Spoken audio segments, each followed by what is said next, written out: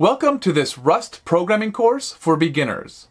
This comprehensive course will guide you step by step through the fundamentals of Rust, enabling you to build robust and efficient applications. From understanding basic syntax and data types, to exploring more advanced topics like lifetimes and closures, Arfan Zubi will provide clear explanations and hands-on exercises to ensure you grasp every concept effectively. Get ready to unlock the power of Rust and elevate your programming skills to new heights.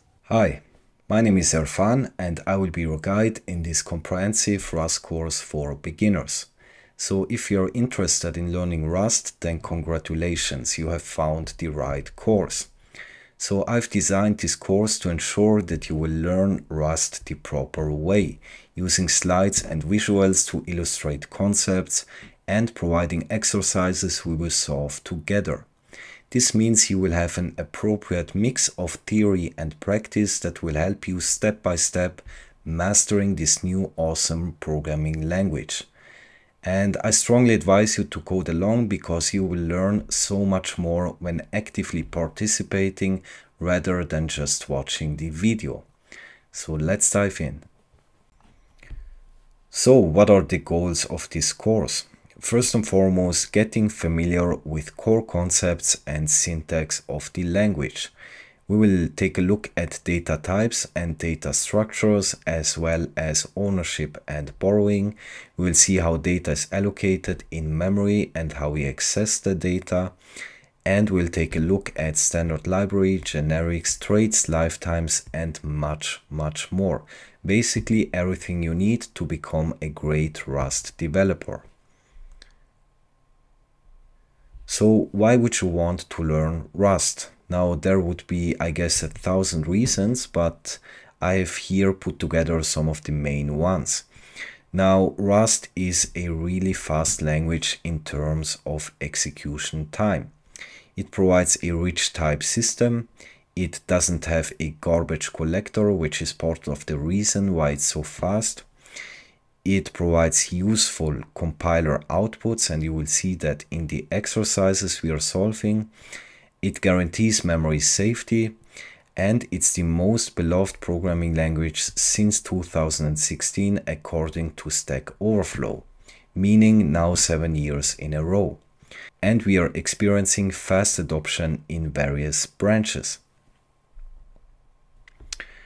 Now over here you can see a table which shows various programming languages and their score in terms of energy efficiency and execution time.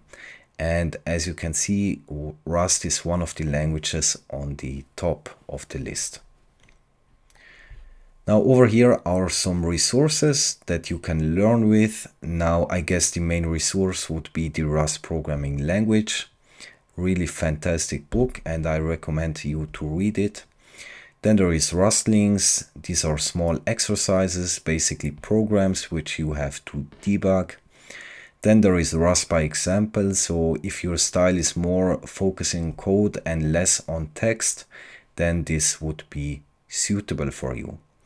And there is a website called Rust by Practice, and that is what we will cover together.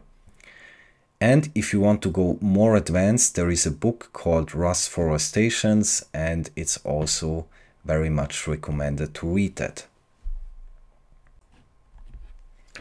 So before we dive into the first topic, I want to show you the website of Rust by Practice. And you can access it by going to the URL practice.rs. And this is the website. And over here, as you can see, these are all the topics we will cover together, right? Now, this will be the first one, variables. And as you can see over here, we have small exercises that we will solve together.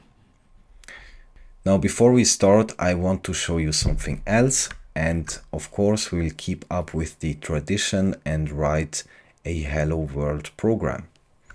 So you can go to the rustlang.org website. This is the official website of the Rust Foundation. And you can click over here, Playground. And as you can see over here, you can write Rust code and then execute it. And it's really cool because you even have the Vim key bindings over here, and you can even choose themes like that.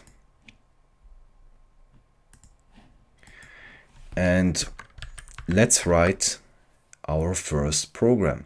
So every program in Rust starts in the main function. This is the starting point of execution of every Rust program. And we declare functions with the fn keyword.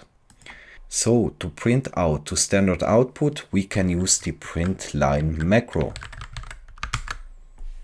As you can see, we write println exclamation mark, and then we can provide here the string we want to output. Like that. And then you can hit run. And as you can see, we have executed our first program. So congratulations. I hope you coded along.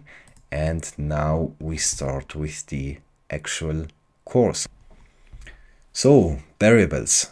Variables are assigned using the let keyword. So if you're coming from a JavaScript background, this might seem familiar. You can print to standard output by the print or println macros. So print and println are basically very much the same, but println adds a new line at the end of the output. And scope of a variable is defined by the block of code in which it is declared. Now a function is a named block of code that is reusable, and shadowing allows a variable to be redeclared in the same scope with the same name. So let's solve some exercises. Binding and mutability. A variable can be used only if it has been initialized.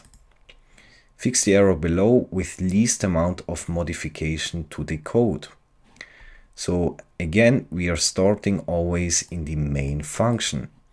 Now over here we have two variables.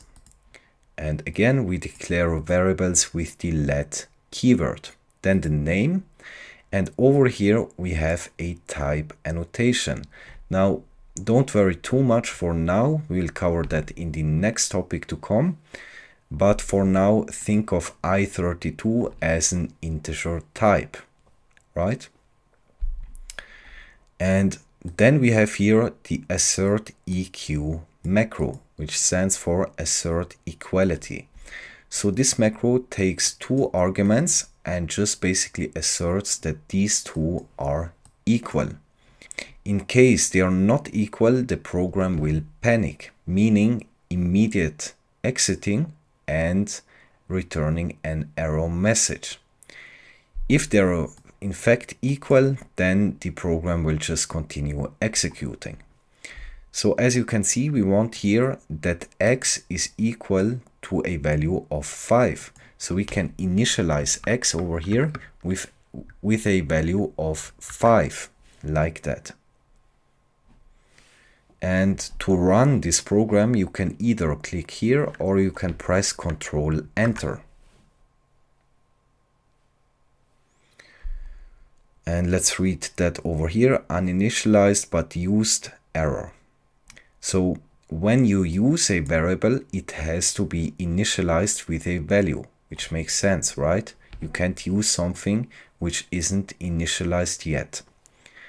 Now y over here is uninitialized but also unused. This will only output a warning. Now over here you can't see the warning actually, but if I take this code and put it over here, as you can see, it gives us a warning unused variable y. Okay, to fix that we can prepend it with an underscore. Like that. Alright. Use mute to mark a variable as mutable. So in Rust, a variable in its nature is immutable, and you have to explicitly state that you want a variable to be mutable. So fill the blanks in the code to make it compile. As you can see, we are here using a variable x. So we want over here to declare x and initialize it with a value of 1. Now over here we are mutating x, which means this variable x over here should be mutable. And we do that using the mute keyword, like that. Now, this over here is shorthand syntax for this. Alright, so we take the value of 1, we add 2 to it, and then we assign it back to x, meaning x will then hold 3, right? Now, just a quick note, I will always try to annotate the type in this course. Most of the time it's not necessary. So when you see me annotating types, it's actually not because this is necessary, but just because I want to make stuff as clear as possible. So in this case, this would hold an integer type. And again, we will cover that in the next topic. Let's see. As you can see, this is compiling. X is equal to 3. Scope. A scope is the range within the program for which the item is valid. Fix the error below with least amount of modification. So over here we are initializing the variable x with a value of 10, an integer type. All right. Now here we have another scope. We also can call it the inner scope, and this would be the outer scope, right? So in this scope over here, we are declaring another variable, y. Now we over here try to print out x and y, and we can do that by placing inside the println macro these placeholders over here, and then providing as additional arguments over here the variables we want to put the values inside here. So for example, if we provide x over here, then this will get replaced by 10 because x is holding a value of 10. And as you can see, in the outer scope we are doing exactly the same. Now this program won't compile. And the reason is because a variable is only valid inside the scope in which it was declared. So for example, the variable y is declared inside the scope, meaning the variable y is only valid until this point. Alright, that means we can't use y here. So what would be the solution? The solution would be very simple. We just initialize the variable y in the main scope, in the outer scope over here, meaning x and y, both of them are valid until this point over here, right? Because this over here is the main scope. Let's see. As you can see, this is compiling. Fix the error with the use of define x. Now we can have other functions besides main. So over here we have the function define x, and as you can see, we are initializing a variable x which holds a string. Now this would be the type annotation for a string, right? Don't worry too much about the annotations now, because we will cover that, but just to let you know. Now, the problem here is that in main, we are trying to access x. Now in this scope over here, there is no variable with the name of x, which means that this program won't compile, because the compiler will tell you, I can't find over here a variable with the name of x. So what we can do over here is actually taking this line and putting it inside the function over here. Because as you can see in this scope of the function, a variable x has been declared and initialized. But if I run this program now, nothing will happen.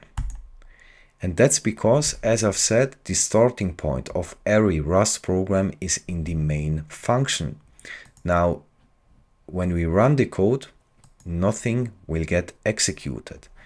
And that's because we have to actually call this function for it to do something. So in this case, we can call a function like that, just providing the name of the function and these parentheses. And as you can see, the output will be hello world, right? Because over here we are providing x to the print line macro, and we are appending to it comma world, like that.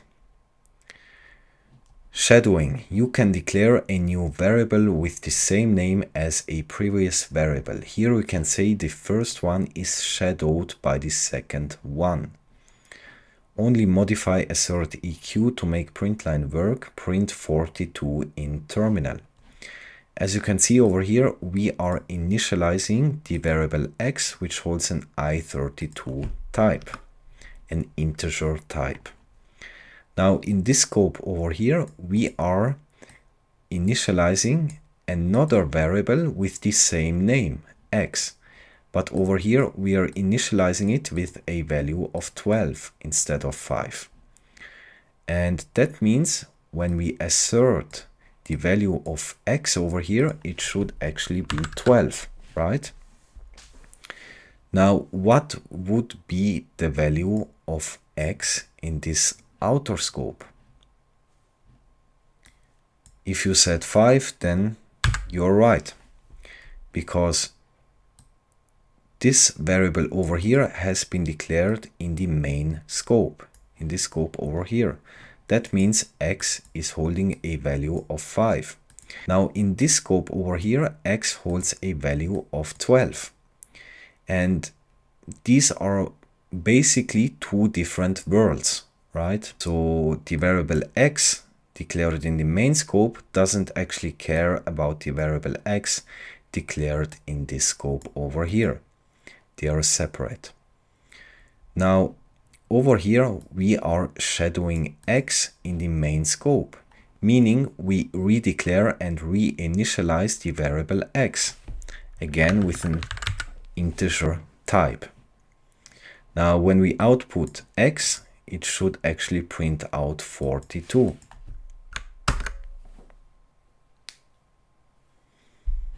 As you can see, this will be the output. Number 6, remove a line in the code to make it compile.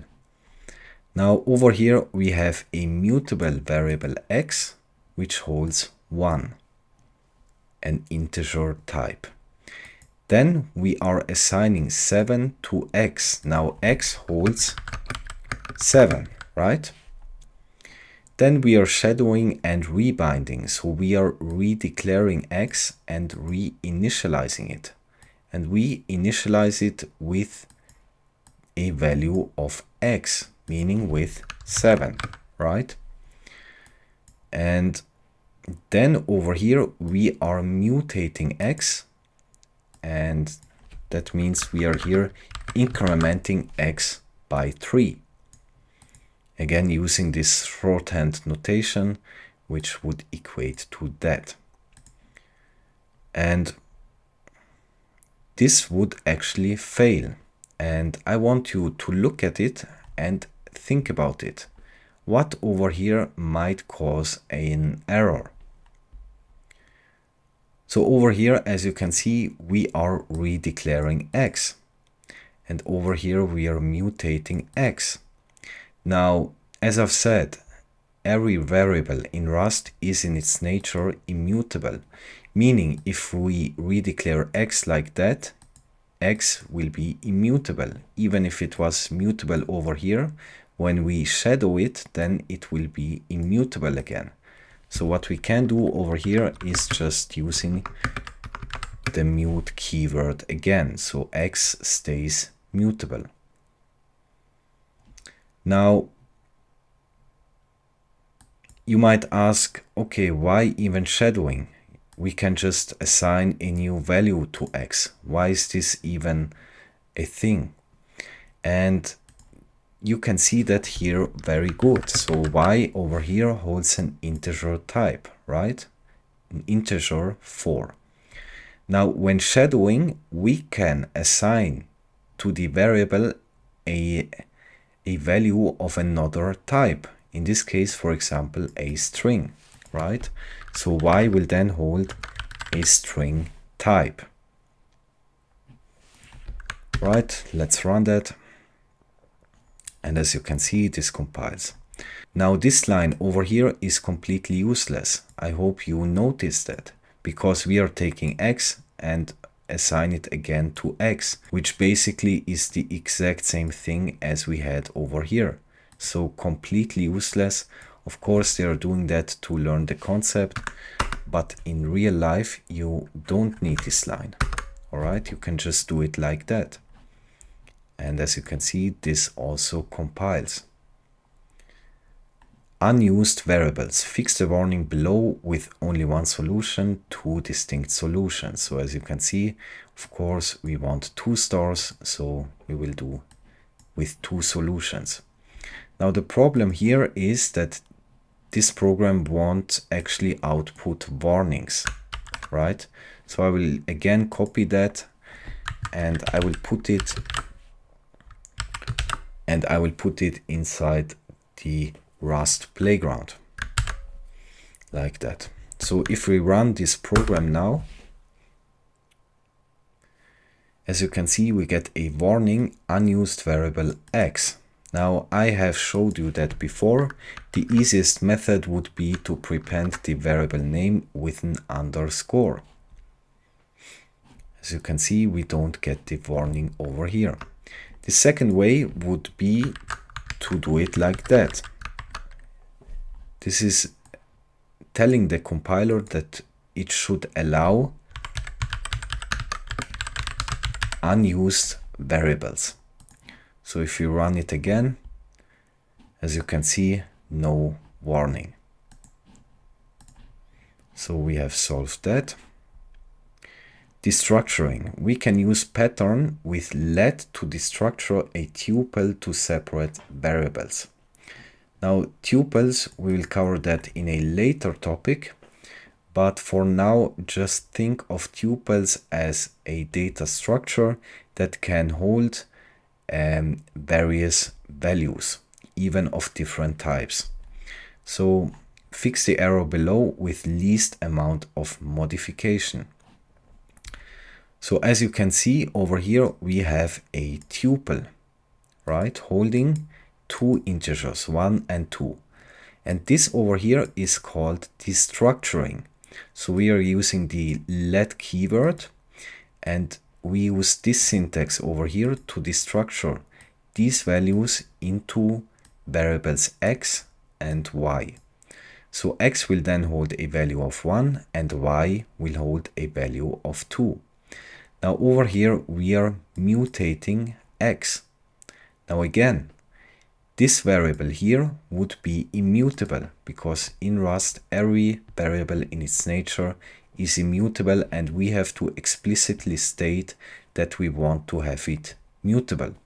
So what we can do over here, like we did before, we use the mute keyword like that.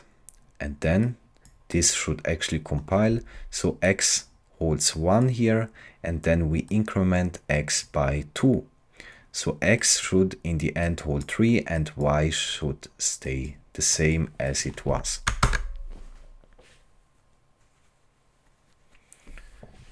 And as you can see, this is compiling. Destructuring assignments, introduced in Rust 1.59. You can now use tuple, slice, and struct patterns as the left-hand side of an assignment. So this is very useful actually. So we can declare two variables at once. So here we declare x and y, and this would be the same like writing let x and let y, right? So you're writing one line of code instead of two lines here.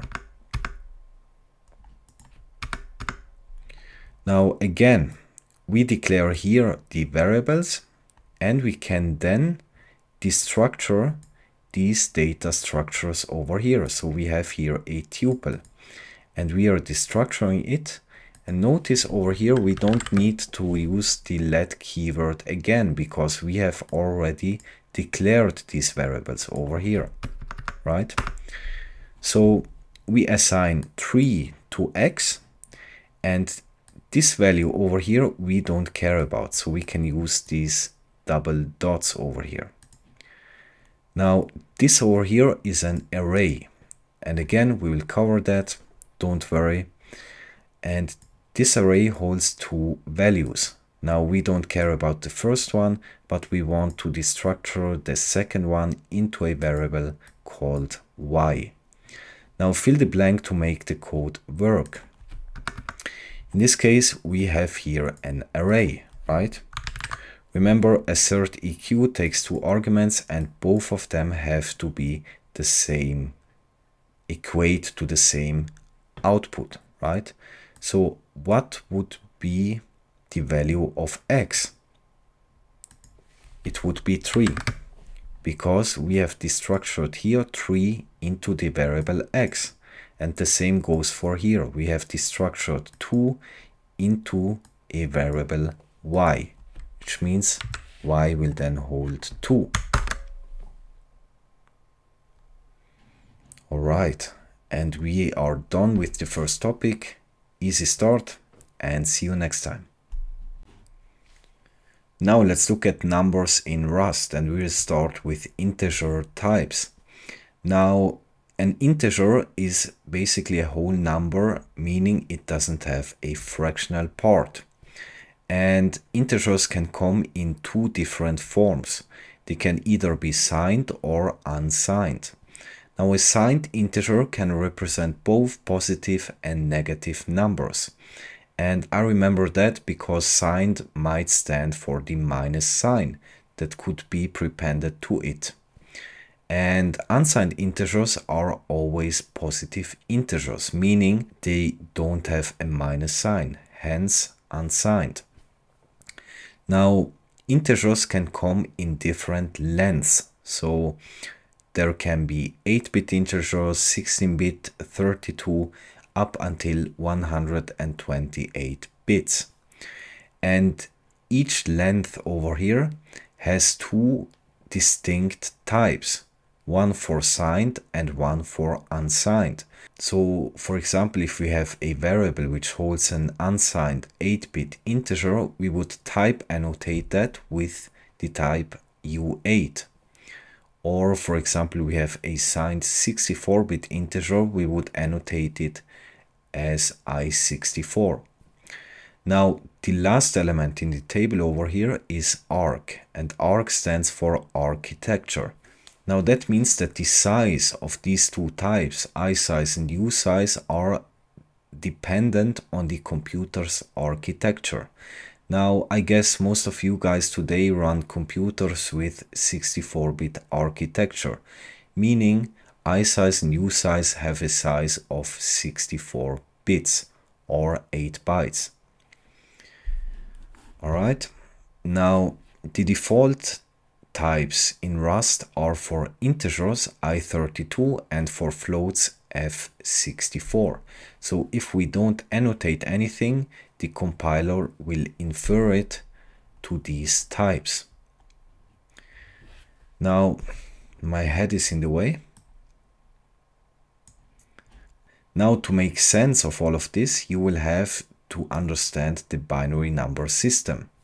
Now, if you're familiar with binary, just skip ahead because you don't learn anything new here. But I just want to ensure that we are all on the same page. So if we consider this decimal number over here, 42, and let's look at each distinct digit. So we would have 4 and we would have 2, right? Now 2 would be in the ones place and 4 would be in the tens place. And if we would have more digits here, here would be the hundreds place, thousands place, and so on. Now, as you can see, we are here using a base of 10. Why is that? Because in the decimal system, we have 10 distinct digits to represent numbers, right? 0 to 9. And as you can see, we are here doing an exponentiation with an exponent of 0, because this is actually a mathematical rule which states that anything with an exponent of 0 will always evaluate to 1. So it doesn't matter which base you use, if you have an exponent of 0, the result will always be 1, right? 10 to the power of 0 would be 1, 4 to the power of 0 would be 1, and so on. And over here we have 10 to the power of 1, which would be 10, right? And then what we do is just we are multiplying the digits of our number with these exponentiations, right? So we would, for example, here 4 times 10 to the power of 1 plus 2 times 10 to the power of 0. Now again, 10 to the power of 1 would be 10 and 10 to the power of 0 would be 1. And then we would multiply these numbers together and then add this and we would have 42, right? Something which is very natural to you and you don't even think about it, right? Because decimal numbers are everywhere. Now in computers, things actually look a little bit different. Let's, for example, again consider the decimal number 42. Now this would be the binary representation of this number, 00101010. And as you can see, we have here 8 digits. Now a digit is called bit, right? And a bit is the smallest possible unit of information a computer can hold. Okay, now we have 8 bits over here and 8 bits make up 1 byte. And we over here have actually the same logic as we did over here, but with a base of 2, because again we can only represent 2 digits in a computer, and that's because a transistor can only be in one of 2 states. Either it's conducting electric current or it's non-conducting, 0 or 1, right? So the logic stays the same. Here we have 2 to the power of 0, which would be 1 because of the rule we have talked about. 2 to the power of 1 would be 2. 2 to the power of 2 would be 4. 2 to the power of 3 would be 8, and so on. And as you notice, the number here doubles. 1, 2, 4, 8, 16, and so on. Now, this over here is actually the fascinating part about computers to me personally, because it's just crazy if you think that everything represented, this video over here, and graphical models and 3D games and everything is stored and represented with only 2 digits. Mind-blowing, right? So we actually here do the same thing. We are just multiplying the bits over here with the exponentiations. Now we won't consider the 0 bits because anything multiplied by 0 will always be 0, right? So we are just caring about the 1 bits over here. So we are multiplying 1 times 2 to the power of 1, which would be 2, right? Because 1 times 2 would be 2. Then 1 times 2 to the power of 3, which would equate to 8. And 1 times 2 to the power of 5, which would be 32, as you can see over here. And then we are basically just adding these numbers together and we have 42. And this is the way your computer stores all of your data. All right. Now you might ask, okay, how far can we go with this? What would be the largest possible number we can represent? And let's for that see the range of 8-bit integers. So the smallest possible unsigned 8-bit integer would be 0, right? I hope this makes sense, because if we have a 0 in every position over here, the result will just be 0, right? Now the largest possible unsigned 8-bit integer would be 255.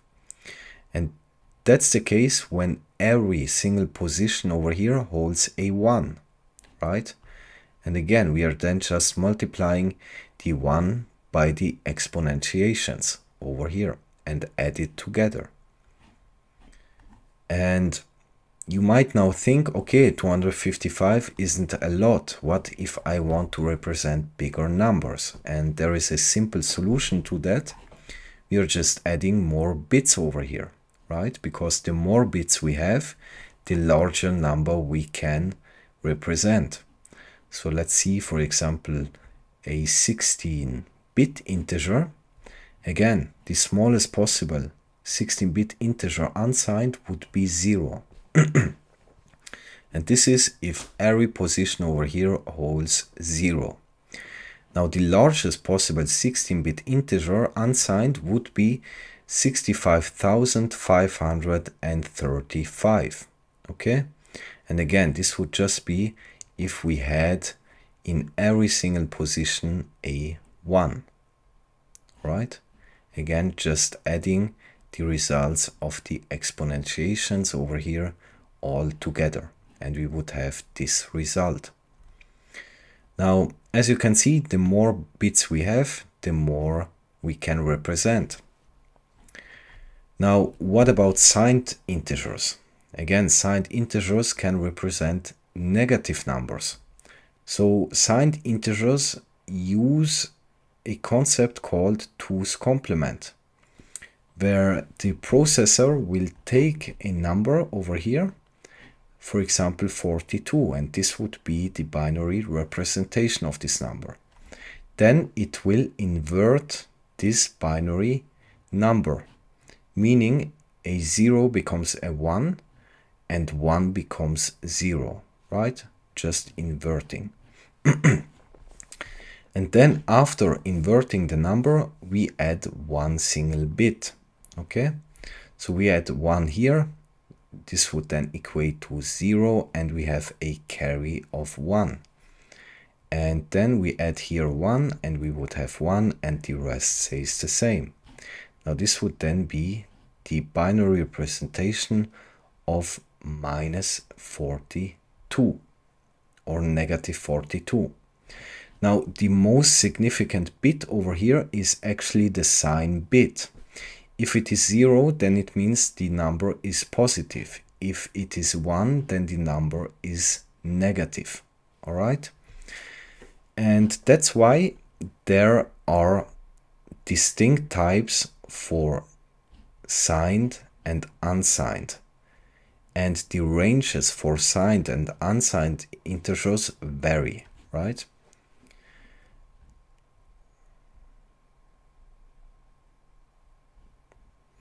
And over here we have an illustration just to see the ranges. For example, for I8, a signed integer of 8 bits, the range would be from -128 to 127. So the smallest possible number we can represent with a signed 8-bit integer would be -128, and the largest one would be 127. And as you can see, again, the more bits we have, the larger and smaller the integer can go, right? And again, unsigned integers never go below 0. Right, then we have usize and isize. So these are, as I've said, architecture dependent.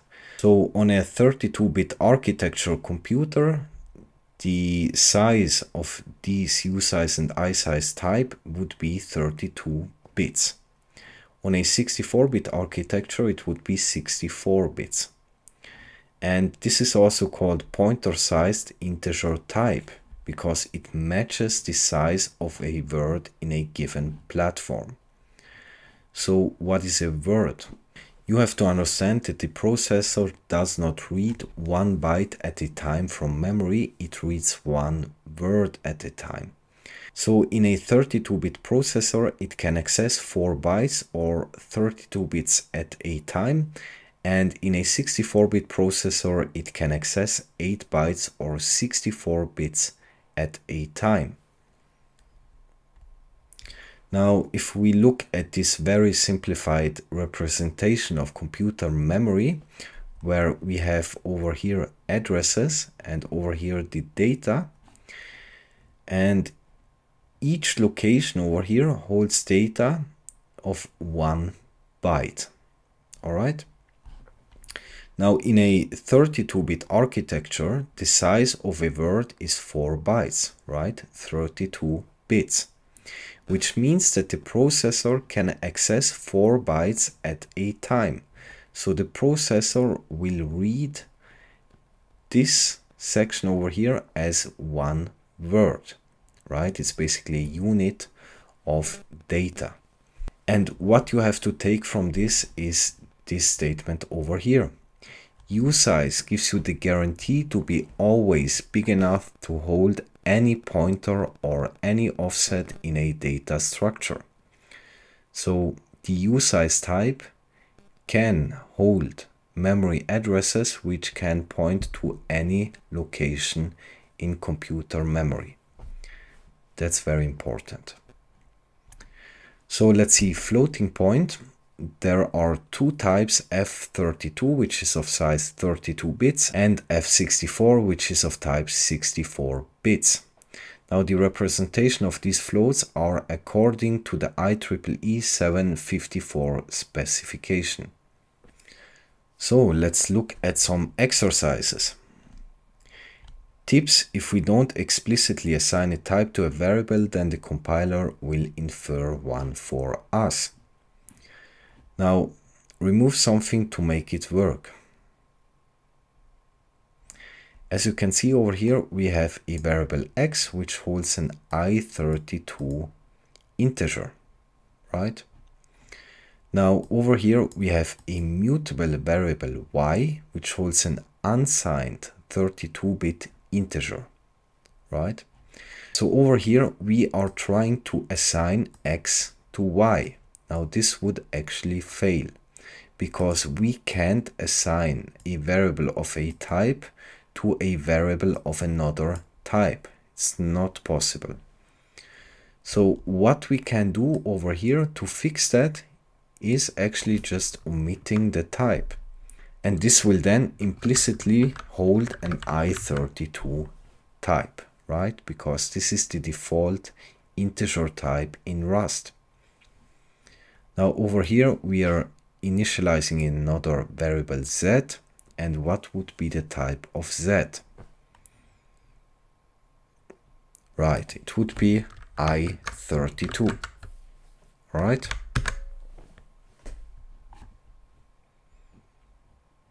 Fill the blank.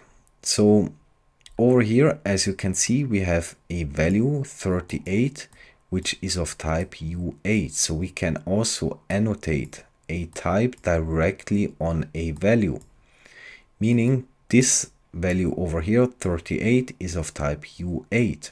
Now the problem here is that the variable over here, v, expects a type of U16. So we can't initialize a variable which expects a certain type with another type. But what we can do over here is using the as keyword. which basically can convert an integer type to another integer type. So we can use here as and u16. This will then compile. Tips: if we don't explicitly assign a type to a variable, then the compiler will infer one for us. Now we know that already. Modify assert EQ to make it work. So over here we are initializing the variable x with a value of 5. What would be the type annotation? It would be i32, right? It's the default integer type in Rust. Now in this assert EQ macro, we have here a string u32. We don't worry yet about this method. I will explain that in a later episode. And on the other side of the assert EQ macro, we have a function call. So we call type of with an argument of x. Actually a reference to x, but again, don't worry, we'll cover that. So when we call this function over here, it basically just gives us back the name of the type. So if we pass x over here, we would get back i32, right? Because this variable over here holds a value of type i32. Now this would then actually fail, right? Because we want here that type of x returns u32. So what we can do is just changing this type annotation over here.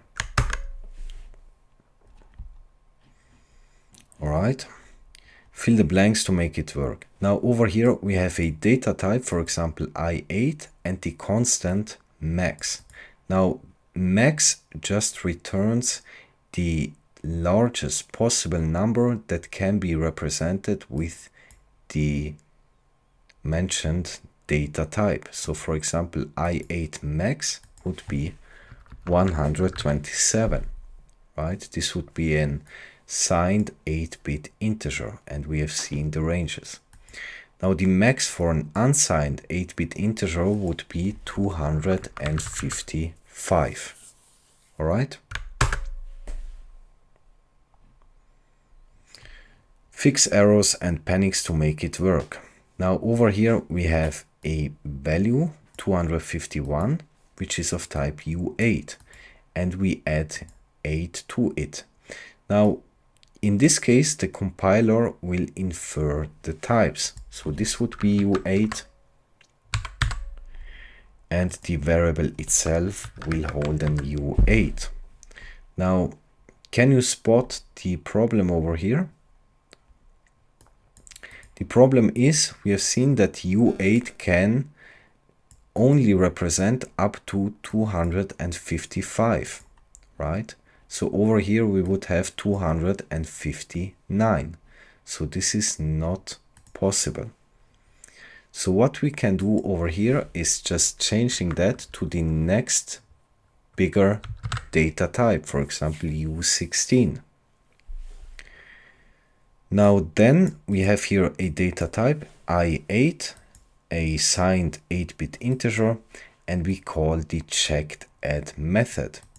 Now this is actually the same as doing it like that, but in a safer way, because we have to handle the error.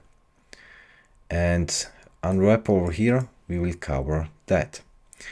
So this is actually a little bit safer, but it still will panic, because again, i8 cannot represent 259. It would be an overflow.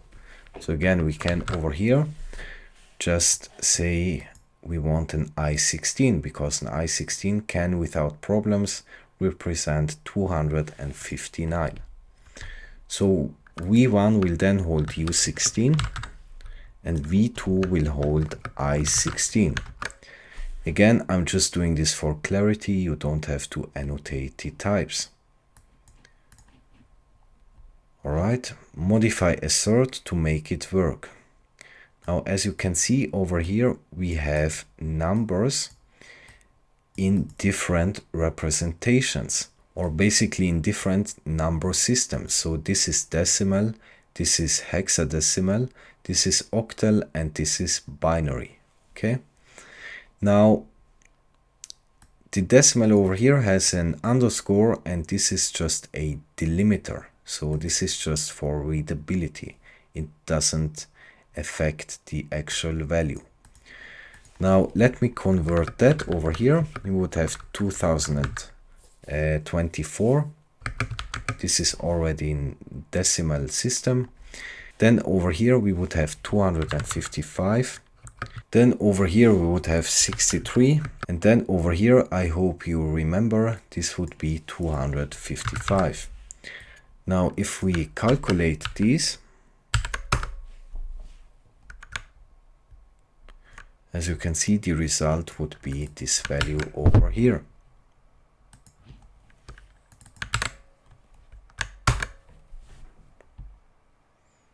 Like that. And this basically proves that in Rust you can perform mathematical operations on different number systems, right? Now floating point, fill the blank to make it work. As you can see over here, we have a floating point value. So what would be the type? I will annotate it directly. So it would be F64. This is the default floating point type, right? Now over here we have an F32, and over here we have an F64, right? Like that. Again, type annotations are not necessary. Now if we pass X to the type of function over here, what would be the return value? It would be F64, right?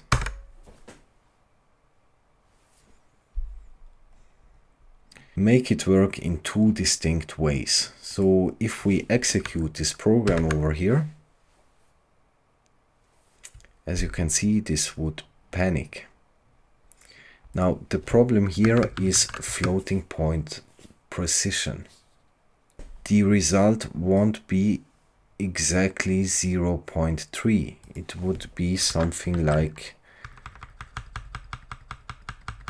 that maybe, right? Or something like that. I don't know exactly, but the floating point value is too precise because the default floating point type is F64. So this is really precise, and that's why you have these tiny fractions over here.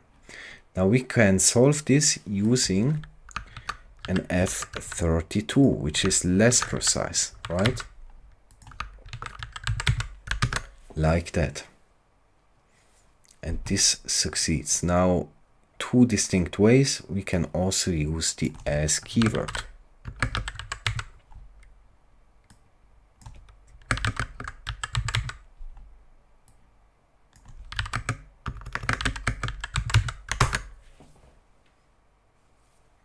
Like that. So let me first move my head over here again. So range, two goals. First, modify assert to make it work. Second, make print line output 97 to 122. Now over here, as you can see, we have a mutable variable sum. What would be the type annotation? It would be I32. Okay. Now over here we have a for loop, meaning we are iterating over some range, and then we are executing an instruction inside this code block over here multiple times. Basically the times we are iterating over this range over here. Now in each iteration the variable I will hold a different value, right? So in the first iteration it would be -3. In the second iteration it would be -2. In the third -1, and so on until we reach 1. Why 1? Because 2 over here is excluded. And that's always the case when using this syntax. The endpoint of the range is always excluded. So we are iterating from -3 to 1. Okay? Now, let's actually do these iterations manually. So we start with 0, right? Now in the first iteration, I would be -3. So 0 plus -3 will be -3, right? So sum will then hold -3. Now in the second iteration, I will be -2. So -3 plus -2 will be -5. Third iteration, -1. -5 plus -1 will be -6. Then in the next iteration, I will be 0, so it doesn't have any impact. And in the last iteration, I will be 1. So -6 plus 1 will be -5. So the value of sum after this for loop will be -5. Now over here we again have a for loop, and this time we are iterating over a range of characters, namely from A to Z. Now this time Z over here is included because we are using the equal sign over here, which means we want a range from A to Z where the endpoint Z is included. And C over here will then hold in each iteration a character. So in the first one it would be A, then it would be B, then C, and so on. And we just print out the characters. Let's see how that looks like.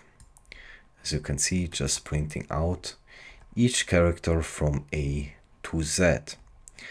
Now we want to have an output of 97 to 122. So let's look at the ASCII table. As you can see, in memory, a character would be stored as a numerical value. Now, of course, in memory, everything is stored as binary numbers, but it would be stored as the binary representation of these decimal numbers right here.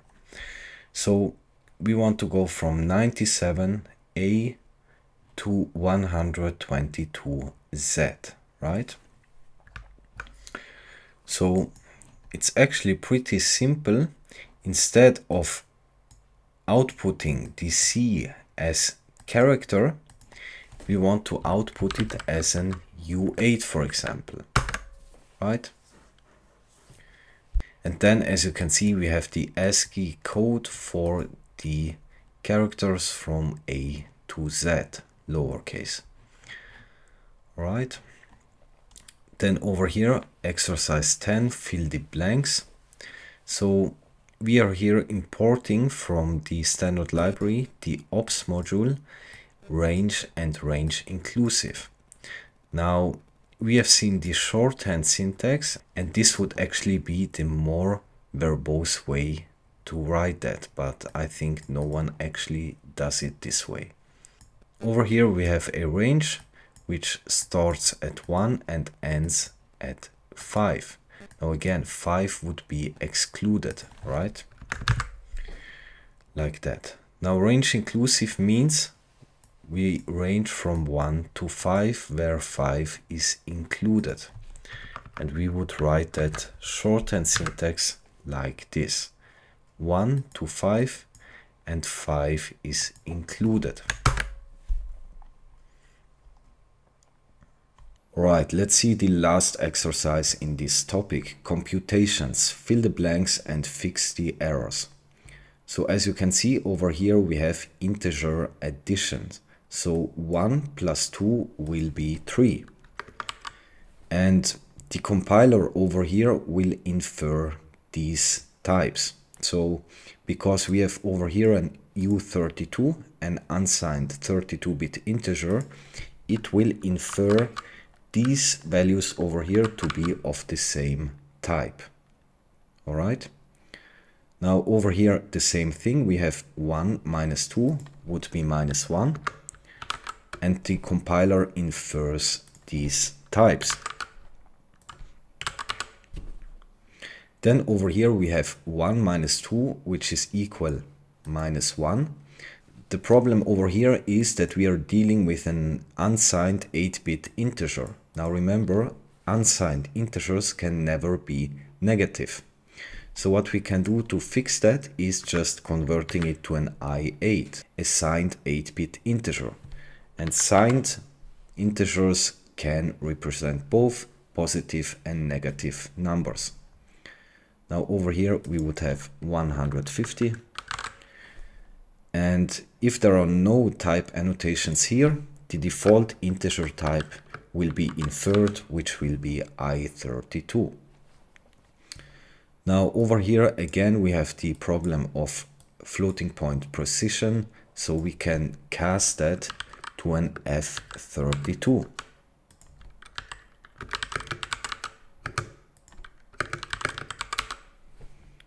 Like that.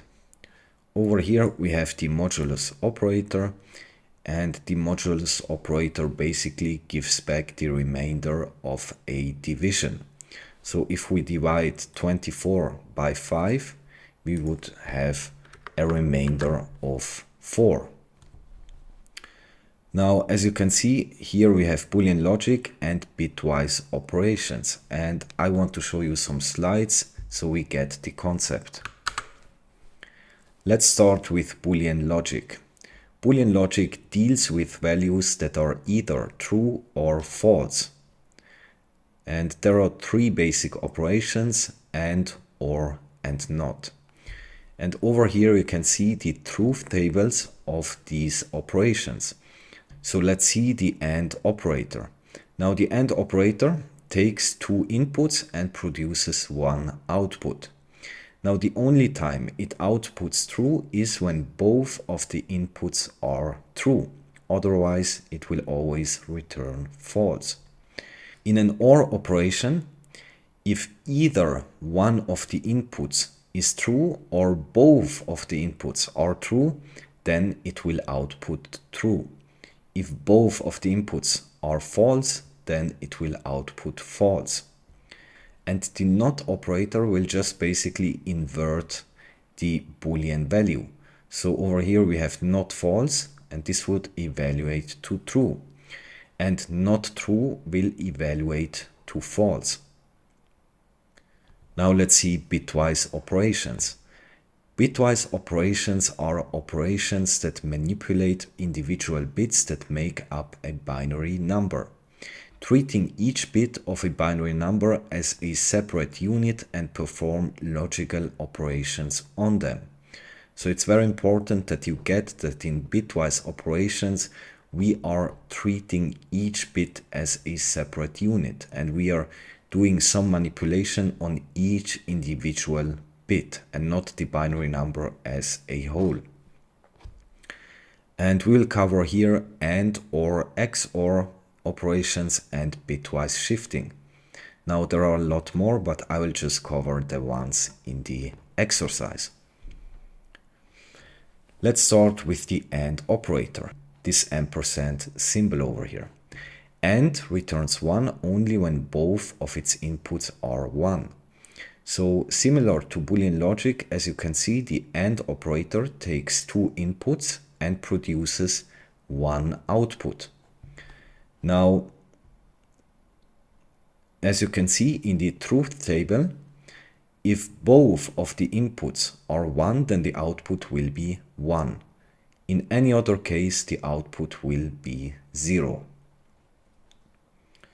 Let's see the OR operator, this symbol over here. OR returns 1 if at least one of its inputs is 1. If both inputs are 0, the output will also be 0. So same thing as in Boolean logic, if either one of the inputs or both of the inputs are 1, then it will output 1. So the only case it outputs 0 is when both of the inputs are 0. And let's see, XOR XOR or exclusive OR returns 1 if the inputs are different and 0 if the inputs are the same. So it's basically similar to the OR operator with the difference that if both of the inputs are 1, then it will output 0. So the inputs must be different, so it will output 1. All right, if they are the same, it will output 0. And this is basically a building block of your computer. So your computer is made up of logic gates, and these logic gates perform these operations all the time, millions of times in a second. Then let's see bitwise left shift. So we have over here the decimal number 1. This would be the binary representation. Now we want to left shift by 5 positions. So we take this bit over here and move it 5 positions to the left.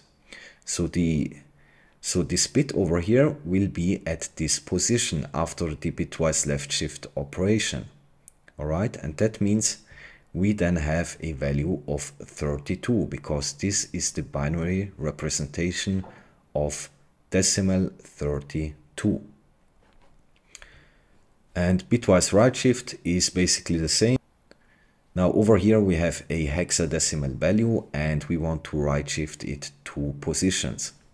Now this value over here would be 128 in decimal.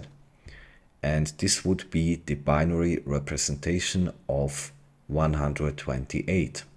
Now we want to right shift it 2 positions, meaning we take this bit over here and shift it 2 positions to the right, meaning the bit will then be in this place. And again, we would have 32 because this over here is the binary representation of that number. All right, let's see. So true and false would be false, right? Because in an AND operation, both of the inputs must be true in order for it to output true.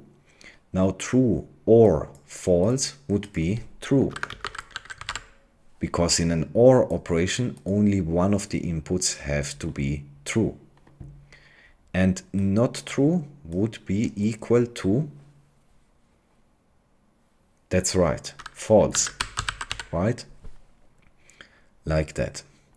Now let me run the program so we can see the result of these bitwise operations.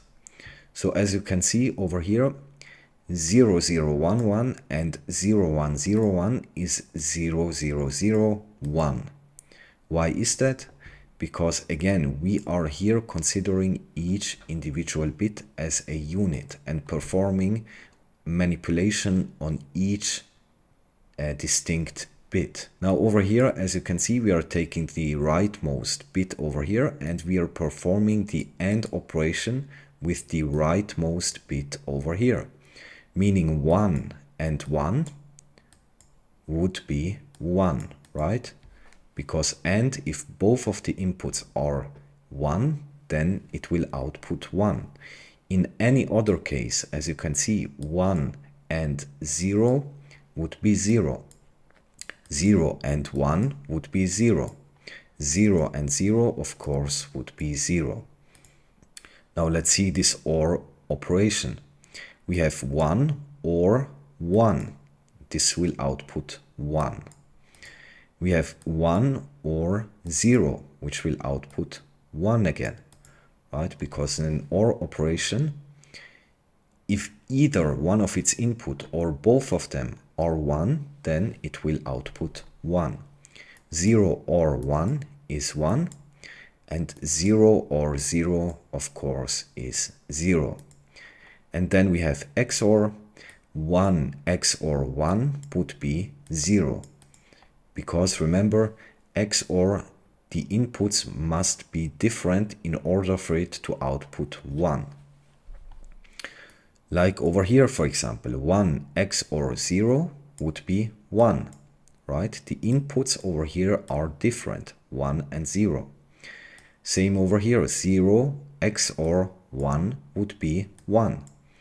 And 0 XOR 0, of course, will be 0.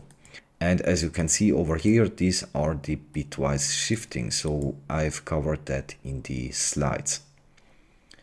Alright, see you in the next topic. So we will cover now char, bool and unit. Let's start with characters. So over here, make it work. Now size of val will just return the size in bytes of a specific value. So over here we are initializing the variable c1 with a character. So c1 holds a type of char. Then we pass to the size of val function the variable c1, and this will return the size of this character in memory in bytes, right? And same thing over here, we have c2 also holding a char, and we call the size of val function with this variable. So let me first print out the actual result of this function call. So if I come over here and I will do a print line statement,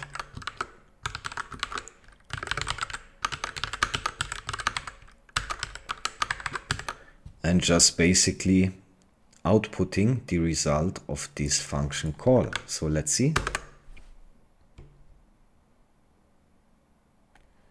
As you can see, the output would be 4, meaning this character over here will take up 4 bytes in memory. So the size of C1 is 4 bytes. Now in Rust, the char type is big enough to hold every single Unicode symbol, meaning it is of size 4 bytes, so it's able to hold any Unicode scalar value. Alright? And the same thing over here, the output would be 4, meaning if we call this function, we will get back 4.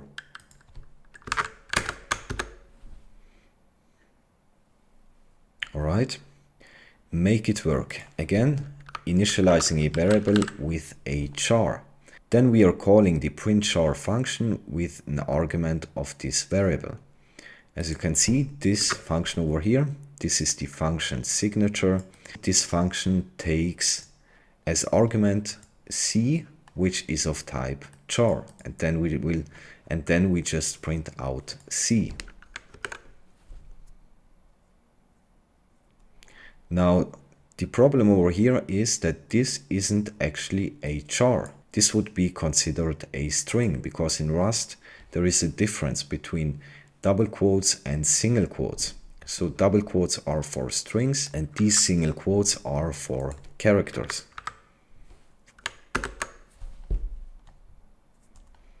And as you can see, we just print out the character. Let's see booleans. Make print line work. As you can see, this variable _f holds a boolean value of false. And over here, t also holds a boolean value of true. Now, in an if block, this conditional over here will be checked. If the result evaluates to true, then this instruction inside the curly braces will be printed out.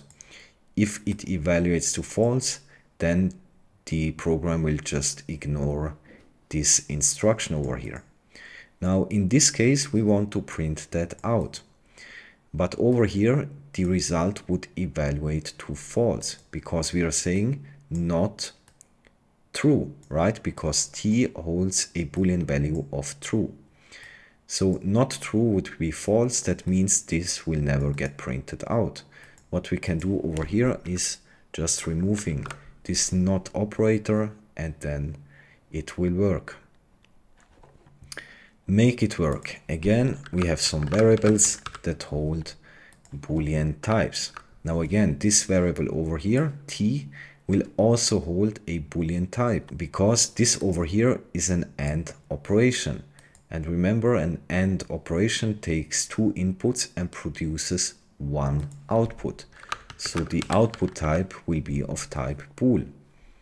Now true and false would evaluate to false.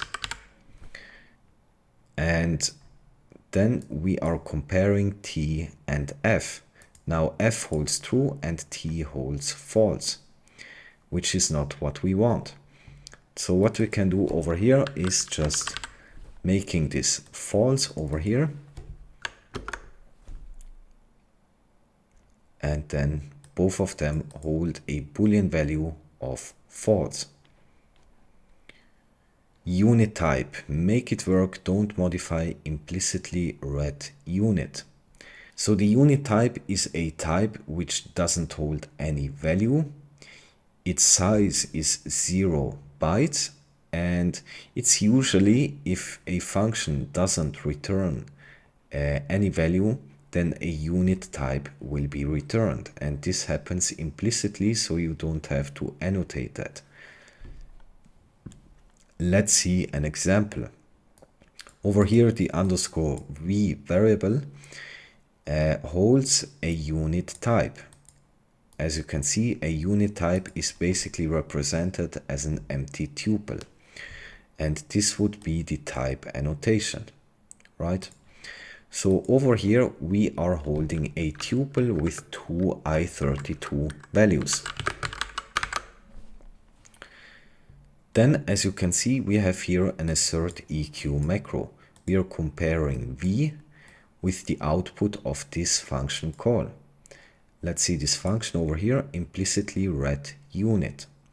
So all this function does is it will print out something and then goes back to the caller. Now this function over here doesn't return anything. And if a function doesn't return anything, the compiler will implicitly return a unit type, right? But you don't have to annotate that. All right, so the return value of this would be unit type. Now v over here holds a tuple, meaning this would fail. We have here to provide underscore v, which holds a unit type. So this holds a unit type, and this function call over here will return a unit type. All right. What's the size of the unit type? Modify 4 in assert to make it work. As you can see, we are again having this size of val function, and we are providing it this variable which holds a unit type. Now the output would be 0 because unit types are of size 0. So to quickly recap, a char is a single character of size 4 bytes. A Boolean value of true or false is of size 1 byte. And a unit is an empty tuple of size 0 bytes used to return nothing in expressions or functions. So this time I will first show you the slide, and then we will solve exercises. So a statement is an instruction that performs some action but does not produce a value. Function definitions, for example, are statements as well as code that ends with a semicolon usually. And an expression will evaluate to a resultant value. So let's see. All right, let's see this example. Over here we have x, which holds an u32. All right. Now, over here we are initializing the variable y with the resultant value of this whole expression. So as you can see, we can, inside these curly brackets, we can declare variables over here, and then we do some operations and return the value. As you notice, I omit over here the semicolon. That means that this result of this operation will get returned, which means when this evaluates, it will then be assigned to y. So y will then hold the result of this operation. Now all of the code inside these curly braces are considered as an expression because it produces a resultant value, right? It would be this value over here. Now this variable assignment over here would be considered a statement because first of all it ends in a semicolon, and second, it doesn't produce a new value, right? It just assigns a value to a variable. Now y in the end would hold an u32, right? Because we are here performing an operation with values of u32 types. The semicolon suppresses this expression and unit type is assigned to z. So z over here would hold a unit type. Why is that? Because we over here have a semicolon. So this code over here doesn't return a value. If we omit the semicolon, then this would be the return value that then gets assigned to this variable, meaning it will then hold a u32. Alright, let's do exercise 1. Make it work with two ways. So, as you can see over here, we are initializing this variable over here with this expression inside the curly braces. Now we are here initializing the mutable variable x with a value of 1. So x will hold I32. Then we are mutating x, incrementing it by 2. So x should then hold 3, right? Now over here, this would actually hold a unit type, because over here we have an assignment. So we are adding 2 to the value of x and then reassign it to x. Now the problem is that variable assignments are actually statements, so this should end in a semicolon, because this would be the same as if I would write it like that, right? So we can't return over here a variable assignment, but what we can do is we just return x, because x over here will then hold 3 and then we return x, meaning the value of x is then assigned to the variable v. So variable v will then hold a type of I32. Let's see.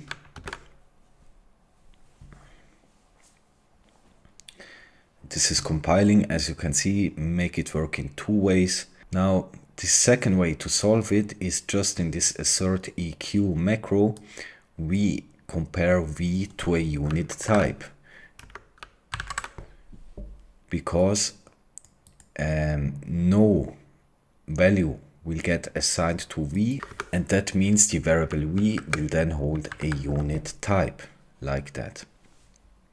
Over here, as you can see, we are initializing v with a variable assignment. So this would not be allowed. It's invalid syntax.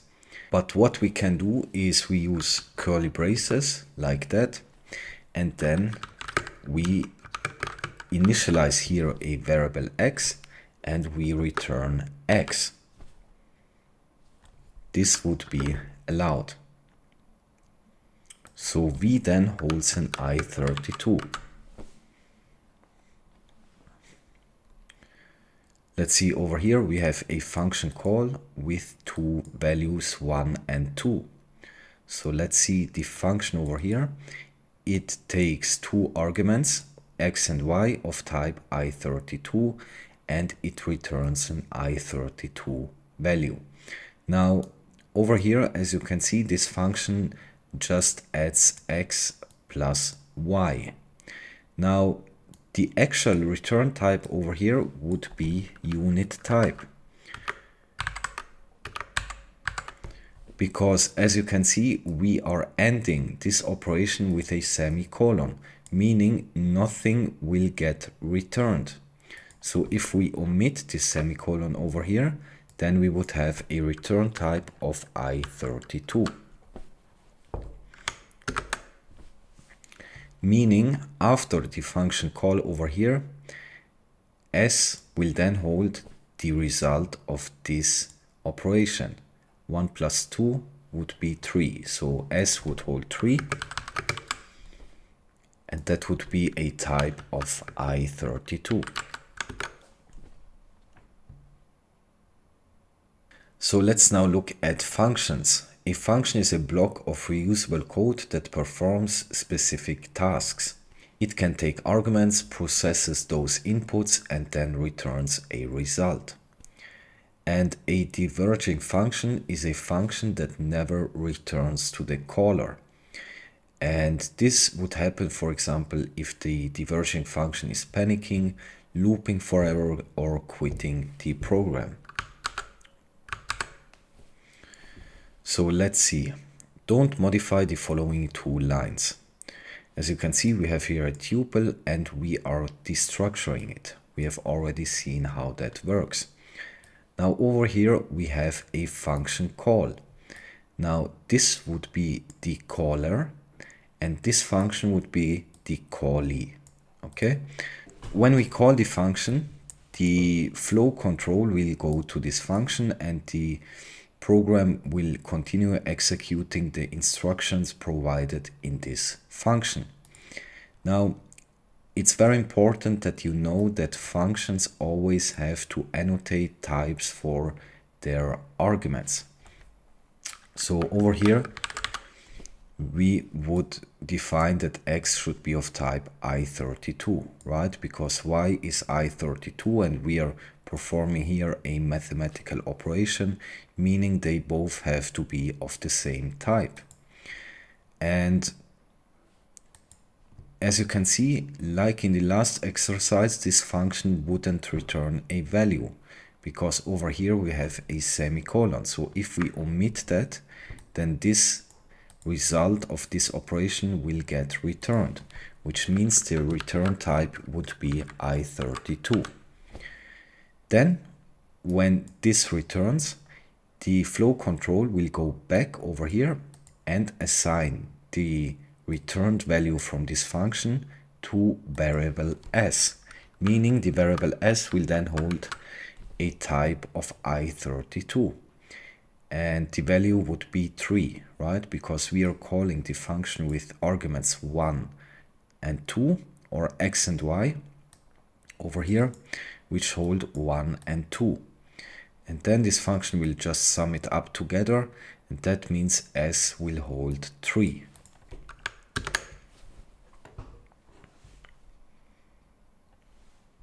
Over here, we are calling the print function. So we go to the function over here, and as you can see, the function just prints out something to standard output, but it doesn't return a value. Now, implicitly, the compiler will return a unit type like that, but we don't have to write it. It's implicit.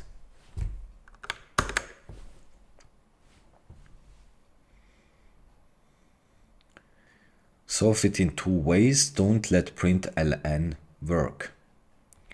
Alright, so we are here calling a function never return, and this function should never return because, as you can see, the return type over here is defined as exclamation mark, and that means this is a diverging function, a function that should never return back to the caller. Now, we can do this in various different ways, but I will just use the most simple one, which is panic. And the panic macro just causes the program to panic, meaning the program will immediately exit and return an error.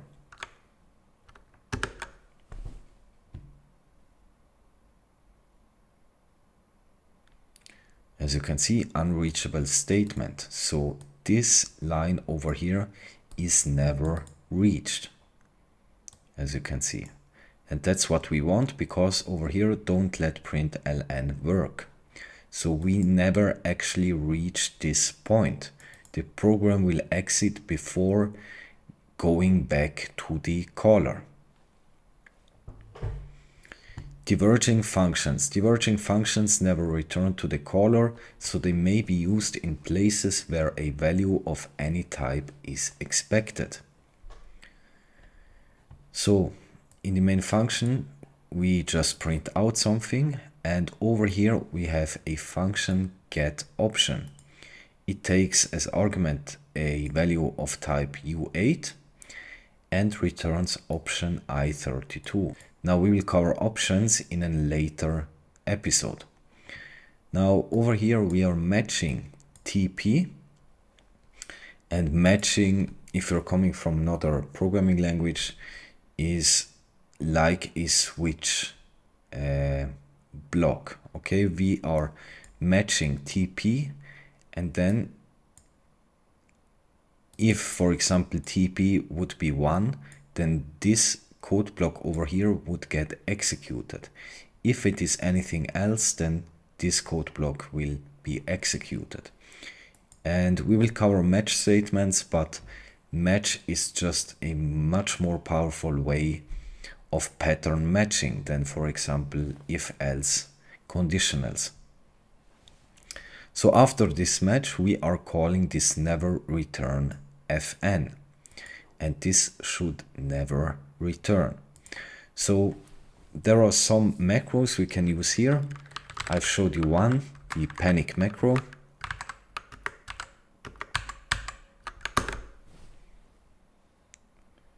Like that.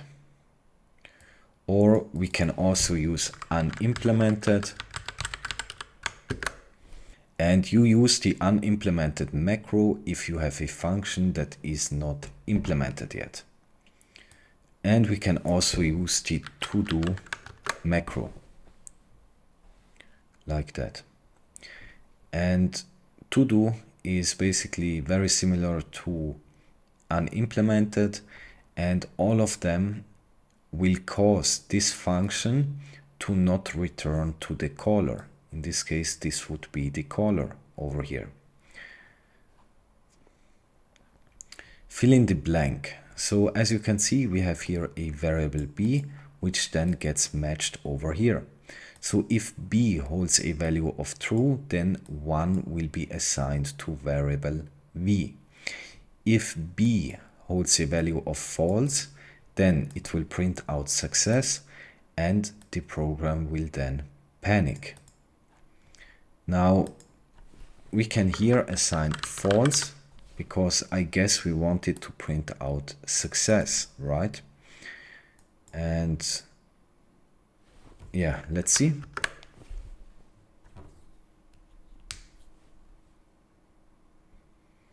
As you can see, this would be the compiler message if a program panics. Thread main panicked at we have no value for false, but we can panic. That would be this output over here. So we will now cover ownership. And ownership is a concept which is unique to Rust, meaning even experienced programmers can find it difficult to understand this concept.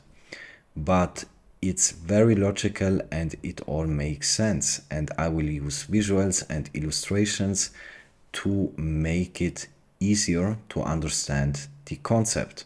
So ownership is basically a set of rules that govern memory management.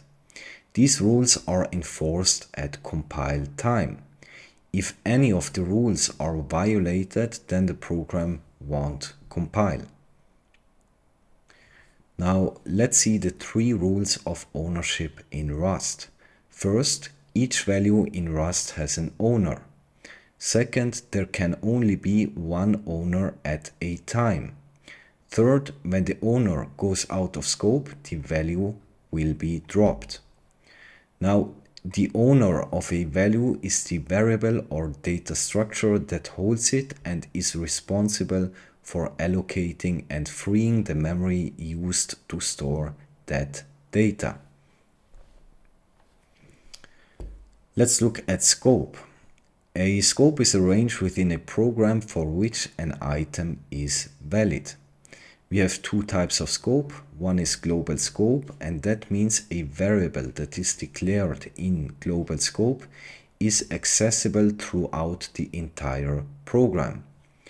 And local scope, if a variable is declared locally, it means it is accessible only within that particular function or code block, which in turn means it's not accessible outside of that function or code block. Let's see an example of scope. As you can see, we are here initializing the variable s with a string. That means s over here is the owner of this data, of this string value. Okay? Now s is valid from this point forward. So after initializing s, it will be valid throughout this scope over here, which is defined by these curly braces. So inside of this scope, we can do stuff with s. When this scope is over, s is no longer valid. So s over here, the owner of this data, will deallocate the data that is stored in computer memory, and that means in turn we can't use s after this point. It gets dropped or removed from memory. So when s comes into scope, it is valid. It remains valid until it goes out of scope. And a general rule is the scope ends where the block of code ends. So to understand ownership, you have to understand computer memory. Now, memory is a component in a computer to store data and instructions for the processor to execute. There is a type of memory called random access memory, or RAM. And it is volatile, meaning when you're turning off your computer, all data stored inside RAM is lost. And there are two types of regions in RAM, which is used by your Rust program. It is stack memory and heap memory. So now let's look at stack memory, and I want you to imagine a stack of plates. Now, if you want to eat something, you take from the top of the stack a plate, put food on it, eat, and then you will clean up the plate, right? When you're done cleaning, you put the plate back on the top of the stack.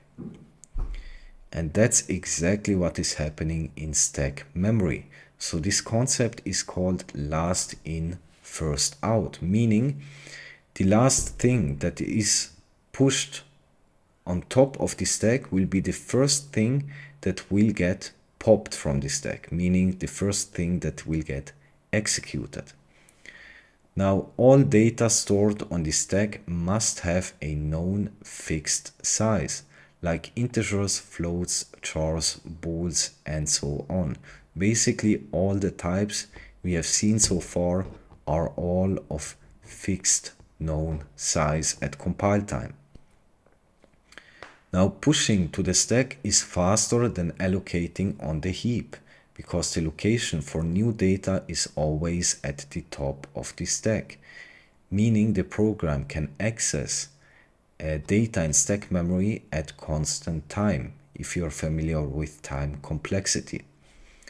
And types of unknown size will get allocated to the heap, and a pointer to the value is pushed to the stack, because a pointer is fixed size. Don't worry, I will show you illustrations which will make you understand this concept better. Let's see, for example, this simple Rust program. So as you can see, we are starting in main, because main is the starting point of execution in every Rust program.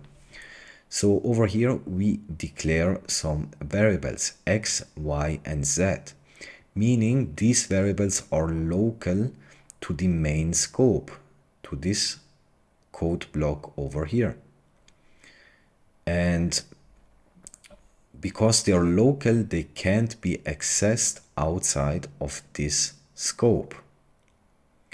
Now over here we have a function call, and we pass it the value of x and of y, right? So as you can see, the addNumbers function takes two arguments of type i32. Then over here we declare a new variable and we assign the result of the operation a plus b, meaning the passed values x plus y, and we assign it to the variable c, and then we just return c, right? So then z over here will hold the returned value. Now when we start execution, main alongside with all the local variables will get pushed to the stack. Then, because we have over here a function call inside main, the addNumbers function alongside with all the local variables to this function will get pushed to the stack. If we would have other function calls over here or inside here, then this will also get pushed on the stack, and so on. And then the program will just execute everything that is on the stack from top to bottom. Now let's look at heap memory. Data of no known fixed size belongs on the heap. Allocating data on the heap will return a pointer, an address to a location where the data has been allocated. Allocating on the heap is slower than pushing to the stack. And accessing data on the heap is also slower, as it has to be accessed using a pointer, which points to an address. So if we look at this abstract illustration of heap memory, as you can see, we are allocating to heap memory if the size of the type we are allocating is not known at compile time. And the types can then also be dynamically grown or shrinked, right? The size is not fixed. And we will see examples of these types where this could be useful. So when we allocate to heap memory, let's see, for example, this packet over here, we will get back a memory address. And we need this address so we know where this specific data over here has been allocated. So we then can access it in our program. And an example of a heap allocated type would be the string type. Now, as I've said, all types we have covered so far were fixed size, meaning their size was known at compile time, and they can't grow and shrink. So the difference is a string is mutable, meaning its size can change at runtime. And a string is stored on the stack with a pointer to the heap. So when we initialize a string type, then we will get back a pointer, which then points to the actual data in the heap. And the actual data of the string is stored on the heap. So let's see an example to understand this better. As you can see, we have here the variable s1, which we initialize with a string type over here. And we initialize a string like this, string, double colon, from, and then the actual string. Now, you need to understand that the variable s1 doesn't hold the actual string in this case. It holds a pointer which points to the data that was allocated on the heap. So if we look at s1, we can see that S1 doesn't hold the actual data, but it holds a pointer, and a pointer is basically a variable that holds a memory address. That's what we call pointer. And we have here len, and this is the length of the string we have initialized, and the capacity holds the information of how much space was reserved in heap memory for this specific type. In this case, we have initialized a string with a length of 5, so the capacity will be 5. So 5 locations have been allocated in heap memory. So this place is reserved for this string type. And we will go into much greater detail about capacity. But for now, when we initialize a string with a length of 5, the capacity will be 5. It will be the same. So the size of this S1 variable will be 24 bytes, because each field over here is of type usize. Right, so the pointer is of type usize, the len and the capacity. All of them are usize, and usize, assuming we are on a 64-bit computer, will be 8 bytes. So 3 times 8 bytes will be 24 bytes. Meaning the size of the variable S1 is known at compile time. Because again, the variable S1 will get pushed to the stack memory, and everything that lives on the stack memory has to be of known fixed size at compile time. In this case, all of these fields over here are known fixed size. But we are pointing over here to the actual data in heap memory, which can be dynamically sized, right? It can grow and shrink, and we will see examples of that. So that is actually the point. Important, the S1 variable doesn't hold the actual data, but it holds a pointer to the data in heap memory. Okay, basically a pointer to the location of the first element. And by the way, in heap memory, this data over here is allocated as a contiguous block, meaning in heap memory, these are all in a contiguous sequence of memory addresses, right? And that's why we only need the memory address of the first location and a length, and then the compiler will know where to look at and how long this sequence of data is. So copy versus move. Scalar values with fixed size, all types we have covered at the beginning, will automatically get copied in this stack. Copying here is cheap. Dynamically sized data won't get copied but moved. Copying would be too expensive. Let's see an example. Over here, as you can see, we have initialized a variable x with a value of 5. Then we assign x to y. Now the type of this value would be i32, right? Because it's the default integer type.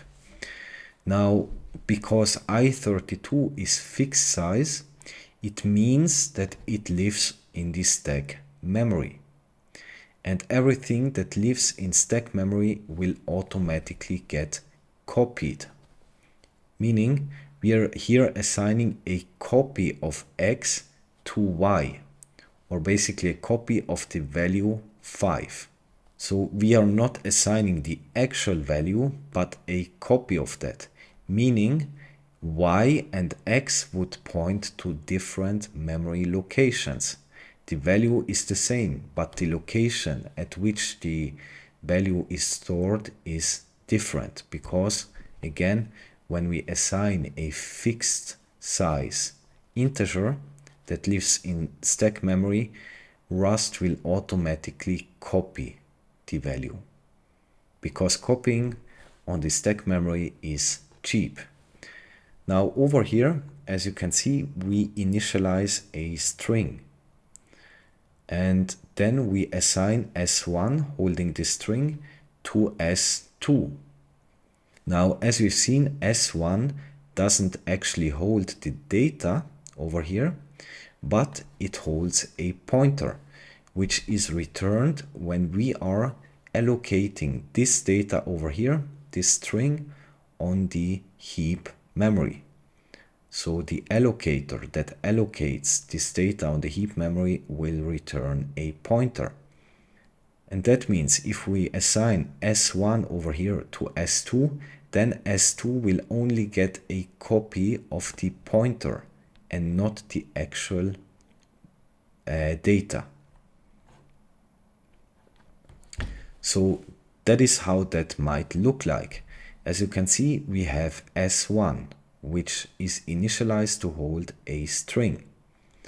Now, S1 will then be assigned to S2. And as you can see, this is how this might then look like. We have here the variable S1 and S2. Now, the actual data over here didn't get copied. The one thing that got copied was the pointer alongside with the metadata, meaning these two variables now point to the same location in memory, right? Now this would violate the second rule, which states that there can only be one owner at a time. So we can't over here have two owners to the same data in heap memory. So what Rust will do is it will drop S1. It will delete S1, and that means S2 will then be the owner of the data. So the first variable S1 will be dropped and cannot be used after assigning it to S2 to avoid dangling pointers. So after assigning S1 to S2, we can't use S1 again. And that's different, like we saw over here with, for example, integers, which are fixed size. We can use, after assigning x to y, we can use both of these variables, x and y, without any problem. Because again, here the value got copied. So the compiler will drop the variable s1, meaning s2 will become the owner of this string. And that means we can't use s1 after this point. Now, what if you want to actually have a deep copy, meaning you actually want to copy the data that is allocated in heap memory? We can do that, but we have to explicitly state that we want to do that, because as I've said, this might be expensive. If you have large data that is allocated on the heap, and if Rust would implicitly copy all the data all the time you're assigning variables, then this would be really expensive. And that's why we have to explicitly call over here the clone method. So when we take s1, which holds a string, and we call upon it the clone method and assign this to s2, then that is what this might look like. As you can see, s1 again doesn't hold the actual data, but a pointer to the data that has been allocated in heap memory. And when we now look at s2, s2 also holds a pointer to data that has been allocated in heap memory. The difference is that the actual data in heap memory that s1 is pointing to has been copied in heap memory. So S1 and S2 point to different locations, even if the data is the same, right? And that's different from what we saw here. As you can see, S1 and S2 point to the same location in heap memory. I hope you get the concept. So let's now see how ownership works in functions. As you can see, we have here a variable s, which we initialized with a string type. So over here, s comes into scope. And in this case, s will be the owner of this data. Then over here, we are calling the takes ownership function, providing it an argument of s. So s value moves into the function and so is no longer valid here. Meaning the function takes ownership is now the owner of s. So as you can see, this function over here takes an argument of string type and it just prints out the provided string. So as you can see, some string comes into scope. And some string over here is the string we have provided as an argument. Then we print it out, and over here some string goes out of scope and drop is called. The backing memory is freed, meaning when we reach the end of the scope, some string will get deallocated in heap memory. So after this point over here, s can't be used in this main function over here, because again the ownership has been moved from variable s into the takes ownership function.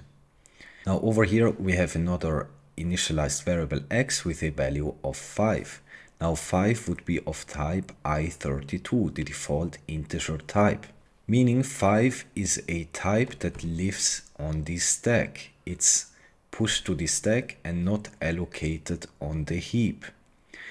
And that means when we call this function makes copy and provide it x over here, then we provide this function a copy of the value and not the actual value itself. So we provide here a copy of the value 5, right?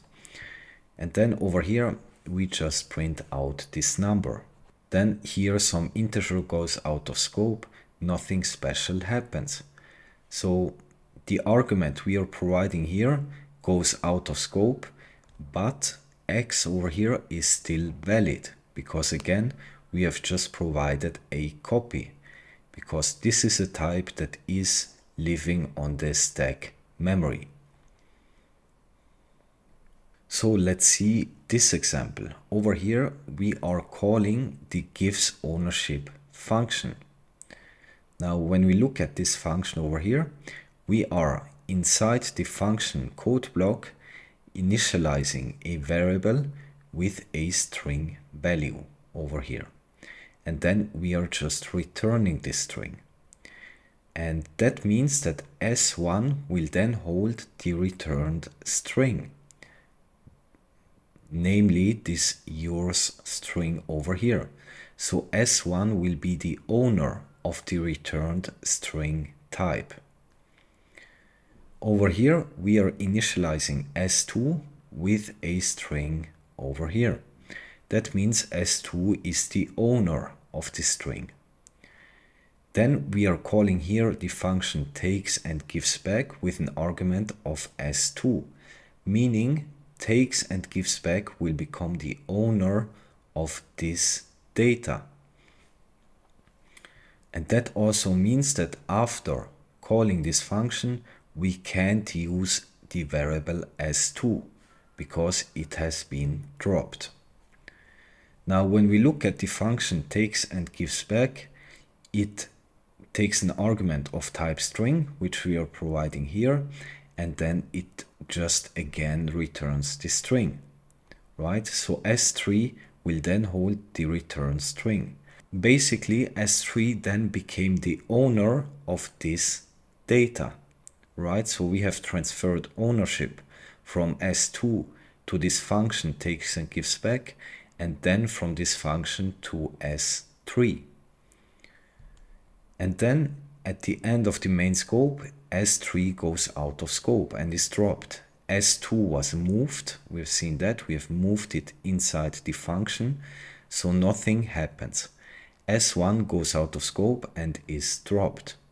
So the variable S1 also gets dropped because it is the owner of this string type returned from this function.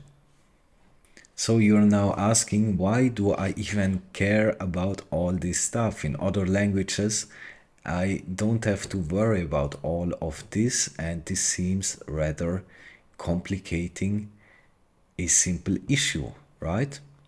Now, the main point of all of this is that ownership prevents memory safety issues. So by this concept of ownership, you are preventing dangling pointers, pointers that point to nowhere or some garbage values. Double free, which is trying to free memory that has already been freed. Or memory leaks, not freeing memory that should have been freed.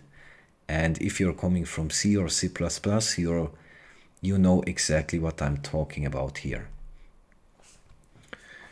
So, before stepping into borrowing, we will do some exercises concerning ownership. So let's see, number one, use as many approaches as you can to make it work. So, as you can see, the variable x over here has been initialized with a string. Then we are assigning x to y, so y also should hold a string.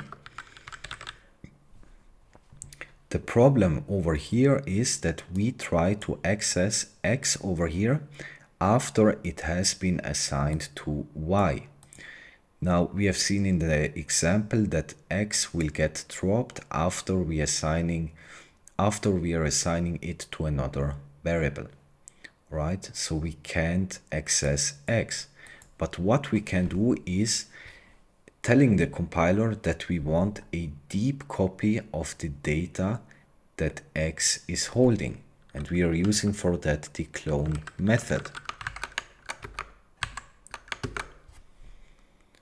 And then we can access both of these variables because the data has been cloned and x still lives on.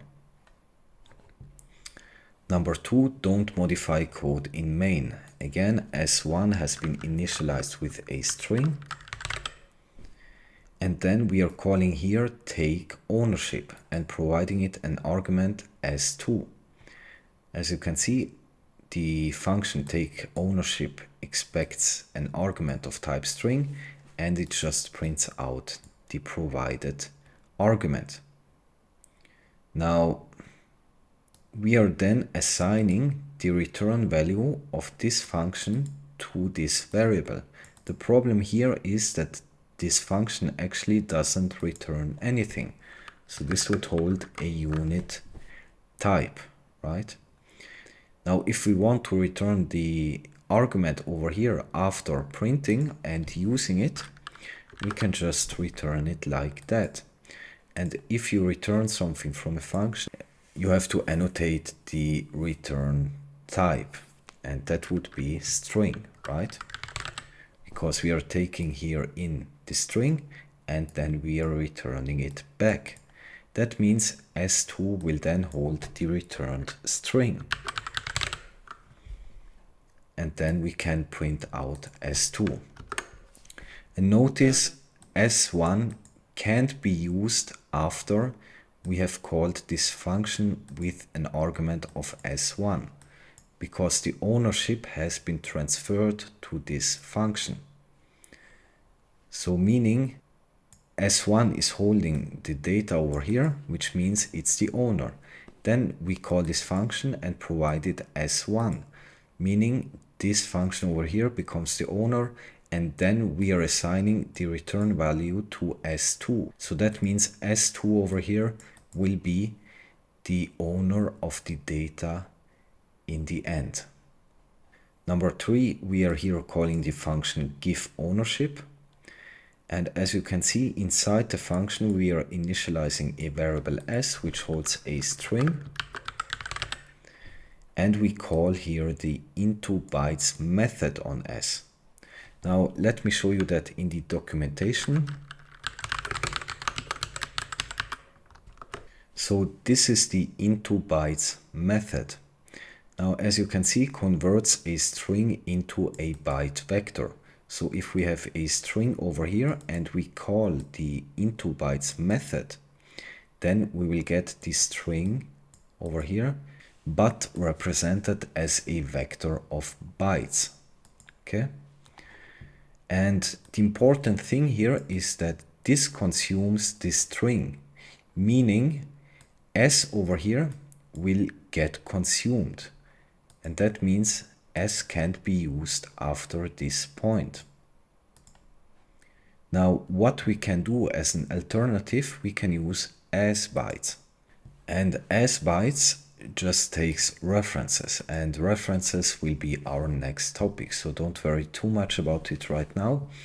But when we call the as_bytes method over here, then the owner will remain the same, right? It doesn't consume the data. So what we can do over here is calling the as_bytes method.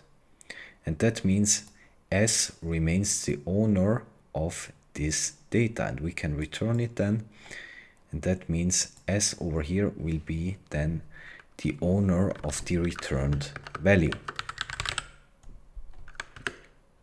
And then we just print out s. Fix the error without removing code line. Again, we are initializing s with a string. Then we are calling the print_stir function with an argument s. And all we do is we then print out the string. But over here again, we try to access s. And that would be a compiler error, because we are over here providing s as an argument to this function over here, meaning this function will become the owner of the data s is holding. And that means s is not accessible anymore. What we can do over here is we can call the clone method.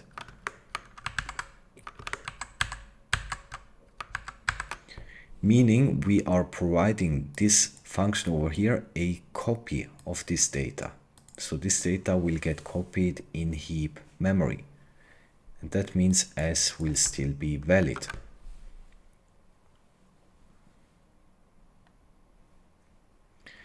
Don't use clone, use copy instead. So over here we have a tuple. Now this tuple holds two integers, a unit type and a string. Now let me annotate that. We annotate tuples like that, and we have to define each type of every value this tuple holds. So we have two i32 integers, one unit type and one string. Now over here we are calling the clone method and assign it to y. So y should actually hold the same values, all right? And because we have called the clone method, we can use both variables without a problem. Now it says don't use clone, so we can't use clone over here. Now my solution to this would be, if you take a look at the types this tuple is holding, then we see that most of the types over here are actually on the stack memory, meaning they are of known fixed size, right? So integers and i32 would be of size 32 bits, right? A unit type would be of 0 bits. The only problem arises here because we have a string. Now a string is a heap allocated type, meaning its size is not known at compile time. Now what we can do over here is we can use a string literal. Now, we will cover the difference between strings and string literals, but for now, a string literal is a string that is hard-coded into the binary itself, into the program. So it is immutable, which means that the size is known at compile time. So all the types, the tuple holes, are of known fixed size at compile time. So over here we can do the same. And what's the reason we have been doing this? Because we know that a type that lives in stack memory, meaning its fixed size, will get copied implicitly. Now this tuple only holds fixed sized types, meaning the tuple itself is fixed size. And that means X over here will get copied implicitly by the compiler. All right?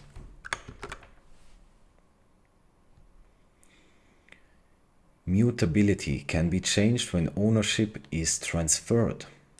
As you can see, we are here initializing S with a string. Then modify this line only. We are here assigning S to S1.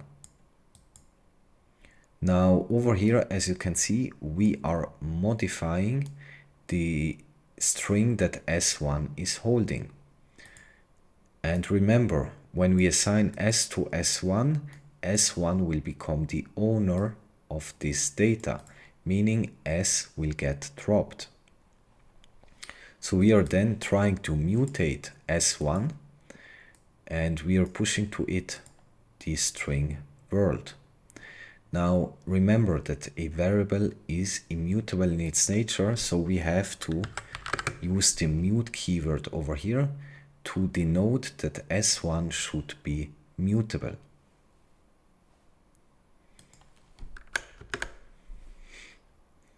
And that means that if the ownership has been transferred to another variable, we can change its mutability, right? Even if S was immutable, we can make S1 mutable without problem, because S1 is now the owner of the data. Now over here, as you can see, we are initializing a variable X with a boxed integer type. Now box allows you to allocate directly on the heap. As you know, this is an I32, and I32s normally live in stack memory. When we use this over here, box new, and we box this I32, it means it gets allocated on the heap. And that means X will then hold a pointer to the data that was allocated in heap memory. So the type annotation here would be box, and this box holds an I32. And X then basically holds a pointer. Now over here, implement this line, don't change other lines. Now, as you can see, we have over here to declare Y. Now Y gets dereferenced, and that means we have over here to get back a pointer. So we can do basically the same thing like we did before. We can use box new, and let's do 1, for example. So the variable 1 will hold a box with a type of I32. And as I've said, we allocate this integer on heap memory, meaning we get back a pointer, and the pointer is a memory address to the location where this data has been allocated. Now, because Y holds a memory address, we can't assign a value, an integer value, directly to y, because y is just holding an address and not an i32 type. Because remember, we can just assign a value to a variable if both of them are of same type. Now, as you can see, y holds a type of box i32, which is not the same type. That means we have to dereference, and we are dereferencing using this star operator. And this star operator means we go to the location of y, because y is holding a memory address, and we want to access the value, right? So we want to access this integer that has been allocated on the heap. And that means we can assign a new value to y, but we have to use this star operator. And again, over here you can see it even better. This would be equal, right? Because x is pointing to a location in memory which holds an integer value of 5. Now, if we would omit this star operator, this would not match, because x would hold something like that.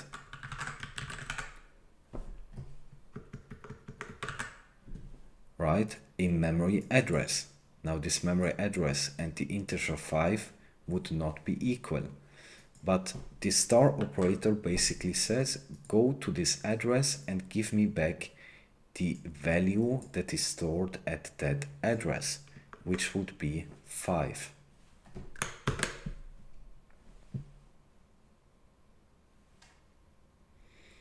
And of course, we have to make this variable over here mutable, right? Because we are here mutating y. Partial move within the destructuring of a single variable, both by move and by reference pattern binding, can be used at the same time. Doing this will result in a partial move of the variable, which means that parts of the variable will be moved while other parts stay. In such a case, the parent variable cannot be used afterwards as a whole. However, the parts that are only referenced and not moved can still be used. So over here we have a lot of stuff we didn't cover yet, and I will try my best to explain it, but if you don't get it 100%, it's no problem, okay? We will go into greater detail on each of these structures and types. So as you can see over here, we have a struct person. Now a struct is basically a custom type. We can create our own types in Rust. And a struct basically is a template. We are saying here, as you can see, the struct holds two members. One name, which is of type string, and one age, which is of type boxed U8. Okay, a heap allocated unsigned 8-bit integer. Then we have to instantiate this person struct, meaning we are using this template and create basically a concrete value of that. So we are providing here for the name member a string like it's defined here, and for the age we provide a boxed value of 20. Now this person variable will then hold a type of person, right? This is now our own custom defined type. Now name is moved out of person, but age is referenced. So over here we are destructuring the person instance over here. And we do that very similar to tuples we have seen. We use the let keyword, the name of the struct, and then we destructure the fields. So the person instance over here will get destructured, meaning person name will get put into the name variable. And the age member here will get put inside this age variable. Now notice something, we are here using the ref keyword, meaning the age variable will only take a reference of this data and not the actual data itself.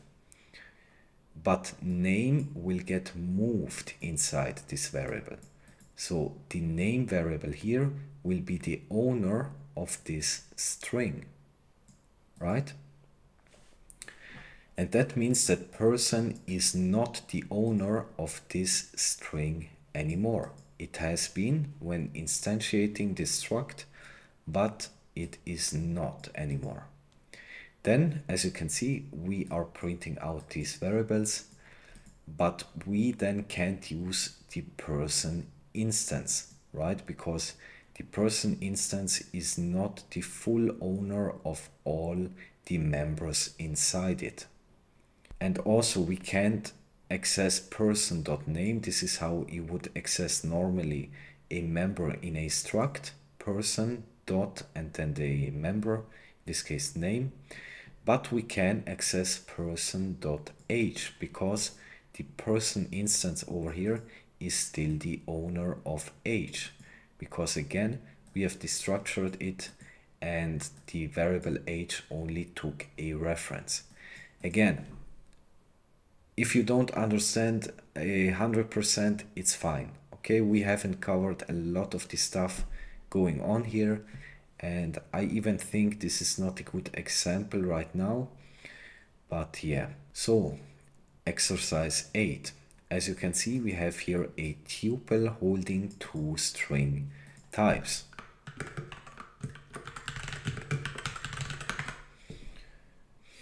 Now we are assigning the first element of the tuple, and by the way, tuples are also zero index like arrays, and we can access the indexes like this: the name of the variable and then dot and the index we want to access, in this case the first one.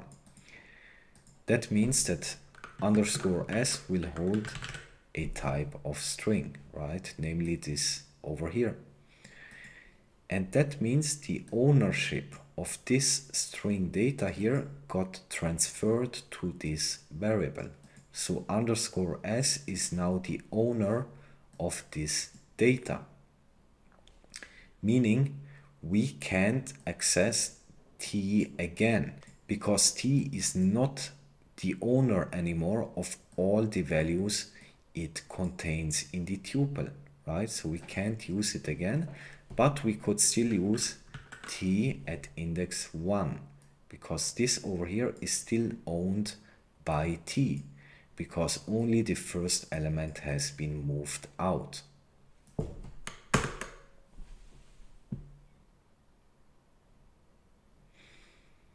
And over here again a tuple with two strings. So fill the blanks. As you can see, what we want here is destructuring the tuple, and we want to initialize these two variables, s1 and s2. And remember, when we destructure it, we have a syntax like that.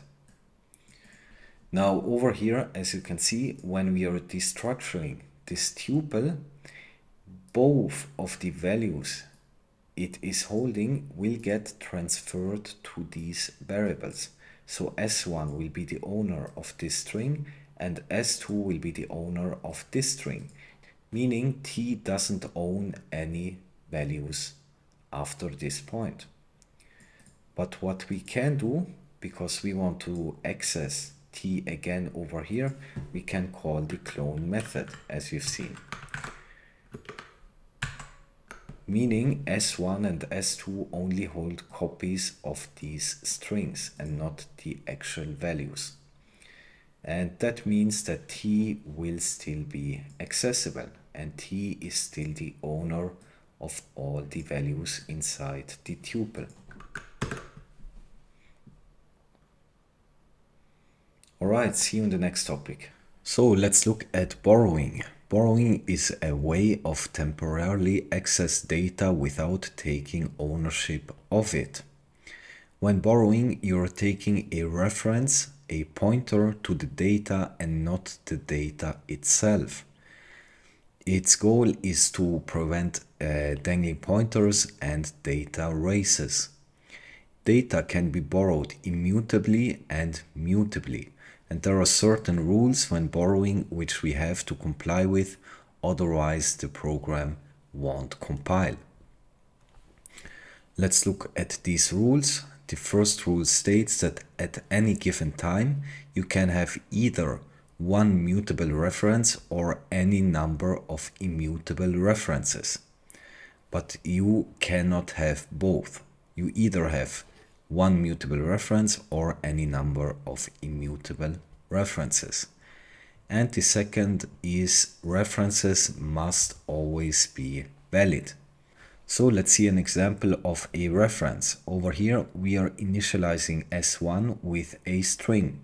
Then we call the calculate length function. And as you can see, we are here passing a reference to s1. And this is indicated by this ampersand symbol over here. So then let's see the calculate length function. As you can see, the argument should be of type reference to a string, which we did provide, right? It's a reference, this ampersand, to s1, which is of type string. And then all this function does, it will call the len method, which will return the length of the string, and it returns it. Now notice that the return type will be of type usize.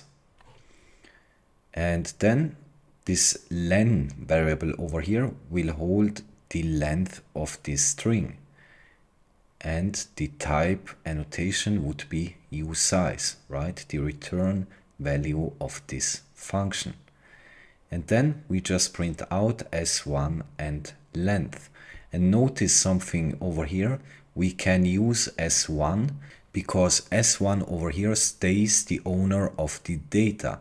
We have just provided here a reference to s1 and not s1 itself. So let's see how that looks. As you can see, we have s1. Now again, it's very important that you understand that the variable s1 over here doesn't hold the actual data, but a pointer to the data which will get allocated to the heap memory. So when we allocate to the heap, we will get back a pointer, which s1 is holding alongside with other metadata. Now, because over here we are providing s1 as a reference, that means the variable s from this function will then be another pointer which points to the s1 variable. So s points to s1 and s1 points to the heap allocated data. And that means that s1 over here remains the owner of the string. Let's see mutable references. As you can see, we initialize a string and assign it to s. Now then we call the change function with a mutable reference, and notice that you have to annotate that you want the reference to be mutable. This is important and it has to be explicitly stated so that the rules are set in place, because remember, you can only have one single mutable reference at a time. And then this change function over here, as you can see in the function signature, it takes an argument of type mutable reference to string, which we are providing, right? We are providing a mutable reference to s, which holds a string. And then we can manipulate the string. Now again, very important, s remains the owner of this data. Even though we are manipulating it in this function over here, s remains the owner, because we are here dealing with references. So let's look at some examples just to strengthen the knowledge of this concept. As you can see, we here initialize s with a string, and then we have here two mutable references to s, and we assign it to R1 and R2. Now this would fail. This program doesn't compile. Now this would violate the first rule of borrowing, which says that we can only have one mutable reference to the same data at a time. But what we can actually do, let's see this program. As you can see, again, we have a variable s which holds a string. And notice over here we have an inner scope. So in this scope, R1 will hold a mutable reference to s. Now, because at the end of the scope, R1 will go out of scope, meaning it will be dropped, we can then again pass a mutable reference to R2.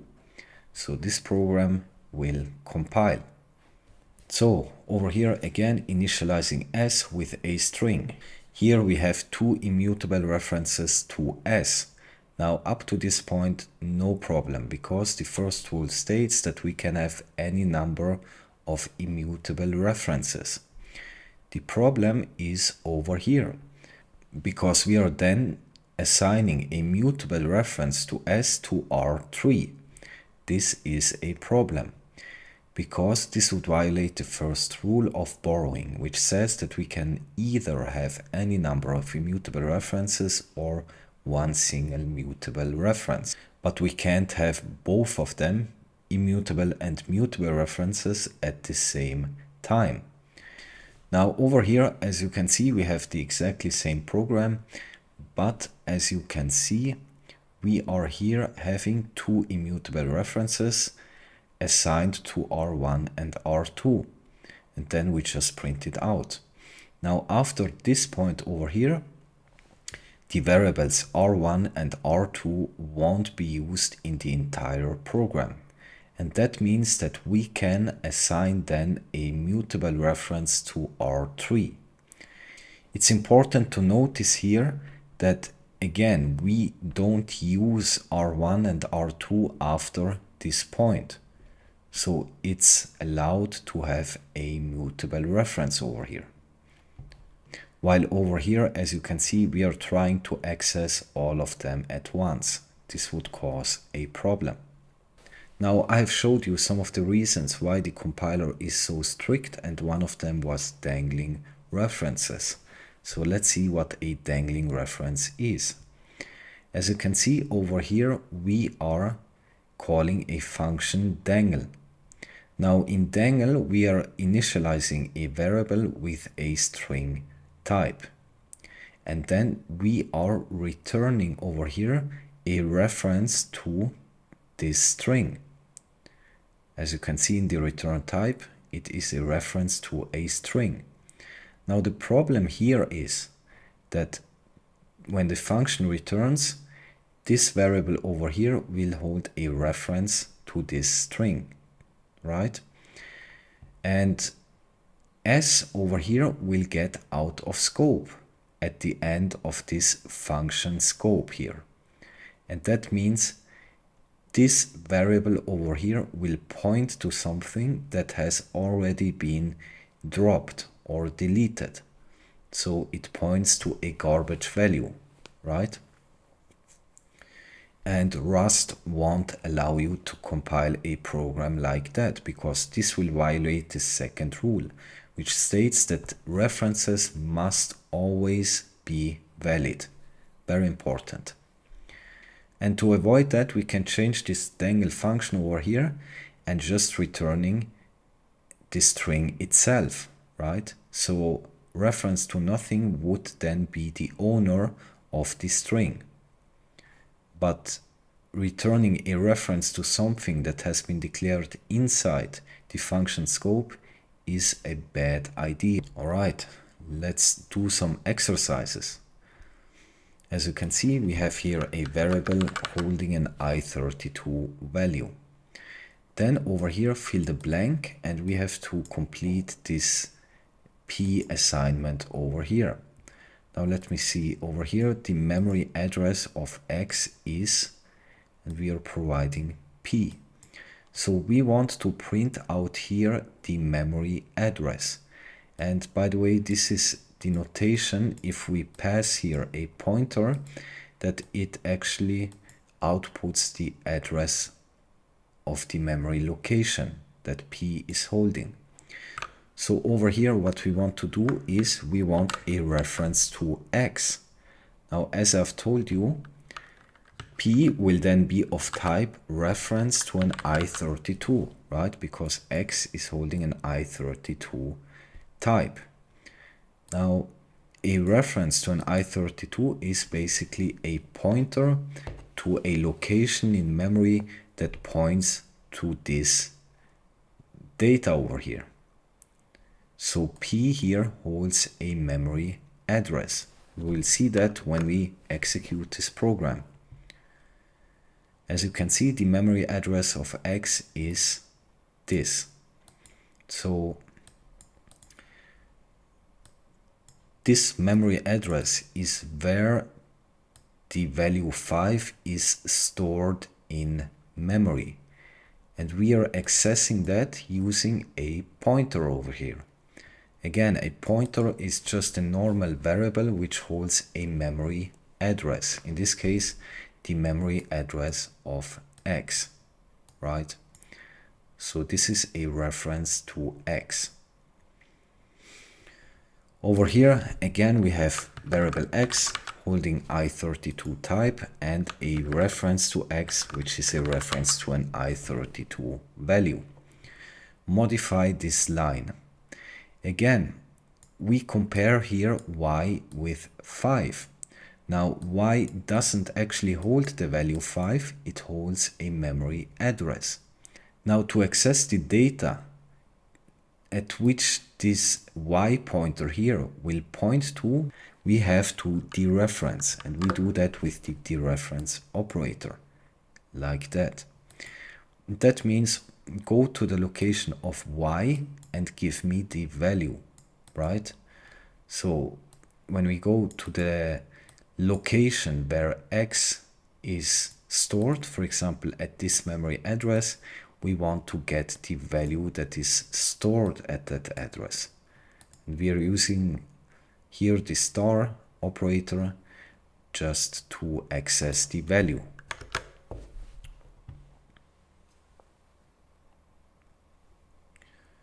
So over here we initialize a variable holding a string type. Then we are calling the function borrow object. And as you can see, the borrow object function expects an argument of type reference to a string. But what we are here providing is a string, right? We are providing s, which is of type string. Now we want here to pass a reference to s, meaning a reference to string.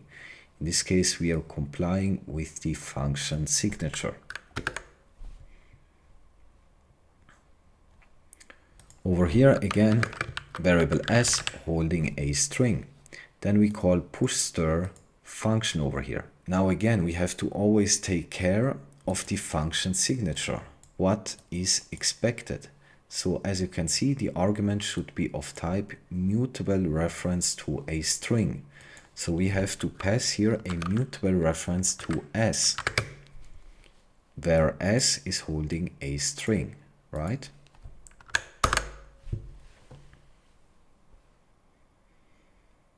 Number 5, again, here having a string.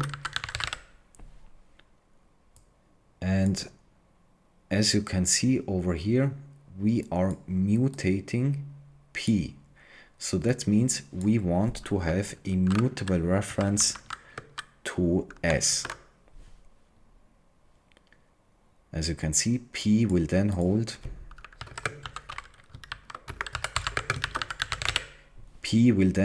a mutable reference to a string type, right? and then we can mutate the string that P is holding. And again, because we are here having a reference, S will remain the owner of the data, meaning we still can use S even after this assignment over here.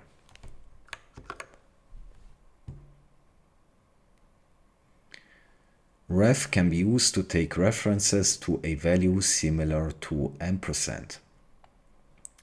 As you can see, we have here a variable holding a char.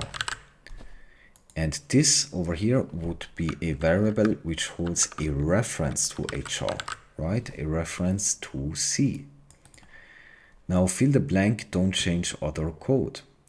Now, instead of here using the ampersand symbol, we can use the ref keyword. And it's exactly the same. Actually, they are very similar. There are some minor differences in pattern matching, but we will come to that.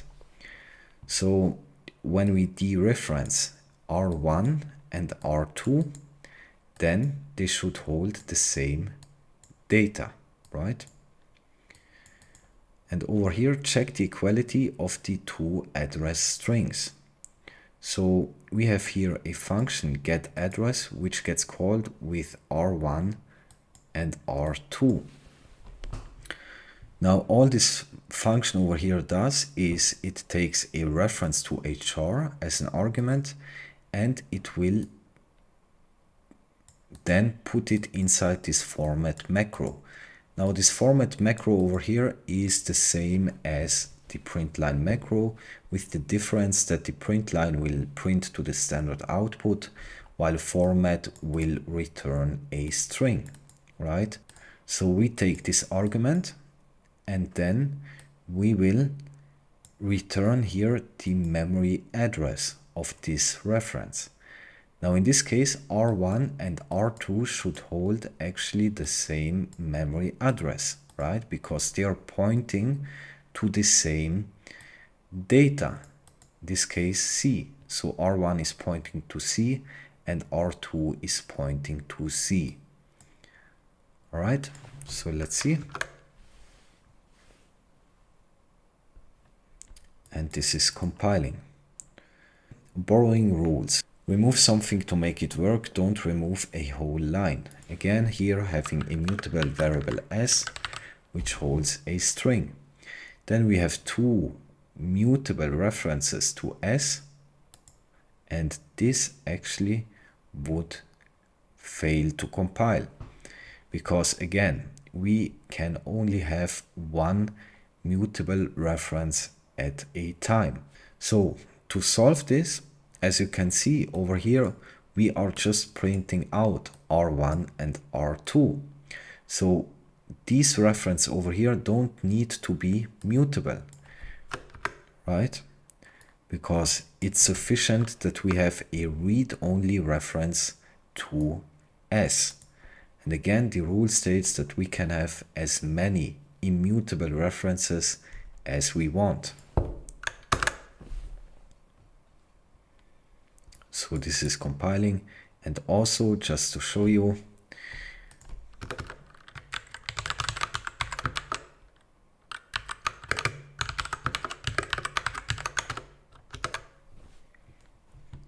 when dealing with references over here, as you can see, S is still valid, right? Error, borrow an immutable object as mutable. Fix the error by modifying this line. As you can see, we have here a string, and we call here borrow object with a mutable reference to S. So the problem over here is that we can't pass a mutable reference to something which is immutable. So we have to make this variable over here mutable, and then we can provide here a mutable reference to this variable.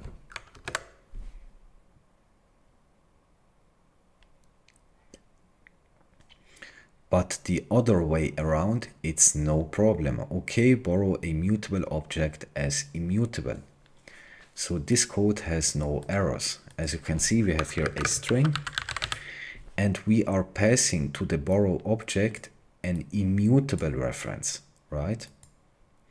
Now, this would actually compile because, as you can see, the function signature states it should be an immutable reference. Even though s itself is mutable, we can still pass it as an immutable reference. This would compile without problems. And then over here you can see we are even mutating s because it's mutable. Comment one line to make it work. We have here a string, and we have a mutable reference to s, right? So this would be the type annotation, mutable reference to a string type. Now we are then mutating R1, and over here we again have a mutable reference to s.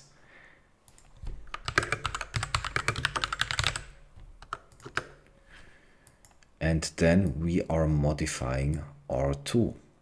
The problem here is that you know the rule that we can only have one mutable reference at a time. But as you can see, R1 over here gets used again. So this should remain valid, but we can't have two valid mutable references at the same time. So if I comment this out, then this program should compile because we are not using R1 after this point, meaning we can have another mutable reference. And even if I print out here R2, this should also compile, because over here the only valid mutable reference to s would be R2, because we are not using R1 after this point. So over here again we have a string, and we have two mutable references to s. Now if we would run that, it would actually compile. As you can see, the program compiles. Even though we have two mutable references to s, but we are not using any one of these in the program. But over here it says add one line below to make a compiler error. Cannot borrow s as mutable more than once at a time. You can't use R1 and R2 at the same time. So let's use both of them over here to force this compiler error.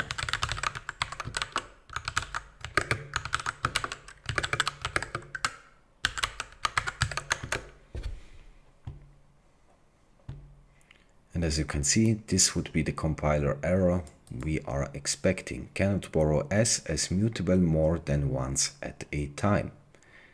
And over here you can see really the Rust compiler is one of the best compilers I've ever seen, because it provides you with really useful compiler messages. Alright, see you in the next topic. So we have now reached the topic of compound types. Now a compound type is a type which is made up of other types. For example, a string is made up of characters, so it's considered a compound type. Now we have in Rust two types of strings. We have string with a capital S, string like that, and we have string slices. Now if I say string, I will always refer to this type. Otherwise I will say string slice. So a string is a heap allocated string type that owns its contents and is mutable. We have seen that a string is allocated in heap memory. A string slice is an immutable sequence of UTF-8 bytes in memory. It does not own the underlying data and is immutable. So think of string slice as a view on a sequence of characters stored as UTF-8 bytes in memory. It's basically just read only. So use string slice if you just want to view a string. And string slice is more lightweight and efficient than string. And use string if you need to own the data and be able to mutate it. Then we have string literals. A string literal is a sequence of characters enclosed in double quotes. It's fixed size, compile time known sequence of UTF-8 bytes. The type is reference to static string, which indicates the data is stored in static storage, meaning it is valid throughout the entire lifetime of the program. The data is hard-coded into the executable and stored in read-only memory, meaning they are immutable. So let's now see an example of a string slice, and I'm seeing my head is in the way here. Let's do it like that. So let's see. Over here we are initializing s with a string. Now again, I repeat myself, I know, but this is very important. S doesn't hold the actual data. It holds a pointer which points to the data that is allocated in heap memory. So S will have a pointer alongside other metadata that will point to the first character of the string. And let's now consider this world variable here. So we are taking a reference to S, meaning S will remain the owner of the heap allocated string. So we are taking a reference to S and providing here an offset from 6 to 11. Now I hope you remember, in a range this would be excluded, so it would be from 6 to 10. So when we look at the world variable, we see that it has a pointer and a length. Now this length over here is actually false. I'm sorry for that. This should be the length of the string slice. In this case, 1, 2, 3, 4, 5. So this pointer points to the offset of the string we have provided. So it points to index 6 and it goes to 10 because again 11 is excluded. So this world here will hold a string slice of this word, right? So the string slice world points to a sequence of characters stored on the heap. This is basically just a view into a heap allocated string, and that's why it's immutable. Alright, the type of string literal hello world is &stir. For example, let s string slice equals hello world. Now this would be a string literal, right? Because we are hard coding it into the executable. And a string literal is also considered a string slice because it's also immutable. And it's basically just a reference to the static memory this string gets stored in. So stir and string slice. We can't use stir type in normal ways, but we can use reference to stir. Fix error without adding new line. As you can see, this would over here be a string literal. We are hard coding this string into the executable, into the program itself.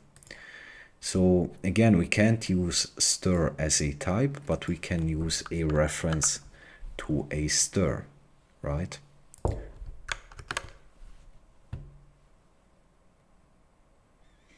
We can only use stir by boxing it. Ampersand can be used to convert box stir to string slice.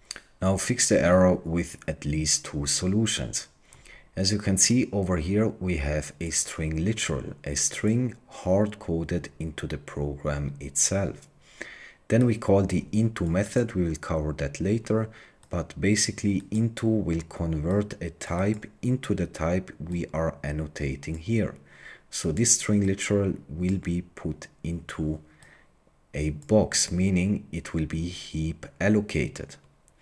Then we are calling this greetings function with an argument s. And as you can see, s, this argument over here, has to be of string slice. So what we can do over here to convert this box into a string slice is passing a reference to this box.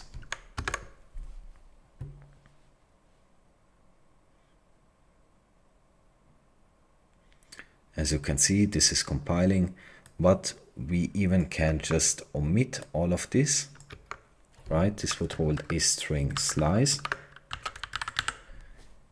and we then just pass s. Notice that we don't have to pass a reference to s because s is already the type we need.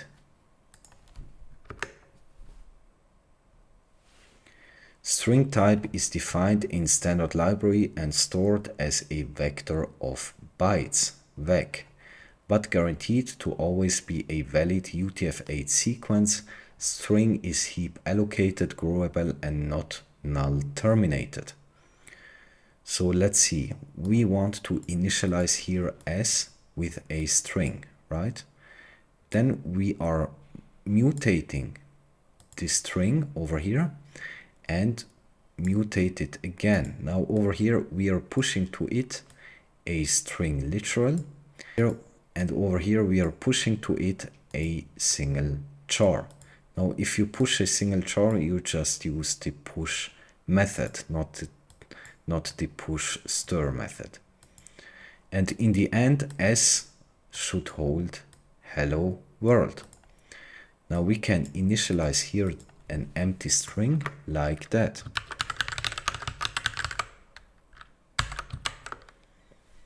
This is now an empty string type. Now, why are we using this type over here and not string slice? Like so, for example. Why aren't we doing it like that? Because remember, a string slice and string literals are immutable. They are just references to some string data in the memory. So we have to use string here.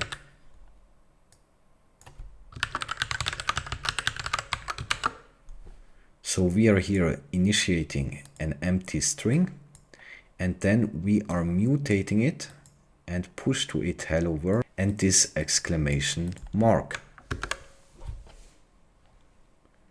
This compiles. Let's output the string.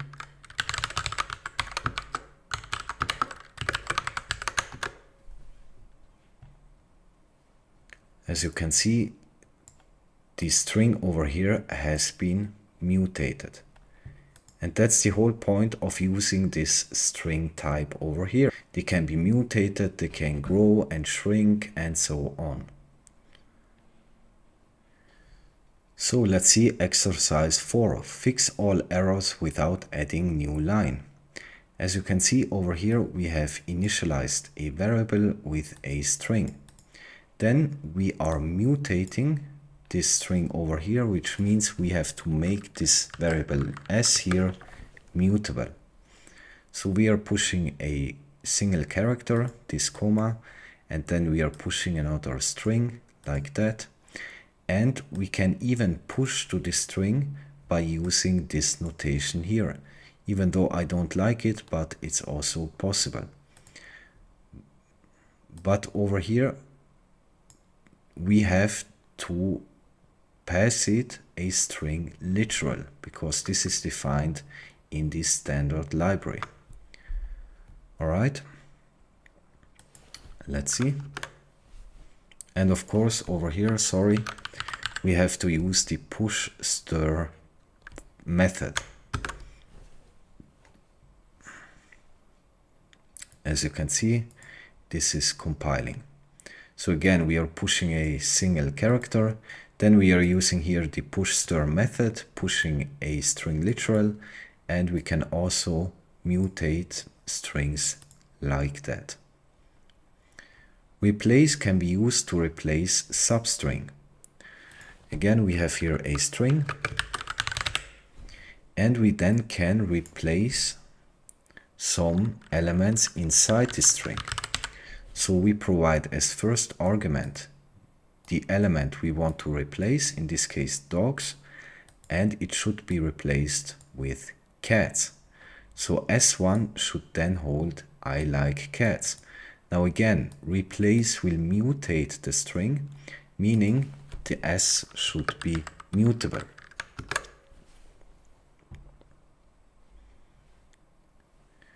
More string methods can be found under string module. So number 6, you can only concat a string with a string slice, and strings ownership can be moved to another variable. So we have here S1 holding a string and S2 also holding a string. Now as you can see, we want to concatenate these two strings, and we can use the plus operator for that. Now in the Rust documentation it says that the first argument should be of type string, while all other arguments must be string slices. So we have to convert S2 over here to a string slice. Now there are two possibilities.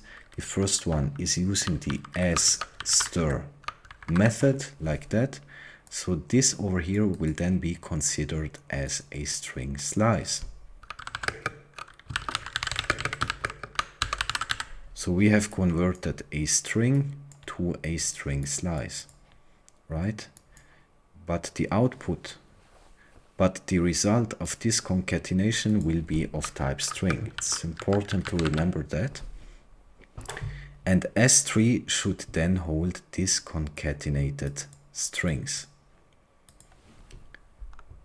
Now, because S1 over here has been moved inside S3, we can't use S1 anymore, because S3 has become the owner of this data. So let's instead print out S3. And as you can see, this is compiling. Now there is an easier approach to that. We can convert a string to a string slice by just providing a reference to a string. So a reference to a string can be inferred to a string slice like that. String slice and string. Opposite to the seldom using of stir, string slice and string are used everywhere. String slice can be converted to string in two ways. So we have covered that. Fix error with at least two solutions. So over here we have a string slice, right? Now we call the greetings function over here with an argument of s. Now s should actually be of type string. So we can convert that by calling this toString method like that.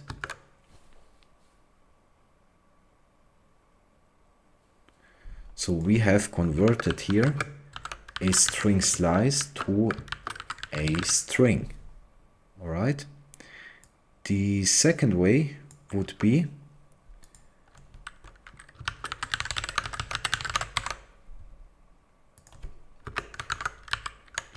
doing it like that, string from and then providing s. As you can see, this is compiling, and there are other ways, for example toOwned, even though I think this is not used that much because it's more general, but it's also possible.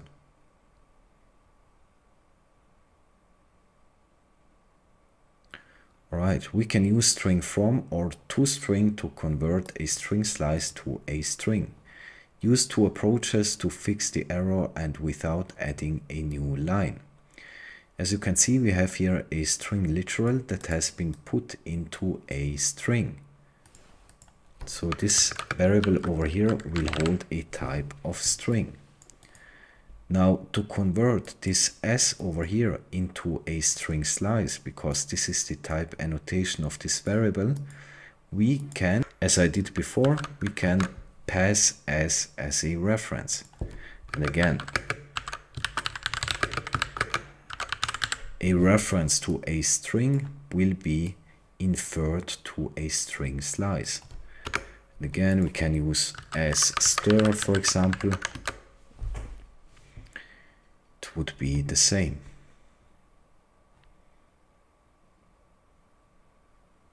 String escapes. You can use escapes to write bytes by their hexadecimal values. Fill the blank below to show I'm writing Rust.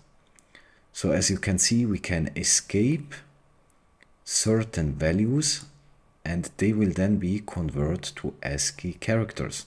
For example, this would be the hexadecimal representation of the ASCII value of S, right?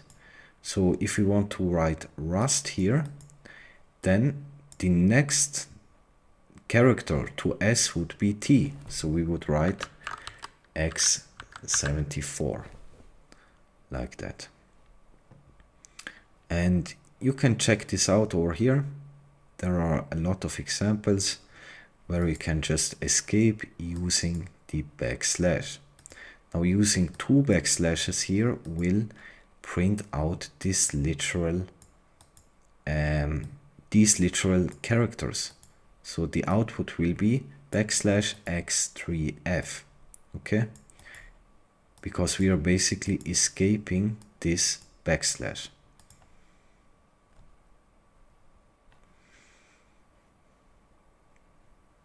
All right, and over here we have raw string, and a raw string is a string in which there are no escapes. So everything is printed literally as it is written. So the output of this, let me run that. So the output of this would be backslash x3f. It won't be converted to an ASCII character. So let's see, string index. You can't use index to access a char in a string, but you can use slice, reference to a S1 for example, and the offset. So let's see, we have here a string. And now we want to access the first character.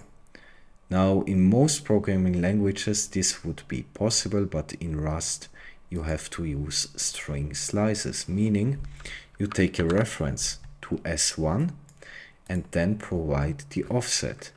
If we want to only access the first character, we would provide an offset in form of a range from 0 to 1. Now again, in a range this would be excluded, meaning we only access this first element. So the return type will then be a string slice.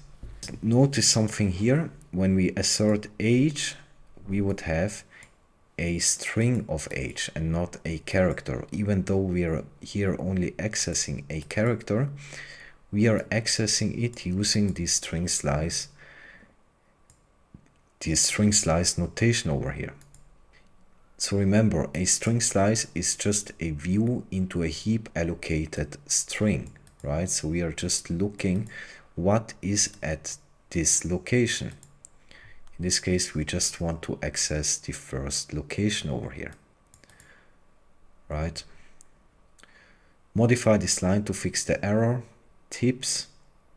This would take 3 bytes in UTF-8 format.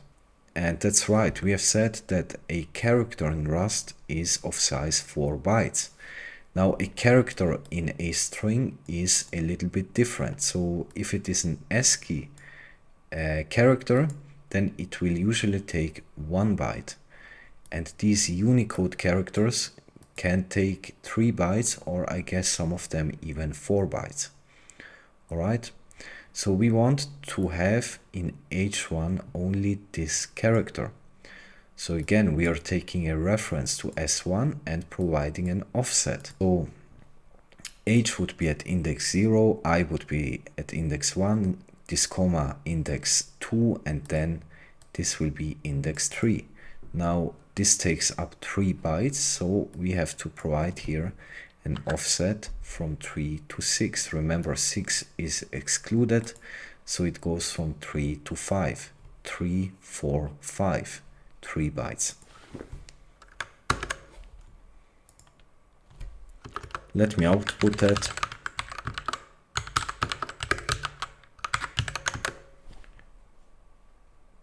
As you can see, this would be the output. And again, this is just a view into a heap allocated string, right? Operate on UTF-8 string. Fill the blank to print each character in this string. So over here, there is a method called Chars. Now Chars will put this sequence of characters into an iterator, meaning we can then iterate over it using a for loop, for example. And that means C will then be in each iteration one of these characters, and we will then just print out C. As you can see, in each iteration we are printing out a single character. Alright, that's it. See you in the next topic. So we'll now cover arrays. Now an array is a fixed size collection of elements of the same data type stored as contiguous block in stack memory. Now it's stored in stack memory because its size is known at compile time. The signature of an array is like that, you can see over here, which indicates that the length is fixed at compile time. Arrays can neither grow nor shrink. They must retain their size. So let's see. The type of array is like this. As you can see, array's length is part of their type signature. So their length must be known at compile time. For example, you can't initialize an array like below. This would not be possible. As you can see, we have an initR function which takes an argument of type i32. And then we try over here to initialize an array with the length that is provided as an argument. Now this would be a compiler error because, as we've seen, the size of an array must be known at compile time. If we do it like that, the size of the array would only be known at runtime. This will cause an error because the compiler has no idea of the exact size of the array at compile time. Let's see, fill the blank with proper array type. As you can see, we have here an array with 5 elements. Now what would be the type of these elements? It would be the default integer type, which is i32. So we annotate arrays like that in square brackets. Then we would have the type of the elements and the amount of elements inside of the array, which is 5. Modify the code below to make it work. So we can call the len method on an array, and it will then provide the length of the array. So in this case, this would be 5, right? Because there are 5 elements inside. Number 2, we can ignore parts of the array type or even the whole type. Let the compiler infer it for us. So we actually don't have to annotate the type, or we can annotate the type but leave, for example, the type annotation here for the compiler to infer. Fill the blank. Arrays are stack allocated. Size of val returns the bytes which an array occupies. A char takes 4 bytes in Rust, Unicode char. So we have seen that before. The size of val will just take an argument and it will output the size in bytes.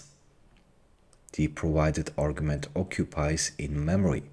So if we provide the R over here, then we should actually get back 3 times 4 bytes because a character in Rust takes 4 bytes, meaning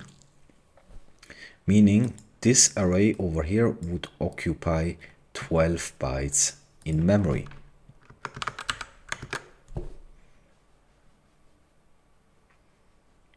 All elements in an array can be initialized to the same value at once. So as you can see, we have here an array which should hold 100 elements. And each element should hold the number 1. Okay, we are here accessing the first element, and this is the notation for accessing elements in an array. In this case, we access the first element at index 0, and the length would be 100. So instead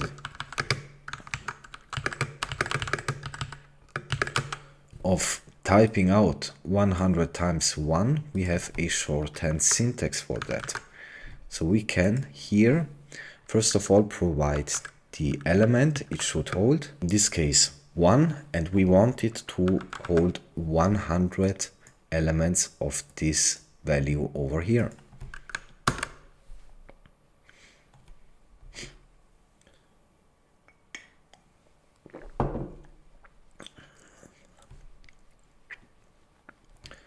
Number 4, all elements in an array must be of the same type. So as you can see, because when we annotate an array, we actually have to define the type here. In this case, we want integer types, and we have 3 of them. Now, as you can see, this is a char, and this is not possible. All elements inside an array must be of the same type.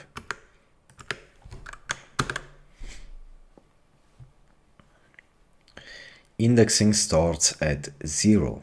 So over here we have an array of characters. Let's annotate that. And there are 3 elements inside it. And now we want to access the first element, right? We want this variable over here to hold the first element. Now again, arrays are 0 indexed, meaning we access it using this notation here and provide it a value of 0.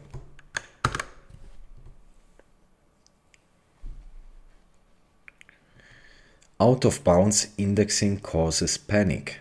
So over here we have an array which holds 2 strings, and we want to access the first element, right? Now we can use this notation over here like we did before, or we could use the get method. The difference is that get will return an option type. We'll cover that in a later episode, but it's generally safer than using this notation. And this is especially true if you're accessing elements at runtime, okay? So we can use this notation, or we could use this notation. Now over here this would panic because this array has only 2 elements, meaning indexes 0 and 1. So let's access here index 1.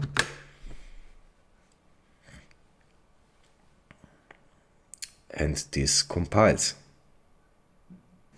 So let's see slices. A slice is a reference to a contiguous sequence of elements in a collection. It provides a way to borrow part of a collection without taking ownership of the entire collection. It can be created from arrays, vectors, strings, and other collections implementing the deref trait. So let's see this example of a slice. We have here an array. And then we are over here taking a reference to A and providing an offset. Essentially, the same thing we did with string slices, right? A slice is just a view into a collection. And over here we try to access the elements at index 1 to index 2, right? Because 3 would be excluded. So the variable slice will then hold a slice with the elements 2 and 3 in it. Right, let's see. Slices are similar to arrays, but their length is not known at compile time, so you can't use slice directly. Here, both this slice over here and stir are slice types, but directly using it will cause errors. You have to use the reference of the slice instead. So because these two slices over here, their sizes are not known at compile time, we have to use a pointer to that, right? And we have seen that in the example of string slices. So we use this syntax over here. Fix the errors, don't add new lines. As you can see, we are holding here an array. Let's annotate the type like that. And this is an array of 3 I32 integers. Now we want here to get a slice with this offset, meaning from 0 to 1, 0, 1. So again, like we did with a string slice, we want a reference to an array with this specific offset. So we are trying to access 0 to 1 because 2 is excluded, meaning we are accessing here index 0 and 1, the elements 1 and 2. So this slice over here will then hold 1 and 2, right? Now the type annotation here would be like that because we are holding a reference to this array, right? And this would be the type annotation of a slice. Now over here we have a string literal. Now string literals, as we've seen, always are annotated like that. String literal is hard-coded into the program's binary, and that's why we can access it using a reference to this string literal over here, which is in the binary itself. All right.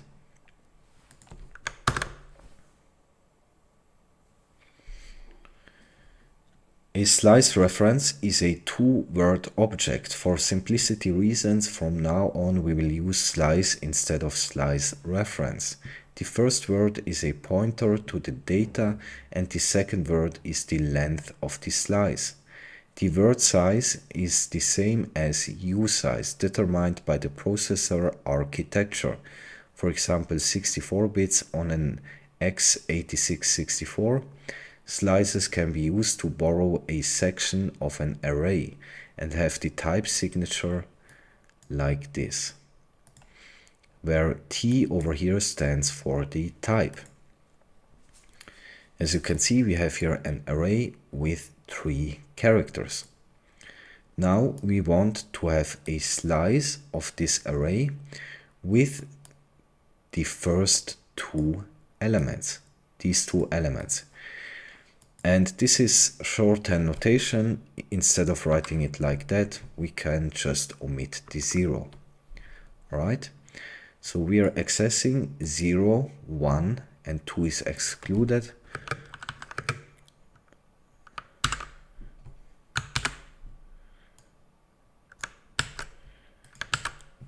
So the slice variable should hold a slice with these elements. The type annotation over here would be reference to char. Okay. Modify 8 to make it work. Tips slice reference is not an array. If it is an array, then assert will be passed. Each of the 2 characters, this and this, occupies 4 bytes. 2 times 4, 8.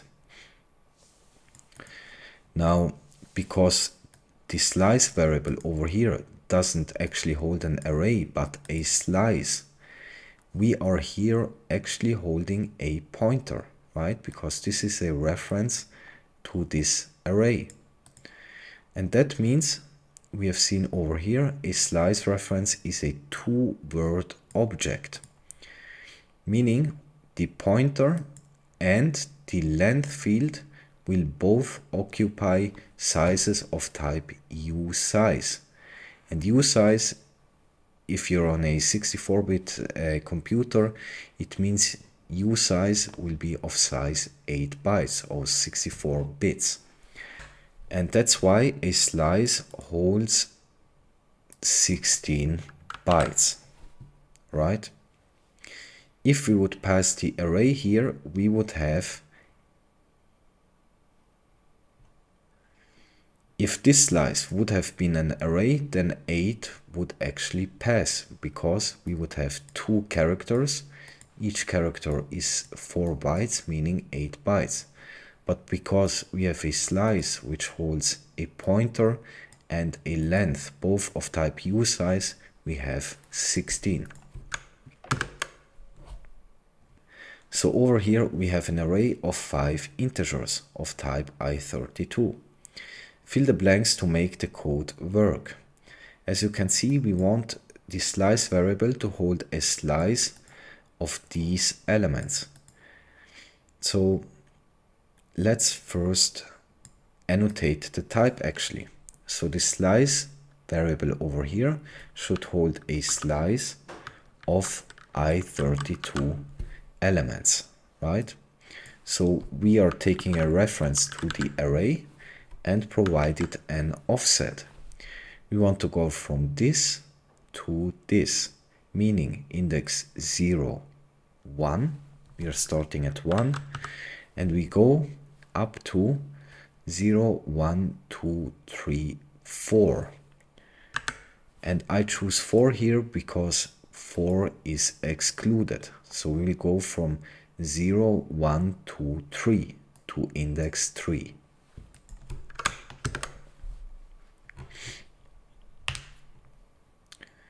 String slices. And we have covered that already, but let's do some exercises for repetition. Now over here we have a string, and we take over here a string slice, meaning we take only the first 2 characters.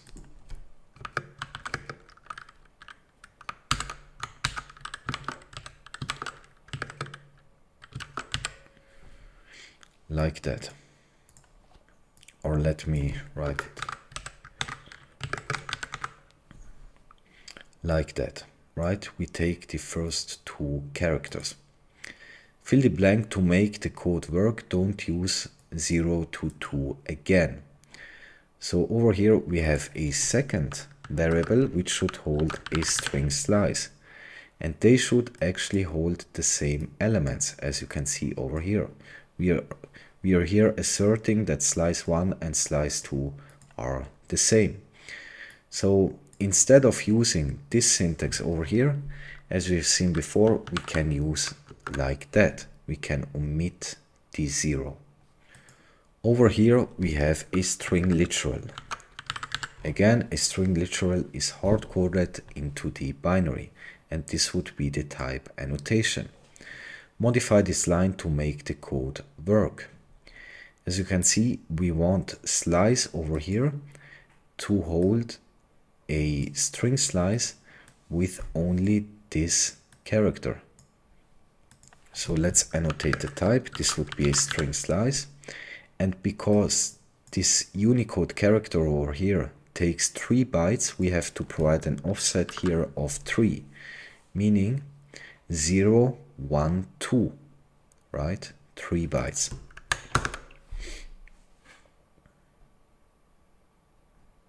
All right, last one, number 6. A reference to a string can be implicitly converted into a string slice.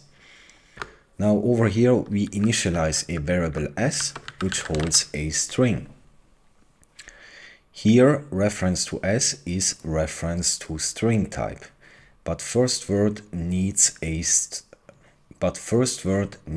string slice, as you can see over here. It works because reference to string can be implicitly converted to string slice. So as you can see over here, we are calling the first word function, which takes as an argument a type of string slice. And this would actually work because we are here providing a reference to s, which means this over here is a reference to a string, right? And a reference to a string can be converted to a string slice implicitly by the compiler. So then this function over here will take a reference of s and provides an offset from 0 to 1, where 1 is excluded, so we just take the first element. And it returns this as a string slice. That means that the return value of this function will be assigned to the word variable. Then over here we are calling the clear method on s, which means the string will then be empty. Clear will just remove every content in the string. The string itself will still remain in memory with the same capacity, and s also is valid, so it's different from drop, but it will empty the string essentially. So we will then have over here an empty string. The problem over here is that clear takes immutable reference to self. And that's a problem because over here we have a reference which is immutable to s, and we have over here a mutable reference to s. Now the problem arises because we are here using the immutable reference. So if we would delete that and put it over here, then after this point the word variable over here, which holds an immutable reference, is not used anymore, and so we can use this clear method.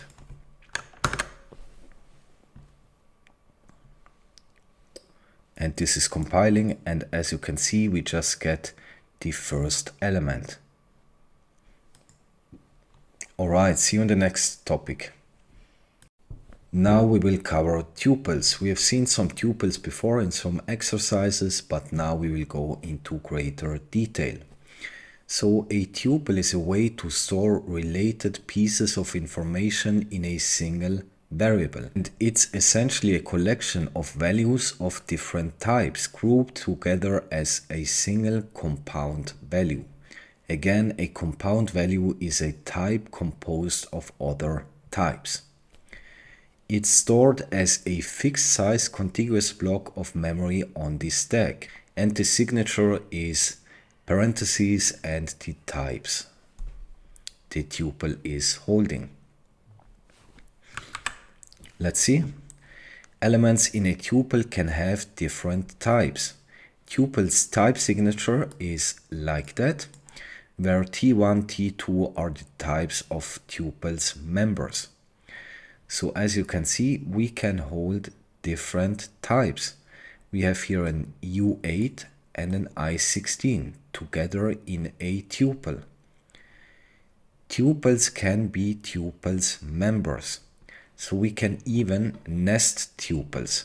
So this tuple over here, as you can see, holds an U8 over here and another tuple inside it, which holds an I16 and a U32 integer. All right. Fill the blanks to make the code work. So over here we have to annotate the type.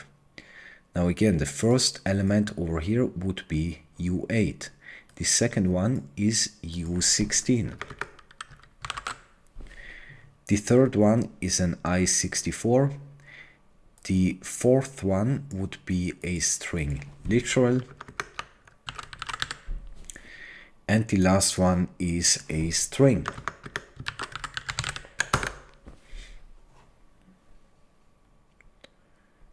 Members can be extracted from the tuple using indexing. So as you can see, we have here a tuple. Let's annotate the type. This is how we would annotate a tuple, and it holds 3 string literals. Then we are accessing here the second element. Tuples, remember, are 0 indexed. But in this case, it would be m. But we want it to equal sun face, so we have to access the index 2, right? 0, 1, 2.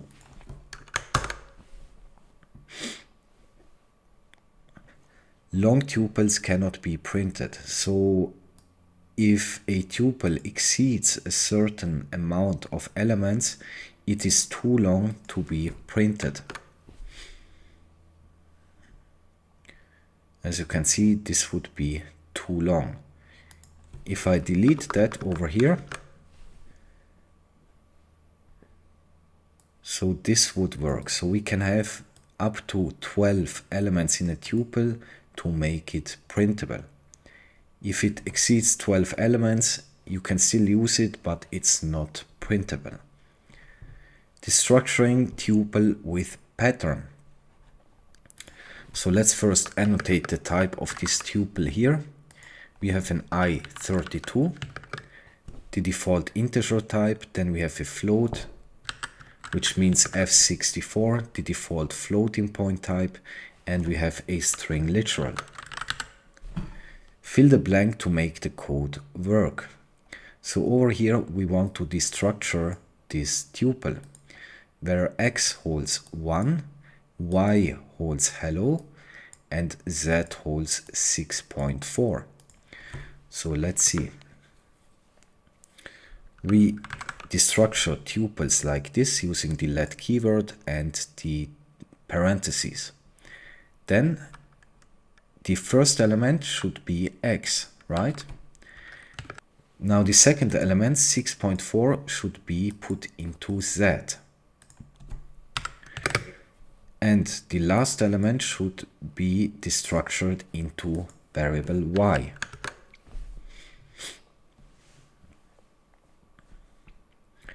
Destructure assignments. Over here we are declaring some variables, and then over here we destructure this tuple and we want to put it inside these variables. So because we have already declared these variables, we don't need to declare it once more. So we can omit the let keyword. And then all we do is we destructure it. So 1 should be put inside variable y. 2 should be put inside variable z. And 3 should be put inside variable x.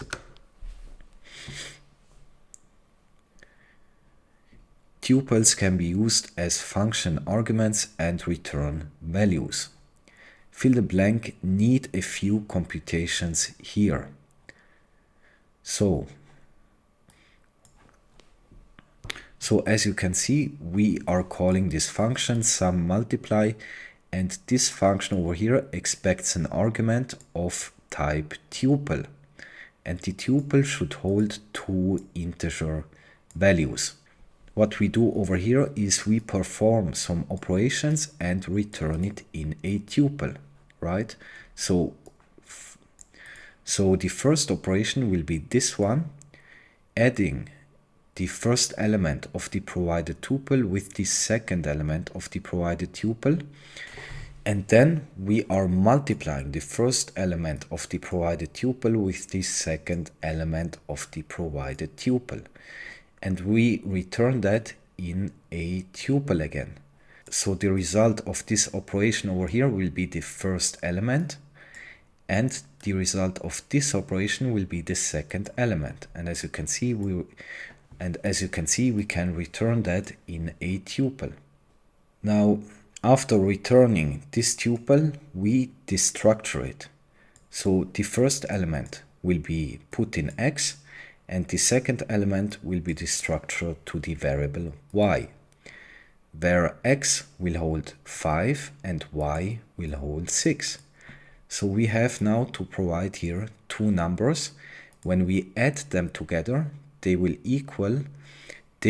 evaluate to 5. If we multiply the two numbers, they will evaluate to 6. So this is a little riddle for you, and try to solve it. And the answer would be 2, 3, right? And don't forget to add here parentheses, because we are passing it here a tuple, right? We are not passing two arguments, we are passing one argument, which is a tuple that holds two elements. Very important. So if we add 2 and 3, we will get 5, and if we multiply 2 times 3, we will get 6. And this will be the return type of this tuple over here.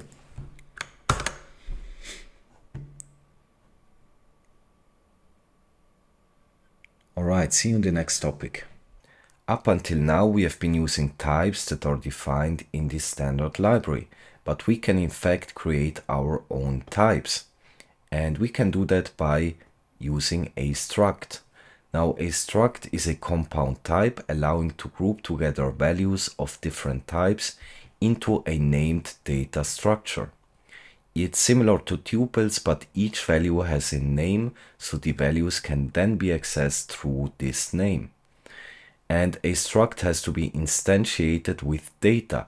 Think of it like the struct itself is the template for the instances you create from it. Now let's see how that works. As you can see over here, we have our template. In this case, a struct named user. And the user struct holds various fields. And we can define a field by giving it a name and a type that this field should hold. So in this case, the active field holds a type of Boolean. Username holds a type of string, email string, and sign-in count U64. And then we can instantiate this struct. And we do that by calling the name of the struct, user in this case, and providing for each field a concrete type. And of course, the types have to match the template.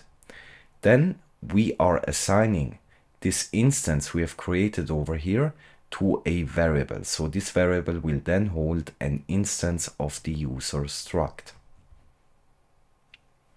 And we can access and even mutate the fields of an instance. So over here, as you can see, we have created an instance and assigned it to the user1 variable. And then we can use this syntax over here to access a field. So in this case, we are even mutating the email field from the instance user1. As you can see, we do that exactly like we would mutate a variable, just assigning it a new value. Now, to mutate, you have to make it explicitly mutable, meaning you use the mute keyword here like you did with variables. And functions can also create instances and return it. So in this case, we have the build user function, which creates an instance of the user struct. And as you can see, again, it's just providing concrete values for each of its fields. And over here, as you can see, this function takes two arguments, email of type string and username of type string. And then it provides it to the username field and to the email field. Now in this case, we are repeating ourselves, as you can see.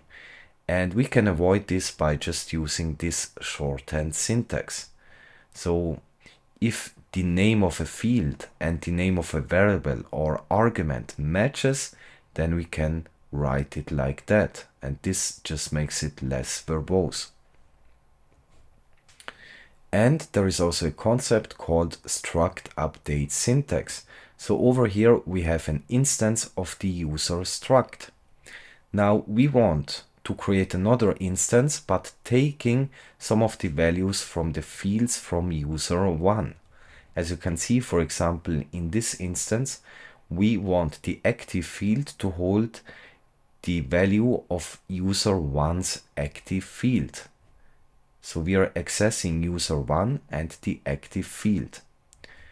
And as you can see, we are taking everything from this user 1 instance except the email. And as I've said, there is a better way to write this, and this would be instantiating a struct like we did before, but just providing the fields that are different from the instance we want to take from it. So for example, over here, we say that the email field should hold this value, and the remaining values should be taken from this user 1 instance. So this will then create a user instance with all the same values from user 1 except the email field. Then we also have tuple structs.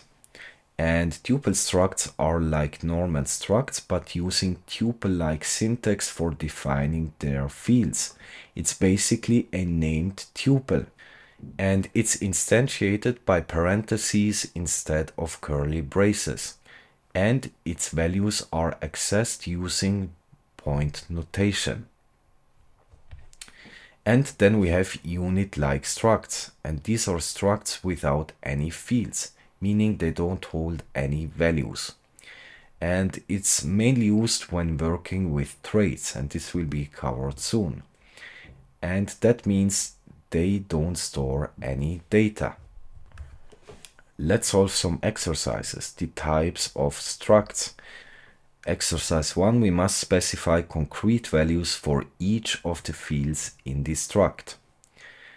As you can see, we have here a person struct holding various fields. And then over here we have a variable age, which holds a value of 30. Now then we are instantiating this person struct and assign it to the variable p, meaning p will then be an instance of the person struct. Now as you can see, we have here the fields and the concrete values. And this would be the shorthand syntax for this, because we have over here a variable matching the name of the field. So we can write it like that. But as you've noticed, we didn't provide the hobby field a concrete value. So when you are instantiating a struct, you have to provide to each field a concrete value. So let's do that.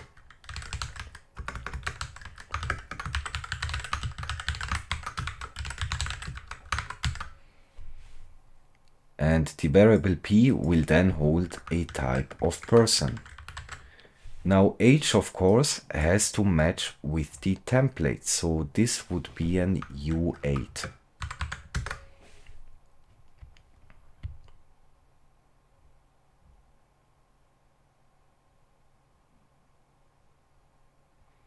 And of course, we use commas here and not semicolons. Alright. Unit struct doesn't have any field. It can be useful when you need to implement a trait on some type, but don't have any data that you want to store in the type itself. So as you can see, this example is using traits, and we have not yet covered that, so I will skip that because this might just be confusing, and we will cover that soon. Number 3. Tuple struct looks similar to tuples. It has added meaning the struct name provides, but has no named fields. It's useful when you want to give the whole tuple a name, but don't care about the fields' names. So as you can see over here, we have two tuple structs, one color and one point. And they are exactly like tuples, but they are named. Okay, so over here we have three integer values in the color tuple struct, and in the point struct the same thing. Now we want to instantiate the point struct over here, and the variable v will then hold an instance of our custom type point. Then we are calling the checkColor function and provide an argument of v. Now, as you can see, the checkColor function takes an argument of type color, but this is not what we want, right? Because we are here passing a variable of type point. So let's change that. And over here, we are then destructuring the instance that was passed. So in this case, as you can see, x should hold 0. So let's provide this value over here. Then the p1 field, and as you can see, we are accessing the fields in the tuple struct like we would access elements in a normal tuple using this syntax. So over here, we are accessing the second element, and this should hold 127. So that means the last element should hold 255. And as you can see over here, we are destructuring. So the first element over here gets destructured into a variable x. Now the second one over here, we don't need to destructure, right? Because we are accessing it directly using the p instance. And the last one, let's call this z, okay? And by the way, when destructuring and you don't need a value, like for example this one, you just provide it an underscore. Let's see. And of course, when destructuring, we have to provide the name of the struct, in this case point. And this is compiling. Operating on structs. You can make a whole struct mutable when instantiating it, but Rust doesn't allow us to mark only certain fields as mutable. Fill the blank and fix the error without adding, removing new line. Again, we have the person struct. We have here the age variable. Let's annotate that, and we have the p instance. So as you can see, we want to mutate the age field of the p instance. And this is right, but the problem is the p instance is not mutable. So let's make that mutable. And then we can also mutate the name field like that.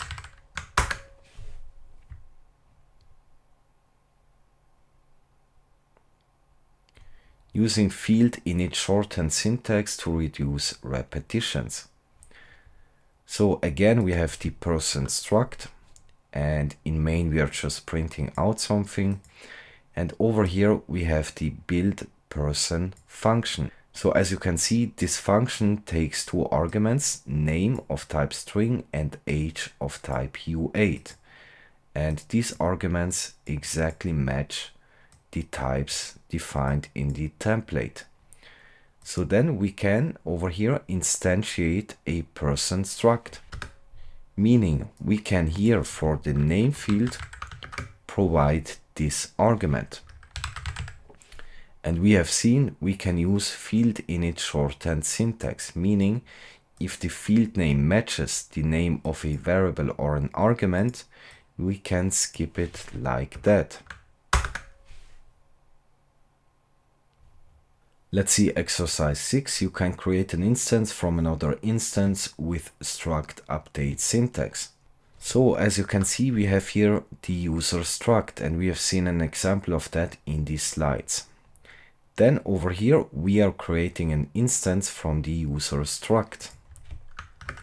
That means the variable u1 will then hold an instance. That means that the variable u1 will then be an instance of the user type. And again, we are just providing each field over here with a concrete value. Then over here, we call the setEmail function with an argument of the u1 instance. So let's see over here, as you can see in the function signature, the argument must be of type user. And then we want to create over here a new instance.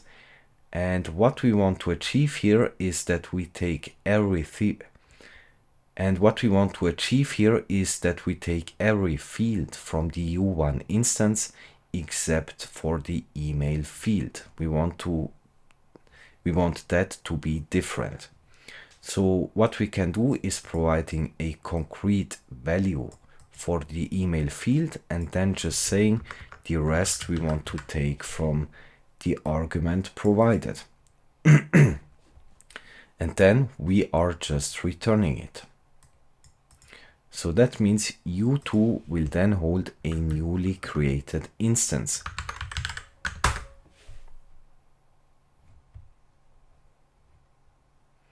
Print the structs. We can use derive debug to make a struct printable. Fill the blanks to make the code work. So you actually can't print out a struct using the normal print line syntax. So to be able to print a struct, we have to derive a trait. Again, we will cover traits, but we have to derive that using an attribute.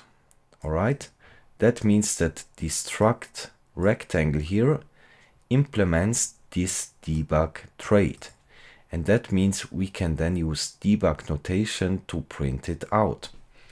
So over here, as you can see, we have a variable scale, and then we are creating here a rectangle instance.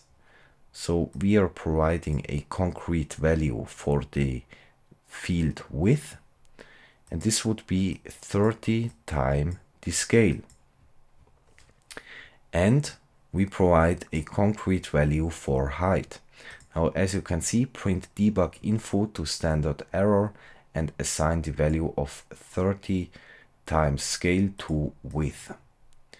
Now, this debug macro over here will just print out debug information to the standard error output.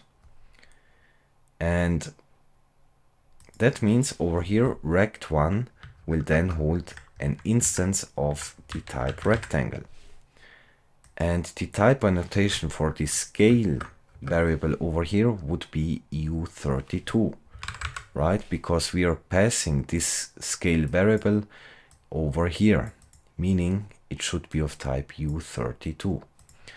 And then again, we are here using the debug macro and printing out rect1. And instead of doing that, we can also use a normal print line statement like you're used to, except that in the placeholder over here, we have to use this notation, and this is called debug notation, meaning any type that implements the debug trait can then be printed. And the difference between debug macro and printline macro, as you can see, printline will print to the standard output, while debug will print to the standard error. And that's why you don't see it over here. You just see the printline output. Now to see that, I will go to the Rust playground.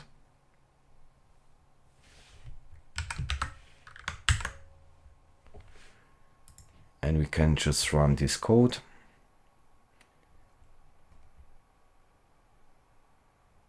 And as you can see over here, this would be the debug output. So this debug macro over here prints out the exact thing we are passing to the width field, in this case 60. And this debug macro over here prints out the instance, right? We then have a rectangle with a width of 60 and a height of 50. Basically the same thing that we print out with the print line statement here.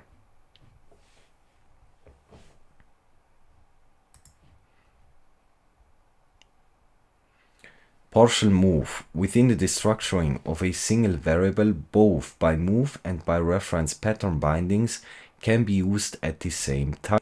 Doing this will result in a partial move of the variable, which means that parts of the variable will be moved while other parts stay. In such a case, the parent variable cannot be used afterwards as a whole. However, the parts that are only referenced and not moved can still be used. And I guess we have seen that before, but let's do another exercise. So as you can see, right, we have seen that. Alright, so let's move to the exercises directly because I've already covered that. And I think the exercises are better for understanding. So as you can see, fix the errors to make it work. Over here we have a file struct holding two fields of type string. Then in main we are creating an instance of the file struct, providing it concrete values for each field, meaning f will then hold an instance of the file struct. And over here we are then assigning the name field of the f instance to the underscore name variable. So what would be the type annotation here? It would be string, right? Because f name holds a string. And that means the name variable here will become the owner of this string data. And that is the reason that we then cannot use f as a whole and also not f.name, because a partial move happened. So if a field gets moved out to another owner, then you can't access this field and also not the data structure that is holding this field. So this would fail over here and this would fail. Now to fix that, we can actually access just the name variable here, right? Because this is now the owner of this string. But what we can't do is accessing the whole instance over here. This is not possible.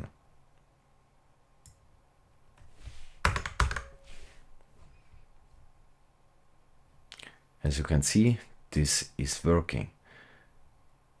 Now, if you actually want to keep f as the owner of all the fields and to print it out like that,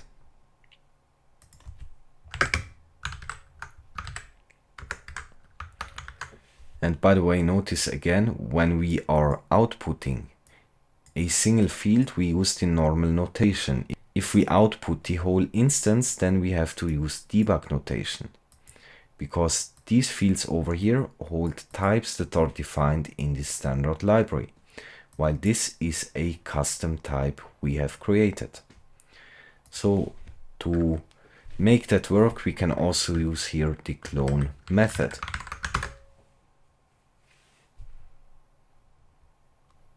And as you can see, this is working and we are here printing out the instance. Alright, see you in the next topic. We can also create custom types using enums. Now an enum is a way of defining a type with only one of a possible set of values. We can only access one variant of an enum at a time, and it can hold additional information using tuples. And it's especially useful when using in match statements. Let's see an example of an enum. So we have here the enum IP address. And this enum holds two variants. So in Enums we call it variants and not fields like in Structs. And each variant over here holds a type using tuple-like syntax. Alright, so an IP address, by the way, can be in either one of two formats, either it's v4 or v6. And now we will see the difference between enums and structs. So this is how we would instantiate this enum IP address. We are accessing the name of the enum, double colon, and then the name of the variant, in this case v4, then providing it a concrete value. I hope you noticed the difference. In a struct we would have provided concrete values for each field. In an enum we instantiate the enum only with one single variant. Alright, so this home variable will then hold an instance of the IP address enum, and this loopback variable over here will also hold an instance of IP address, but using the variant v6. And by the way, this is the old format of IP addresses and this is the new one. So let's do some exercises. Enums can be created with an explicit discriminator. So enums are enumerated, right? That's why they are called enum. Now, if you don't provide here a value, it will be implicitly starting from 0. This would be 1 and this would be 2. And we can also enumerate them with an explicit discriminator. Okay, so this will then hold 0, this variant will be 1, and this will be 2. And over here you can see C like enum. Now you can't use as a discriminator a floating point value. This is not allowed. But like in C, if you for example would do it like that, we are here providing the discriminator 5. Then 1 and 2 implicitly will be 6 and 7, right? Or we could say this should be 9, for example, right? So you can manipulate the enumeration of an enum. So let's see actually. Let me change that back and let me change that to integers. An enum variant can be converted to an integer by the as keyword. So when we take this enum over here and we create an instance, as we've said, as we've seen, calling the name of the enum and the variant, and then we can convert it to an U8, for example, right? And we can do the same thing here, and over here it should be the same thing.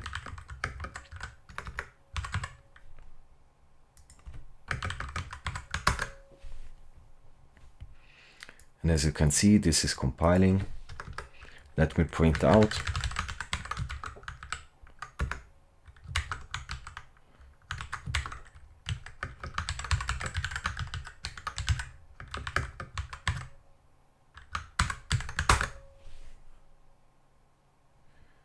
As you can see, when we access from the number enum the variant 1, then a 1 will get outputted. Now let's see if I provided a value of 10 over here. But for that I have to comment that out. As you can see, this would then be the discriminator for the 1 variant. Alright, each enum variant can hold its own data. So as you can see, we have here an enum message.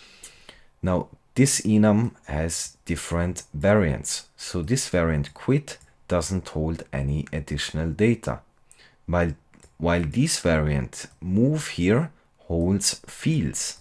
It's very struct-like. And this variant write is tuple-like, so it holds a value in a tuple syntax, and the same thing for change color. So we can then instantiate the move variant from the message enum with these values over here, x1 and y2. And as you can see, because this is very struct-like, you instantiate it basically like a struct. And over here, instantiating with hello world. As you can see, this variant over here holds a string type. So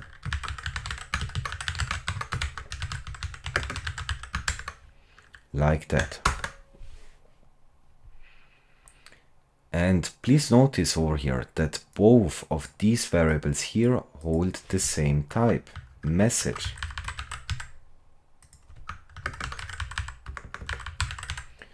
Because this is also a custom type, a type we have created.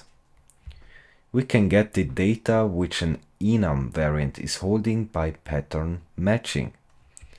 So over here we have the same enum like we saw before, and over here we have an instance of the move variant.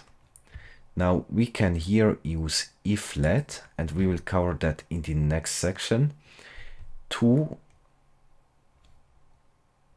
get out the data inside this move variant. So we are matching here the message variable holding an instance of the move variant, and then over here we can basically destructure it. So x should then be destructured into a variable a, and y should be destructured into a variable b. And then, as you can see, we can use these two variables. Now we are here asserting a and b, and a stands for this value and b stands for this value. And as you notice, they are not the same, so this would fail actually. So let me change that, and now let's run the program. Fill in the blank and fix the errors. Again, same enum, and over here we have an array of different variants from this enum type, right? We have the quit variant, the move variant, and the change color variant. Now the neat thing here is that all of these instances are of the same type, message, right? Our custom type.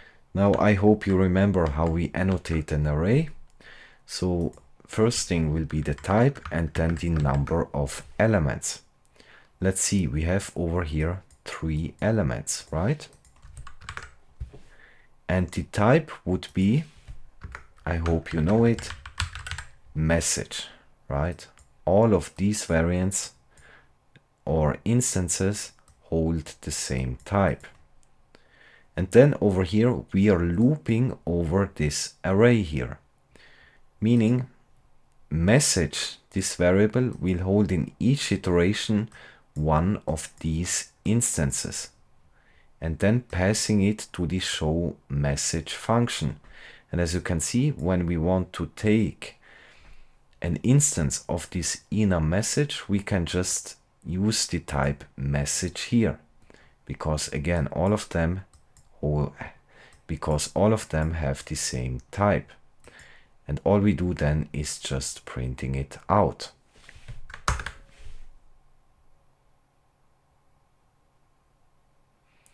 And again, because this is a custom type, we cannot print it out just like that. So we have to use debug notation here and derive over here the debug trait.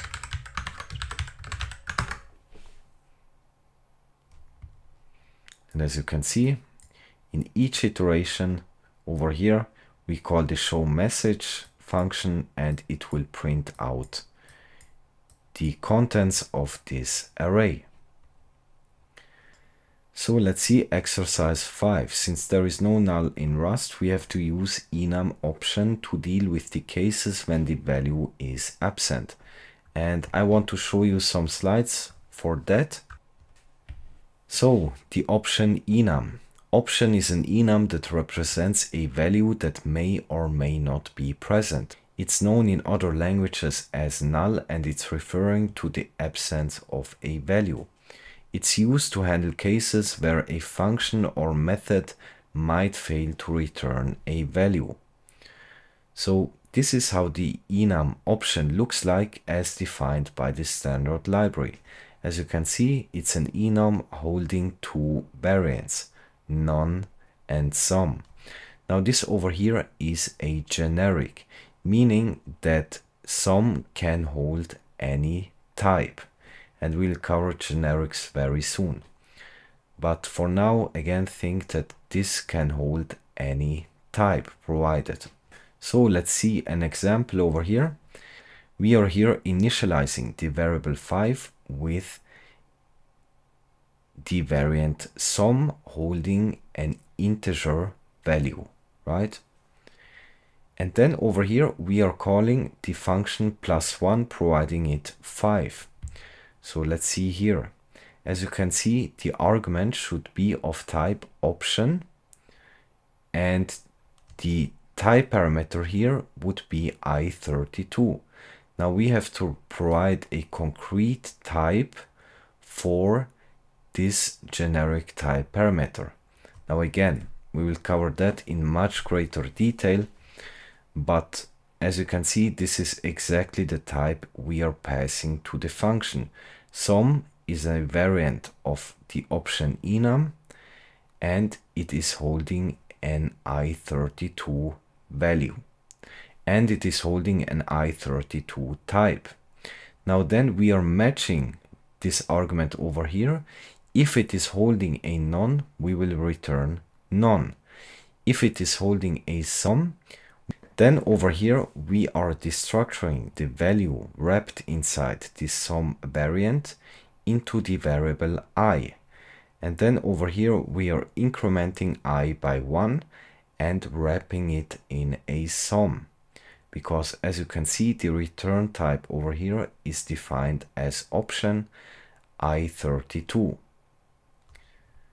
And that means that this variable over here will then hold sum 6, right? Because we have incremented 5 over here by 1. So this will hold an option type, and the concrete value would be sum 6, the sum variant, and a value of 6. Now over here we are calling the +1 function with none, meaning the argument will get matched and this will then get returned, right? A none. And as you can see, the none is also a variant of the option enum. And this i32 just stands for the sum variant. If we are returning none, then this type over here is still valid, because the none variant here doesn't hold any value of generic type T. But again, generics are a topic on its own.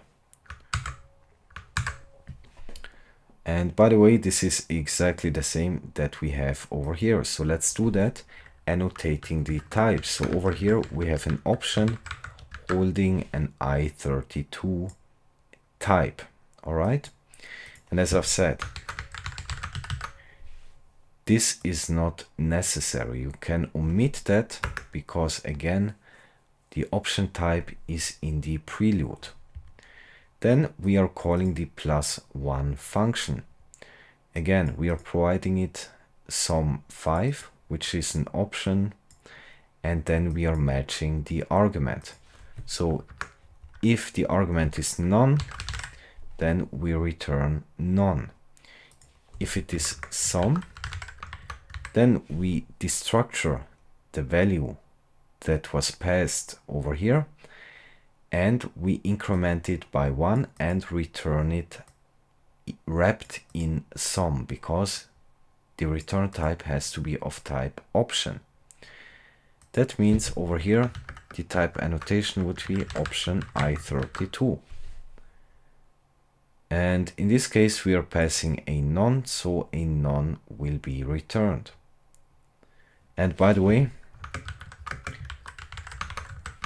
the returned value here would be sum 6, right? Because 5 plus 1 will be 6. And over here we have none, and the type annotation would still be option I32. Now we want actually to unwrap this value inside the sum variant, and we can do that by using if let. So as you can see, we are matching the 6 variable holding sum 6, and then we can destructure it basically. So we can then say sum and the variable n, meaning we then can use n over here. And I see right now never let this run, so we have to pack that into an else block.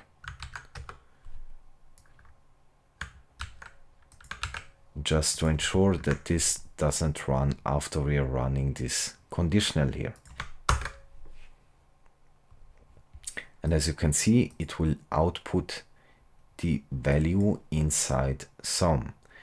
Now again, we'll cover generics, we'll cover if let and match over here. This will actually be the next topic. So don't worry if this seems a little difficult to understand, we will cover that in much greater detail. Implement a linked list via enums. Now over here, this linked list I won't cover because there are a lot of things we haven't seen. So in here we have methods and other things that we didn't really cover. So I think this would be more confusing than it would be helpful. What I suggest you is that you will come back after we have seen some more topics. You come back to this exercise and try to solve it. It's not that difficult, and the solution will be on my GitHub account, but I think this is just overkill right now. So see you in the next topic. The normal flow of execution in a program would be from top to bottom, line by line, but we can actually manipulate the flow of a program. And flow control is a concept that refers to the ability to control the order in which statements or instructions are executed in a program. It allows to specify which instructions should be executed under which conditions and in what order. So we have many ways to do that, and some of them are, for example, using conditionals. So we have the if-else keywords and match, for example, and we can use loops, for loops, while loops. There is a special loop in Rust called loop, we'll cover that. And we can even manipulate the flow inside the loop by keywords such as continue and break. So let's see. So let's start with if-else conditionals. Over here we are initializing n with a value of 5. Then over here we have an if conditional, checking if n is less than 0. In this case, this would evaluate to false, meaning this instruction over here will get ignored and the program will continue executing on the next line. Now in the next line we have another conditional. So we can use here the else if keyword. And over here we are checking is n bigger than 0. In this case this would evaluate to true, meaning this line will get printed out. Now we can also match anything else using the else keyword, meaning if this evaluates to false and this evaluates to false, then this will get executed. Now in this case, this evaluates to true, so this will get executed, meaning this over here will be ignored.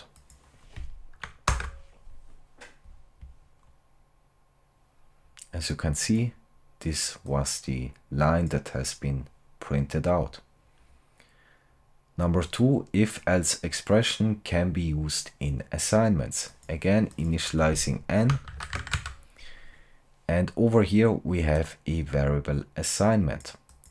Now we can even use if-else conditionals when assigning a value to a variable. Now remember, a variable assignment is a statement, so we have to end that with a semicolon like that.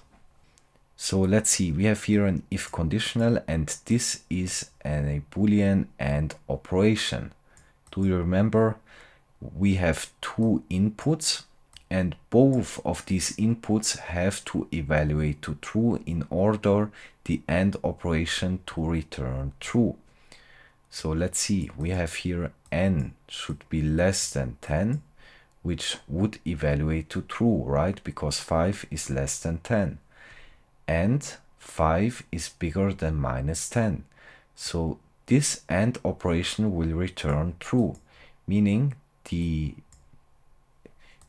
code in this if conditional block will get executed.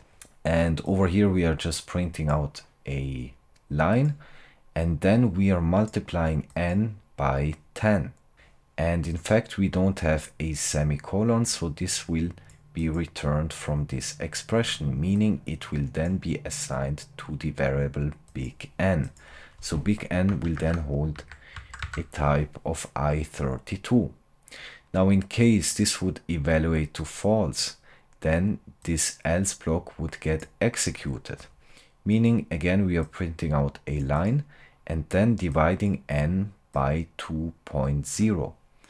Now as you can see, we should omit this semicolon because this result over here should then be assigned to this variable. Now we actually can't do this operation here because n is of type I32 and we are dividing it by a floating point number. So we can typecast that to an I32.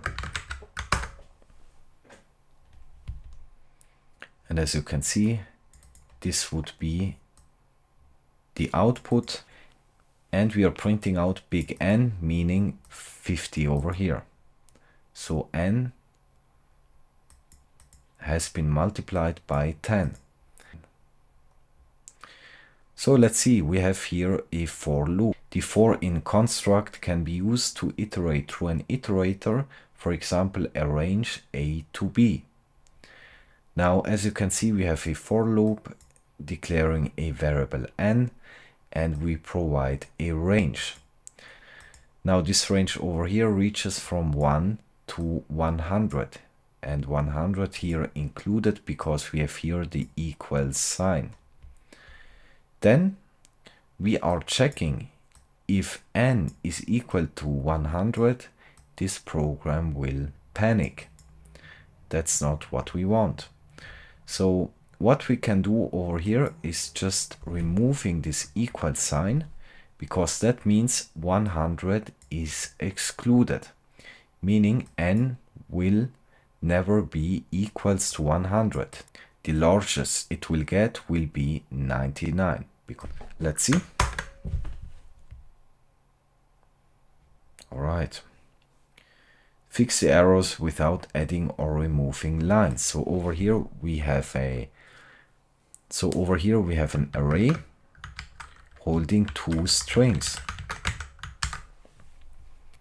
Now we want then to iterate over this array, meaning this name variable will hold in the first iteration this string and in the second iteration this string.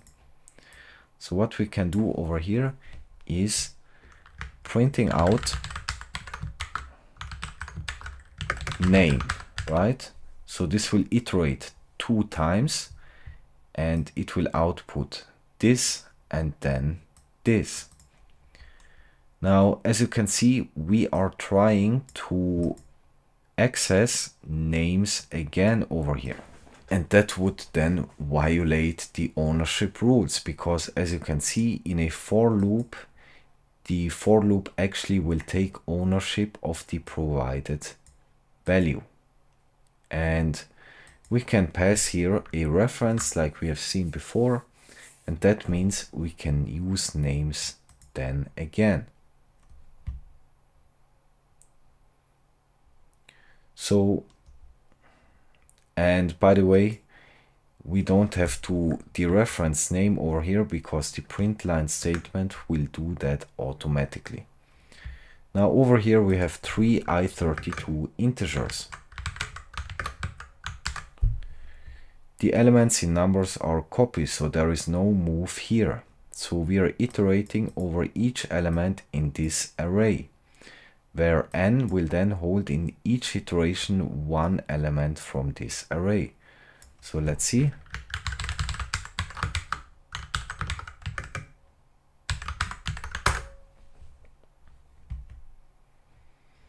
So, and this would be the output. As you can see, in the first iteration, name will hold this string, and in the second iteration, it will hold this string, and it prints it out in each iteration. Then we print out the whole array. And over here, the same thing, but with the integers. So again, we have an array. So iterate the indexing and value in A.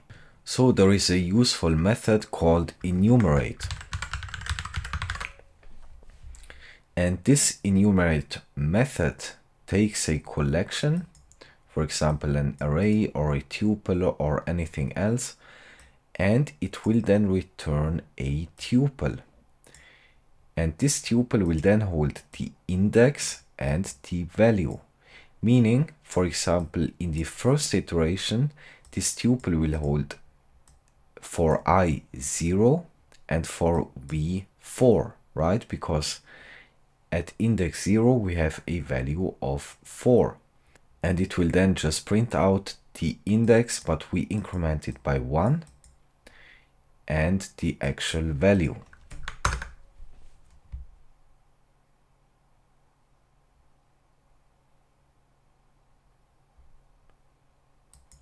And of course, we have to put A into an iterator. So let's see. Like that. So we have to first put A into an iterator, and then we can call this enumerate method on it, because the enumerate method is implemented in the iterator trait. We'll take a look at that later. So as you can see, this will be the output. And that was the reason we have incremented I by 1, because we don't want to start with the 0th element is 4, right? So we say here the first element is 4, second 3, and so on. While. The while keyword can be used to run a loop when a condition is true. Fill in the blanks to make the last println work. So as you can see, we have here a mutable variable n. Loop while the condition is true.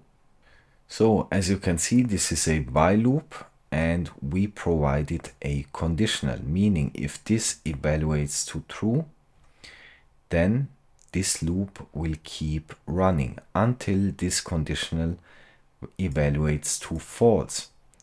So inside the while loop, we have other conditionals. As you can see, we here check the condition n modulus 15 is 0. If that would evaluate to true, then we print out that. And by the way, this was a question at coding interviews at Google.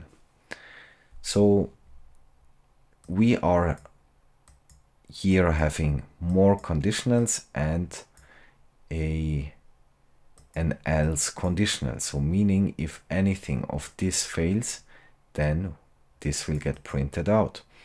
So what we can do over here, checking if n is less than 10, then this loop will keep running.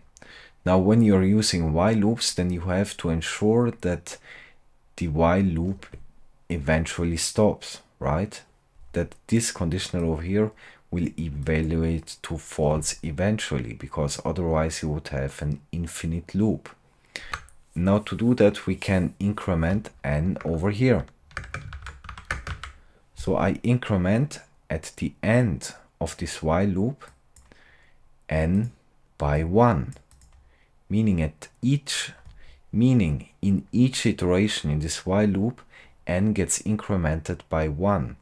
So n will eventually be bigger or equal to 10, meaning this would evaluate to false, meaning we break out of this loop.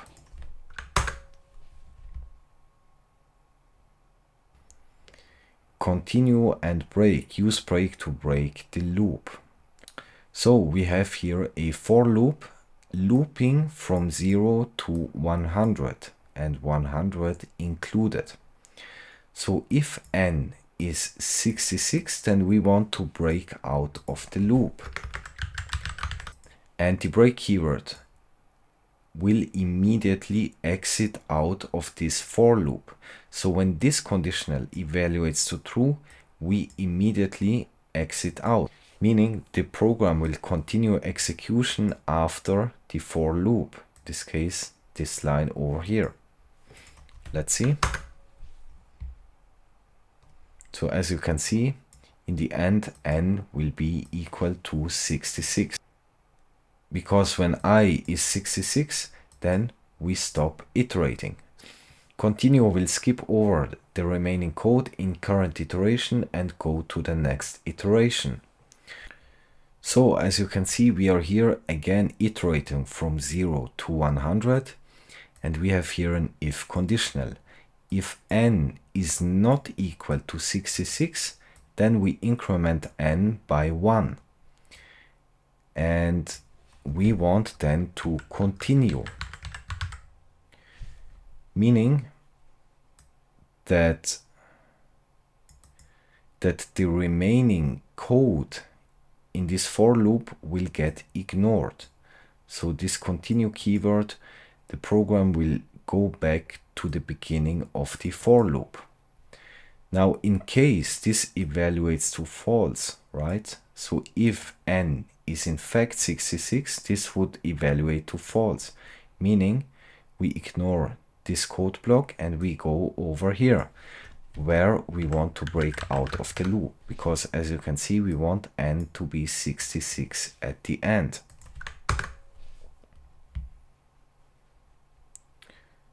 Loop is usually used together with break or continue.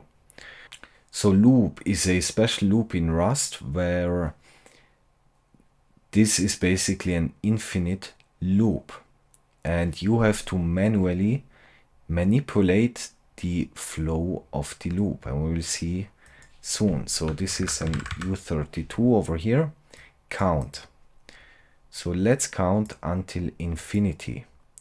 As you can see, we are here using the loop keyword, meaning this would keep looping to infinity, or we provide some keywords that will break out of the loop or continue.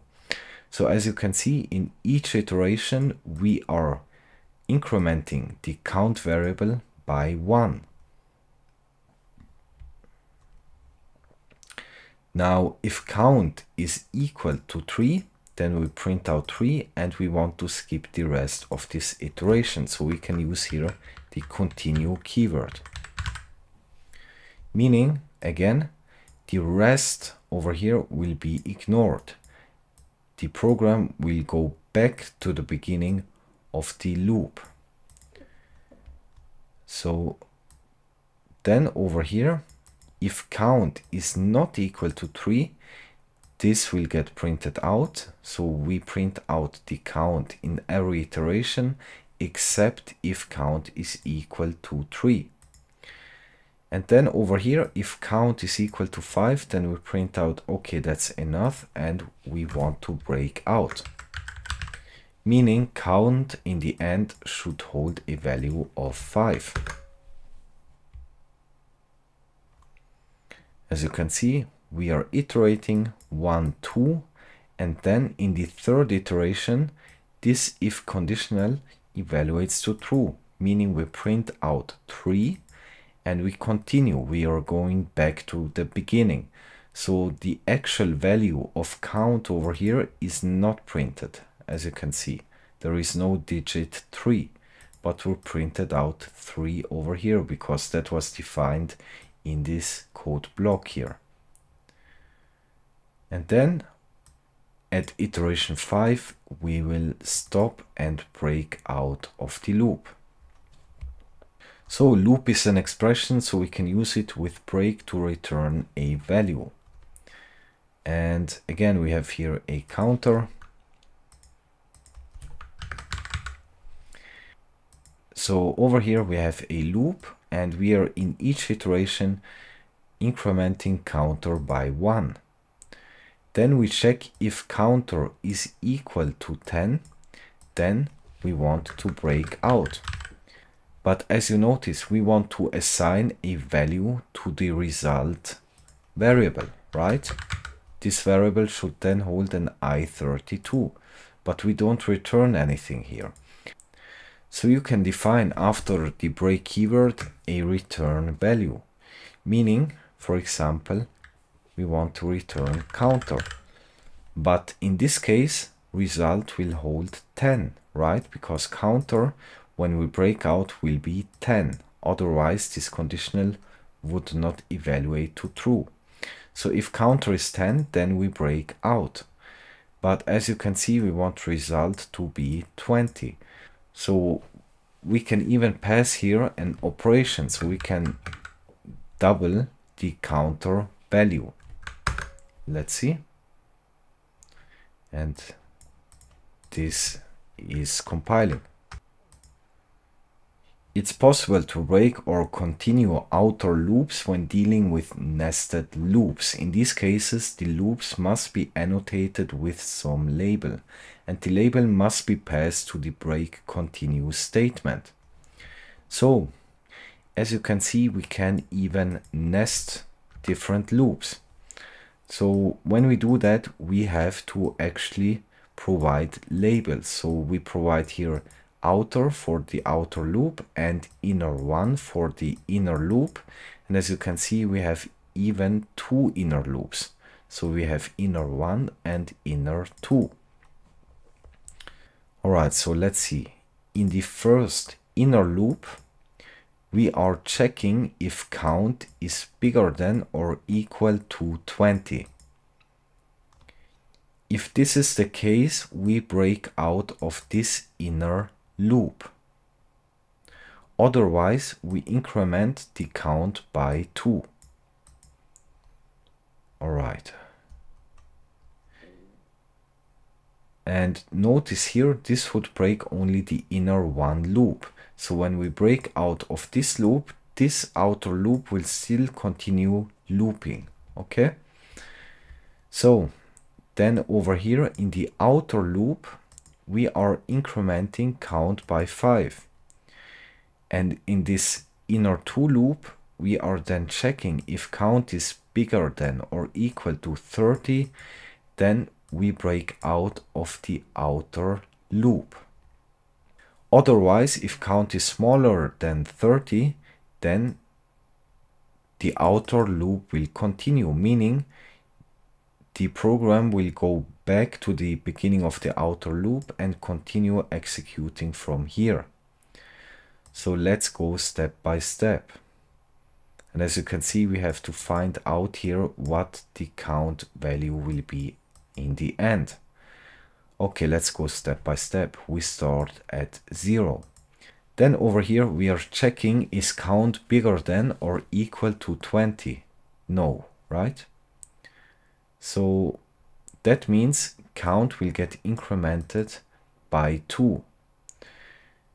And this will continue because we are in this loop, remember, and this will continue until this evaluates to true, meaning when count is 20, then we break out of this inner loop, meaning we continue executing here.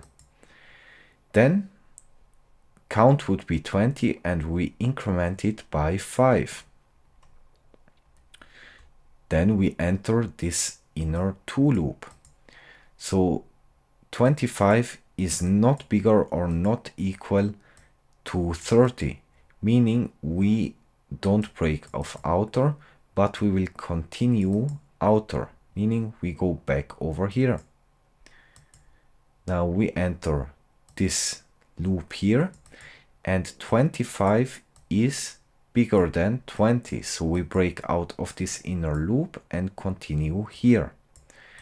Then we add 5 to count, meaning count is now 30. So we enter this inner to loop, and this will now evaluate to true because count is equal to 30, meaning we break out of the outer loop. So in this case, count will be 30 in the end. And this succeeded, and I will see you in the next topic. Pattern match is a powerful construct that allows you to compare a value against a set of patterns and then execute different code based on which pattern matches. And these patterns can be made up of literal values, variable names, wildcards, and so on. And in a match statement, all possible cases must be handled, and this is enforced by the compiler. And really, this match keyword is something that I really miss when I'm coding in other languages. So once you get used to it, you will love it, and you will see why. So let's see an example. Over here we have a coin Enum, and this Enum holds variants of different denominations of US currency or US coins. And here we have a function value in cents. This takes as an argument a variant of type coin. Then it matches the argument, and as you can see, it matches the variance of this coin Enum. Meaning, if we provide an instance of this coin Enum which holds a penny variant, for example, then it will return 1, right? And this will then be the return value of this function. So for each denomination over here, it will return its proper value.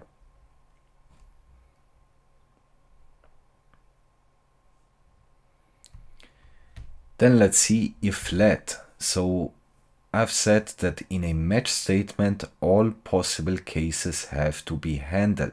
And this could sometimes lead to annoying boilerplate code that is not really that necessary. So for example, we have over here an option type, right? A value wrapped inside sum. And then we match this variable over here that holds this option type. And then we are matching, as you can see, if it is sum, then we destructure the value inside this max variable, and then we just print it out. Now, as you can see, we also have to match any other case, meaning if it is not sum, in that case none, then nothing will get executed, meaning it will return a unit type. Now, this is sometimes too verbose, especially for cases like this. For example, you just want to unwrap something from a sum variant. Now what we can do instead is just using if let. So it's exactly the same as this match statement, but we know that config max holds a sum value, right? So we don't have to consider the case where it holds a non-value. And as you can see, this is how we would destructure this value into the variable max. We use the if let keyword and then the pattern. So if config max holds a sum, then the value will get destructured. Let's do exercises. Fill the blanks. So over here we have a direction enum holding directions over here as variants. Then over here, as you can see, we are instantiating the direction enum with a variant of south. So the type over here would be direction. Then we match this variable here, and if this variable over here holds direction east, then it will print out east. Now we want over here to match south or north. So what we can do over here is pattern matching either south or north, and we can do it like that.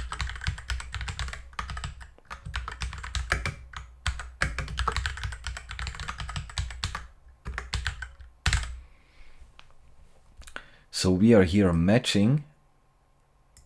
So we are here basically saying if this variable holds either a variant of south or north, then it will print out south or north. Now, in case it's not any of these variants, then it must be west, right? So we can print out here west. Let's see. And as you can see, the variable holds south, so this will get matched, so this will get printed out. Match is an expression, so we can use it in assignments. Over here we have a Boolean value. Fill the blank with a match expression. Boolean true, binary 1, Boolean false, binary 0. So what we want to do is we want to match this variable over here.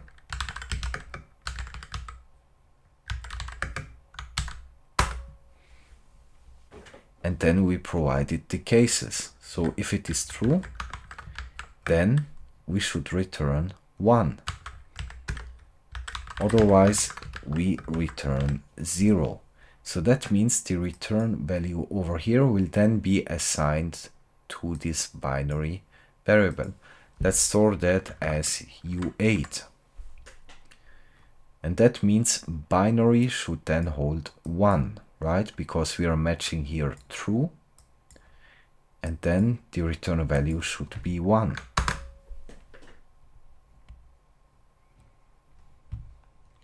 Using match to get the data and enum variant holds. Again, we have the message enum. We have seen that before.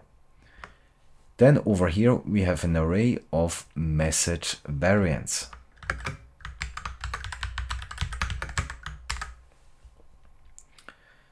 Over here, we are iterating over this array and passing it to this function. As you can see, the argument should be of type message. So we are then matching this provided argument. So we want to match over here message move.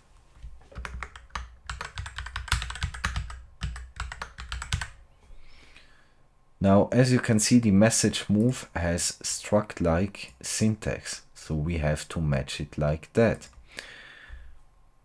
And as you can see, we want the variables a and b. So let's do that.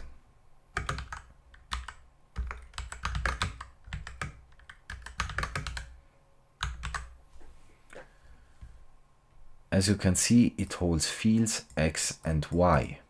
And that means we will then destructure these values into the variables a and b. So a should hold 1 and b should hold 3. Then we match over here the message change color variant. As you can see, this is a tuple-like variant. and this tuple has 3 elements, so we can provide it some variables, and we use here RGB, red, green, blue, and this is for color representation. So in that case, G, the second value, should be 255, and the last value B should be, in this case, 0. And again, because we have to match all the cases, if there is anything else that doesn't match here, we will print out no data in these variants.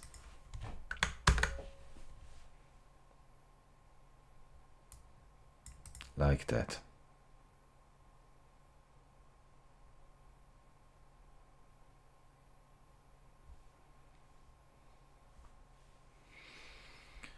Matches. Matches looks like match but can do something different. So the macro matches allows us to test, for example, this array if a pattern matches. So as you can see, we are iterating over the elements of this array. So over here we have the assert macro, and all this does is it asserts that the given argument evaluates to true. So we can over here use the matches macro, and we provide it AB, meaning the character we are iterating over. And then we can give it a pattern it should match. So as we are iterating over each element over here, it should match each of these characters. And we can do that like this. So we want to match characters from A to and including Z, or A to and including Z lowercase, or 0 to 9. And notice these are characters and not integers because we have here an array of characters. Let's see. And this succeeds. As you can see, all we did is we iterated over each element and we checked over here for each element if it matches this pattern.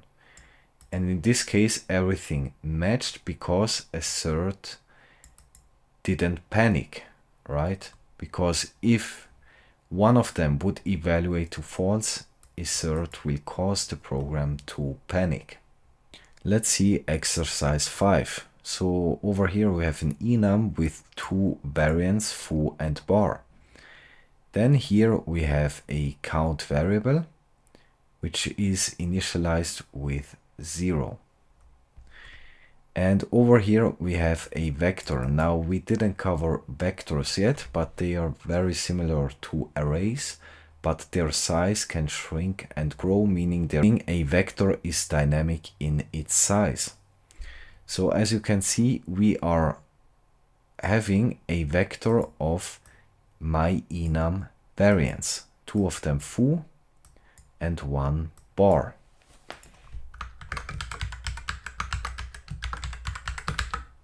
So this is a vector holding types of my enum. Then over here we are iterating over the elements of this vector. Now we want to match my enum foo. And if conditionals don't allow to match for patterns, so we can't use that here, but we can do something else. We can here instead use the matches macro, meaning we take E, the element in the vector we are iterating over, and we match it for this pattern, right? So if the element we are currently iterating over matches my enum foo variant, then we want to increment count by 1, like that.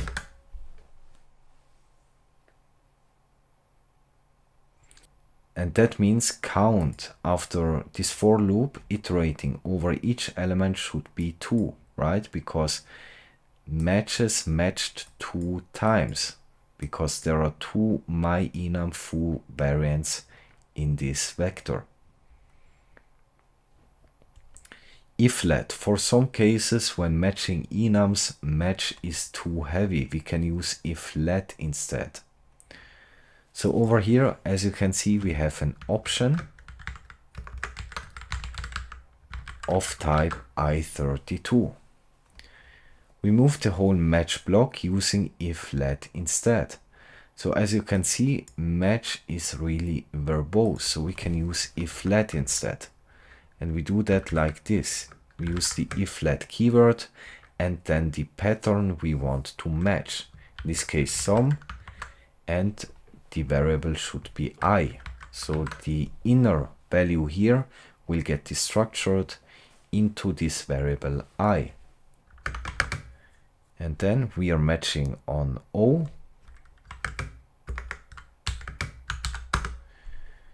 And if this matches, then we want to print out these 2 lines.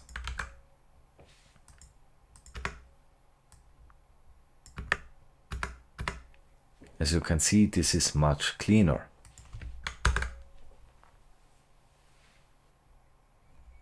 And this will get printed out. This is a really long string and 7. As you can see, we here provide I, and I just holds the inner value of this sum variant. Fill in the blank, we have here a foo enum with a bar variant holding a type of U8. Then over here we have an instance of the bar variant holding a value of 1. Now over here again we could do the same thing. We can use if let, and then we match the pattern. So if the pattern is foo bar, then we want to destructure the inner value to a variable I, and we are matching on A. As you can see, this compiles. So we have a foo enum with 3 variants, and only the last one holds a value. So over here we instantiate the foo enum with a variant of Q's and a value of 10. I hope I pronounced that correctly. So remove the codes below using match instead. So if I run this code, then this would actually work because we are using if let here. But we can do it in a match statement. So we match on A, right? And then we can provide the pattern. So in case of foo bar, then we will print out this line. In case of foo bas, we want to output this line. And in case of anything else, like that, we print out this line. Now I can delete that. And as you can see, much cleaner. So in this case, match others. Shadowing, fix the arrows in place. Again, we have here an option with an inner value of I32. Then we are here using if let to destructure the inner value to H. And that means we are actually shadowing H, because as you can see, this variable here has the name age, and we are then destructuring into a variable age. So that means age has been shadowed. Create a new variable with the same name as previous age. Now over here, as you can see, age would be some 30, which is wrong because we are actually here destructuring it, right? So age doesn't hold some 30 anymore, but it will hold 30 because we are here destructuring it. The new variable age goes out of scope here, right? So this variable over here goes out of scope. And a match can also shadow a variable. So we can here essentially doing the exactly same thing like in the if-let statement over here.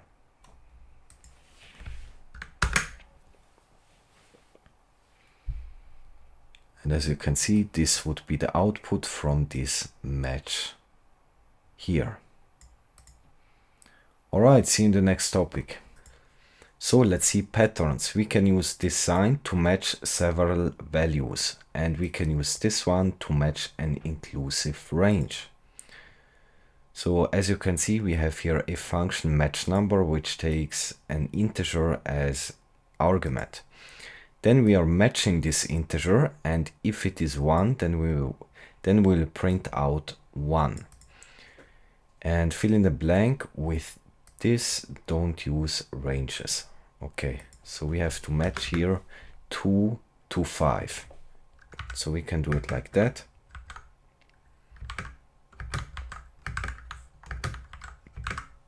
And this pattern is basically saying if n is either 2 or 3 or 4 or 5, then we will print this. Match an inclusive range, so if n is between 6 and 10, where 10 is included, then it will print out that. And for any other case, because again in a match statement we have to match every case, so in this case we will print out that. The add operator lets us create a variable that holds a value. At the same time, we are testing that value to see whether it matches a pattern. So let's see, we have here the point struct that has 2 fields with I32 types. Fill in the blank to let P match the second arm. So we have to complete here something. We have here an instance of the point type. Now let's see the match here. So we match on P, and as you can see, this is how we would match a struct. So we provide the struct name and then the fields. As you can see, we are matching X and Y. So if Y is equal to 0, that means this arm here matches, and this will get printed out. And we then can use X over here, because this is actually a destructuring assignment. So this would be the same as writing it like that. But this is shorthand syntax. So we are then using X here. Now in the second arm, as you can see, we are matching X and Y fields.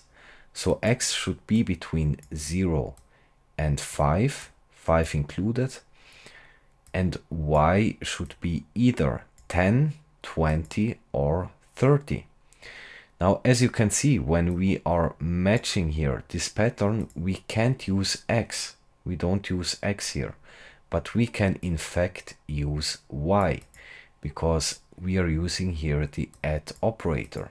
So this means we are destructuring the variable Y of the field Y. So that means the value that Y is holding over here will get destructured into the Y variable.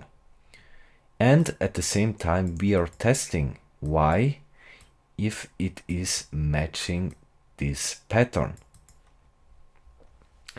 And the last arm, as you can see, we don't match for any pattern other than this main pattern, and then we can use X and Y, because again, this would be the same as writing it like that. All right. Now we want to match this second arm. That means we have to provide values that match these patterns. So let's see. X between 0 and 5, so let's do 3. And Y 10, 20 or 30. I will do 30. As you can see, this second arm matched. Fix the errors. Over here we have the message enum which is holding one variant with a struct-like syntax. As you can see, this has one field ID of type I32.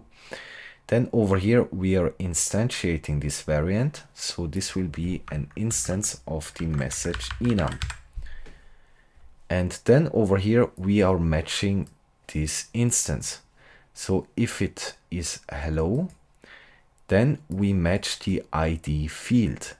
So is it between 3 and 7? Then we want to output here the ID.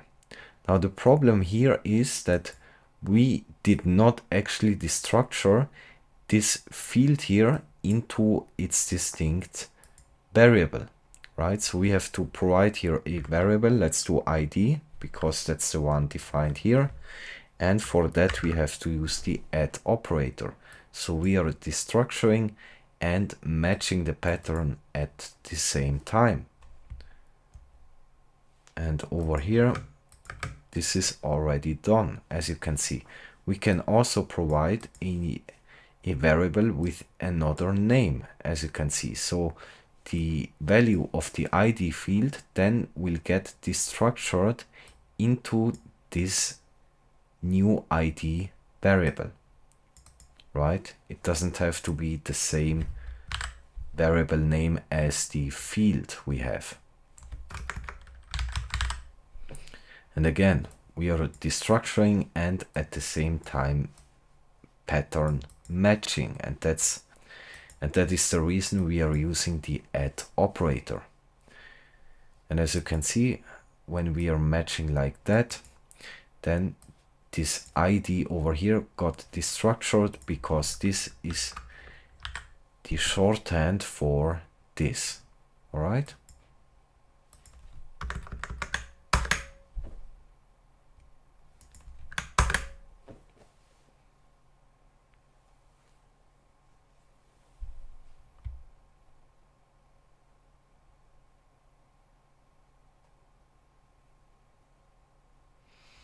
And when we have a pattern here, we have to wrap it inside parentheses. That's also important. And as you can see, in this case, the first arm matched, right? Because ID over here, the value is between 3 and 7. A match guard is an additional if condition specified after the pattern in a match arm that must also match along with the pattern matching for that arm to be chosen. Fill in the blank to make the code work. Split must be used. Alright, as you can see, we have here an option with an I32 value. Then we have here split, and we are here matching the num variable, and we are doing that to basically destructure the inner value. So we are putting the value of 4 into X, right? So we can then use X over here, but we over here also want a match guard to check if X, in this case, this value over here, is less than split. We can do that like this.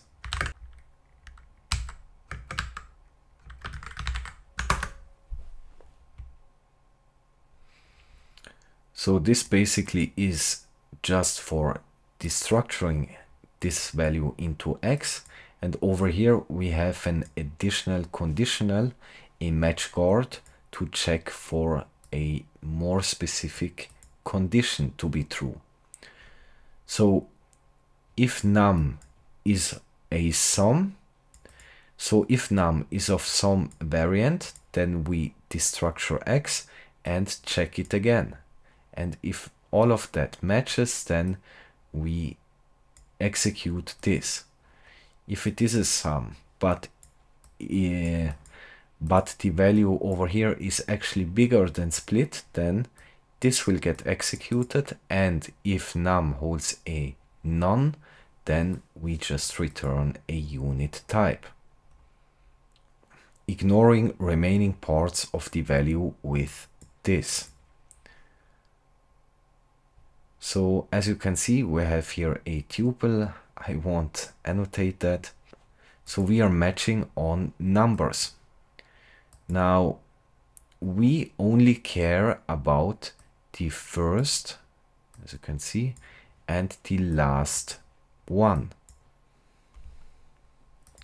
So what we can do over here, we are matching on a tuple, right? So this is a tuple, and we want to destructure the first and the last values into the variables first and last. We can do it like that.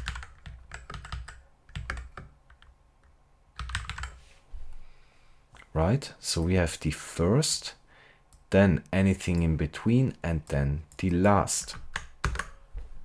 So first should hold 2 and last should hold 2048. Using pattern mutable reference to v to match a mutable reference needs you to be very careful, due to v being a value after matching. Let's see, fix the error with least changing, don't remove any code line. So over here we have a mutable variable holding a string. And this would be a variable that holds a mutable reference to a string. Now we match R, and that means over here we can destructure it directly into a value, like that. So this string over here will then be destructured into the value directly. We don't have to match mutable reference like that, right? And that means the value variable will hold a mutable reference to a string. And of course, then we can modify the string over here. All right, that's it. See you in the next one. A method is a function that is associated with a particular type or struct. It takes parameters and returns a value, like a function, but it's defined as a member of a struct or an enum. It's called using dot notation, like accessing members of a struct, and it's implemented through an implementation block. Let's see an example. Over here we have the struct rectangle with 2 fields. And as you can see, we can then implement methods for this rectangle type using the impl keyword and the name of the type we want to implement the methods for. So then over here we can see that rectangle has a method called area. It takes as an argument a reference to self, and self stands for the name of the instance. So inside the method we are multiplying self.width, this field, by self.height, this field, and then we return the result of this operation. Now again, self over here will be replaced by the name of the instance. So when we create an instance of rectangle with concrete values, then as you can see, we can call this method on the created instance, rect1. Meaning, when this method is called like that, then self over here will be replaced by rect1. So here rect1.width times rect1.height, meaning 30 by 50 will be returned. Now let's see associated functions. An associated function is a function that is associated with a struct or an enum, but doesn't take an instance as its first parameter. So you can recognize an associated function if it doesn't take self as its first parameter. It's called using the name of the type, not an instance of it. And it's often used as constructors for a struct or an enum. So let's see an associated function. As you can see, we have again the rectangle type. And we implement over here, again in an implementation block, the new associated function for the rectangle type. And notice we don't have self here, and you will see in a minute why that is. Now the new associated function takes two arguments, width and height, both of type u32, and it will then create an instance rectangle and returns it. Meaning, when we want to call this associated function, we don't call it on an instance, right? Because we don't have self here. We call it directly on the type. So in this case, we take rectangle, double colon, and then the function new, and we provide it two values, 5 and 10, right? That means rec1 will then hold an instance of the type rectangle. Okay, let's do the exercises. We will skip this example because I've showed you that before. And we will do the exercises directly. Methods are similar to functions. Declare with fn, have parameters and a return value. Unlike functions, methods are defined within the context of a struct or an enum or a trait object. And the first parameter is always self, which represents the instance of the struct the method is being called upon. So as you can see, we have the rectangle struct again. And over here we have the implementation block. We can implement the methods for this type. Now, as you can see, we instantiate rectangle over here with concrete values and then assign it to rect1. So rect1 holds an instance of type rectangle. Then over here we call the method area on rect1, and we should get back 1500. So let's implement the area method. So the first thing is we always start with self. So every method takes as first argument self, okay?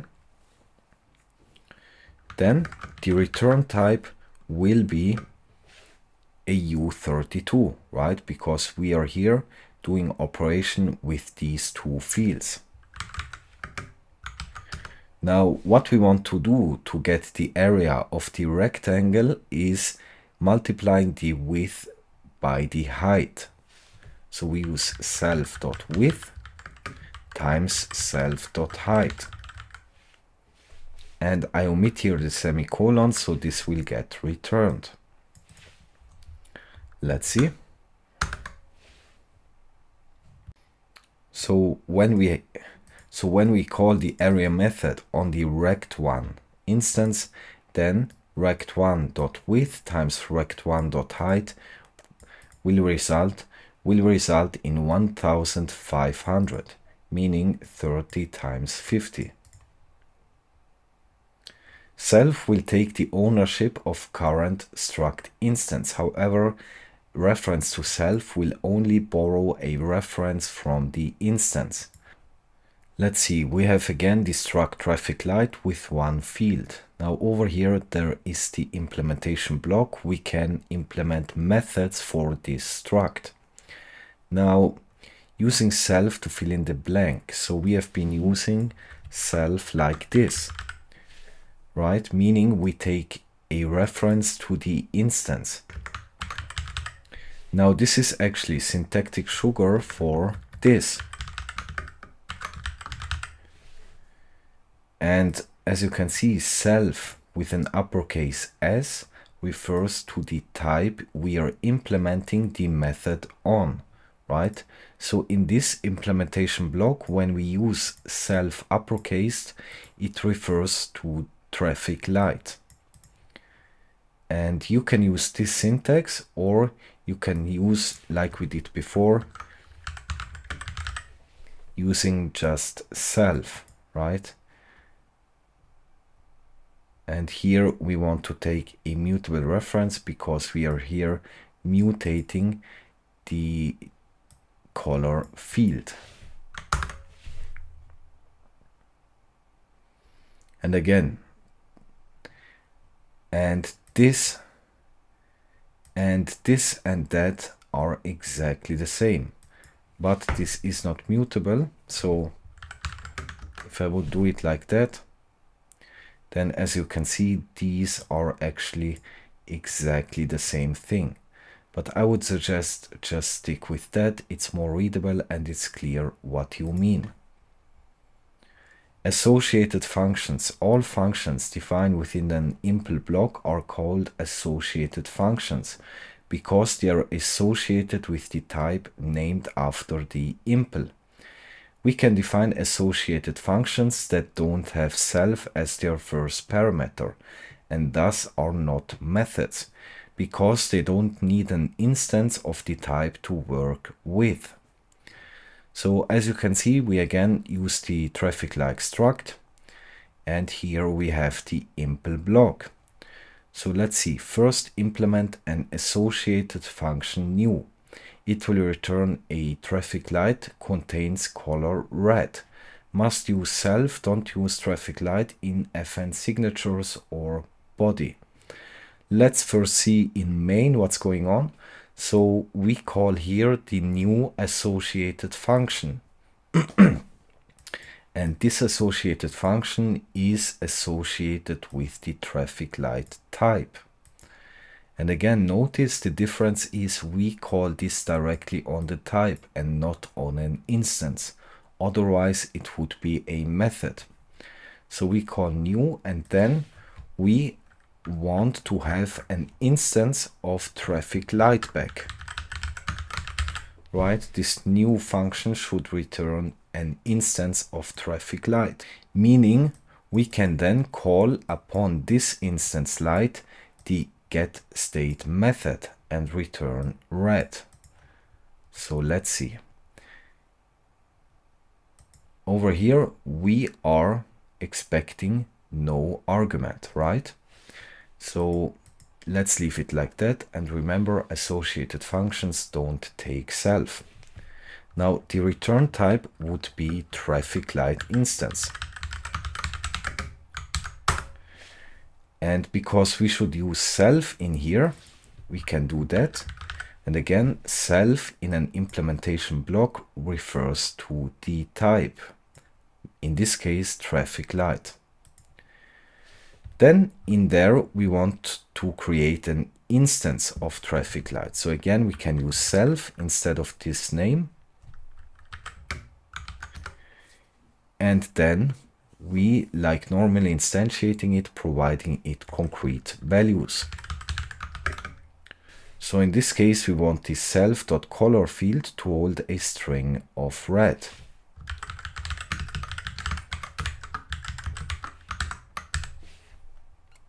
Like that. And as you can see, then we should get, and as you can see, when we call this associated function, we will get back an instance with this concrete value, a string red. Then we call upon this instance light the getState method. So again, Self here refers to light because we are calling the method on this instance, and it takes just a reference to the instance, meaning light is usable even after this method call. And all it does, it will return the value inside the color field of the instance, in this case light. So light.color will hold a string of red.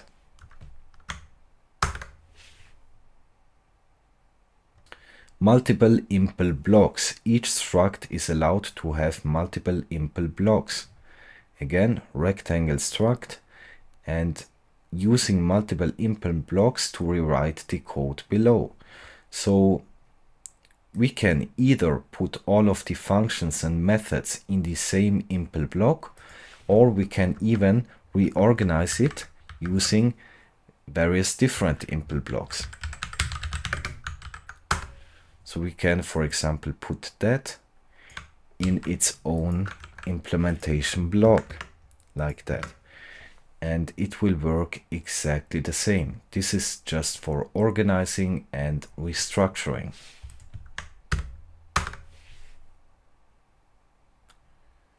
Enums. We can also implement methods for enums. So over here we have the enum traffic light color with 3 variants.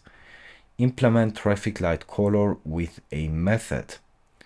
So over here in main we are instantiating traffic light color with a variant of yellow.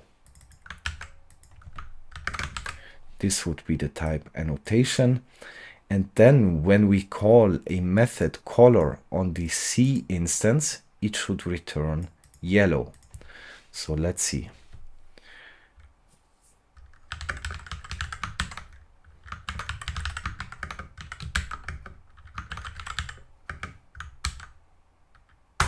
So we could implement that using a match statement.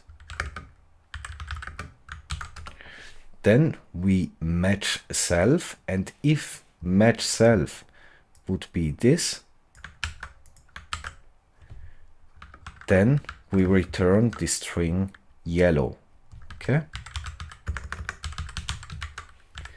And we can over here, instead of writing the whole name of the type, we can again use uppercase self, referring to the type this method is implemented on, in this case traffic light color. And remember, in a match statement we have to handle all the possible cases, meaning we have to create an arm for red and for green too. So let's do that.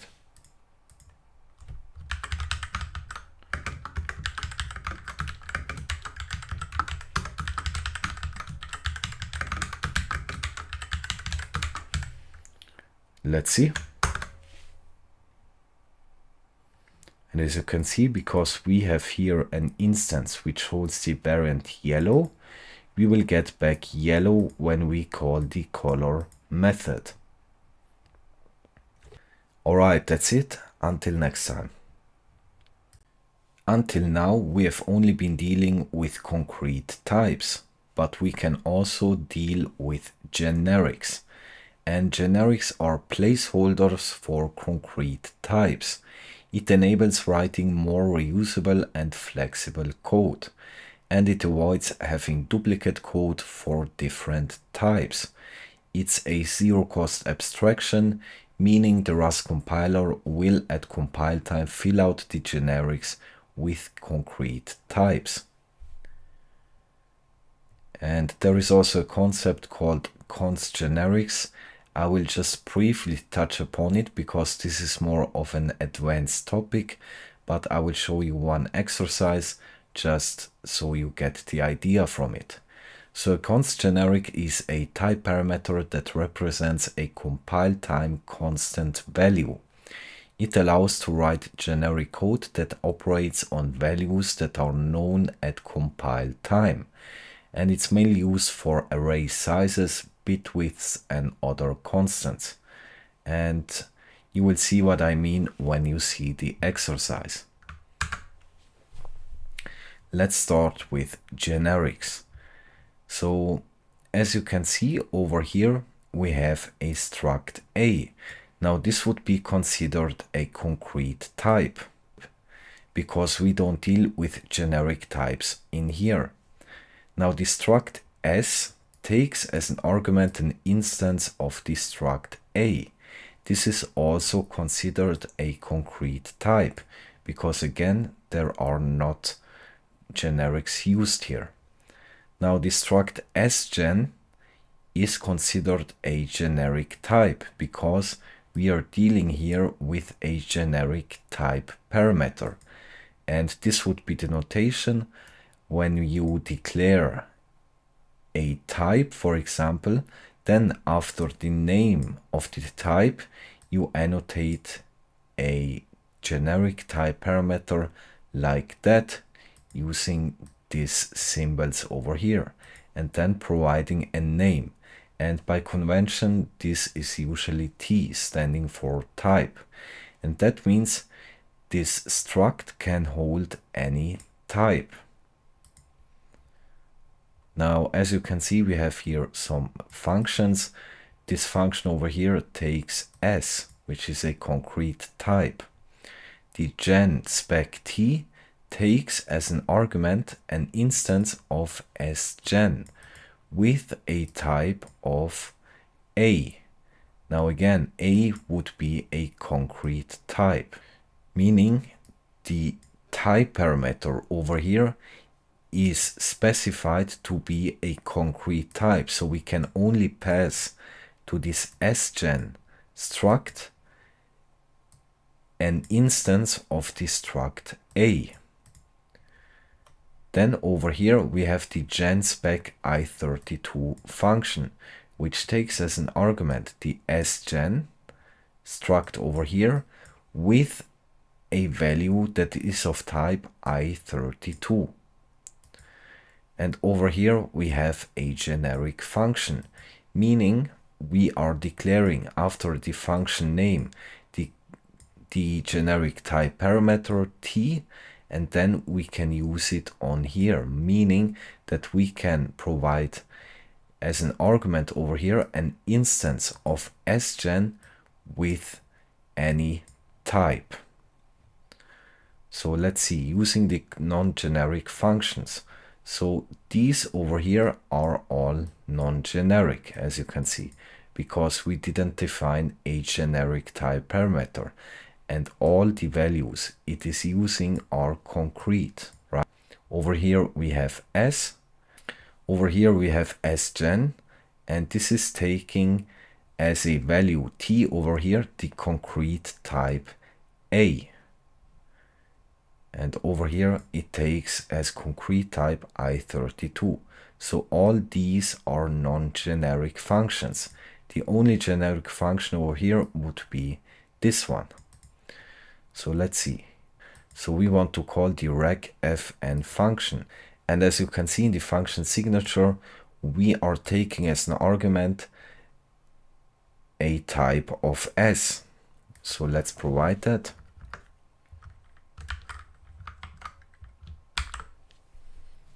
Now we have to pass into S the concrete type A, right? Because that is defined in this struct.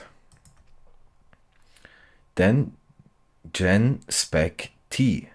So this function over here takes an sgen struct with a type of A. Now again, A would be a concrete type. So we provide here sgen and A, right?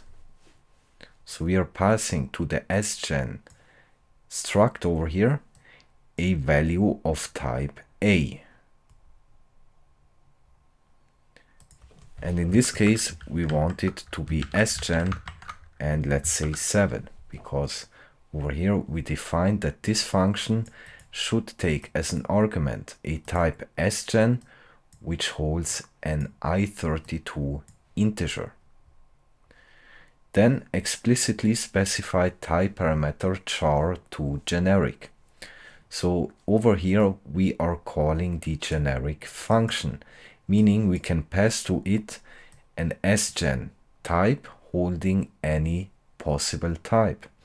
Now we can explicitly specify a type parameter for this t over here, and we are here saying t should be a char, meaning we are calling the generic function over here with the type sgen and passing as a value a type of char, let's say a.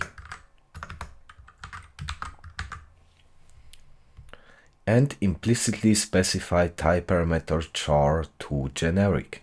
So we don't have to annotate the type here, it will be automatically inferred by the compiler. So if I do the same thing over here,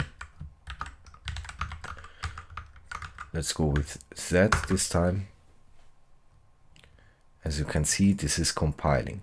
Now again, because sgen is defined to be generic over its type, pass any value. So let's pass, for example, a floating point. As you can see, this is also compiling because t over here is a placeholder that stands for any type possible. But again, when we annotate the specific type, then we can only pass a character in this example. So if I try 7.7 here, this would be a compiler error. If I define F64, as you can see, then it's working. All right. A function call with explicitly specified type parameter looks like that. And this is also called the turbofish syntax. So let's see, implement the generic function below. So as you can see, we are calling here the sum function with different types, and that's the whole point of generics. So here we are calling sum with two i8 integers. Over here we call the sum function with two i32 integers. Remember, if nothing is annotated, then the default integer type is i32. And here the same thing, but for floating point F64. So we have to use here generics, otherwise this won't be possible. Over here we are creating our generic type parameter, and again by convention this is called t. Then we take here the arguments. So let's say a should be of type t and b should also be of type t, and then we return a type of t. Meaning, if we pass here two i8 integers, then t will get converted to an i8, right? This is just a placeholder. And because we operate then on two i8s, the return type will also be i8. So what we do is just adding together the two arguments and return it.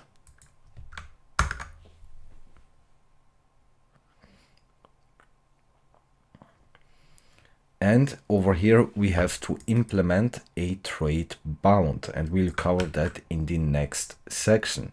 So we have to define here that t should implement the add trait, otherwise we can't use this plus sign over here.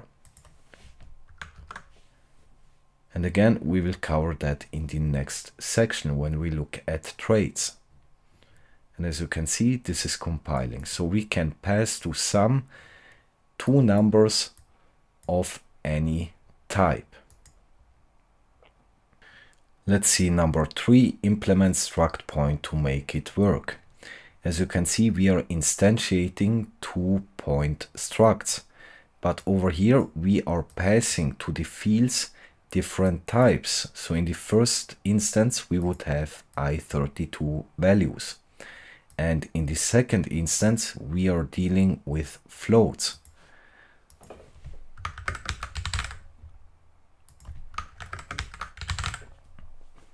So to make that possible, we have to use generics. So let's implement the point struct. And we are defining here the generic type parameter. And then we can define the fields. And as you can see, the fields hold the type t, meaning if we pass it integers, then x and y must both be integers. If we are passing it floats, then both of these fields must be of type floats. Now, because we are here defining a generic type parameter, this parameter over here becomes part of the type annotation. So over here we are providing to the fields of the point struct values of type i32. So we must annotate that. And over here we are passing f64.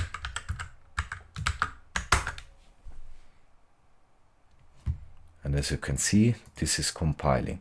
Now again, we don't have to do the type annotations actually. I just want to make that clear. As you can see, the compiler is able to infer that for us. Modify the struct to make the code work. Don't modify this code.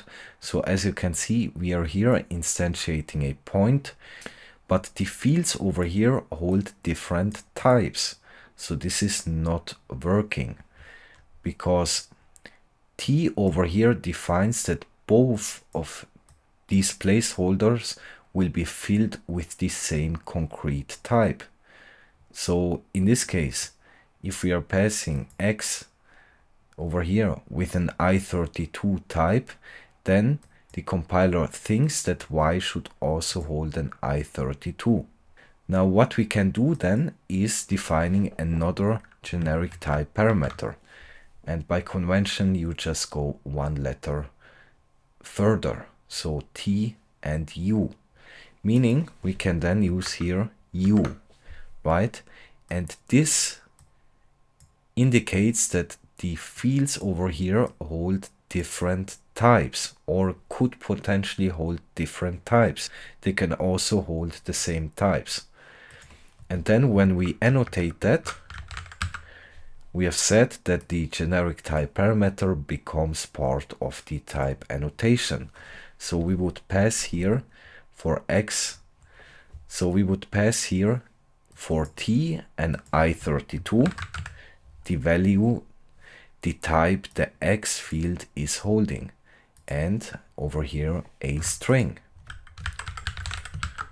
So this would be the type annotation for this returned instance.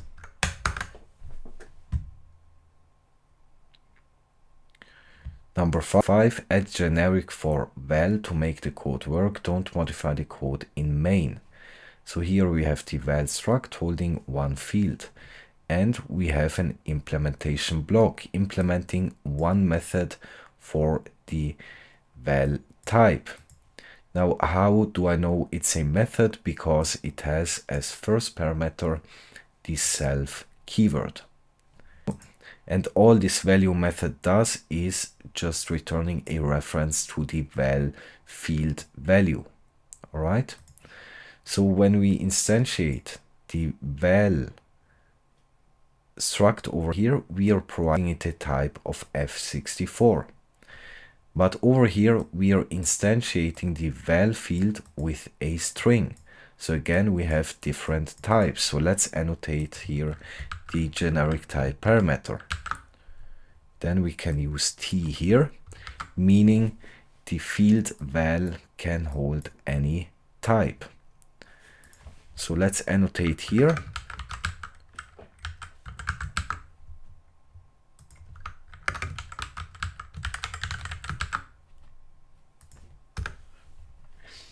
Now over here, as you can see, we are returning the value of the val field, and we define here that it should be of type f64.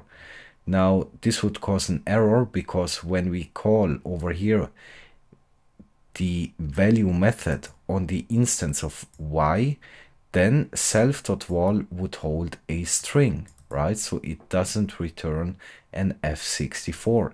Now we have to use a generic type parameter also in this implementation block, and we can do that like that. So we have over here the generic type parameter for our type, and as we've said, this becomes part of the type annotation. And over here we are also defining a generic type parameter t, so we are then able to use it inside the implementation block. So over here we can define that it should be a reference to t, right? A reference to any type that the val field holds.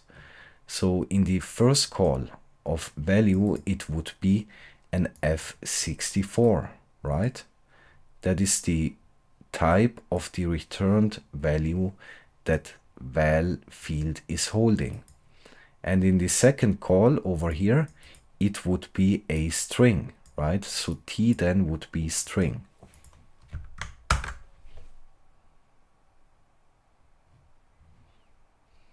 Number 6, we have here a point struct, and we are here defining that the fields could potentially hold different types, but they could also be the same. And here we have the implementation block for our point struct. Now, as you can see over here, we are instantiating a point with i32 values.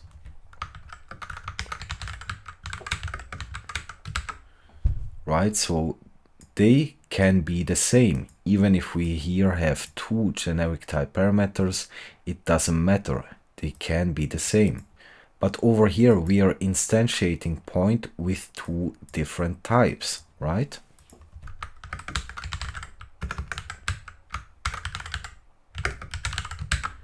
We are instantiating point with a string literal, this here, and a char, that over here. So they are different in its types. Then we call over here the mix-up method on p1 and provided an argument of p2. And then over here, as you can see, we want then p3 to look something like that.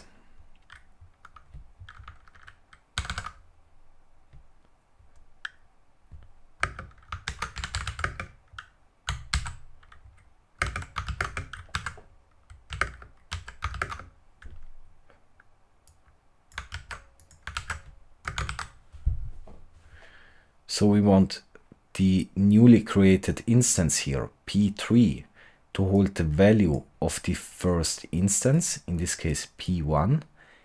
As you can see, we are taking x from p1, and we want the y field to hold the value of the p2 instance, this character, right? So how would we do that with generic type parameters? Now let's first implement here the mixup function. And again, the convention is just the more generic type parameters you are declaring, you just go further in the alphabet. So T, U, V, W, all right? And as you can see, as a first argument, we are taking P1. Now let's take ownership. We don't care because we don't use P1 after this point, meaning we can take ownership and we don't have to use a reference to self here. And as an argument here, we want P2, meaning a point with generic type parameters we are declaring here.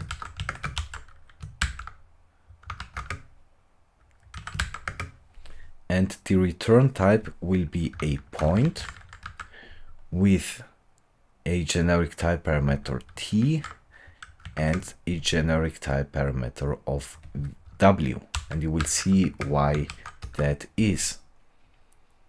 So then what we want to do is creating here a new instance, and we provide here x, which should be of self, because self here refers to p1, right? So we want self and we want the x value,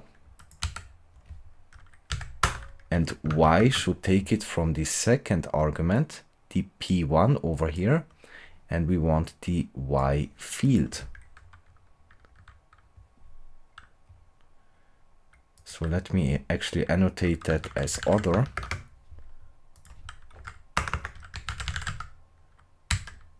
Right, we take here another point instance, and this would refer to p2 because we are passing p2 over here to this mixup method.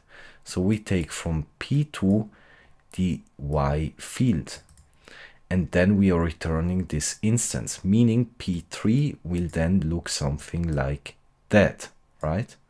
So let me annotate the type. We would have a point with the x value of p1 and I32 and a character type of p2, the y field, right? And that is what we will get. Let's first see if this even compiles. And this is compiling. Now, as you can see, we have here a lot of generic type parameters. So when we take a look at the mixup method, as you can see, we are here declaring new generic type parameters, because we want to define over here that the types self, and self again refers to the instance over here, p1, that these types are different from the types provided on the second argument, the instance of p2, right? If we compare it together, then p1 instance holds different types than the p2 instance. So we need new generic type parameters, because t and u are for this p1 instance, and the argument we are here providing, p2, will hold different types, right? And as you can see, we are then taking from p1 the x field, and from p2 we take the y field, and this would be the return type, a point with t, this is from p1 x, and w, this would be the second type from the p2 point. All right. Fix the errors to make the code work. As you can see, we have here a struct point which has two fields which are generic over its type, and we implement over here a method for the point struct over here. Now this method over here is in fact only implemented for a struct point that holds F32 types of fields, right? So if we would pass floats, then this method is not implemented for point. So this is only implemented for point with a concrete type of F32. Now, then over here we are calling on the fields x, the power integer method. And let's see that in the Rust documentation. So as you can see, the power integer method over here is actually implemented for F64 types, right? So self in this case must be of type F64. As you can see over here, we have x which holds an F64 type, so we can call this method on x, right? Again, this is a method and not a function.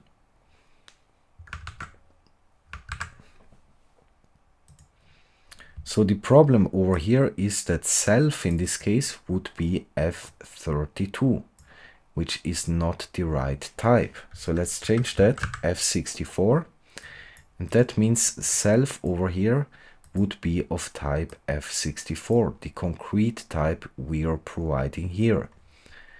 And then, of course, the return type would be F64, right? Because we are here performing an operation on two F64 types. Now, over here, of course, we have to provide floating point values, right? Because again, this method is only implemented for a point that holds as fields F64 types, like that. Right. And then we can use this method as defined in the standard library.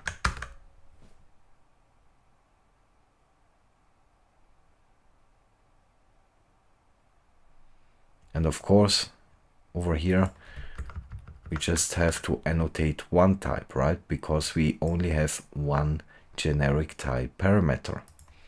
And as you can see, this is compiling, and I will see you next time. So I've told you that we will take a brief look at const generics, and I will just solve one exercise and leave it at that, because const generics is a more advanced topic and you don't need it that much in your everyday programming. So they're useful at some situations, but they are not that much used. So let's see an example over here. We have here a struct array. So we have here the struct array, which defines two generic type parameters, t and n. Now t is a generic type parameter and n over here is a const generic type parameter. And as you can see, each array struct holds a data field with an array of type t and n elements. All right. So when we look over here, we have an array, and I will now annotate this type of type array, right? This struct we have defined over here. We are holding three instances, as you can see, 1, 2, 3, three instances of this array struct, right? Like that. Now, I have told you that when we have generic type parameters, it becomes part of its annotation. So we have to annotate it over here too. In fact, we don't have to do that because it's usually inferred by the compiler, but I will do it right now. So this over here cares about the types in the array the data field holds. So as you can see, we have here integers, we have here floats, and over here we again have integers. And what that means is that in this array over here, these actually should all hold the same type, because we have to provide here a concrete type, right, for t, and that means this data field over here will then hold in its array this type. So in this case, we will do I32, and we need to provide it a constant, meaning for the length of the array. In this case, we define 3, all right? And what that means is that the arrays inside the data field of these instances must be of I32 type, and they must have a length of 3, right? So we can't use floats here, we have to use I32. And over here we need to add another element. Now they can't be different. For example, let's do it like that. That is possible, but all of them, over here must have the same type and the same amount of elements, because we are annotating that here, so it complies with the generic type parameter annotations here. Now let's create another array with floats. Now I want this to hold array instances of type f64, and let's do 2 elements. And I will pass here, let's say also 3. And that means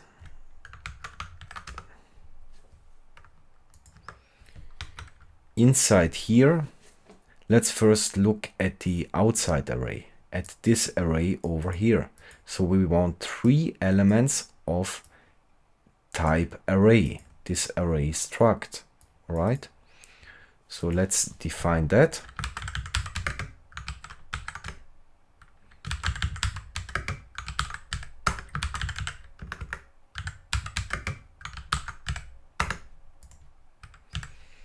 Like that. As you can see, we have here 3 elements of type array. Now we define here for the generic type parameters that the data field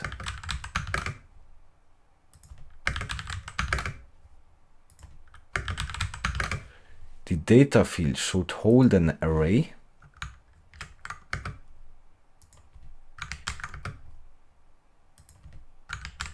right? Because this is defined over here in the array struct. So each data field should hold an array of f64, right? The t over here of 2 elements, right? This is the const generic parameter. So we are passing here a constant and not a type. So in this case, the data field would have concrete types of f64 and 2 elements, right? So let's fill that out.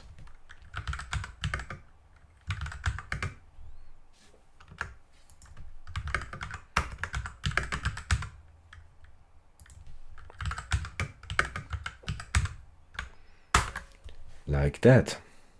As you can see, this is compiling because we are here complying with the generic type parameters. We have 3 array instances, right? And each array instance holds a data field with these types, f64, and they have to be 2 elements inside the array. All right, see you in the next topic. We will now cover traits. So a trait is a set of methods that can be implemented for multiple types in order to provide common functionality and behavior between them. A trait consists only of method signatures, which then have to be implemented by the target type. It's similar to classes in other languages, but not quite the same. And it defines shared behavior in an abstract way. So let's see how that might look like. As you can see over here, we have 2 custom types, sheep and cow. Now we want to indicate that these are somewhat related. So over here we have created a trait animal, which defines one method. Then over here we are implementing the animal trait for sheep and for cow.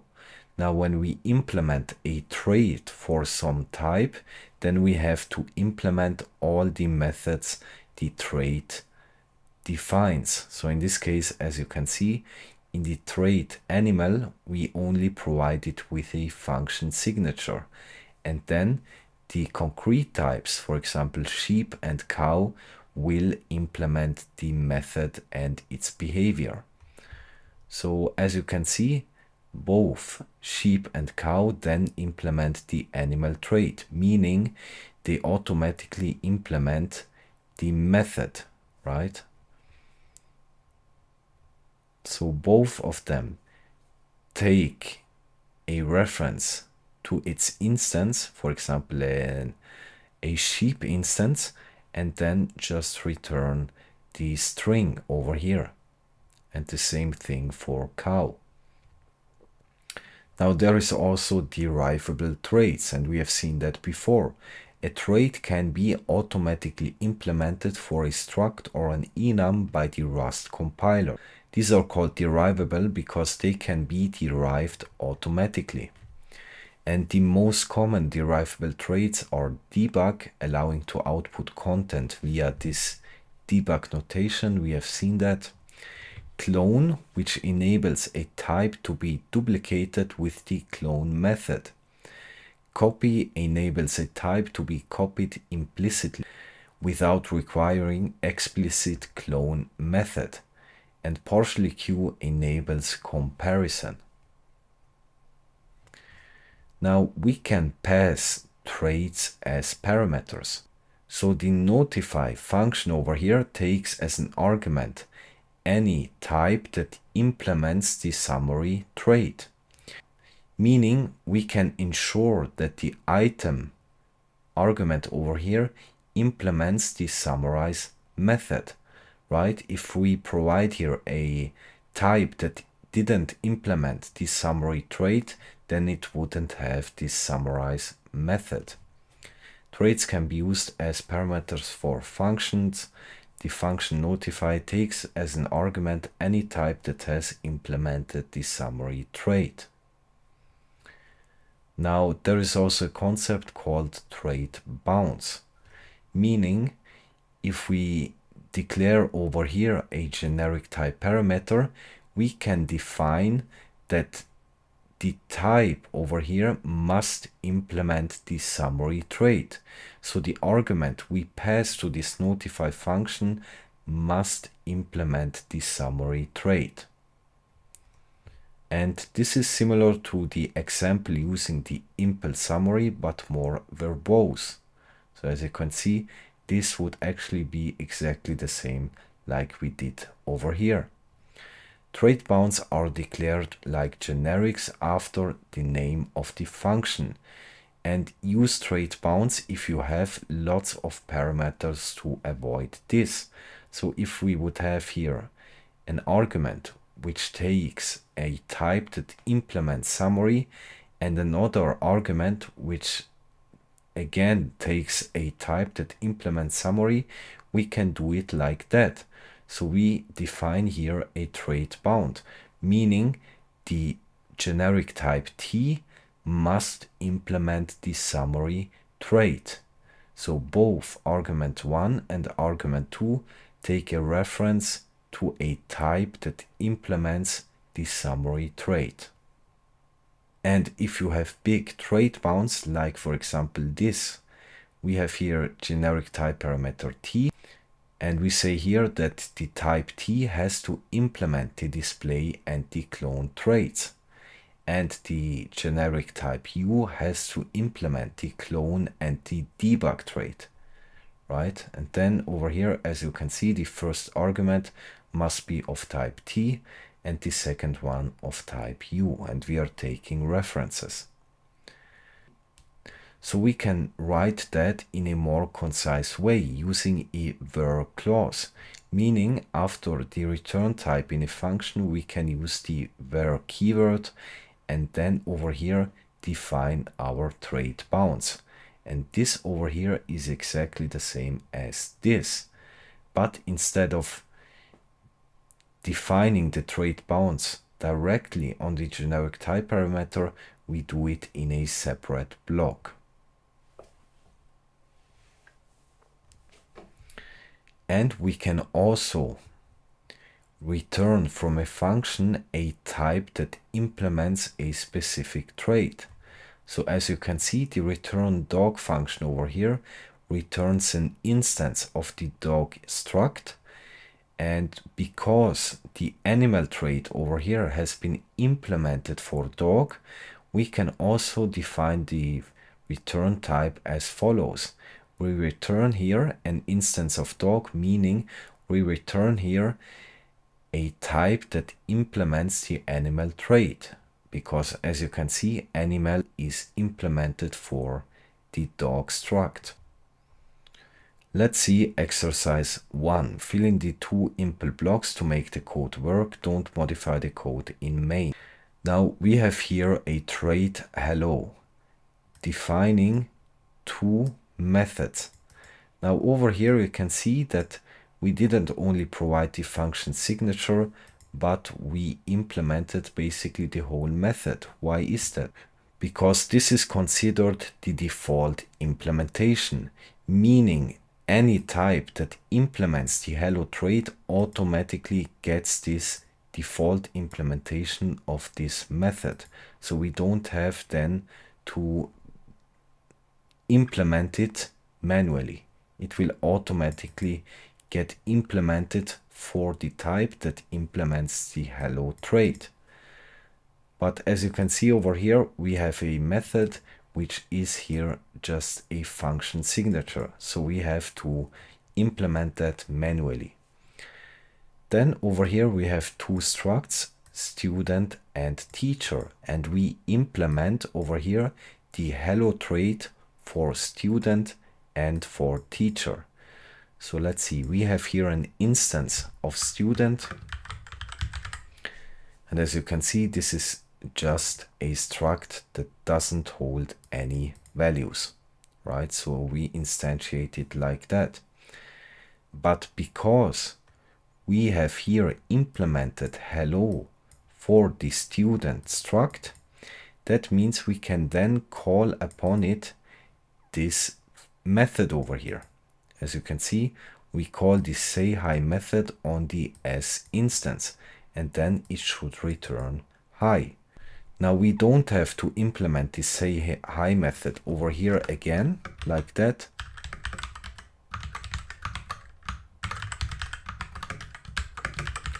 We don't have to do that because it's already implemented by default, right? But what we have to implement is the say something method, because as you can see, we are calling the say something method on the instance of S. And remember, when we implement a trait for a type, in this case student, we have to implement all the methods except the default implementation here. So let's actually take this and copy it over, because the function signature must be exactly the same like defined in the trait. And then over here we want the return to be I'm a good student. So let's return this string here.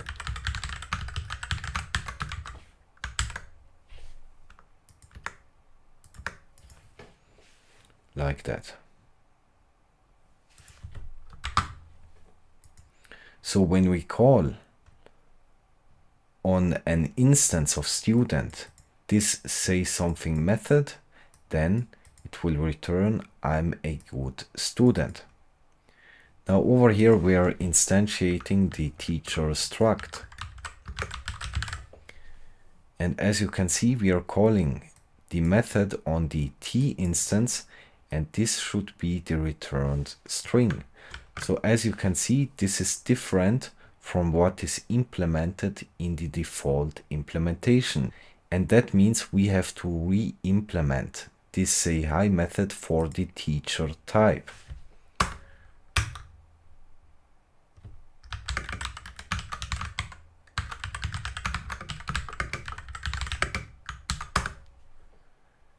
And the return string should be hi, I'm your new teacher.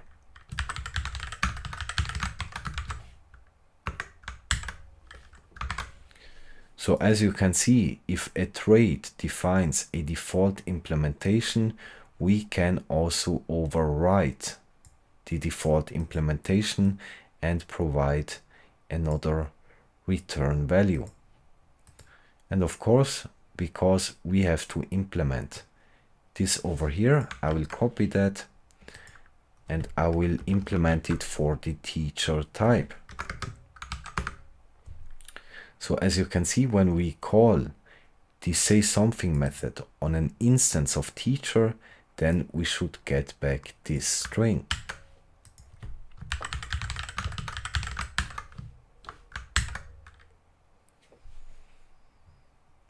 So as you can see, we have then implemented the hello trait for our custom types, student and teacher. Let's see if that compiles.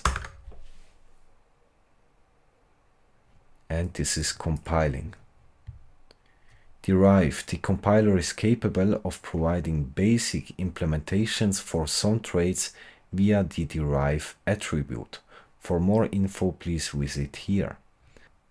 Let's see, over here we have a tuple struct centimeters, which holds a value of type f64.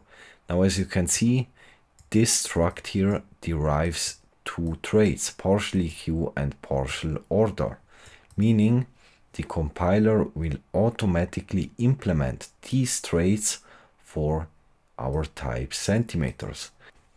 Now, partial EQ is for comparing equality and partial order is for ordering. So over here we have inches, and inches is a tuple struct that holds an I32 type. And it derives the debug trait, meaning we can print it out using the debug notation. And as you can see over here, we implement a method 2 centimeters for an instance of the inches type. So when we call this method on an instance of inches, then we will convert it to centimeters, right?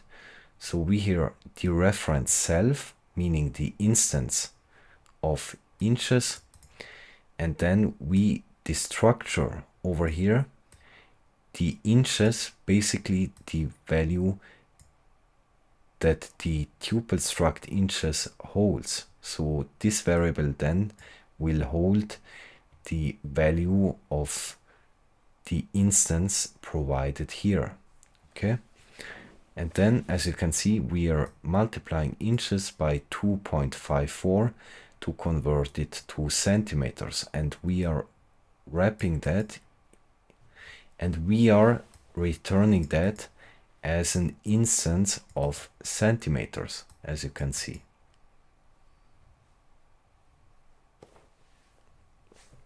So, add some attributes to make the code work. Don't modify other code. So as you can see over here, we are instantiating the seconds struct.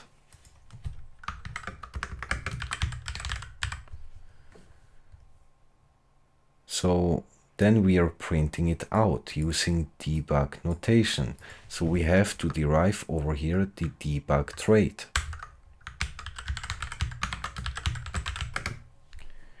Then we are here comparing for equality. So we have to derive the partial EQ trait. And over here we are checking if 1 second is bigger than 1 second, meaning we need to implement the partial OR trait like that. And as you can see, we are here instantiating the inches struct, providing it a value of 12, right? This I32 type. And then we print it out, and let's check. Debug is implemented, so we can print it using debug notation. And over here we are instantiating the centimeter struct. As you can see, centimeters takes a value of f64. And over here we are comparing, as you can see over here, this foot instance holding an instance of inches with 12. So in the US, 12 inches equal 1 foot. And then we call the 2 centimeters method on it, meaning this will then return an instance of centimeters, right? So we are taking here inches 12, and that means 12 over here will get destructured, right? Here we have, here self would be inches 12, and we take it as a reference like that. So we destructure it like that using the let keyword, the reference, because we want to take the value and not a reference, and then 12 will be put inside the inches variable. Then we are multiplying by 2.54 and returning an instance of centimeters.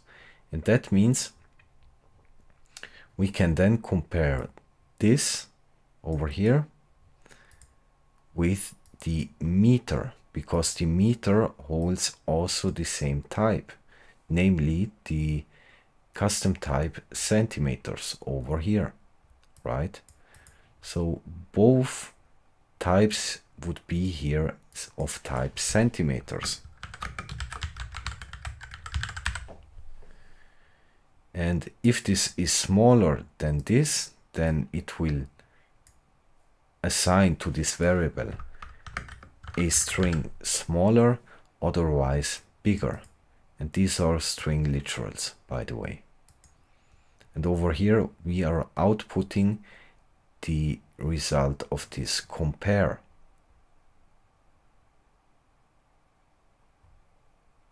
Let's see.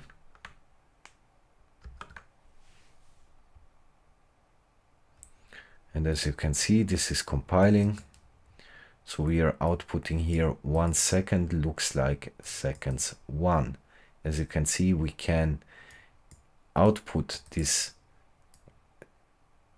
type over here seconds because we have derived the debug trait, meaning we can use debug notation.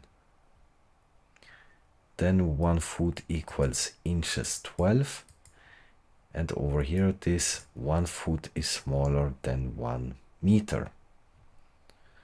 Operator. In Rust, many of the operators can be overloaded via traits. That is, some operators can be used to accomplish different tasks based on their input arguments.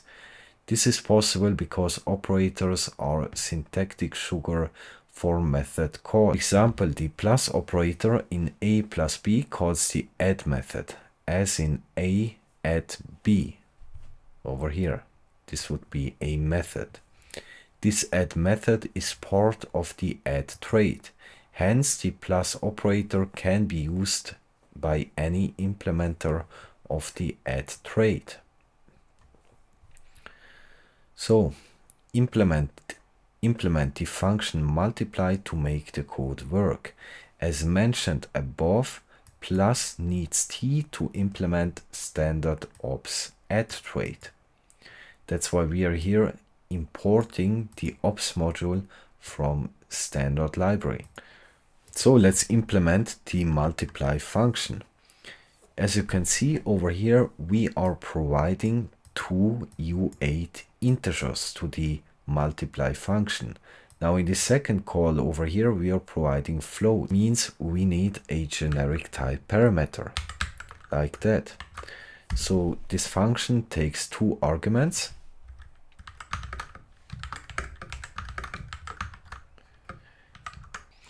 and it will return t, basically the same type of the provided arguments. And then over here, we basically just want to multiply a by b. Now, as you can see over here, we are using the operator for multiplications. And that means we have to ensure that the t over here, the type of the arguments that the multiply function takes, implements the mul trait. Now the mul trait, like the add trait over here, then knows that if both of the types of A and B implement the mul trait, it is possible to multiply these two together. So we can use here a trait bound, meaning the type T over here should implement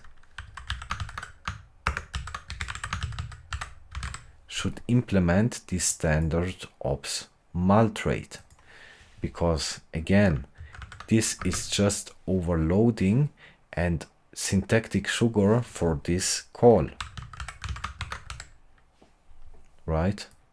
So this actually would translate to this, and we have seen in the add over here that it would be A add B, right?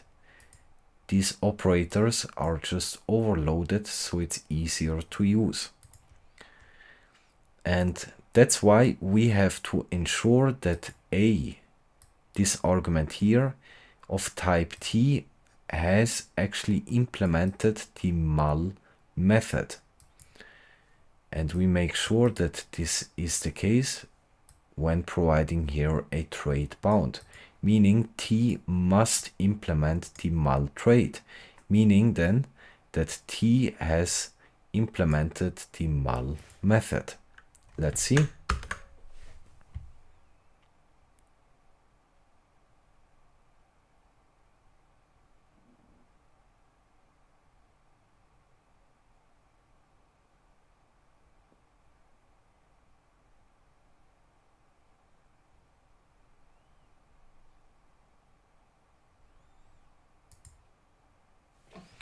And we have here to also define that the output will be of type T, because as you can see, the mul trait over here has an associated type of output, so we have to define that. And we will take a look at associated types, but we have here to define that the output should of type T, that the output should be of type T, right? Let's see again. And this is working. Fix the errors, don't modify the code in main. So over here again we are using the ops module from the standard library. Then we have here two structs, foo and bar, and foobar and barfoo. The standard ops add trait is used to specify the functionality of the plus operator. Here we make add bar the trait for addition with a right hand side of type bar. The following block implements the operation foo plus bar should return barfoo. So if we use the plus operator with these two types over here, we should return this type, right? Foo plus bar should return foobar. Now let's see the add trait. Now the add trait over here takes as default parameter RHS, standing for right hand side. If we don't provide anything to right hand side, then it will be self, meaning the type we implement the add trait on. And as you can see, we have an associated type here for the output. And over here, as you can see, add takes self and basically becomes the owner when called on an instance that implements the add trait. And right hand side is of type right hand side, which means by default it would be self. And this looks confusing, I know, but you will get it when we implement that over here. So as you can see, we are implementing from the ops module the add trait. So we can implement from the standard library traits for our custom types. And let's see. Again, when doing something like that, then then the compiler will actually do something like that. Right? It will call the add method. Now this over here is the type. Here would be an instance of foo, but just so you get the concept. And as you can see, we have here to define the right hand side, meaning the right hand side over here would be bar, and we are implementing the add trait for foo, right? Because we want the instance to be of type foo, so we implement it for foo. And we want the right hand side to be of type bar. Now if we wanted to add, for example, foo plus foo,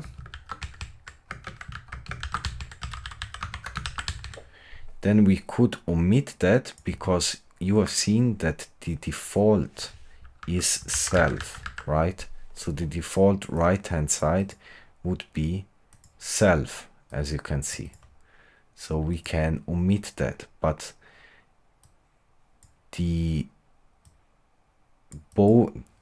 that means both types must be the same. In this case, foo and foo, right? Because self over here refers to the type we are implement the trait for, right? But in this case, it would be bar, right? Because the right hand side is different from the left hand side. And the output should be of type foobar. So and again, associated functions, we will cover that very soon. So over here, we have to implement the add method, right? Because the add trait over here defines an add method. So we have to implement it.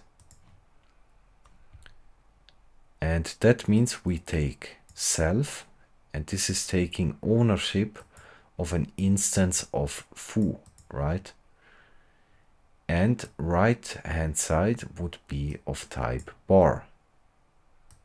Again, as you can see, foo would be the instance, then we call the add method upon the instance, and this argument should be of type bar. And then we return foobar. So in main, when we perform this over here, foo plus bar, we will get back foobar, right? So we have implemented the plus operator on our custom types. Now let's do the same for minus sign, but in this case, foo minus bar would be bar foo. So let's see. As you can see, this would be the struct we want to return, bar foo. So minus sign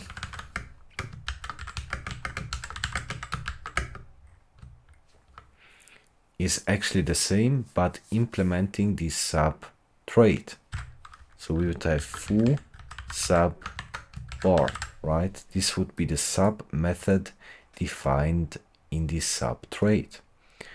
As you can see, we are here implementing the sub trait from the ops module for bar. Now again, we want actually to implement it for foo, because here we call foo sub bar, meaning we would implement it for the foo instance. Because self over here refers to the instance the method is called upon, right? So the sub will be called upon self, meaning we have to implement it for foo. And the right hand side would be bar. Now we want to return bar foo, that's true. And over here, as you can see, the sub method is implemented, but as right hand side, the type should be bar, right? This is the right hand side of the operation. and we are returning bar foo. So when we do this foo minus bar, we will get back bar foo. So we have overloaded this operator.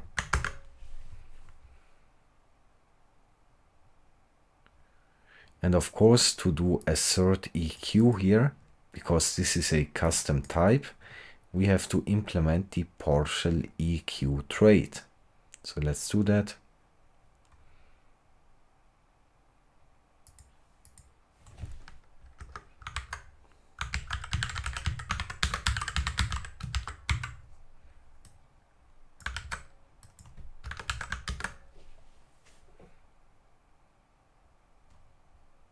And we also have to implement the debug trait.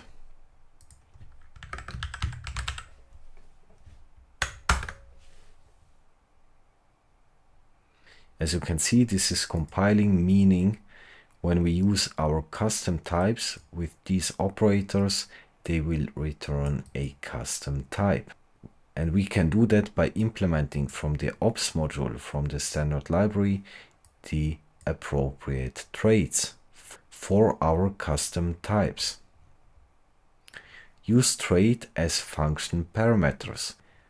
Instead of a concrete type for the item parameter, we specify the impl keyword and the trait name. This parameter accepts any type that implements the specified trait.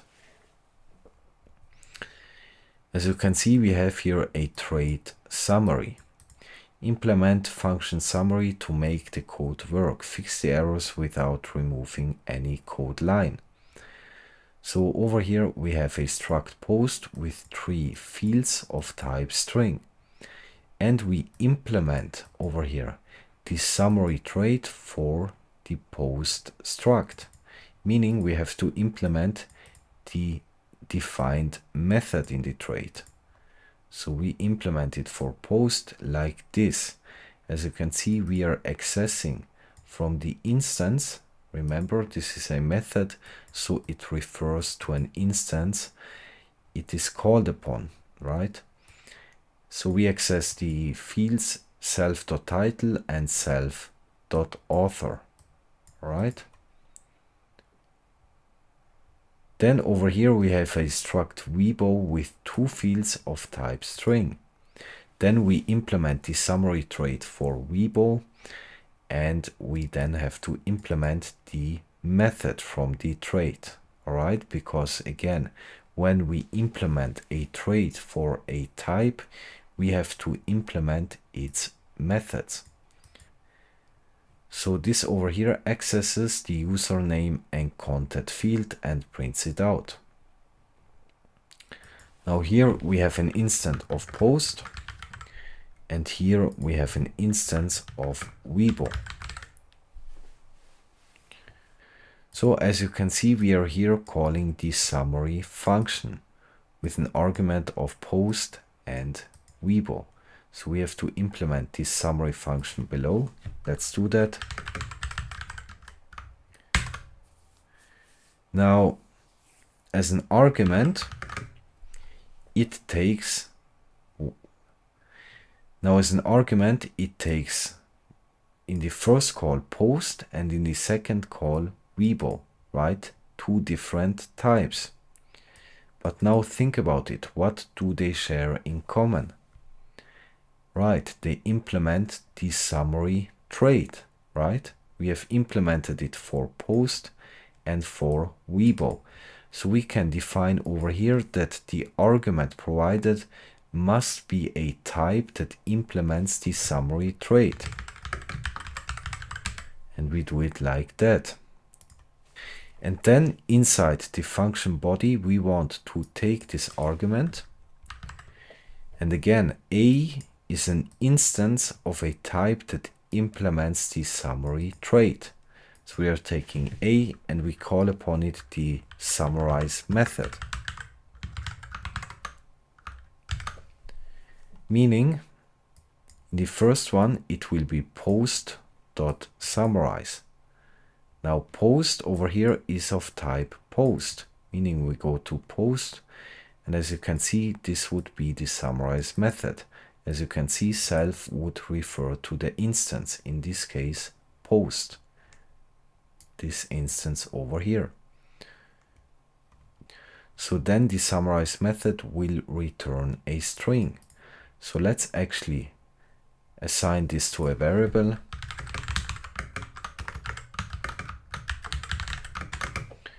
This would then hold this string and we can then output it.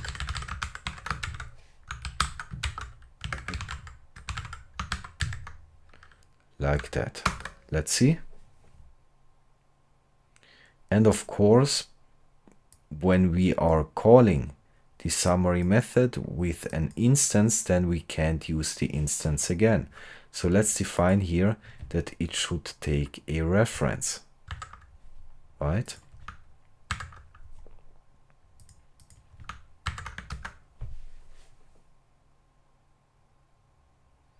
And as you can see, this is compiling.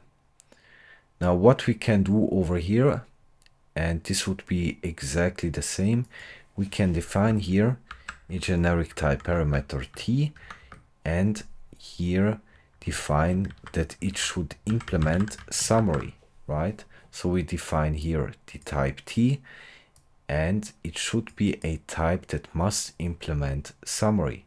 And then we can write it like that.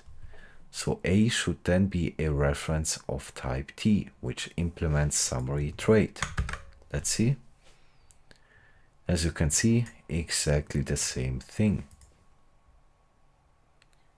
Returning types that implement traits. We can also use the impl trait syntax in the return position to return a value of some type that implements a trait.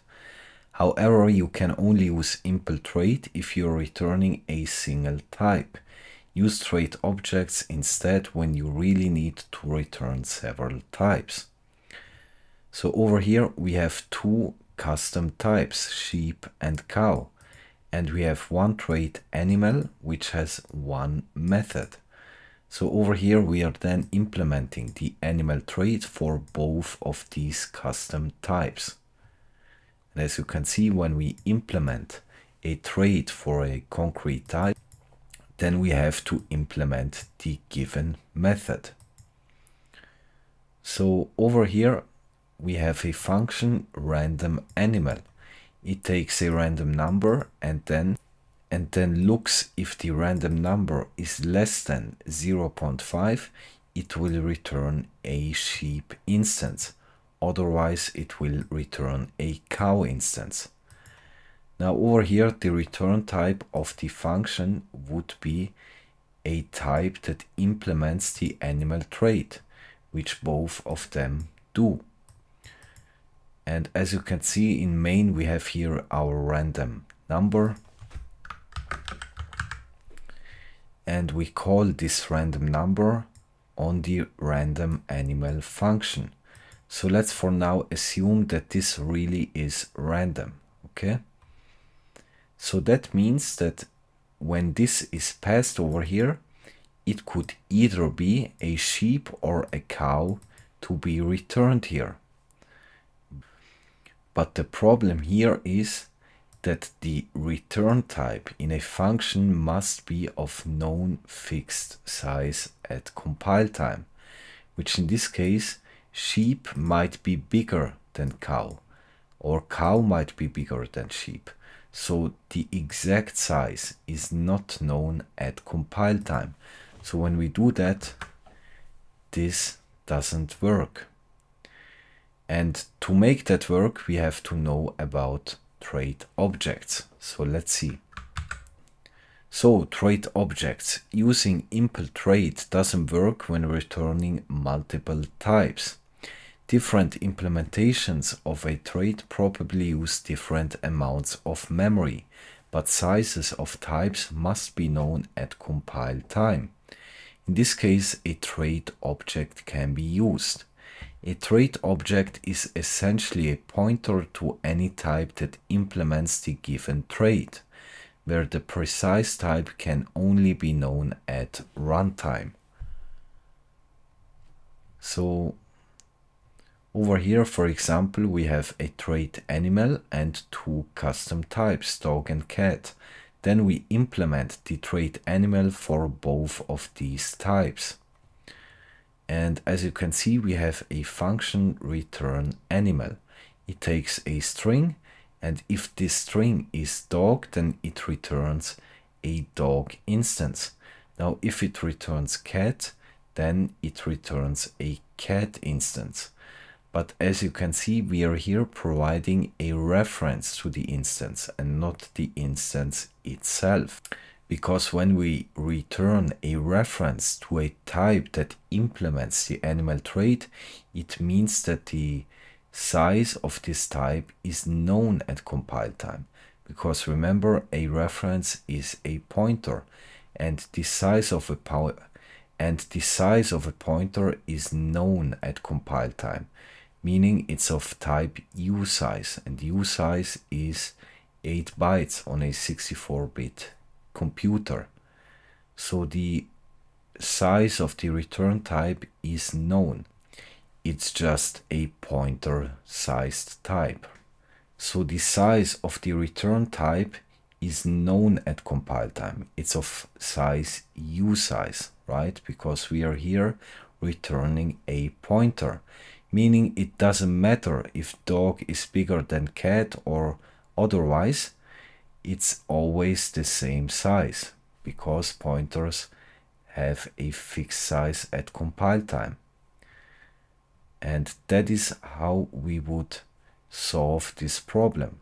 So again, here we have a function which returns a type that implements the animal trait. This could be dog or cat.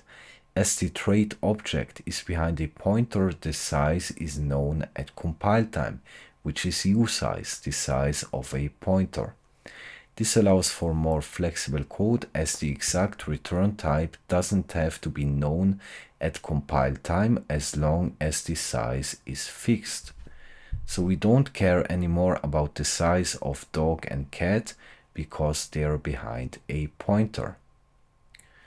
And to understand what's going on, you have to know about static and dynamic dispatch. So let's first look at static dispatch. Static dispatch resolves method calls at compile time. The compiler will generate function code for each concrete type that implements the trait. It calls the appropriate function based on concrete types. It's faster and more efficient than dynamic dispatch, but it doesn't provide great flexibility. So we have here the trait animal holding one method, say hi. Then we have dog and cat, and we implement the animal trait for dog and for cat. Now, as you can see, when we create an instance from dog and from cat and call the say hi method on it, because as you can see, every type that implements the animal trait must have this method. And when we then run this program, then the compiler will actually generate methods for each concrete type, in this case dog or cat, because then the say hi method we are calling here on the dog and cat instance is known at compile time. So the compiler then knows when we call the method on the dog or cat instance which method has to be resolved for which type. So let's see dynamic dispatch. In dynamic dispatch, the specific methods to be called is determined at runtime and not at compile time like static dispatch. It works by creating a reference or smart pointer to a trait object using reference_din or box_din. When trait object is created, the compiler will build a vtable for that trait. A vtable is a table that contains a pointer to the implementation of each method in the trait for the specific type of the object that the reference points to. The compiler will do a lookup in a vtable to determine which method should be called for which type that implements the given trait. And this lookup will cause overhead, but allows for more flexible code. So exactly because of this lookup, static dispatch is faster than dynamic dispatch. But on the other hand, dynamic dispatch allows for more flexibility. So let's see how that might look like. As you remember, with box we are able to allocate a type to heap memory, meaning the type will then get allocated. For example, a i32 integer like 7 will get allocated to the heap, and we will then get back a pointer. This is what box is for, and we have seen examples of that.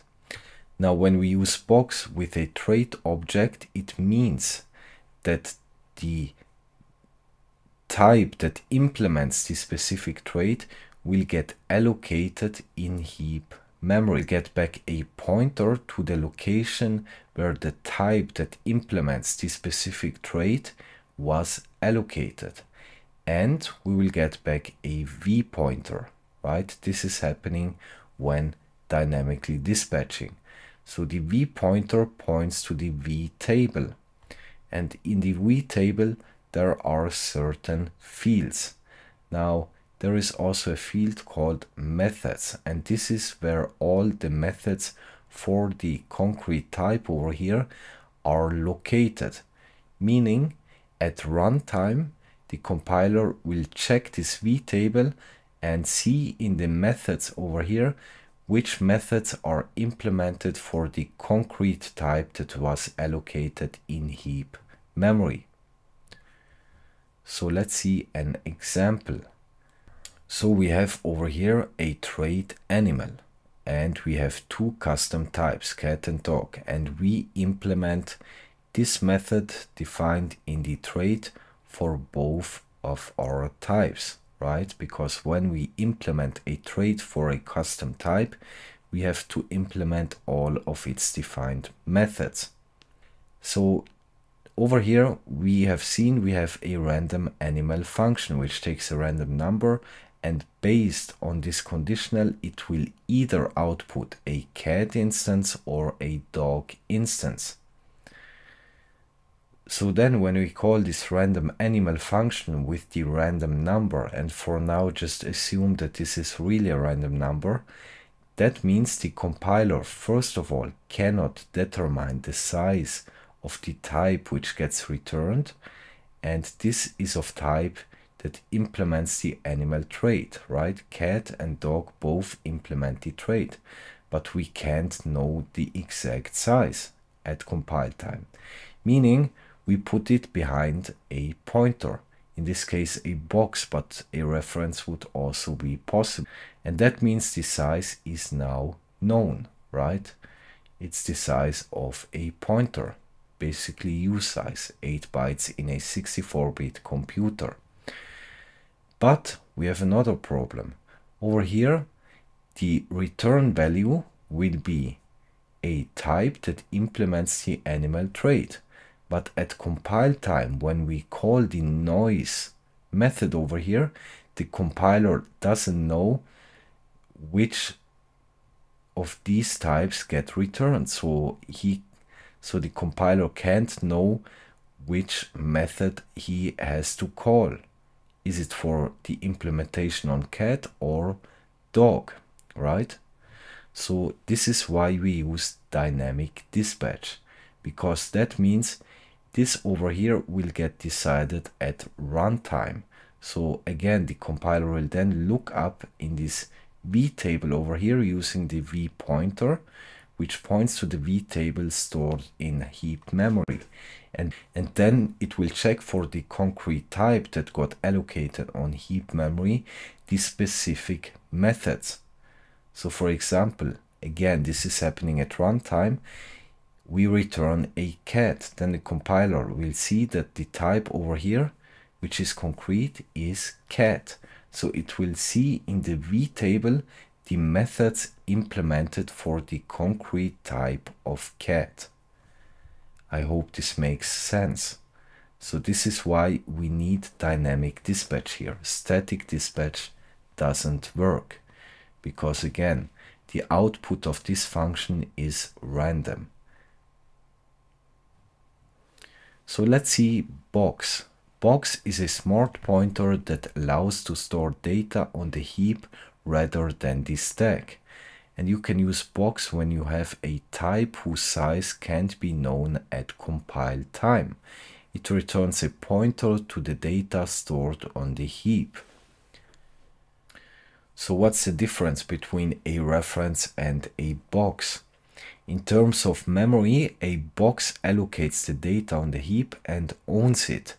It's also responsible for deallocating when the value goes out of scope. And the reference only points to a value that is already in memory, meaning the reference points to something that is already there, while a box allocates, and the reference also doesn't own anything, it just points to something.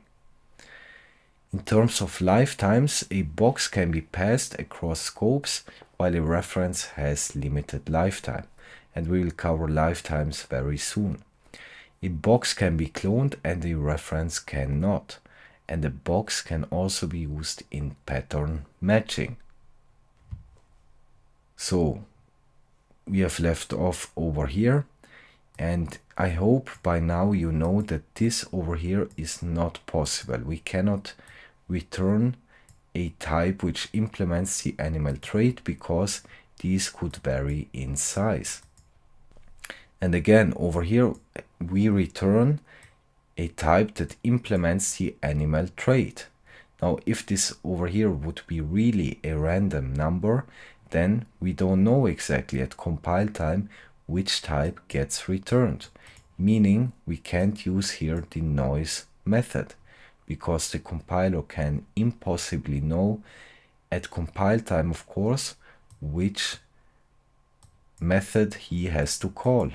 Is it this one or is it this one, right? And for that we will use dynamic dispatch. So again, we can put this in a box and using here the din keyword, meaning we want to go with dynamic dispatch here.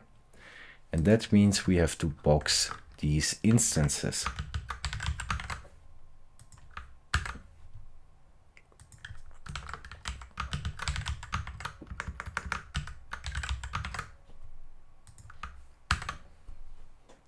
So now the return type over here is known at compile time, meaning we can annotate it. It would be a box which holds a type that implements the animal trait. And this is using dynamic dispatch, meaning we then can call this noise method on this instance here. Because the compiler can check for this noise method at runtime and not at compile time, meaning it is determined which of these will get called at runtime when the program is running. Let's see. And this is working. Trait bound. The impl trait syntax works for straightforward cases, but is actually syntax sugar for a longer form, which is called a trait bound. When working with generics, the type parameters often must use traits as bounds to stipulate what functionality a type implements. So over here we are calling the sum function with two arguments. In this case, two i32 arguments. And as you can see, we could also call this with floats because we have here defined the t generic type parameter. So as you notice, x and y must be of the same type t, and the type will be t, which gets returned. And all we do over here is adding x plus y. Now again, to use this plus operator here, we must define that t over here is a type that implements the add trait. Because remember, this would actually translate to this. So it's critical that x implements the add trait, right?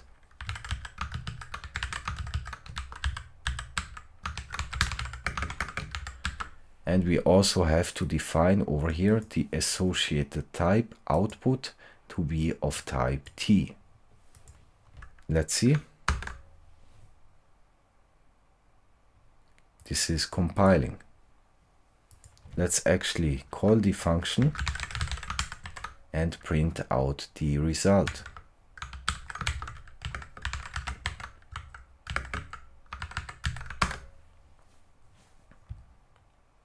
So as you can see, the output would be 10. And we can call it with floats, right?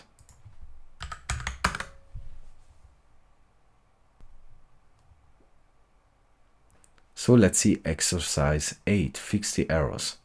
As you can see, we have a pair struct which has two fields holding values of type t, meaning they are generic. And then we have an implementation block for pair, and we define here an associated function. And this is not a method because it doesn't have self as parameter. Now over here we are instantiating a new pair. And remember, self over here, uppercase S, refers to the type of the implementation block, meaning pair. And then we return this instance. So if I write pair here, it would be the same thing. Then over here we have another implementation block for the type pair. And as you can see, we define here that t over here should implement the debug and partial OR.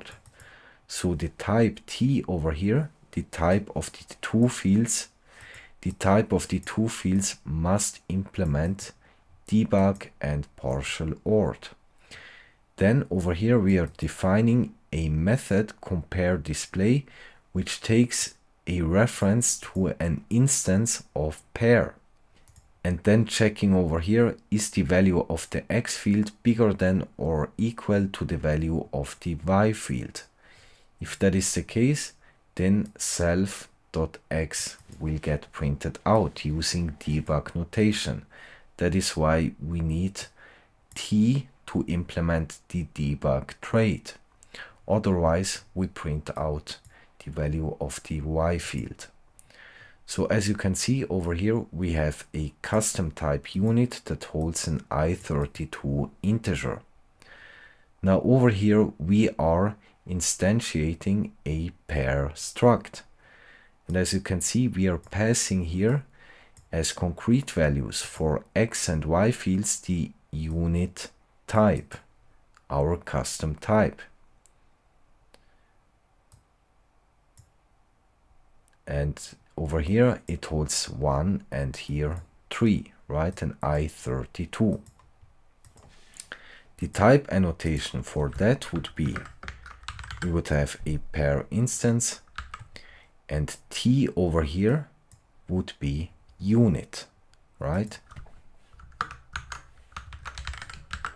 Because x and y hold a type of unit. So t over here will be unit. Now remember, we have over here an associated function. So let's actually use that to instantiate a pair.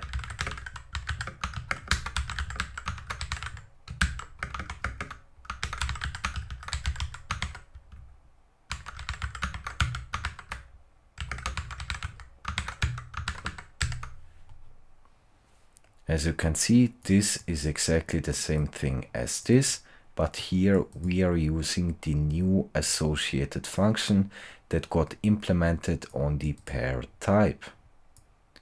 So I can delete that.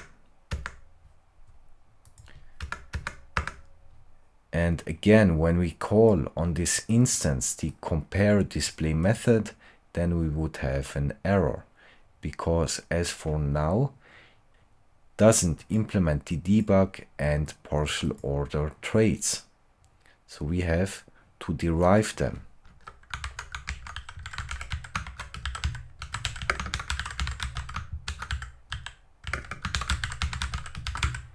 And by the way, we also need the partial EQ trait. And that's because we are here checking for equality. All right, so we need partial equality. And because we have now derived these traits for this type, it means unit implements debug, partial order, and partial EQ, meaning we can over here compare for equality and ordering, and we can print the field out using debug notation. Let's see. And this is running. So the largest member is Y unit 2. So we have here a pair with an X field of unit 1 and a Y field of unit 2. And then the compare display method will give us back unit 2, right? Because the Y field holds a value that is bigger than the X field. Compare these two, because this is a custom type, is only possible because we have derived these traits. Alright, see you in the next topic. So before doing more exercises on trait objects, I want to cover associated types. Now an associated type allows to specify a type that is associated with the trait. When implementing the trait for a specific type, we have to specify the concrete type. It's basically a type placeholder that the trait methods can use in their signature. And it's similar to generic types, but they are more flexible because they allow a trait to have different associated types for different implementing types. Let's see an example. We have here the myTrait, and this has an associated type called myType. And as you can see, we can then use this associated type over here in the methods we are defining in the trait. So we here, for example, define that the return type should be of type myType. Meaning when we implement this trait over here for a concrete type, like for example myStruct, then we have to define the concrete type. As you can see, when we implement the myTrait for myStruct, we define here that myType should be I32. And as you can see, this method over here will then return an I32 type. And this is defined over here. And we can access the associated type using self, uppercase, double colon, and the name of the associated type. Now again, self here stands for the type we are implementing this trait for. So in this case, myStruct. Alright, let's do some more exercises practicing trait objects. As you can see, we have here a trait bird that has one method. Then we have here two custom types, duck and swan. So let's see, for duck we have an implementation block, and here we define a method. And this method takes a reference to the instance and prints out something. And for swan we also implement a method. Now notice, this has nothing to do with the trait. These are methods that are defined directly on the struct, right? So here we define a method fly, which again takes a reference to the instance and prints out something. Now over here we are implementing the bird trait for duck and swan, meaning we have to implement the method defined by the trait. So as you can see, this quack method we have to implement for both types. Then over here we want to instantiate a duck. So we then can call on this duck instance the swim method. So this will then get executed. Then over here we call the hatch a bird function with an argument of 2. And over here we call the hatch a bird function again with an argument of 1. So as you can see, when we provide 2, we want over here a duck. When we provide 1, we want over here a swan. And I see that because of the output when calling the quack method. So let's implement this function. We have seen that the function takes as an argument an integer. So let's call the argument species and let's define it as u8. Now I will keep the return type open. We will see that then. So let's see, when we get 1, let's actually match the species argument. When we get back 1, we want to return a swan. Right? If we get here for the argument a2, we want to return a duck instance. And because we have to handle all the cases, I will just panic in case anything else has been passed. So over here, what would be the return type? Now think about it. When calling this function over here, we have to provide the return type. Now, again, the return type has to be of known fixed size at compile time. Now, over here, we don't know what will get actually returned at compile time, right? Especially if this argument over here would be something that is generated at runtime, meaning we don't know the exact size because this swan struct could be larger in size than the duck struct or otherwise. So we have actually seen the solution. We need to box the return type, and we over here define that it should be dynamically dispatched. And that means we have to box these concrete values here.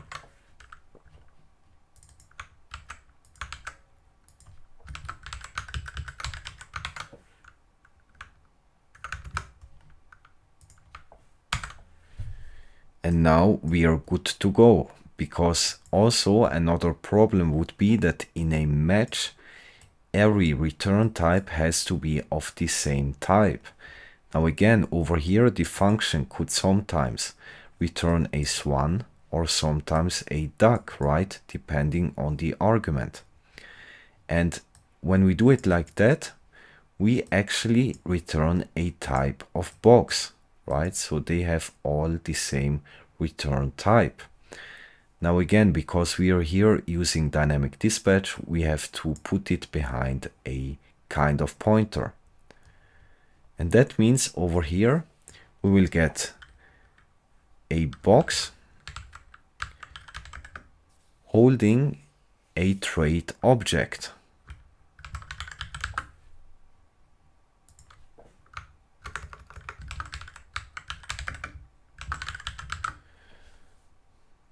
And the trait object in this case is bird.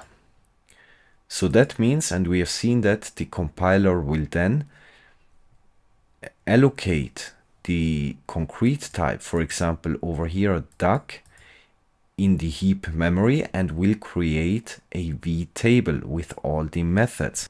Because when we call over here the quack method on bird, then at this exact point dynamic dispatch happens. Because it is not known at compile time which concrete type got returned here, this will be determined at runtime. So at runtime the compiler will check the vtable and see the right and will execute the right method call, right? In this case it would be for duck. So the compiler will look this method up in the vtable for the duck type, which has been allocated in heap memory. And we got, and notice something over here. When we return a trait object, the trait object actually only implements the methods from the trait, in this case bird, right? So we then can't call, because we have here a trait object, we can't call a method directly defined on the type.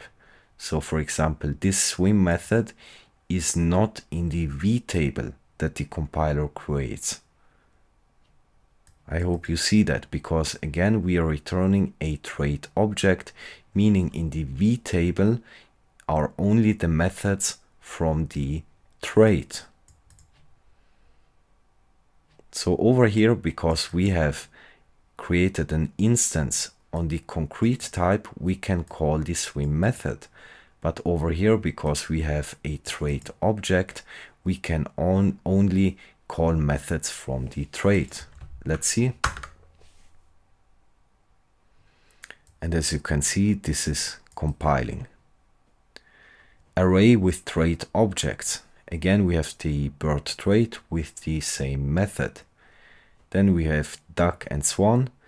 And as you can see, these are methods that are implemented directly on the concrete type. Then over here, again, implementing the bird trait for duck and swan. We have seen that. Fill in the blank to make the code work. So over here, we want to have an array, because we are here iterating over this bird's variable, meaning we want to iterate over an array. Now let's first annotate. We want over here an array of birds, right? So we want a type that implements the bird trait, meaning in this case duck and swan. And this time I will use a reference instead of a box. So we define over here that we want an array holding a type that implements the bird trait and is dynamically dispatched. All right. And again, because using dynamic dispatch requires that we put it behind some kind of pointer, either a box or a reference. Now in this array, let's say we want to have two elements, one duck and one swan. So let's provide here the instances. And again, we have to put that behind a pointer so the size is known. So the size is known at compile time, because remember, the size of the elements in an array must be known at compile time. In this case, it would be uSize, the size of a pointer. Now then, we want over here to iterate over these elements here. And then, as you can see, for each element, we are calling on it the quack method. Now again, because this over here is happening at runtime, the quack method will be determined at runtime which one to run here, for duck or for swan. All right, let's see.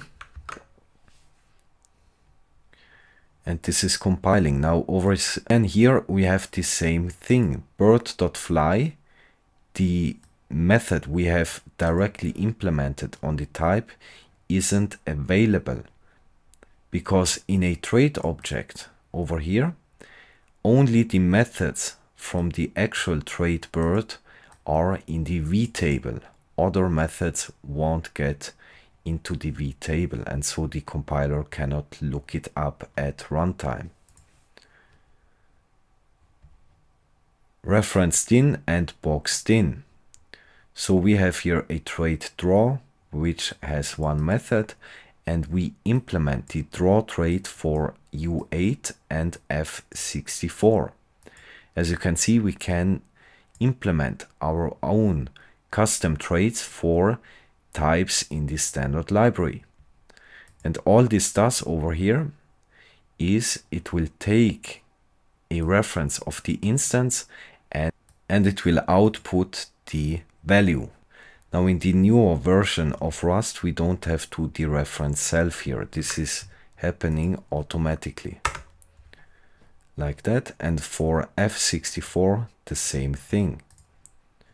Now, as you can see, we have here an F64 and an U8. Basically the types that implement this draw trait. Then over here we are calling the function draw with box.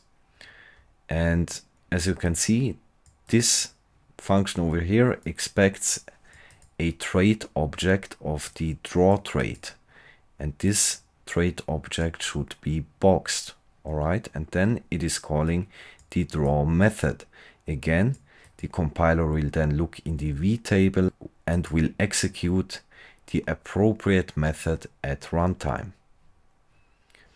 So let's pass the argument for the draw with box function, and in this case we want to draw x, so let's pass it x.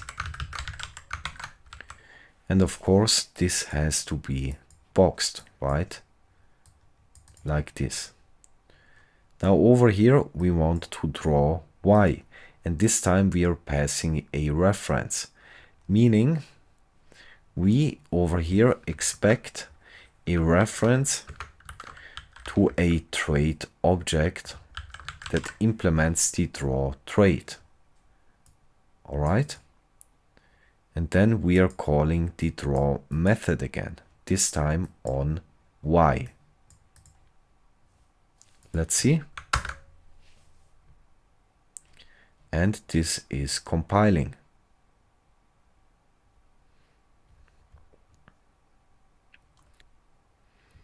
Let's see exercise 4. We have a trait foo, which has one method. Then we implement foo for U8 and string types. And as you can see, we can implement our own traits on types that are defined in the standard library. So in this case, U8 and string. Then over here in main, we have a variable x holding a U8 and y holding a string. Basically the types we are implementing foo for, right? And let's see now the function call static dispatch. So we pass here x, the U8 type, and this should be statically dispatched. So let's implement this function. Implement below with generics. So we need here a generic type parameter, and we define here a trait bound, meaning we want t to implement the foo trait, right? Because we want the argument to be of type t. So it's important that we define here the trait bound, because we call this function only with arguments that implement the foo trait. And we are defining that in order to be able to call the method on it. Basically this method defined here, right? Because then we can pass types of U8 and string to this function, and it can call the method because the foo trait is implemented for this type. Any other type that doesn't implement the foo trait won't be allowed to be passed to this function. So this is static dispatch, because the compiler at compile time will actually expand this code and create a function for the concrete types. So in this case we are passing U8 to this function. So the compiler will create a function like this,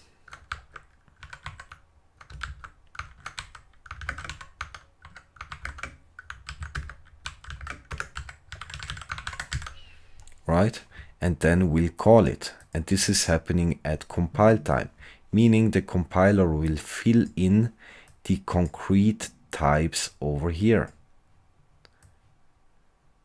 And then of course the compiler will know when we do a method call which method over here it should call, right?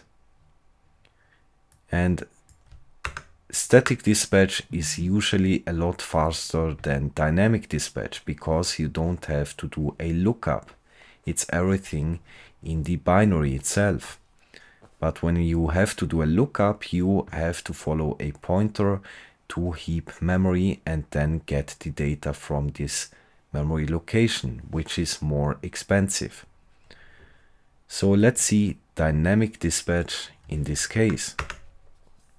And we use dynamic dispatch because sometimes it's just not possible to use static dispatch, right? When the size of the returned type cannot be known at compile time, then we use dynamic dispatch. And let's see how that looks like. So over here, we are passing a reference to y. So we are passing here a reference to a string. Now, as an argument over here, we want a reference, right? That's what we are passing to a trait object, implementing the foo trait, all right? And again, because this is dynamic dispatch, so this happens at runtime, it must be behind a pointer. So the size is known at compile time, because a pointer is always of size usize. We have covered that. And then we call the method on the argument, right?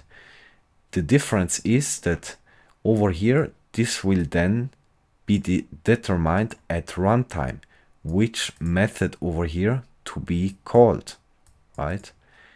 Because the compiler will then do a lookup in the v table at runtime and then determine for which type the method should be called. Let's see. This is compiling. Object save. You can only make object save traits into trait objects. A trait is object save if all the methods defined in the trait have the following properties. The return type isn't self and there are no generic type parameters. So let's see exercise 5. Use at least 2 approaches to make it work. Don't add, remove any code line. So I think we will go first with static dispatch because it's easier. So I will remove this box here.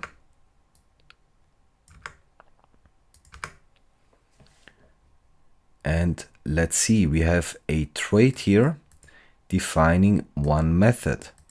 Now this defines that it takes a reference to a self, meaning a reference to an instance of my trait, and it returns self, where self over here refers to the type for which the my trait is implemented. So in this case, for example, over here, my trait is implemented for U32, meaning we implement this method over here, and self over here would refer to U32, right?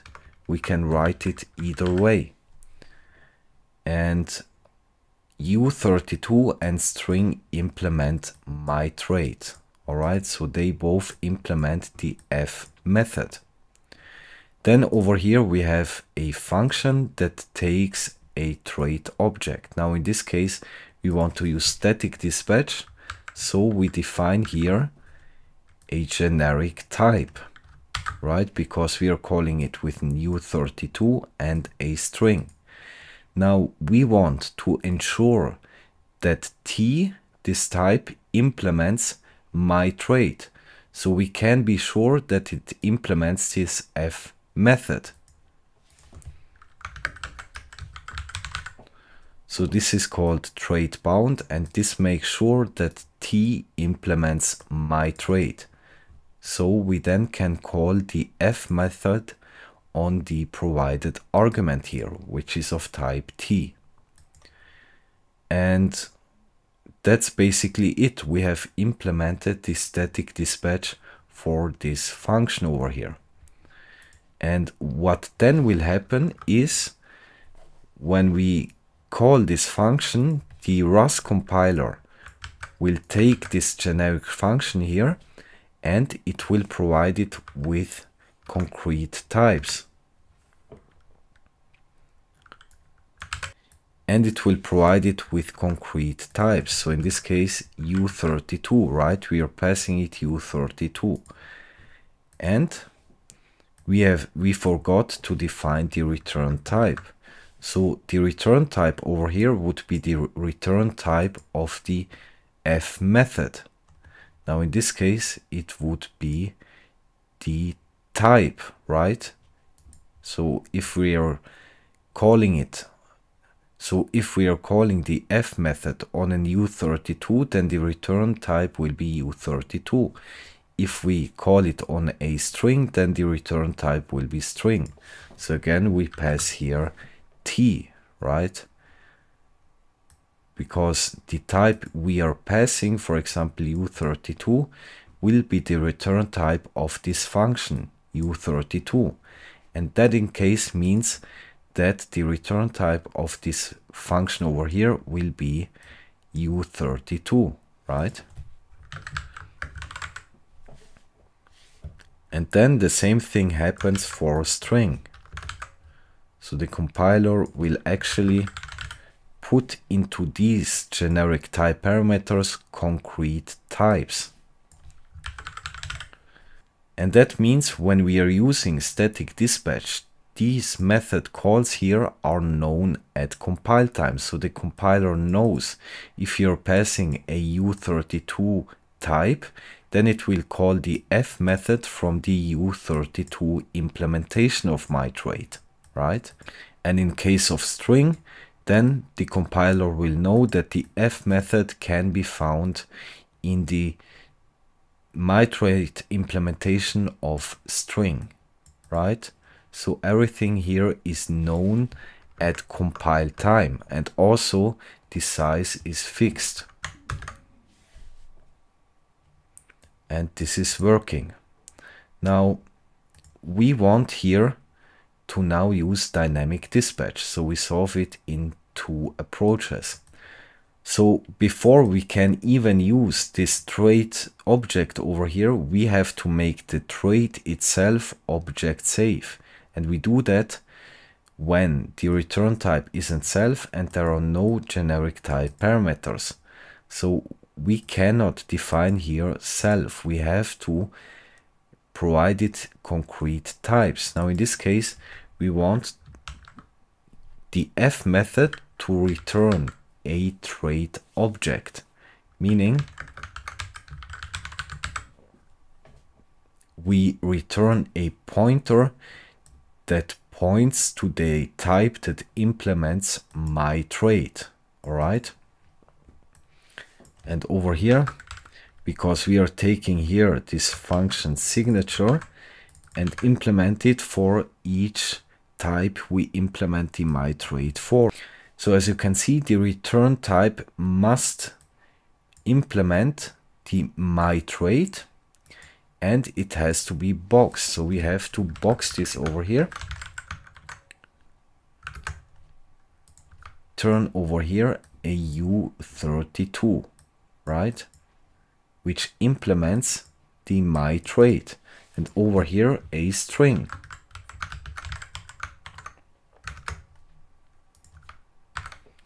Which also implements my trait. So as you can see, we got rid of self because again, at compile time, the return type size has to be known. That's why we are putting it behind a box.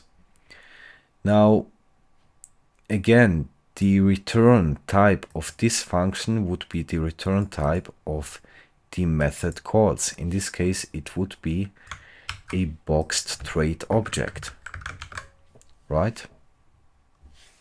Let's see if this is compiling. And this is also compiling. Now, I hope you see the difference here. When we pass here a trait object, basically a type, in this case U32, that implements the myTrait trait, then this method call will be determined at runtime. And that's why we have to put these behind pointers, so the size remains fixed and known at compile time. And again, use whenever possible static dispatch because it's faster and I guess easier to write, but dynamic dispatch has its advantages and you can use it for more flexibility in your code. Alright, see you in the next topic.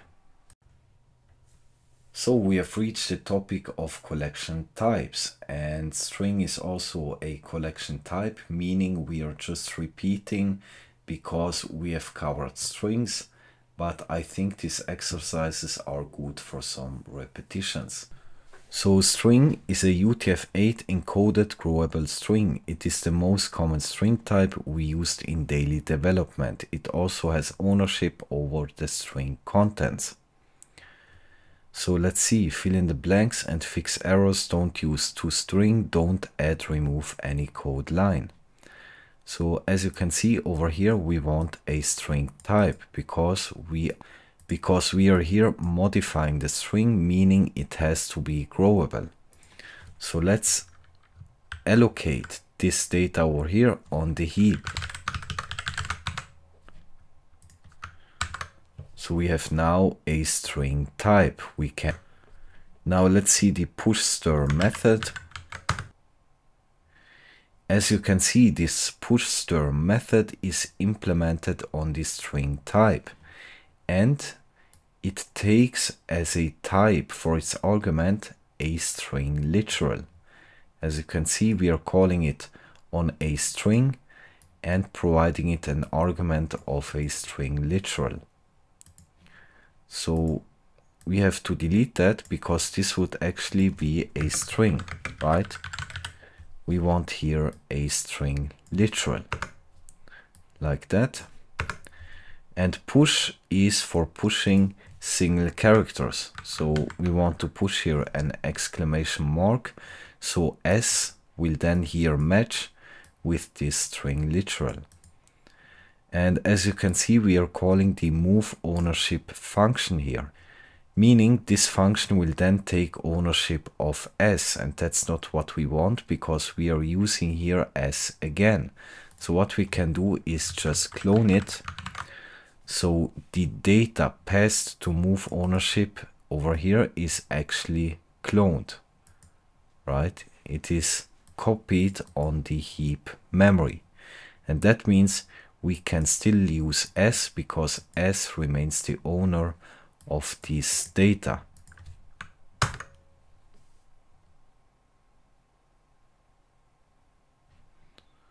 All right. Then a string is stored as a vector of bytes but guaranteed to always be a valid UTF-8 sequence. String is heap allocated, growable, and not null terminated. A string slice is a slice, basically a slice to U8 integers, because as you can see, This string type is a vector of U8 integers that always points to a valid UTF-8 sequence and can be used to view into a string, just like a slice to t is a view into vector t. And we'll cover vectors after this topic. So fill in the blanks. We have here a string, and we want to take a string slice from this string. Now the easiest method would be just to take a reference to s, which means we take a reference to a string type. And this can then be inferred by the compiler to a string slice. And the second way would be to call the sStir method on it. This will essentially do exactly the same thing. It will take this string s and will convert it to a string slice. Now over here we also want a string slice, but we want to provide a specific offset. We just want this data over here, and that means we take a reference to s and provide it here an offset from 0. We can omit the 0 on here until index 0, 1, 2, 3, 4 until index 4.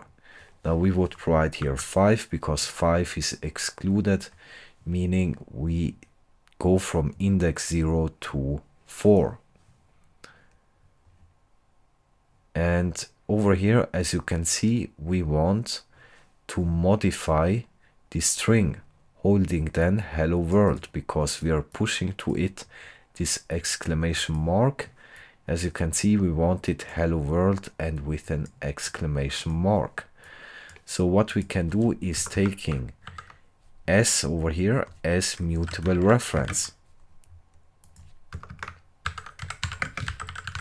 So this would then hold a mutable reference to a string. Let's see. And this is compiling. Now notice over here we could also take ownership of s, meaning slice3 will hold a string because we are not using s after this point. So slice3 can be the owner of s, but in this case we have to make the variable mutable. And this is also working. Question: how many heap allocations are happening here? So we have here a string, and when we create a string type, then the data that is provided is allocated in heap memory. So this would be the first allocation.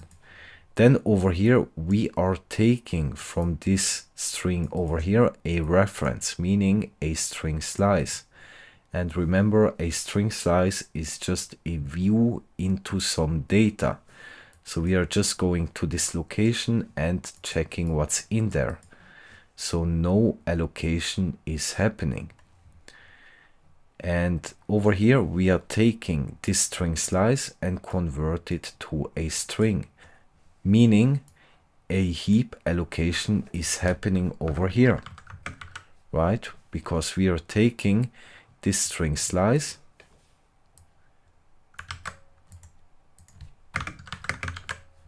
holding this, and then we allocate this into the heap once more because we are calling this toString method.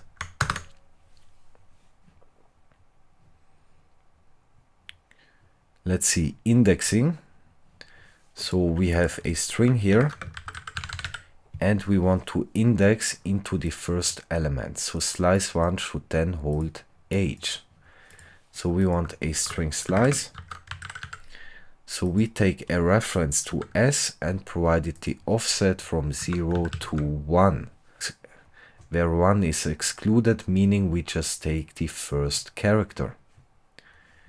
And that is because age only takes 1 byte in UTF-8 format. So ASCII characters in strings usually take 1 byte, while these Unicode characters over here take 3 bytes. So when we take a string slice here, we want to access this character. Now for that we have to provide the right offset. So we go from 0, 1, 2, 3, 4, 5, 6, 7, starting at index 7, and as you can see, these Unicode characters hold 3 bytes, meaning we must provide here an offset of 10.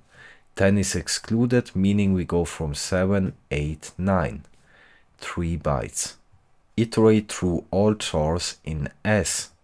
So to iterate over characters in a string type, we use the chars method. But that will actually just return the char we are iterating over. But as you can see, we want here as return type a tuple which holds the index and the actual character. So we can use here the enumerate method. And enumerate will return a tuple with the index and the specific character. So in the first iteration we would have 0 and h, right? The index and the character. So here we are checking if the index over here is 7, then the variable c should hold this character, right? Let's see. And this is compiling. Now there is a crate called UTF-8 slice. You can import it into your project, and this then allows you to slice into a string, not using bytes as offsets, but just indexing into the individual characters. So over here we provide an offset from 4 to 5, meaning we want the character at index 4. So we don't have to worry about the byte size of this symbol. Then fill in the blanks. We have here a string. Now we have seen that a string is actually a vector holding U8 integers. And as you can see, we have here some bytes in a vector. So this vector holds U8 integers, right? And that means these are bytes that can be converted to ASCII characters. So in this case, these over here would translate to hello. Alright? If you look up this code over here in the ASCII table, then we will find that this is represented for the character H, and this E, L, L, O. So we want to turn a bytes vector like this into a string. So we want a string here. So let's see this method here. So in the documentation you can see that the string type implements a method from UTF-8.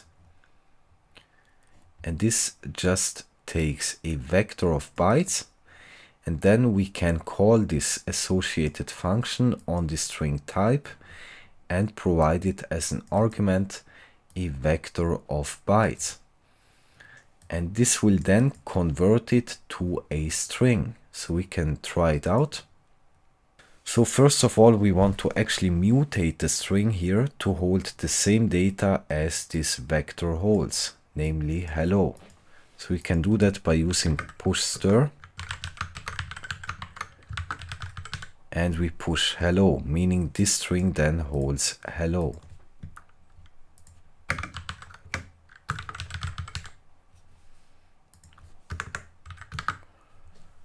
And then we can take this string type and call from UTF-8 method, providing it this vector. And this should then convert this vector of bytes into an actual string, meaning S and S1 will then hold the same value, namely a string hello.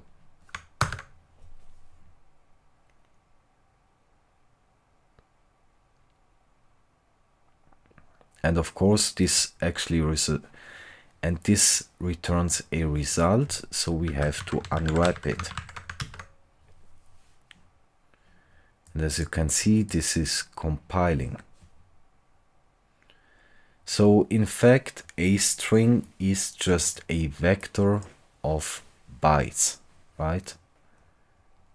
And we'll cover vectors very soon, and you will then see how this is actually stored in memory.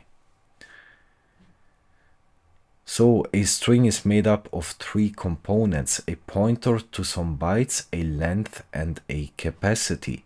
The pointer points to an internal buffer string uses to store its data. The length is the number of bytes currently stored in the buffer, always stored on the heap. And the capacity is the size of the buffer in bytes.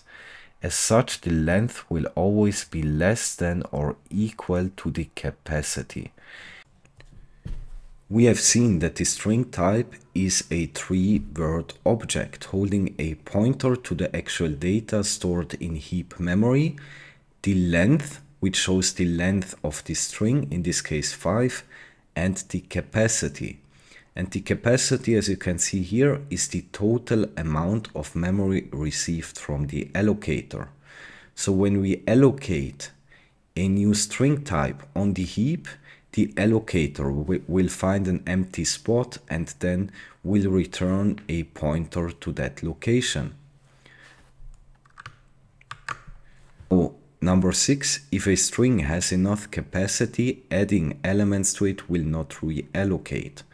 So when we run this program over here, then we see the capacity of string s. Now over here we are initializing an empty string, meaning we have an empty string, so nothing gets allocated to heap memory. We still have a string object, but with a length of 0 and a capacity of 0. Then we print it out, as you can see, 0. Over here we are iterating 2 times, modifying this string. So in the first iteration, s will then hold hello. So it would have a length of 5, but when we print out the capacity, it will show 8. So we have a string object that points to this data with a length of 5 and a capacity of 8. Now this is the default behavior when we don't specify a capacity ourselves. So when the length exceeds the capacity, then Rust has to reallocate the data, meaning it has to find a new spot in heap memory that is big enough to hold the data, and then will return a pointer to the new location. So in this case, because we have modified the string, the length 5 exceeds the capacity 0. So it has to reallocate. Because remember, in heap memory, the data is allocated as contiguous block of bytes. Alright? And the default behavior is that the capacity will always double. So it starts from 1, then 2, 4, 8, 16, and so on. And that's the reason we have here a capacity of 8, even though we only need 5, right? This is a string of length 5.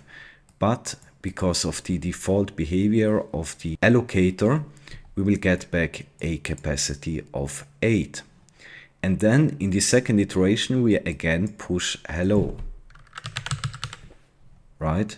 So we would have a length of 10. But as you can see, the capacity doubles.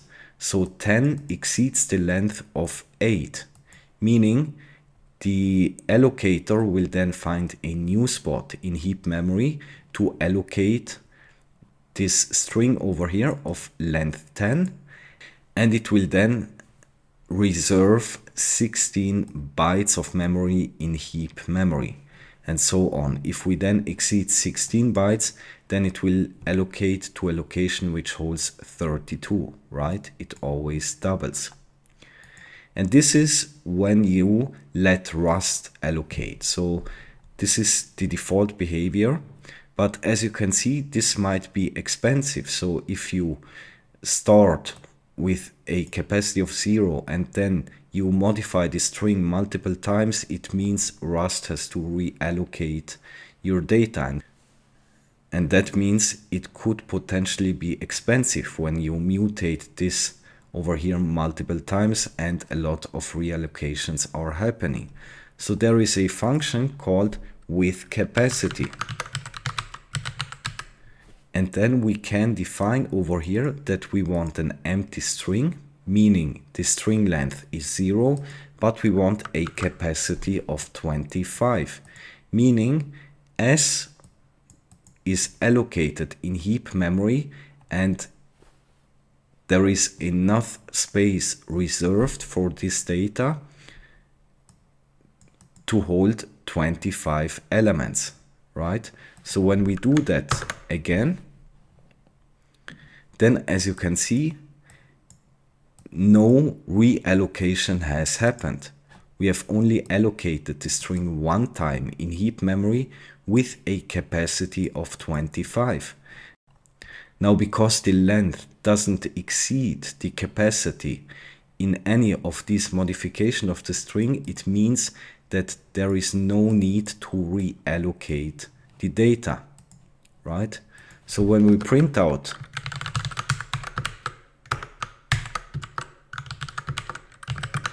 the string S over here in the end, then as you can see, this is the string that S holds in the end, hello, hello. So we have here 10 elements, meaning there is no need for reallocation because a capacity of 25 can hold the string of this size, and this can make your program a lot faster. So let's see vectors. A vector is like an array but dynamically sized, meaning they can grow and shrink. It's allocated on the heap as contiguous block of memory. All elements in a vector have to have the same type. And there is a special macro vec which you can use to initialize a new vector. So all this time we've been dealing with an imposter. So in actuality, the string type is just a vector of UTF-8 bytes that gets allocated in heap memory. So as you can see, when we have the S1 variable over here, then again, S1 won't hold the actual data, but a pointer to the data allocated in heap memory alongside a length and a capacity, meaning S1 is a 3-word object of size 24 bytes. Now, as you can see, this would be a vector allocated in heap memory that holds the UTF-8 bytes over here. Of course, in memory, this would be in binary, but as you can see, this then holds the character code for this character inside the string. So let's do some exercises. Vectors are resizable arrays. Like slices, their size is not known at compile time, but they can grow or shrink at any time. So over here we have a normal array holding 3 U8 elements. Now we can convert this array to a vector using the from associated function and then passing it the array, meaning V will then hold a vector of U8 elements. And here you can see the difference between an array and a vector. We don't provide here the length of the vector because the vector can actually grow or shrink, meaning it's dynamic in its size. Now the isVec function basically just checks if the provided argument is a vector. Then, as you can see, we are shadowing v, and we are here initializing it with a vector of these elements. So as you can see, you can use the vec macro to quickly create a new vector like that. So this will then hold a vector of u8 elements. And by the way, you can either use square brackets or you can use parentheses. It's both exactly the same. Now, as you can see, here we are initializing v, or basically shadowing it, and then we are passing it to isVec, meaning ownership would be transferred. But we are using v here again, so let's clone this. And over here, as you can see, we are initializing v1 with the vec macro. Now we are passing to the vec macro the array. Now the vec macro over here won't convert it directly to a vector like this from associated function did. Instead, we would here have a vector holding this array. All right.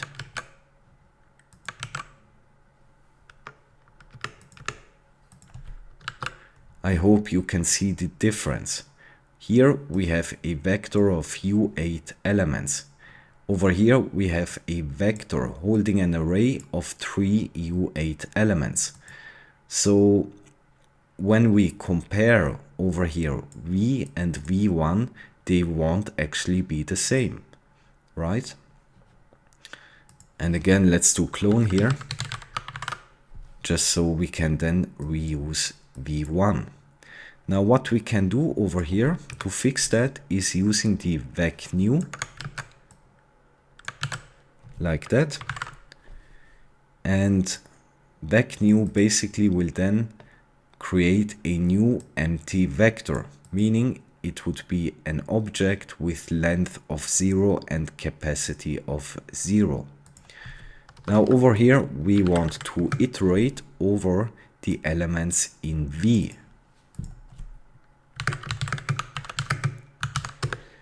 Let's take a reference here because we are using v again and we don't want this for loop to take ownership.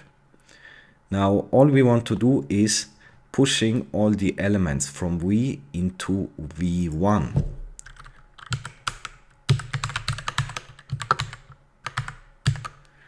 And because we are here iterating over references of elements, we have to dereference it. And by the way, we will take a look at that in much greater detail. So what we also have to do is making this v1 variable mutable, because when pushing to it, it has to be mutable. All right, let's see. And this is compiling.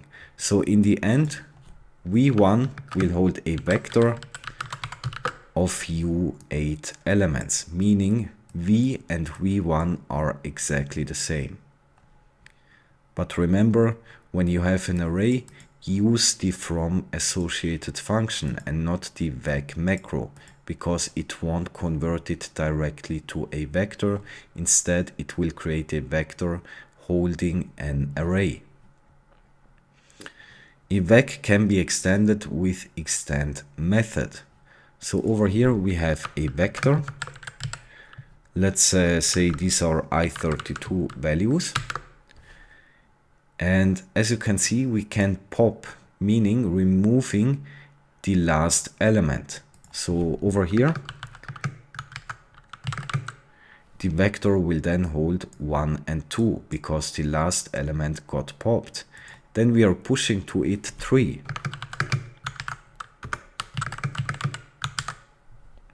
Meaning we have a vector holding 1, 2, 3. Now over here again we are initializing an empty vector. Now as you can see, we want v1 and v2 to be exactly the same. So what we can do is using the extend method and providing it the v1 vector, meaning the elements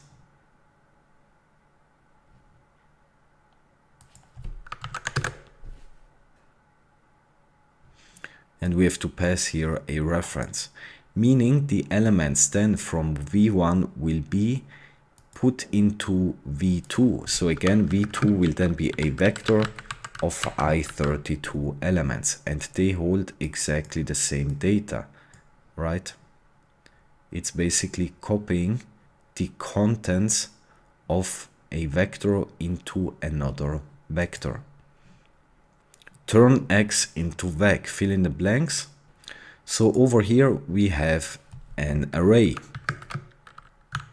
and this array holds I32 types, and the size of the array would be 3. Then, as we've seen, we can use the from associated function. So we create a vector from this array, meaning v1 will then hold a vector of I32 types. Or what we also could do is calling the into method, and if a type implements from, then it will implement into, and we will take a look at that. So we then take this array over here and convert it into a vector of I32 values, right? So that means v1 and v2 will be exactly the same. Now converting a string into a vector. So the from trait over here is actually implemented for the vector type. So over here we have a string, and remember, basically a string is a vector of u8 elements. And then again we can call here into, right? Converting s into a vector of u8 elements. And then over here we have again a string, and we call the method into bytes, meaning v2 holds a vector of UTF-8 bytes, represented as u8. And this is actually exactly the same. So meaning v1 and v2 will be identical.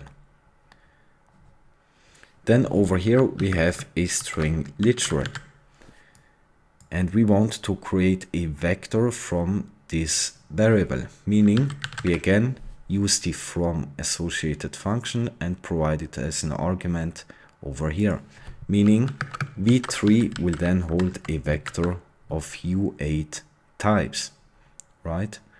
So v2 over here and v3 are identical.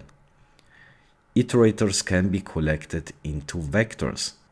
So when we have here an array of 10 elements of value 0 and we put it into an iterator, we can then collect it into a vector. All right, and we will see these methods over here, into iter and collect, in much greater detail. Meaning v4 will then hold a vector of 10 times 0.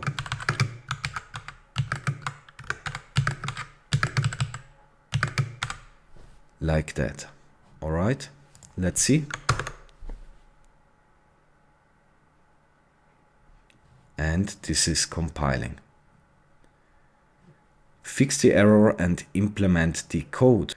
So let's see, over here we have an array and we convert this array into a vector using the from associated function we have seen. So this will then hold a vector of I32 types. All right. Now then we are iterating here 5 times and just print out each element at the specific index. Here we have to implement some code, and actually v in the end should hold a vector with these elements. So as you can see, we are starting with a vector holding 1, 2, 3, and we end with a vector 2, 3, 4, 5, 6. Now, what we want to achieve here is we are adding 1 to each element. Then we would have 2, 3, and 4. Now, if we exceed the boundary over here, then we want actually to add the new element over here. Now, let's see first in the for loop here, this would actually panic because we are trying to access indexes that are out of bounds. So over here we are iterating from 0 to 4, right? 5 excluded, but we have only 3 elements, meaning indexes 0 to 2. Now we can here use the get method, and we have seen this get method before, and this is generally safer because it will return an option. In this case, option I32, because we are dealing with I32 types here. And what we then can do over here, we want to actually manipulate this vector. So let's first access the elements.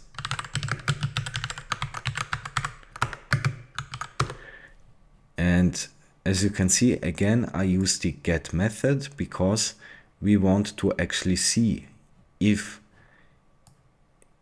the index is out of bounds or not. So in case it's not out of bounds, we would return a sum, right? The get method will return a sum and the actual value at that specific index.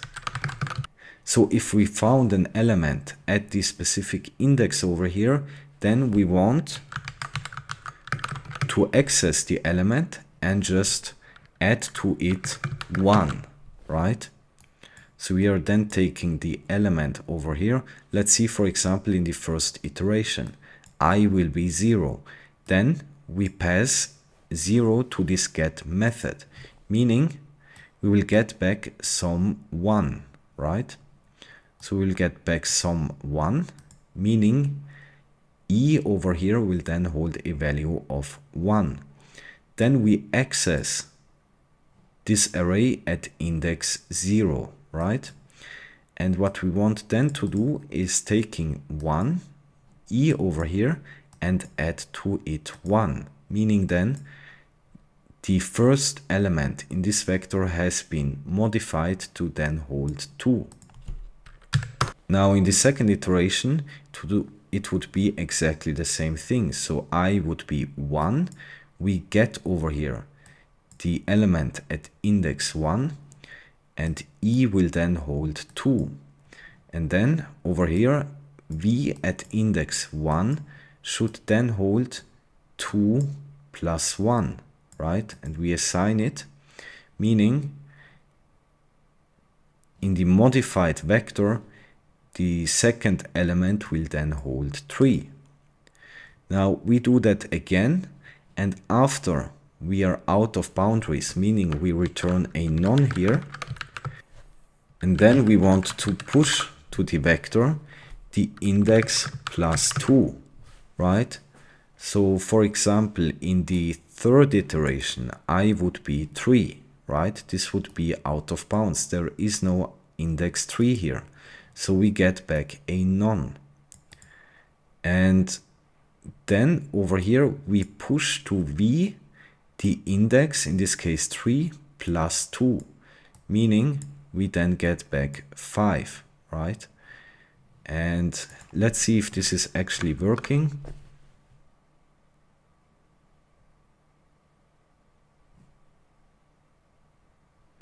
Alright, and let's remove this type annotation because this would be of type usize because of the get method.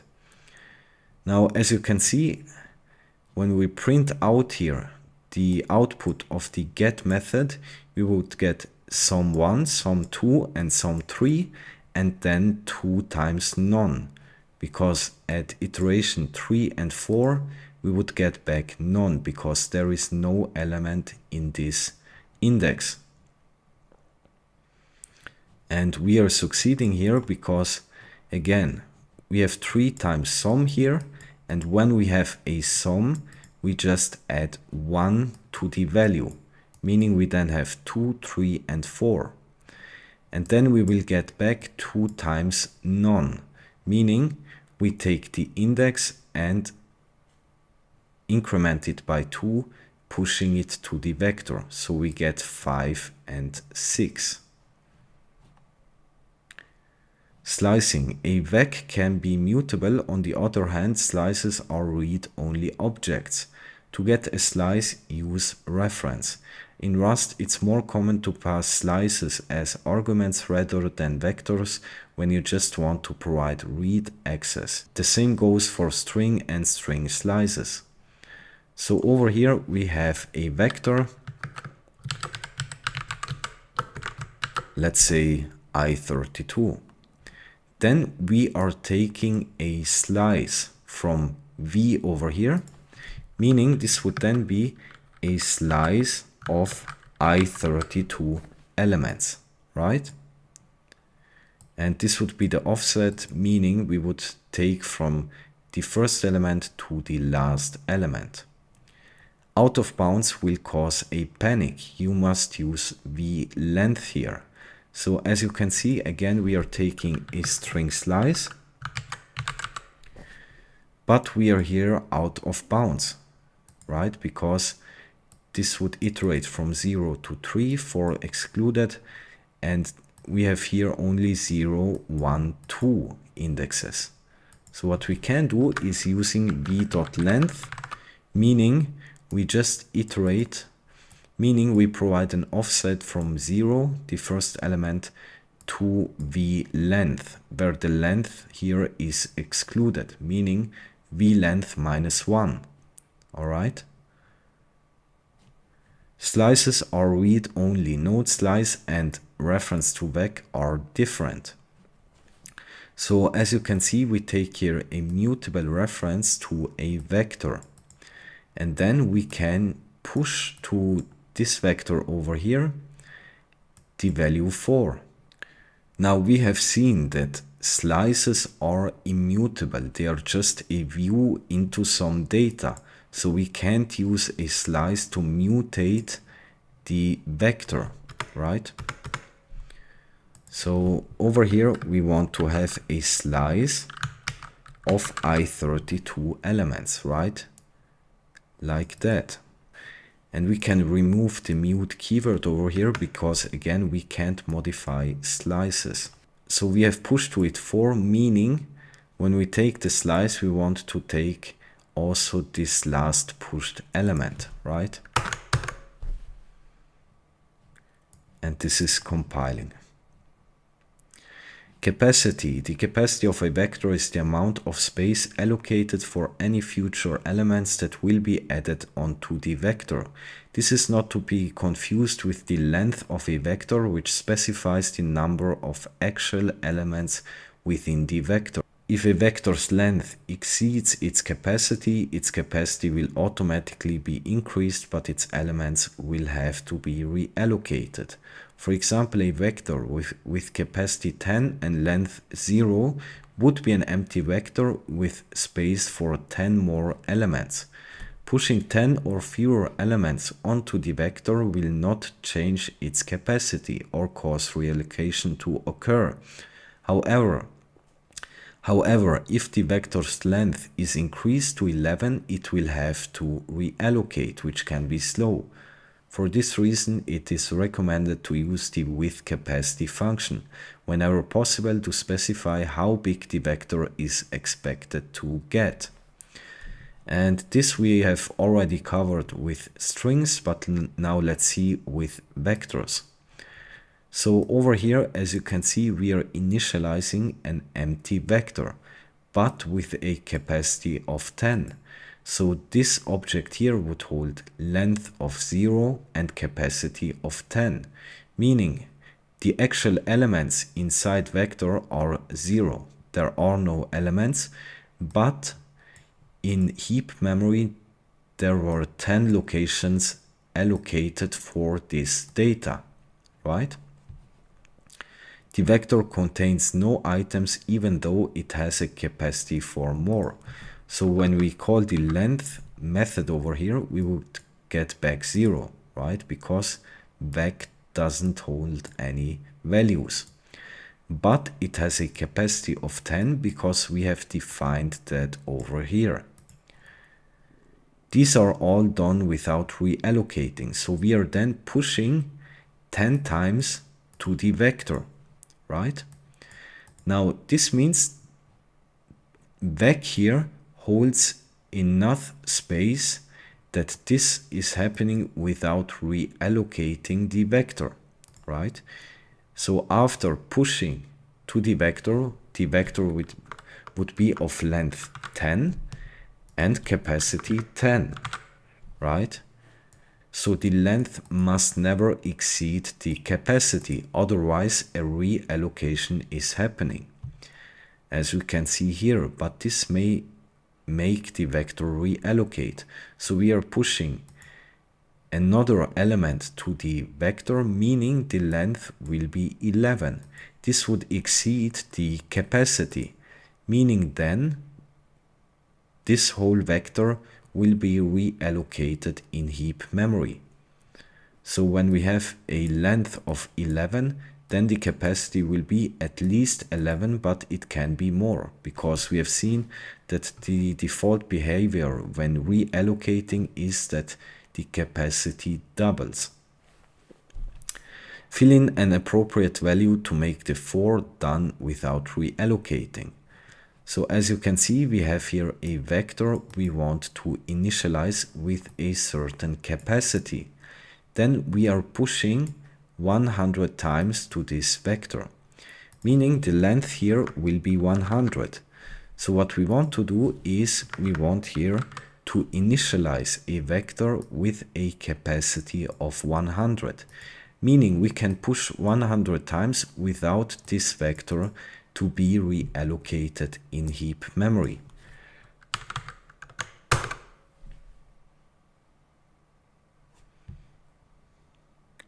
Store distinct types in vector.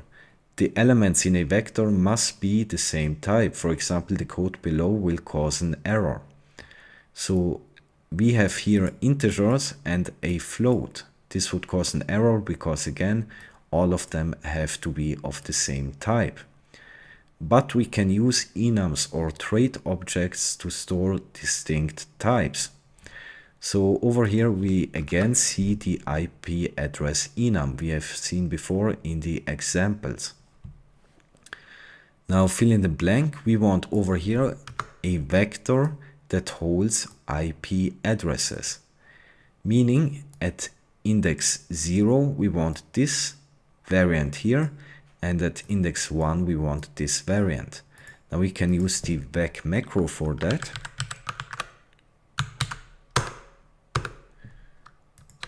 And then over here I just copy this variant and this over here, right? We would then have over here a vector holding types of IP address.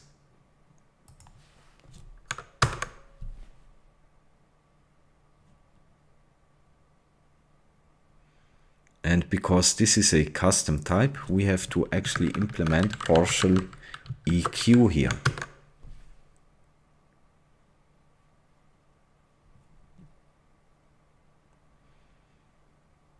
So I hope you get the concept. We have here a vector holding types of IP address, right? Then over here we have a trait IP address that defines one method display. And then we have two tuple structs, v4 and v6. We implement the IP address trait for v2 struct and v6 struct, meaning we have to implement the specific method. And all it does, it then basically prints out the value that is stored inside the struct. So fill in the blank. As you can see, we want here a vector holding trait objects. Remember, a trait object is boxed or put behind a reference. So over here we have a vector holding boxes, right? And the box holds a trait object, meaning, again, this is using dynamic dispatch, and we want here a type that implements the IP address trait, right? In this case, v4 and v6 both are types that implement IP address.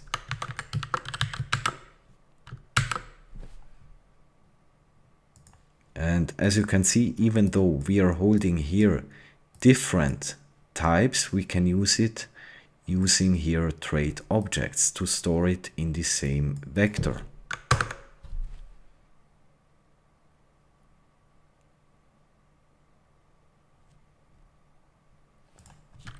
Typo.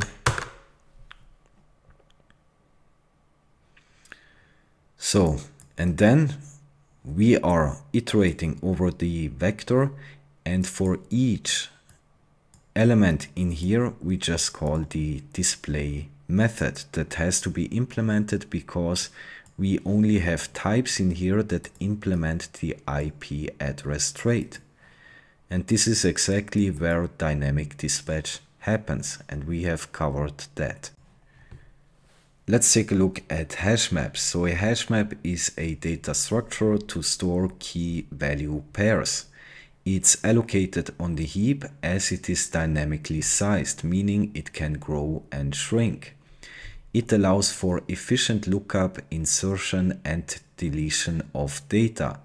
So when talking about time complexity, this means accessing and modifying elements, or entries as they are called in HashMaps, would be in the best case at constant time, meaning big O of 1. While in the worst case, if you have a lot of collisions, then it would be still linear time, which is still pretty fast, which means big O of n. Each key is hashed to a unique index in the underlying array.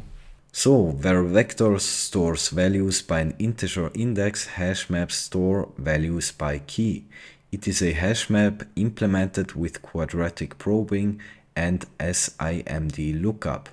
By default, HashMap uses a hashing algorithm selected to provide resistance against HashDOS attacks. So over here we find some information about the used algorithm for the HashMaps.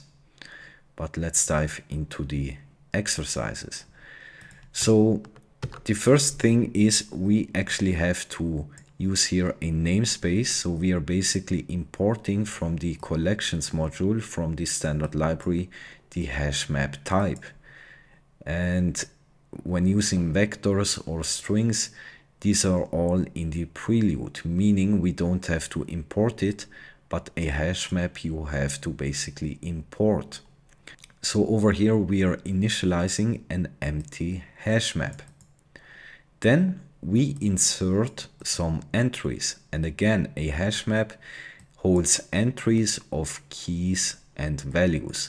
Now important here is that all the keys must be of the same type and all of the values must be of the same type. So this over here would cause an error. And let's go with integers like that. And we annotate the HashMap like this, where key stands for key and V stands for value. So over here we use string literals as keys and I32 integers as values. Then, as you can see, we can access the entries in a HashMap by using again the get method, which returns an option. We have seen that before when dealing with vectors. So we provide the get method the name of the key, all right? And then we will get back the appropriate value, in this case 98, because we are accessing the entry sun phase, right? So we would get back here a sum, an option I32, right?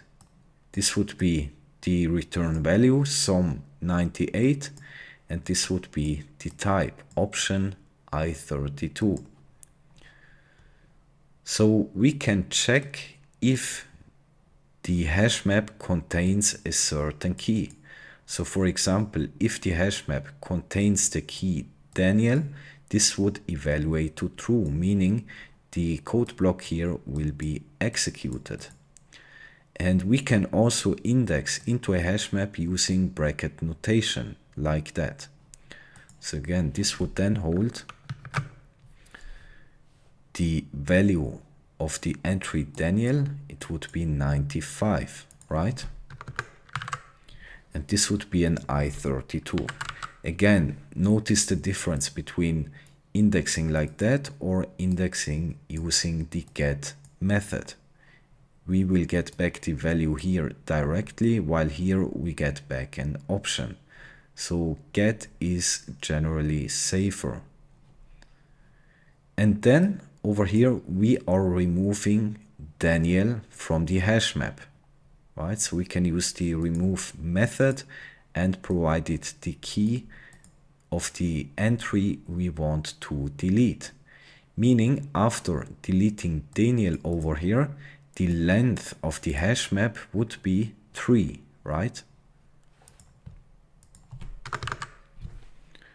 And we can also iterate over a hash map. So we provide it here, the variable holding the hash map, and then the return would be a tuple holding the key and the value. And then we just print out the key and the value. Let's see.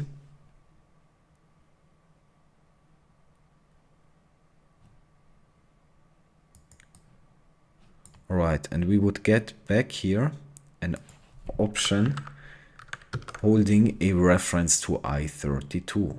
All right. And over here too, we would get back a reference. This is what the get method will actually return. So as you can see, we are printing out the hash map. And this would be the key, for example, Ashley, and this would be the value, as you can see. Now notice that the order here is different from what is over there. And that's because a hash map is unordered. So the order won't be retained, all right? And of course, we have only 3 elements here because we have removed the entry of Daniel.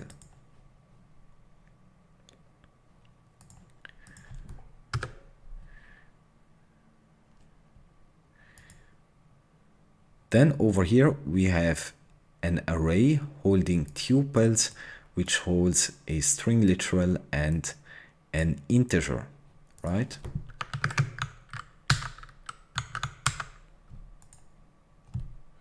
So we have an array of 3 elements, and each element is of type tuple, and inside the tuple is a string literal and an I32.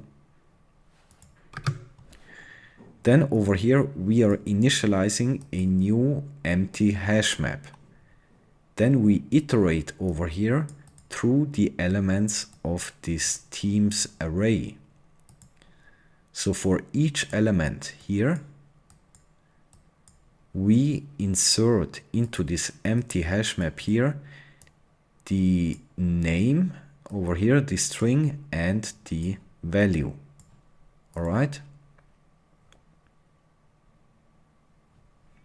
Implement team map2 in 2 ways. Tips: one of the approaches is to use collect method. So we can also implement a hash map from an array holding tuples of keys and values by using the hash map from function. So we provided here teams, and this will then directly convert this array holding tuples of keys and value pairs to a hash map.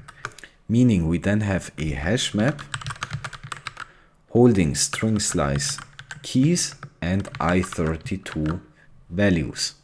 All right. And over here we would have the same thing. And then when we compare teams map 1 and teams map 2, they should be equal. Let's see. This is compiling. Now the second approach would be taking this teams array here, and we want to put it into an iterator. And again, we will cover that. And then we call collect. Now, when we call the collect method, it will basically collect the elements in this iterator into the type we have annotated here. Again, this would compile because we have in teams map 2 the same keys and values as we have in teams map 1. And as you can see, we don't need to write a full-blown for loop. We can just use some simple methods. Let's see, number 3, fill in the blanks. So type inference lets us omit an explicit type signature, which would be HashMap, string slice, and U8 in this example. So again, we don't have to annotate the types. I do it just to make things more clear, but we can leave it at that. Insert a key only if it doesn't already exist. So here we are accessing player stats, this empty hash map, and we call the entry. Now the entry checks if an entry exists with this specific key. And then we can call over here the or insert method, meaning if this entry doesn't exist, then we insert this key with this value. Meaning when we then access player stats with a key of health, we should get back 100, right? Because this has been inserted over here. Insert a key using a function that provides a new value only if it doesn't already exist. So again, we are trying to access player stats and look for an entry health. Now in this case, this exists, right? Because we have inserted it at that point. Now we can also use here the method or insert with. The difference to or insert is that we don't provide a concrete value, but a function pointer. Meaning this function will then get executed. So this function only returns 42. So that means if the entry health doesn't exist, we insert this key with the value of 42. Now again, health exists, meaning when we access health, we will still get 100, right? Because this only executes if entry isn't found. Ensures a value is in the entry by inserting the default if empty, and returns a mutable reference to the value in the entry. So we are here checking for the entry health, and if it doesn't exist, we insert 50, right?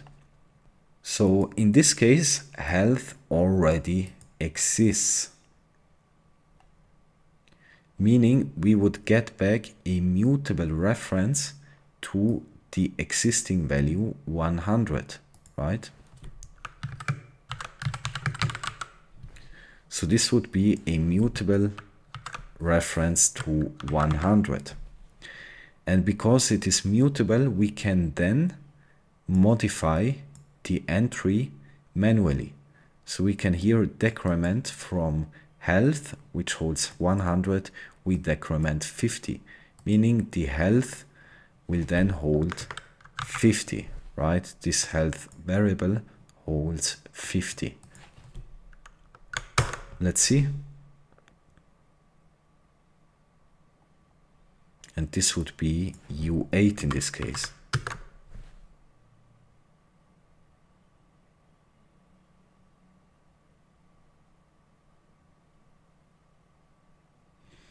And this is compiling. So as you can see, when we call entry, it will give us back a mutable reference to the value. If it already exists, to the existing value. If it doesn't exist, it will here create an entry, because this is what the OR insert method does, and will return a mutable reference to the created value. And then we can modify this mutable reference, right? Requirements of HashMap key. Any type that implements the EQ and hash traits can be a key in HashMap. This includes bool, int, uint, string, and string slices.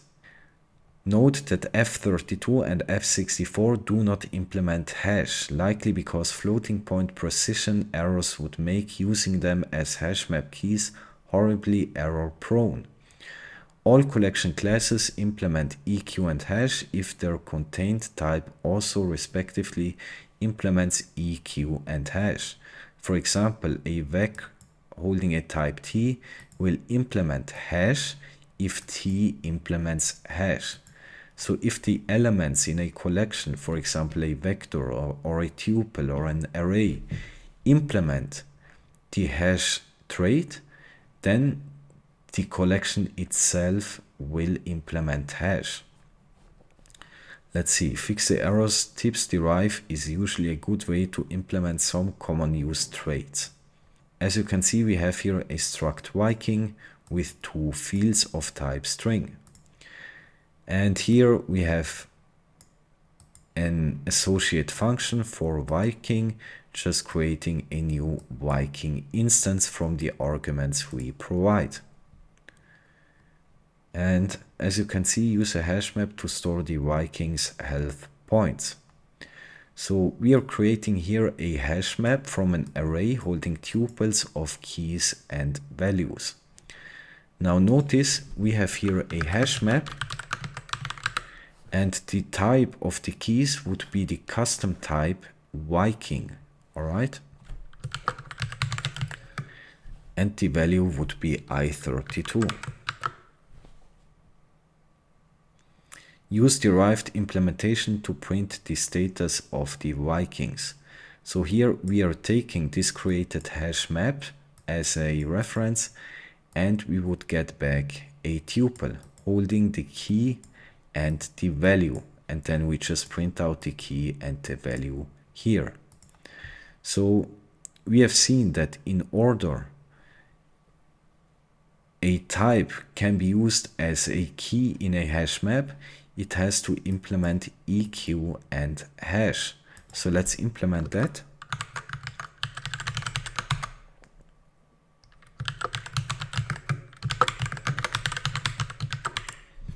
Let's also use the partially Q over here and debug, so we can print out the key over here in debug notation. Let's see.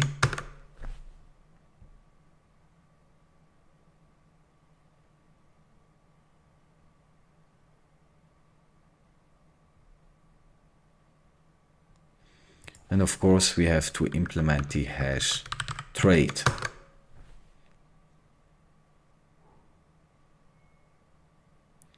And as you can see, it will print out each element in the hash map we have created. So we have now a hash map using as key our custom type Viking.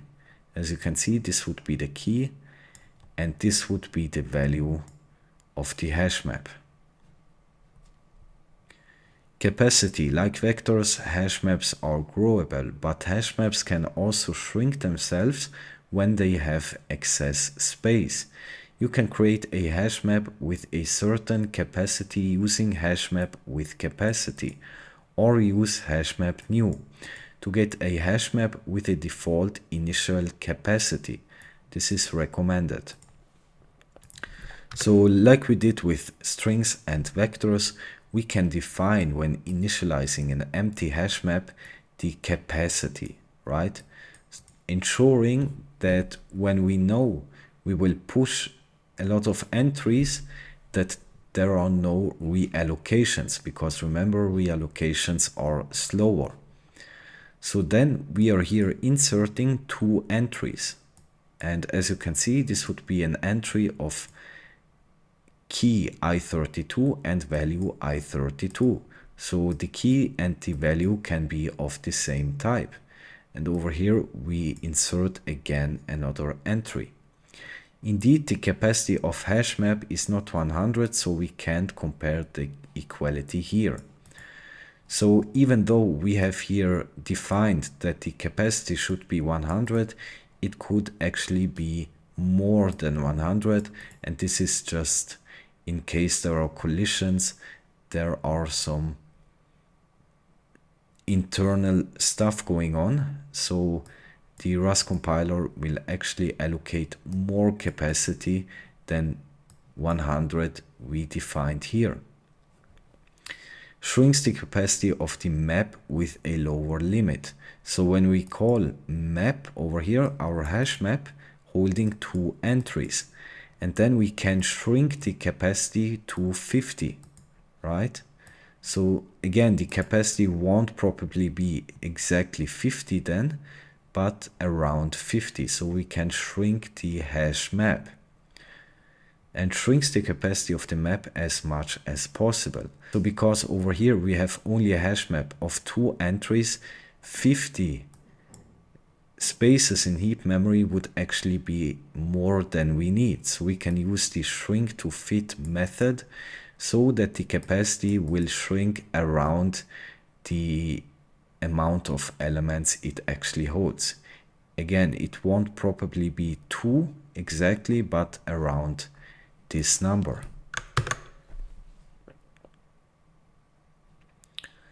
Ownership. For types that implement the copy trait like I32, the values are copied into hash map. For owned values like string, the values will be moved and hash map will be the owner of those values. Fix the errors with least changes, don't remove any code line. So over here we have initialized a variable with a type of I32 and an empty hash map, right? Then we insert here an entry into M1 and using the same exact value for the key and the value, meaning we have here a hash map with keys of type I32 and values of type I32. Over here we have a string, and we initialize here an empty hash map. Then over here we are inserting a new entry using v2, the string here, as the key, and v1 over here as value. So we would have here a hash map using of keys of type string and value of type I32. And because this is an owned type, meaning it doesn't implement copy, this will then actually be moved into the hash map. So we can't use v2 here. But what we could do to fix that is we could use a string slice of this string, right? We just provide a reference, meaning then the hash map will have type for the keys of string slices, right? And that means we can then again use v2. And again, because v1 is of type i32, it means it implements the copy trait, meaning even if we pass it as a key in the hash map or as a value, it is still usable. But when you are dealing with types that don't implement copy, the ownership will get moved, meaning HashMap will then be the owner of the type. Alright, and there are some third-party hash libs, but I won't cover that in this beginner's course. So, see you in the next topic. Let's now look at type coercion, and we have already seen the as keyword, and this is mostly used for converting integers. So type conversion, also called typecasting, is coercing a primitive type that can be performed by as keyword. As conversions can be chained, and when casting to an unsigned type t, for example, then t max plus 1 is added or subtracted until the value fits into the new type. And using unsafe methods can lead to undefined behavior. So let's see an example. As you can see, we have here the largest unsigned 8-bit integer, 255. And this would be the binary representation. This means that U8, right, this data type for unsigned 8-bit integers, max, meaning 255, plus 1 will be 256. So for example, if we typecast 1000 as U8, then let's see what the compiler will do. It will subtract 256, this value over here, from 1000. And then it will check 744 is still bigger than the largest value it can represent, meaning it will do the same thing. Subtracting 256 will leave us with 488, still bigger than this value.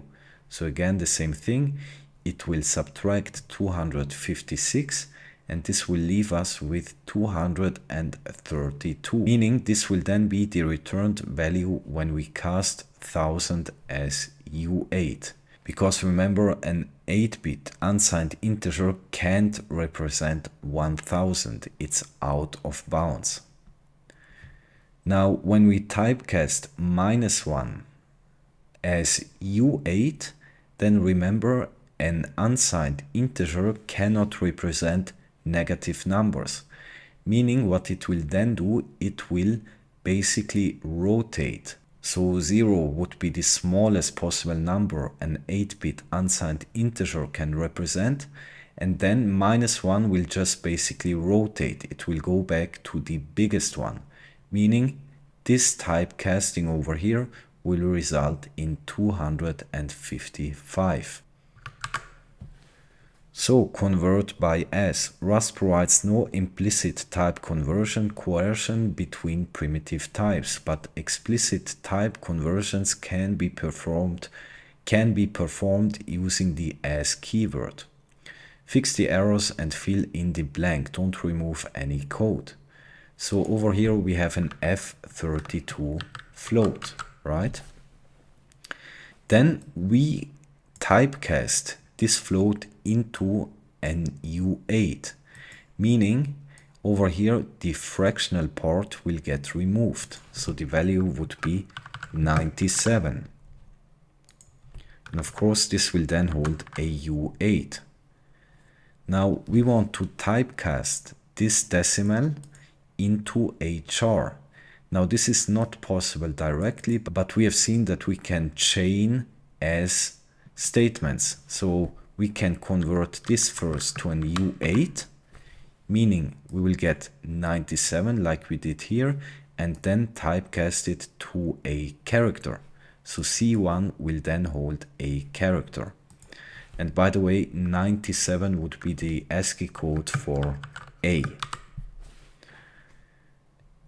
And over here, as you can see, we can typecast this integer holding an U8 type as char directly. So C2 would also hold a char. Now, as you can see, we are here comparing the integer holding 97 with this typecasting. Now, this typecasting over here converts the B character to its U8 representation.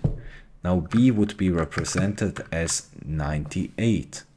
So what we can do over here is adding 1 to 97, because remember 97 would be A. Meaning when we add 1 to it, we will get back B, right? So both of them will hold 98.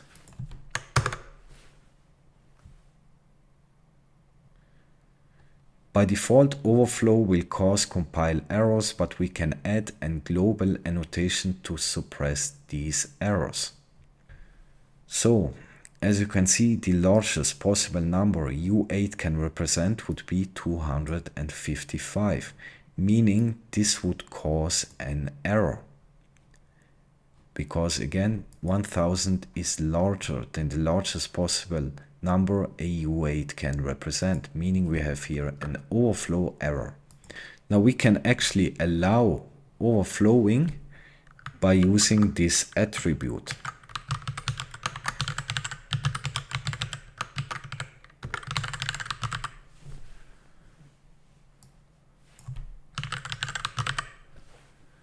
So this then won't complain, right? And then when we print out V,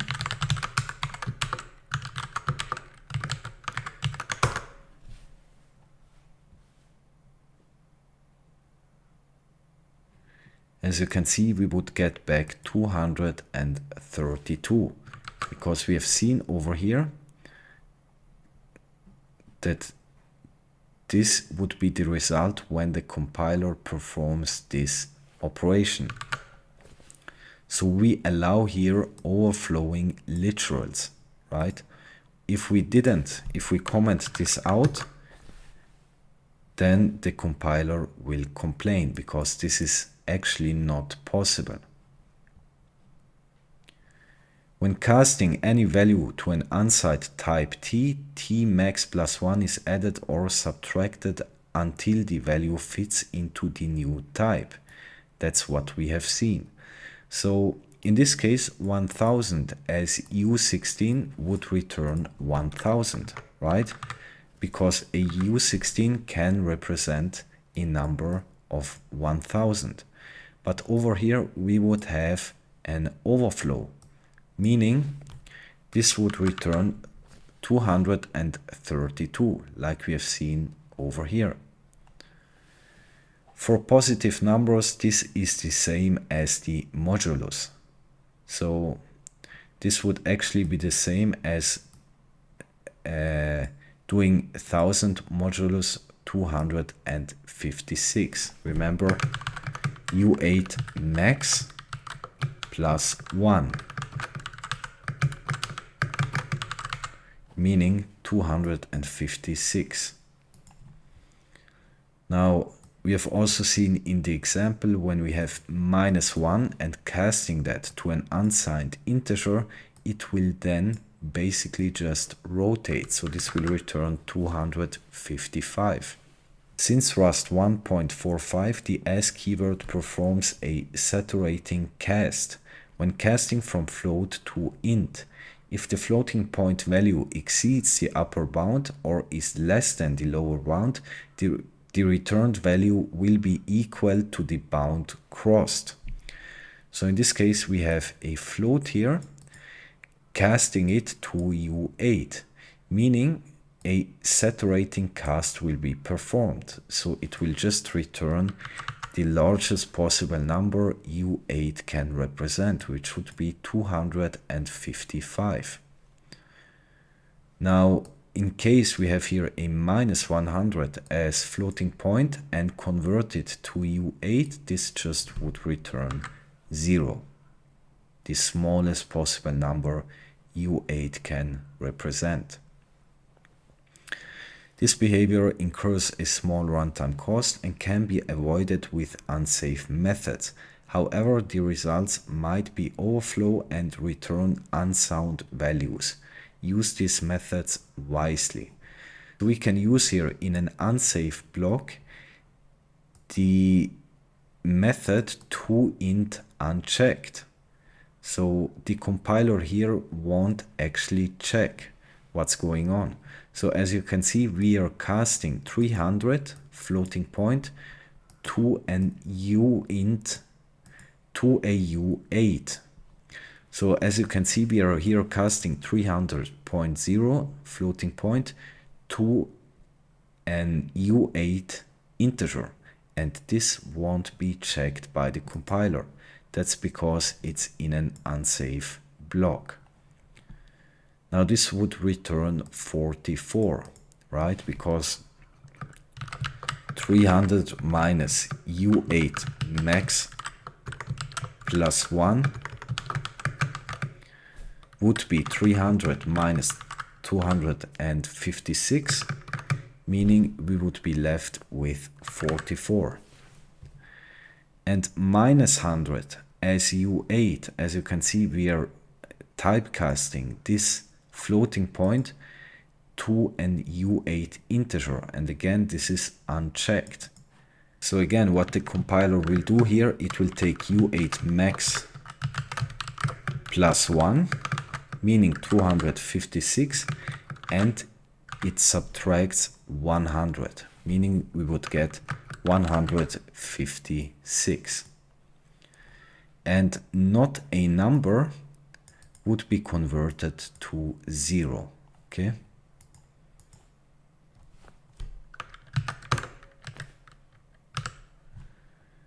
And of course, here we have to use again the attribute allow overflowing literals, just so this will actually compile, because usually this won't compile.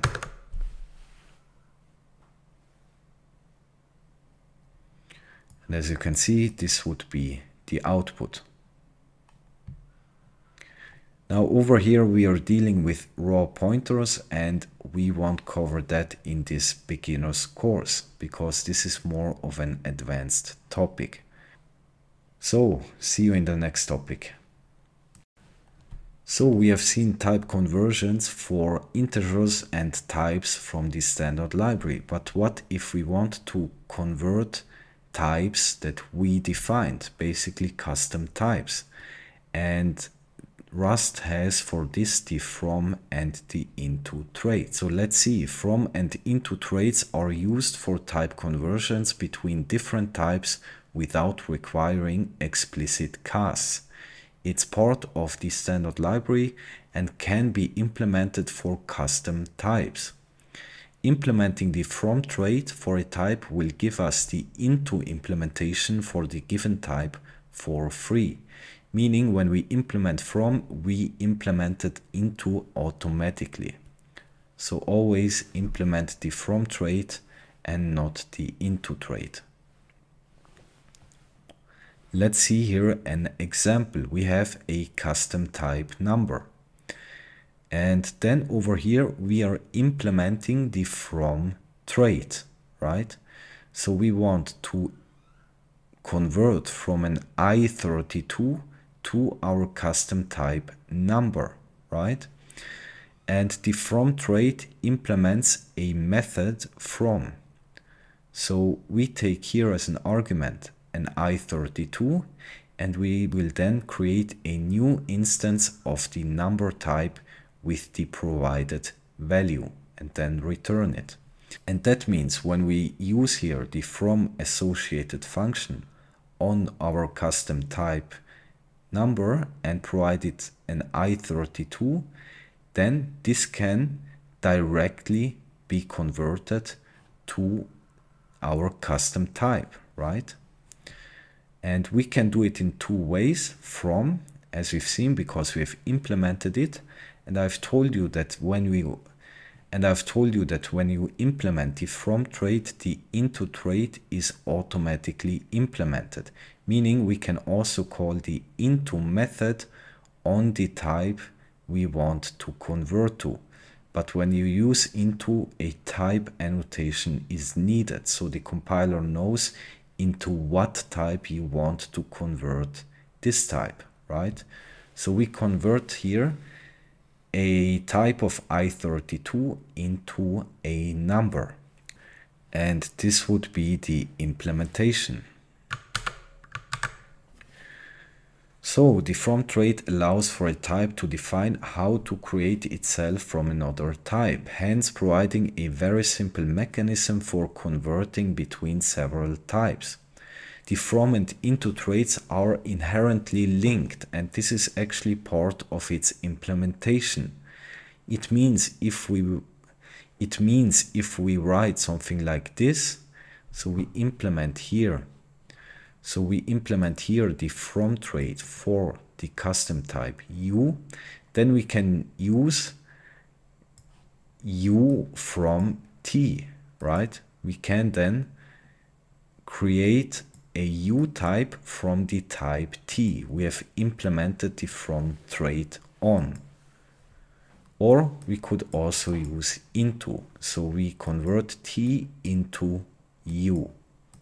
The into trait is simply the reciprocal of the from trait. That is, if you have implemented the from trait for your type, then the into trait will be automatically implemented for the same type. Using the into trait will typically require the type annotations, as the compiler is unable to determine this most of the time. So for example, we can easily convert a string slice into a string. As you can see, we have over here a string slice, and then we can call string and the from associated function, providing it this string literal, meaning this will then be converted to a string. And we could also use the toString method. Again, this and this is exactly the same.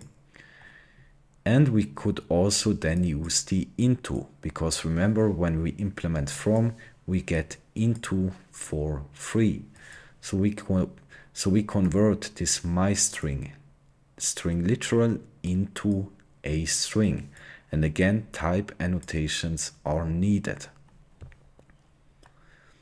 Because the standard library has already implemented this for us, impl from string slice for string. So we can easily convert a string to a string slice and vice versa.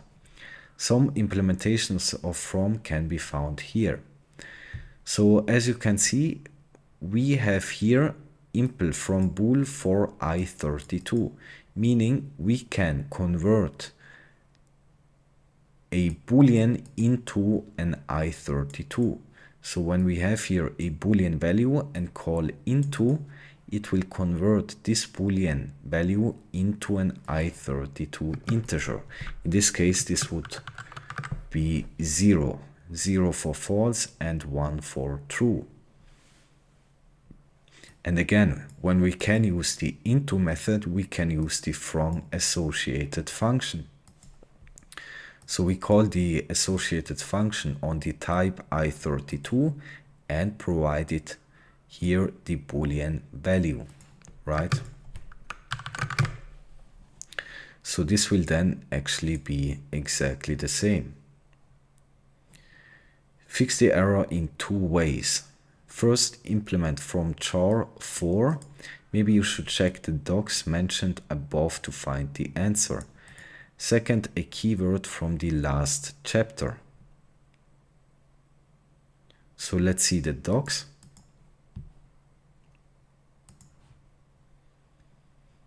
So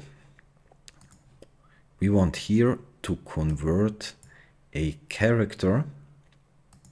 So let's see over here. As you can see all the types that implement the from trait. So we want to go from character, and as you can see, we can convert a character to either U32, U64 or U128 as well as string. So I32 is not supported. And as you notice, these are only unsigned types because it's logical. A character can't be negative, right? It can't hold a negative number. So we only have unsigned integers here. So we can then in fact convert a char into a U32, let's say. So in this case, char implements, so in this case, we use here U32, right? We can convert from a char to a U32. Meaning when we change this over here, this should actually work. So we provide here a character called the into method, and then we should have an U32. Fix the error in two ways. So we can't use the as keyword here. This is not implemented, but what we can do is let's first use the from method.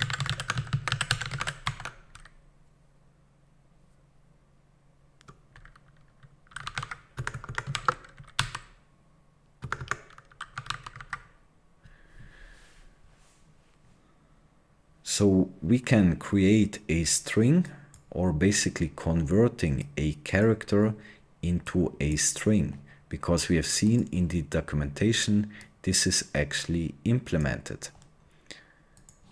And the second way would be to call a and then into, right? Like we did over here.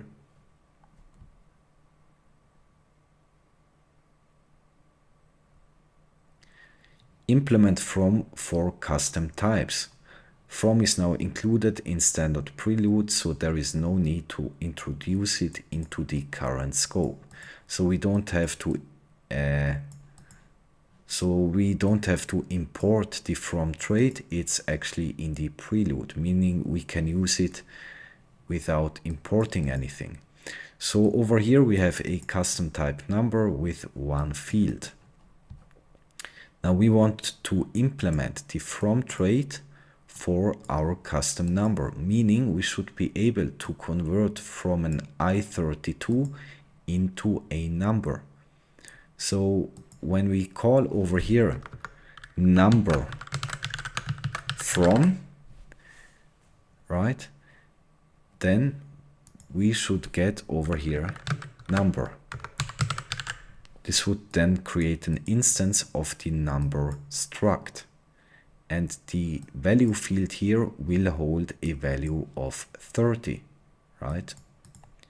So, and the same thing is when we would call 30 like that and call into, right? This should then convert the I32 integer into the number type automatically. And remember, we only have to implement the from trait because then we can use from and into both of them. So let's see. So this over here is the from trait. And let's take this function signature over here and copy it like that. Now in this case, self refers to number, right? And what we want to do is create here a new instance. And we just take the value, in this case, the I32, right? And we provide it as a value for the value field. And again, because the name of this argument matches the name of the field, we can use it like that. And this is sufficient. So let's see. And this is compiling. So as you can see, then it's really easy to convert one type to a custom type we have created.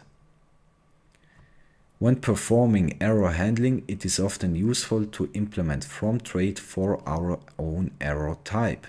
then we can use question mark to automatically convert the underlying error type to our own type. Now, we didn't cover that. This will be the next topic, but let's see the exercise. We have here an enum CLI error. Now, the two variants here, IO error and parse error, hold error types from the standard library. Okay? And these are actually the error types that get returned in case of an error when using these specific methods that are implemented in this standard library. So as you can see, we want here to implement the from trait for different error kinds from this standard library, and we want to convert that to our custom error type, CLI error. So let's see, over here we have the function open and parse file. It takes a file name as argument and it returns a result, and we will cover results. So a result basically says in case of success it will return a result with I32 and otherwise CLI error. So then we call the read to string function, and as you can see, this is defined in the fs module. Fs is used for file manipulation, and we provide to this function over here the file name. Now we pass a reference because this is defined in the documentation of this function.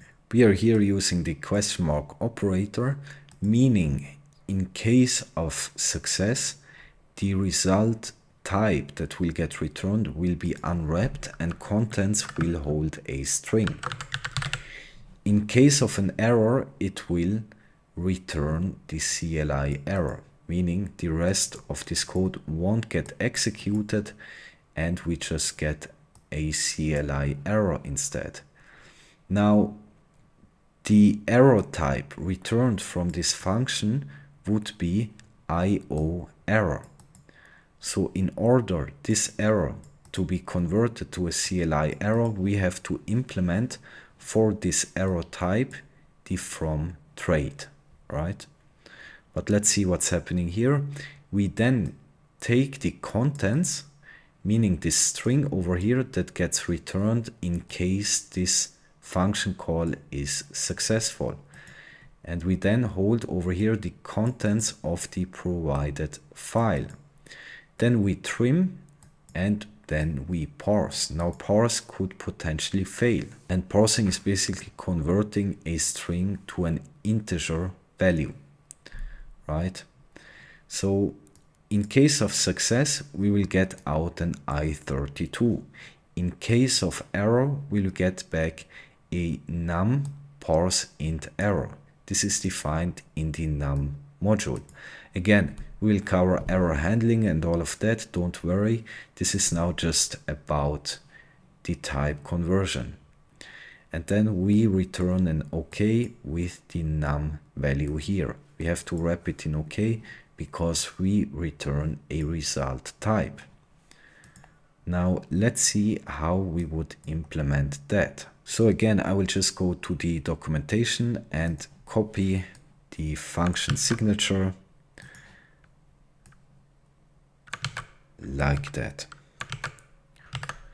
So we have the function signature, and then we can over here see what we want to do.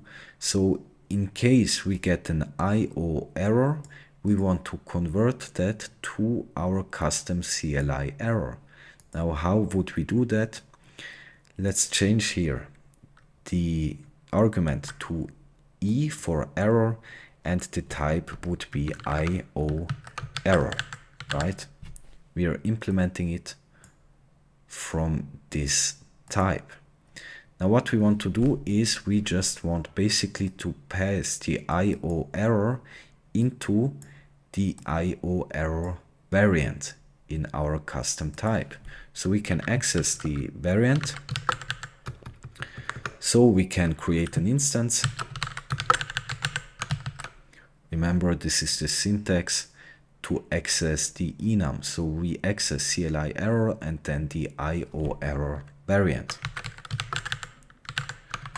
And all we do then is just passing this IO error type, meaning we then have an instance of this variant holding our IO error. And that means we have then implemented the from trait for our custom type. So any IO error type can be implicitly converted to CLI error. Meaning, in case this function over here returns an IO error, it will implicitly be converted to a CLI error. Let's do the same thing over here for parse int error. This would be the error type from the parse method. So again, let's change here the argument name, and the type would be over here. And then we again just access this enum. We want to access the parse int error variant, and we pass it the actual error that gets returned. And this would mean we then create another instance of the parse error variant. Let's see if this works. And as you can see, this is compiling, meaning in case of an error over here, both these error types from the standard library, IO error and parse int error, will be implicitly converted to CLI error, right? Try from, try into, similar to from and into, try from and try into are generic traits for converting between types. Unlike from into, try from and try into are used for fallible conversions and return a result instead of a plain value. Now again, we use the result type, we will cover that, when there is a possibility of an error, of something going wrong. So as you can see, we have here an I16 holding 256. Into trait has a method into, hence try into has a method try into, right? This is the method defined on the try into trait. So we take this value here and call the try into method on it, meaning this will return a result. So we match this result. In case of an OK, then we unwrap the value from the result. And if it is an error, then we just print out the error over here and return 0, right? So in case this succeeds, then n will hold a U8 and the value. In case this fails, n will hold a value of 0. Now we have seen that when we want to convert an U8, then this would actually fail because this is out of boundaries. But because we are here basically error handling, that means that the program here won't actually panic. So in case this fails here, which it does, then we will just assign to n the value 0 and print out the error. So in this case, n would be 0. And again, error handling will be our next topic. So don't worry if this seems a little bit strange. Then over here we have a tuple struct even num, and it takes an I32 type. We implement here the try from trait for the custom even num type. Now here we have an associated type, and we define that it should be of type unit type, okay? And then we implement here the try from function. So all this function basically does, it takes a value and it checks if it is divisible by 0, and then we will return the result, in this case OK, even num, and inside it the value provided. Otherwise, if it is not divisible by 2, then we return an error holding our unit type we have defined here. As you can see, the type in case of an error would be this associated type error, meaning a unit type. So we have provided that over here. So then we can use the try from function. So when we call even num and try from 8, then this would return OK, right? Because 8 is divisible by 2. So we would get back a result, in this case OK, even num, and the value we have passed, right? That's what we defined here. Now in case we try from a value of 5, this would return an error with a unit type inside, because again 5 is not divisible by 2. Now with try from and try into, it's exactly the same like with from and into. When we implement try from, then try into is automatically implemented. So we can use this try into method here directly. So we try here to convert 8 into this result, right? And the result in case of success will hold a type of even num and otherwise a unit type, like defined over here. And in this case, result will then hold OK, even num, and the value we have passed, 8. Now when we call try into on 5, then this will actually return error and a unit type inside, like we have defined over here. Let's see. And this is compiling. See you in the next topic.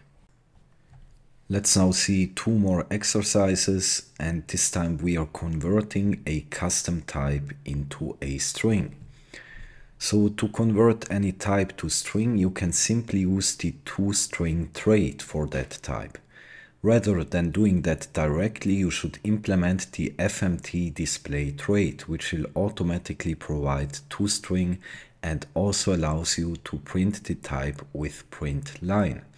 So again, same thing like with from and into. If you implement from, then into is for free. So you usually don't implement this trait directly for a type. You implement display and you will get toString implementation for free. So let's see. We import here fmt. And we have here our custom type point. Now here we are instantiating a point. So what we want to achieve here is that when we take the point instance here we have instantiated and convert it to a string, this should then be the output. And we can also use the format macro here.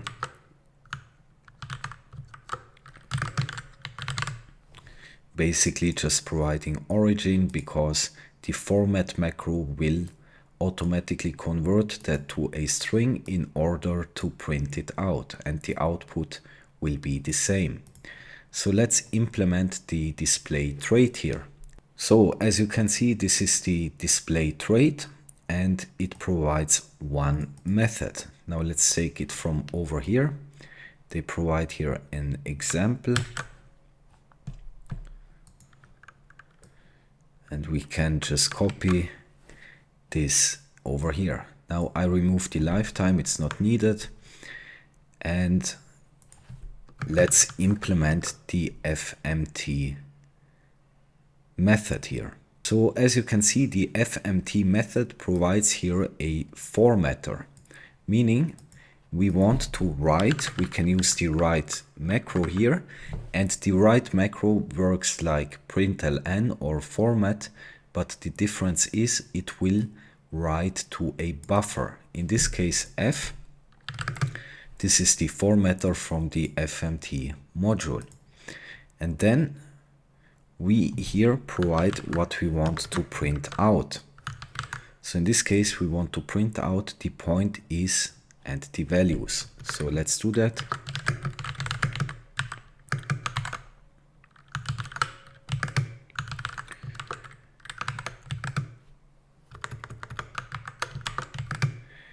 And then, like in a println macro, we provided the values. So in this case, we want self.x and self.y.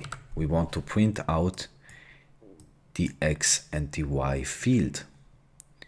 And that's basically it. We have implemented the display trait for point, meaning our customly created type point can be converted directly to a string. So let's see.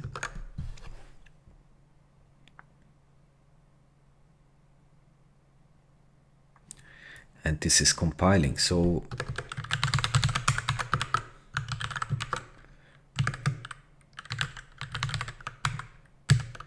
if we pass origin here, let's see the output. As you can see, this would be the output. So we can even manipulate how the output should look like. So instead of just printing out the two fields, we have even provided the output with a whole sentence, right? This will be the last one we will be doing. We can use parse method to convert a string into an i32 number. This is because from string is implemented for i32 type in standard library. To use from string method, you need to introduce this trait into the current scope. So we have to import this trait from the stir module. So over here we want to parse, and parsing again means converting a string into an integer. So we would here have an i32 type of this value. And over here, the same thing. Now, we can either annotate the type over here, or we could use the turbofish syntax, meaning we can directly annotate the type on the method. Like that.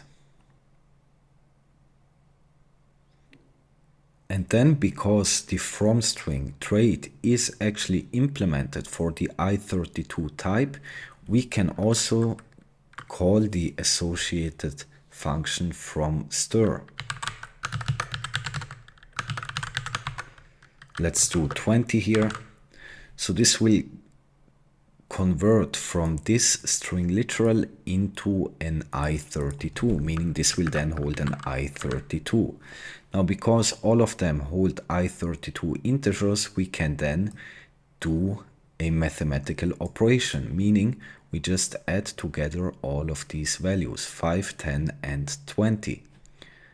So the variable will hold an i32, and it should be equal to 35. And this is compiling. See you in the next topic. Now we will cover error handling, and the simplest form of error handling is to use the panic macro. Panic will print out an error message, unwind the stack, and finally exit the program. Now, unwinding the stack means that when you actually execute the program, then we have seen that the local variables and the function calls will be pushed to the stack.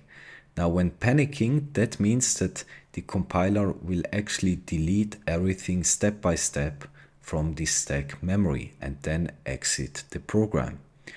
And in multi-threaded programs, it will exit the thread in which the panic occurs, not the whole program. So we don't deal here with multi-threaded programs. This will be another course, but I just want to mention it. So let's see exercises. As you can see, we have here a function drink, which takes a string literal. If the string literal is lemonade, then we print out success. Otherwise, we actually want to panic, right? Because we want to ensure that this line never gets reached, meaning never gets printed out. So when we pass over here lemonade, then this will print out success and then will panic.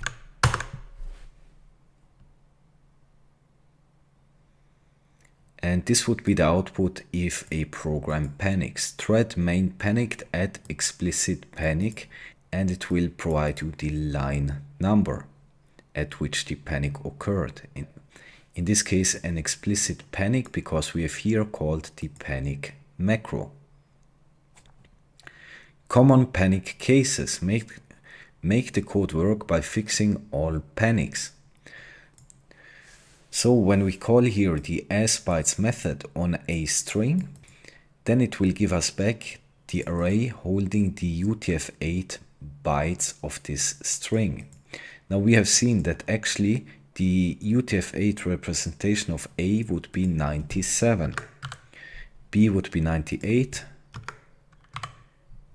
and C would be 99. So again, if assert EQ doesn't match, if this does evaluate to another value than this, then assert EQ will cause a panic. Over here we have a vector, and we try here to access the third index. Now we only can go to index 2, right? It's the outmost index we can provide. So let's change that. And this will then hold an I32, right? Because we are accessing a specific element. Unwrap may panic when get return a none. So the get method over here will return an option, meaning it either returns a sum with a value or a none. Now in this case, this would return a none because we don't have any value at index 3. So when we try to unwrap a non value, then we will panic. Now let's here access index 1, for example. Then it will return a sum 2, right? The first element, right? The element at index 1, and unwrap will basically just unwrap the inner value. So LA will then hold a value of 2 of type I32. Sometimes the compiler is unable to find the overflow errors for you in compile time, so a panic will occur. So when we call here the production rate per hour function with a value of 2, then let's see. We have here speed, the provided argument of type U8. And here we have CPH of type U8. Now, as you can see, we are inside here multiplying the speed, in this case 2, by CPH, 222. Now, this would actually result in an overflow because 2 times 221 would be 442. Right? Now remember, an U8 can only represent up to the number 255. So this would actually cause a panic. But what we can do is just actually taking here a U16 and converting that to U16, meaning when we multiply these together, then the result of U16 will still be able to represent the resultant number. And over here we can do the same thing.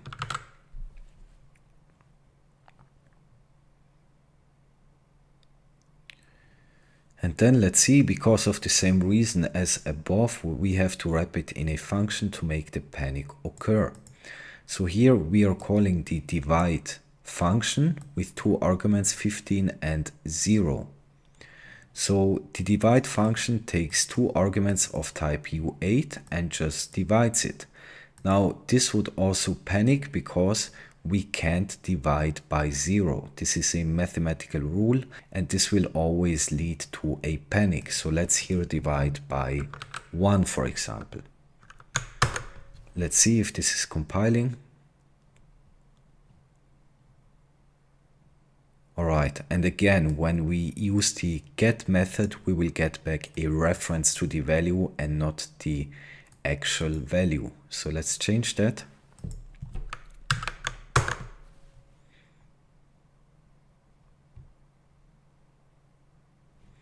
And this is compiling. Detailed call stack. By default, the stack unwinding will only give something like this. So this would be the output if your program panicked. Though there is the reason of panic and the line of code is showing where the panic has occurred, sometimes we want to get more info about the call stack. Fill in the blank to display the whole call stack. Tips: you can find the clue in the default panic info. So when we run cargo run, this is basically how you execute a program you have written, and we'll cover that. Then you just provide over here this Rust backtrace equals 1 environment variable, and it will then give you detailed information about the panic that occurred. So over here, unwinding and abort. By default, when a panic occurs, the program starts unwinding, which means Rust walks back up the stack and cleans up the data from each function it encounters. But this walk back and cleanup is a lot of work. The alternative is to immediately abort the program without cleaning up. If in your project you need to make the resulting binary as small as possible, you can switch from unwinding to aborting by adding below content to cargo.toml.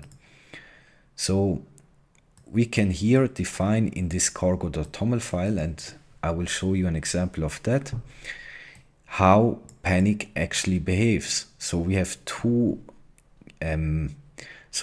options here, either unwinding or aborting. When choosing abort here, then the stack won't get unwinded, meaning this will then be the responsibility of the operating system and not of the Rust compiler. Alright, see you in the next episode. So we have seen the option type. And the option type stands for a value that could potentially be absent. So let's now look at the result type. Result is an enum type that represents the outcome of an operation that could potentially fail. It has two possible variants: OK, a value t was found, and error, an error was found with a value e. And as you can see, the variants hold the specific information. The expected outcome is OK, the unexpected outcome is error. Since result is an enum, the possible variants can be matched using a match pattern, and that is what we call error handling. So let's see an example. Let's again consider the divide function we have seen before. So again, we can't divide by 0. Meaning, if the second argument here is a 0, then we should return an error. Otherwise, the program will panic. Now we can do here error handling, meaning we check if y is 0, right? Or in this case 0.0, because the arguments are floating point numbers. Now in case y holds a value of 0, then we return the error variant of the result enum, and we provided an error message. All right. So in this case, we use an explicit return keyword, meaning when this returns, it won't execute any further. It will directly return the error type and stop execution.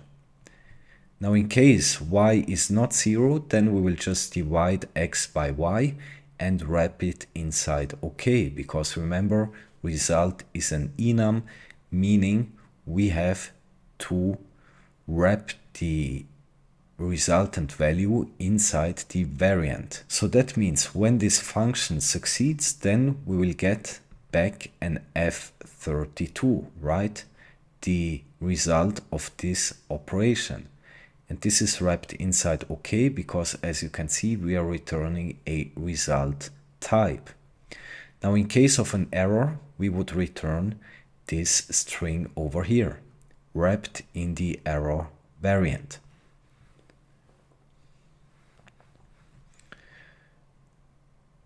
And this allows us then, when we call the function divide with 2 arguments, that we can then match the result we get back here.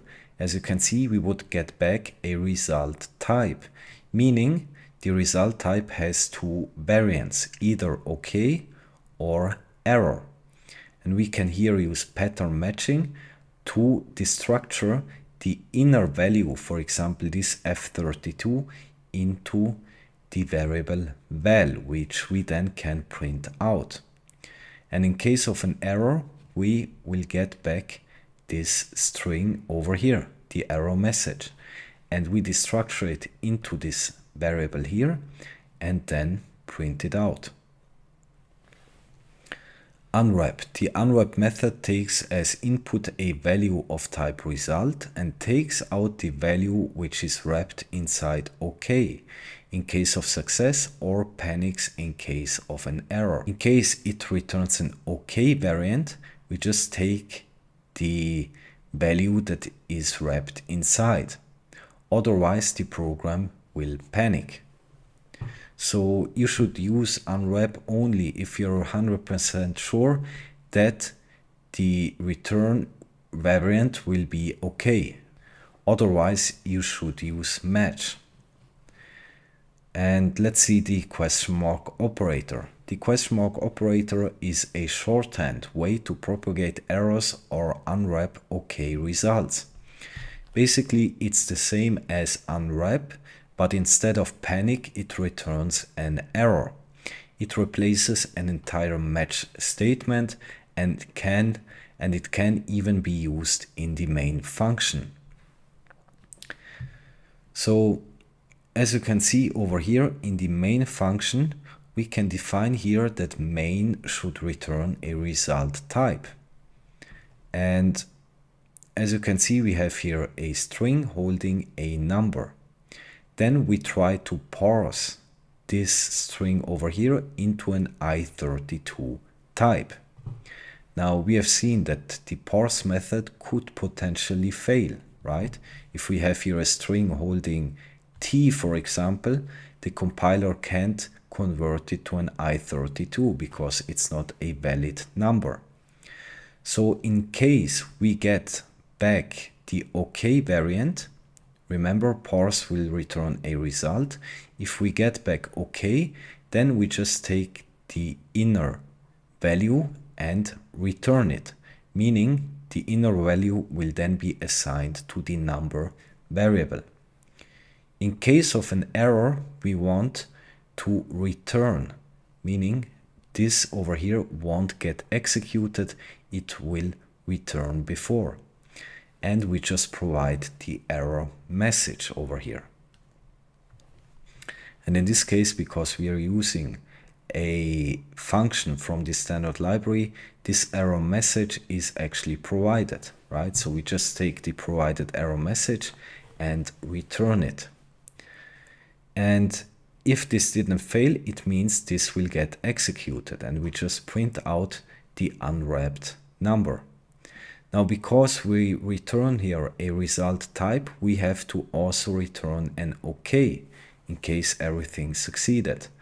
Now, because at the end of main, basically the end of the program has been reached, so it doesn't make sense to return any meaningful value. So we just return a unit type like that. So I've told you that the question mark operator actually replaces an entire match statement, meaning this over here would be exactly the same. So let's see. Again, we are in main and we return a result.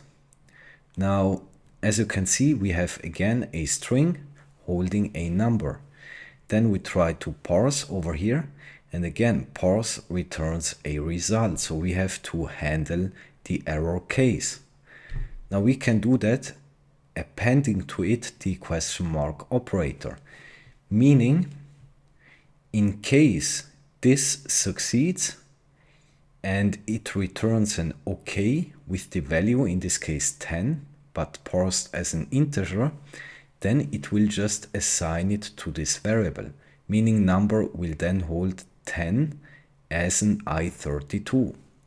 In case this fails, then it will return a parse int error as defined in the parse method. Okay, so this over here is exactly the same like we did over here. And when this returns an error, the following lines won't be executed. In case this succeeds, then we have number which holds 10 of type i32. Then we'll just print out the parsed number and then we return a unit type, because remember we are here returning a result, meaning we have to also return OK variant in case of success. But again, because we are in main and this would be the end of the program, we don't return any meaningful value, we return a unit type. And there is also a concept called type alias. So it's basically just a way giving a name to an existing type. So if you like to write use64 like this, then you can create a type alias, meaning we can use the type keyword and provide a new name for a specific type. And as you can see over here, we are then using the new type we have created here. And this would at compile time then be replaced with the real type. And please don't confuse that with associated types in traits. They are different, okay?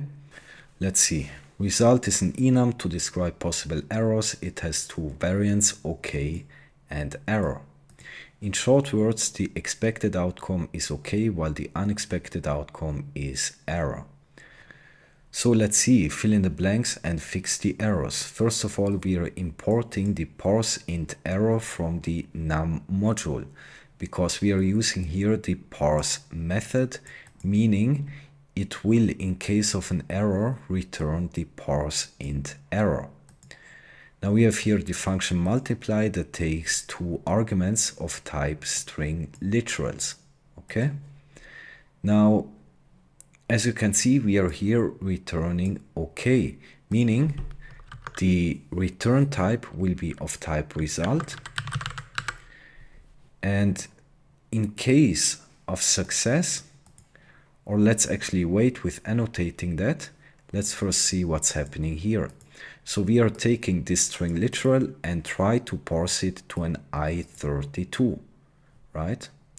So again, this parse method over here will return a result. In case of success, we would have OK and the value that was parsed. So for example, when we call here multiply with an argument of 10 for the first parameter, then we would have a parsed number 10, right? So we would have, in case of success, an i32 here. In case of an error, we would have the parse int error, like that. And parse int error is the error type that is defined for this method. Again, this is implemented in the standard library, so this has to comply with what is defined there. And N2 is exactly the same, but for the second argument. Then over here, we unwrap, and remember, unwrap will take a result and just unwraps the inner value. So in case we have OK, let's take the first argument 10, then unwrap will just unwrap the inner value, meaning it returns the integer I32, right? That is wrapped inside the result enum. And then over here we are multiplying by n2. Again, we have to unwrap because this is a result type. And if this succeeds actually, then we will return an OK, meaning OK will then hold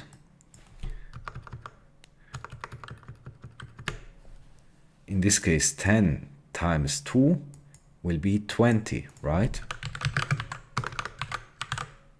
Like that. So we return an I32 in case of success. In case of error, we will return a parse int error, because that is the error that is defined from the parse method. So let's see, when we call multiply with these two string literals 10 and 2, then this should actually work, right? Because the compiler is able to parse these into integers. So it will parse here, and this will then be OK 10, and over here we would have OK 2. Then we unwrap both of these over here, meaning we unwrap the value from the variant, and here 2, meaning we multiply 10 by 2. And then this would be 20, and we wrap it inside OK, because we have to return a variant of the result enum, which means that the return type over here would be this, right? So result in case of success will hold OK and 20, right? Now in this case, this would actually fail because the compiler can't convert t to an integer. Now we want this to actually assert to 8, so let's do here 4. And this means this will get parsed to 4, and this will get parsed to 2, right? And then again, we just multiply these together and return it wrapped inside the OK variant. Meaning over here, we get back a result, and result will then hold OK and 8.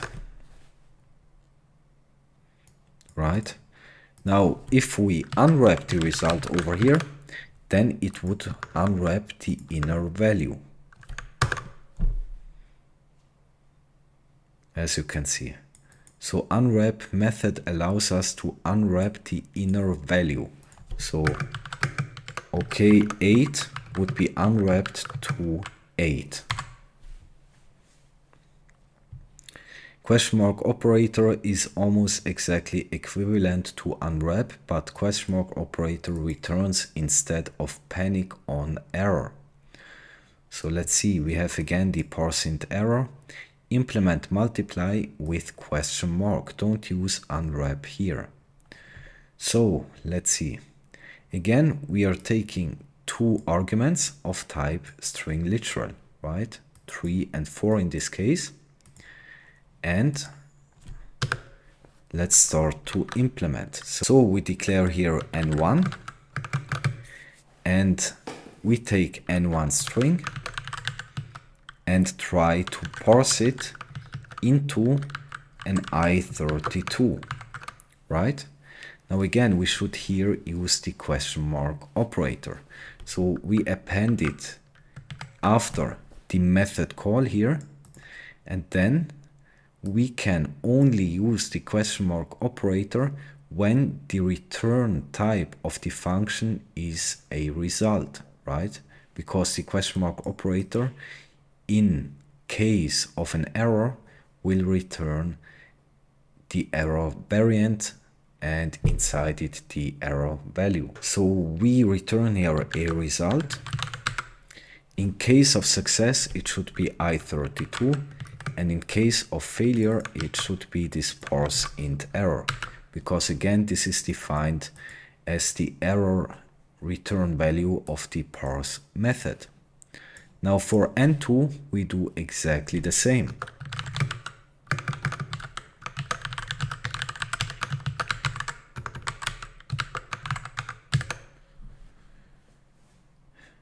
And that means if any of these fail, then it will immediately return, meaning the rest of the function won't get executed and a parse int error will be returned.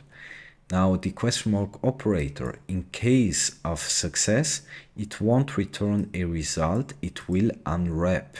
So for example, when we pass here 3 and this will get parsed, it will return OK and 3, right? And then the question mark operator, like unwrap, will unwrap the inner value. So N1 will then hold 3, meaning an I32 integer, and N2 the same thing.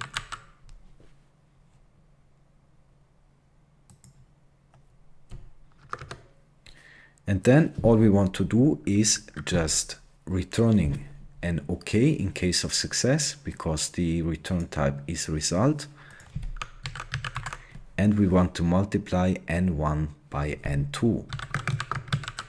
Notice over here that I didn't have to unwrap, because we have here I32 types, right? While over here we had to unwrap because these held result types. You have to remember that. Let's see.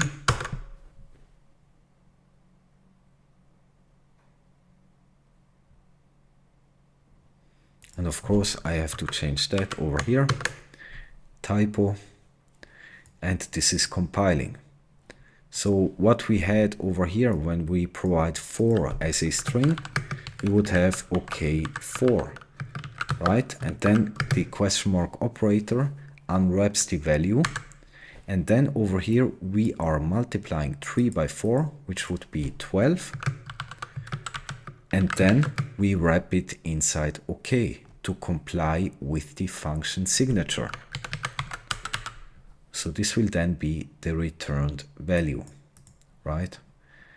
And then over here, as you can see, we are calling the function and unwrap it because we have here a result type. So we unwrap the inner value because this would return OK12, and we unwrap it, meaning the inner value gets unwrapped.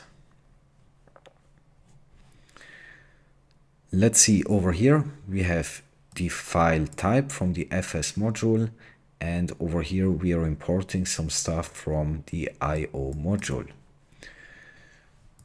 So over here we are opening a file, providing here to the open associated function the name of the file in form of a string literal, meaning this will then return a result, and in case of success it will hold a file, right? And in case of error it would be IO error. All right. And then we are matching F. Now F holds a result, meaning we must over here handle both cases in case of success and in case of failure. So if it is OK, then we unwrap the inner value, meaning the file, and we just assign it to F.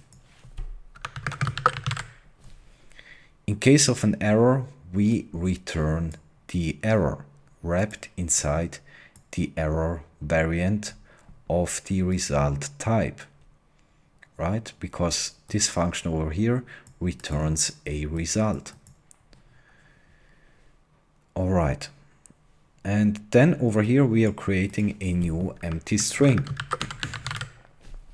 We then take f over here and read to string, meaning the contents of this file over here will be copied to this string, meaning s will then hold basically the contents of the file we have opened. And we have to provide here a mutable reference because this is defined in the standard library. And then again, because this read to string method returns a result, we have to match it. So in case of OK, then we will return over here a string, right? This string s over here. In case of error, we will return the error. And both of them, file open and read to string, return an IO error. All right. Now over here, fill in the blanks with one code line. Don't change any code lines. As you can see, we have here the function read file to, which returns a result. In case of success, it's a string. In case of error, it will be the IO error from this standard library. We here declare a new string, and we here initialize a new empty string. And I told you that the question mark operator replaces a whole match statement. So we can write all of this in one single line. So first of all, we are opening the file. So let's take this. And as we've seen, open will return a result. So we can use the question mark operator here to replace this whole match statement. So in case of error, it will immediately return and it returns this error type. In case of success, then we will get OK and a string, and this will then unwrap it to the string, right? And in case of success, we will have a value of type file, like we saw over here. And again, file is a type defined in fs module. So we have seen that the question mark operator will then unwrap. We will basically get something like that. And it will unwrap the file inside the OK variant. What we then can do is call the read to string method on it, right? So we are calling read to string, and then again we have to append this question mark operator, because read to string also returns a result type, right? So in case of success, we'll then over here mutate s, meaning the contents of this file will get read to this string, all right, or written to this string. And then we just return s, right, this string. And that means in case of success, we will have as return type a result that is holding a string. In case this or this fails, then it will return an IO error. Meaning if this fails, then over here a IO error gets returned and this will never be executed. And if this fails, again, we return this error and this will never get executed. Let's see. This is compiling. Map and then. Map and then are two common combinators for result TE, also for option T. So we have over here the parse int error, fill in the blank in two ways, map and then. So we have here the function add2, taking a string literal and returning a result. In case of success, holding an I32. In case of error, parse int error. Alright, because this is the default error type of the parse method. Then we are taking this string literal and try to parse it to an I32. And then, as you can see, when we provide here add2 with a string holding 4, then we want to get back 6. So as you can see, when we provide 4, we will get back 6 over here. And that means we want to parse this string and then add 2 to the parsed number. And for that we can use map, which is really convenient, because we not only want to handle this result case, but also then modify the value, right? So n here takes a closure, and we will cover closures very soon. So we provide here an argument n, and n would then hold the parsed number. And all we do is adding 2 to n, right? And that's all. So let's actually see the map method in the documentation. As you can see, maps a result TE to result UE by applying a function to a contained OK value, leaving an error value untouched. So when we call the map over here, it will it will apply a function if this method returns an OK value. If it returns an error, then it will leave it untouched. All right. So in this case, this would actually succeed, right? So parse over here will parse this 4 into an I32 integer, meaning it will then take the OK value and unwrap it. So n will then hold a 4, and then we just add n, and then we just add 2 to 4, right? Let's see.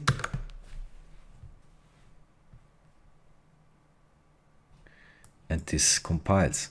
Now the second approach would be using and then. Now and then is very, very similar to map. The difference is here in the closure that the and then method takes. So let's go back to map here. So over here you can see this is the argument for the closure, right? And the closure over here returns directly the value, all right? And over here the closure itself will return a result. Now both of these methods return results over here, but the difference is in the closure, and you will see what I mean when we are looking at this. So this is very similar.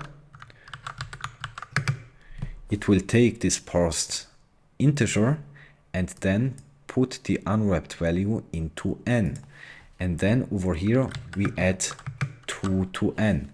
Now we have seen that map would work like that, and then method will actually return in the closure itself a result. So we have to wrap that into OK, like that. But otherwise they are exactly the same. And this succeeds. Number 5, with the return type rewritten, we can use pattern matching without unwrap, but it's so verbose. So here again we have the multiply function taking 2 string literals. In case of success, it returns an I32, otherwise parse int error. So over here we are using the match keyword. Now we want to parse the first string literal, the first argument. In case of OK, then we destructure it into the variable n1. So n1 will then hold the parsed number. In case of an error, we just return the error type. Then we match inside this match arm over here again. So we match the second argument, parsing it, and if this is okay, then we get out n2, all right? And then we can multiply n1 by n2 and return the result wrapped in the OK variant. Because as you can see, the function returns a result type. And in case of an error, it just returns an error. So this would be very verbose. So rewriting multiply to make it succinct. You should use both and then and map here. So let's see. We take first of all the n1 stir over here, the first string literal. All right. Then we want to parse it to an i32 integer, right? And let's then use and then. So if this succeeds, then we will have here n, which holds the parsed integer, right? And let's actually write it more beautiful like that. So we take then n, or let's call it n1, just to make a distinction. And then over here we want to parse the second one.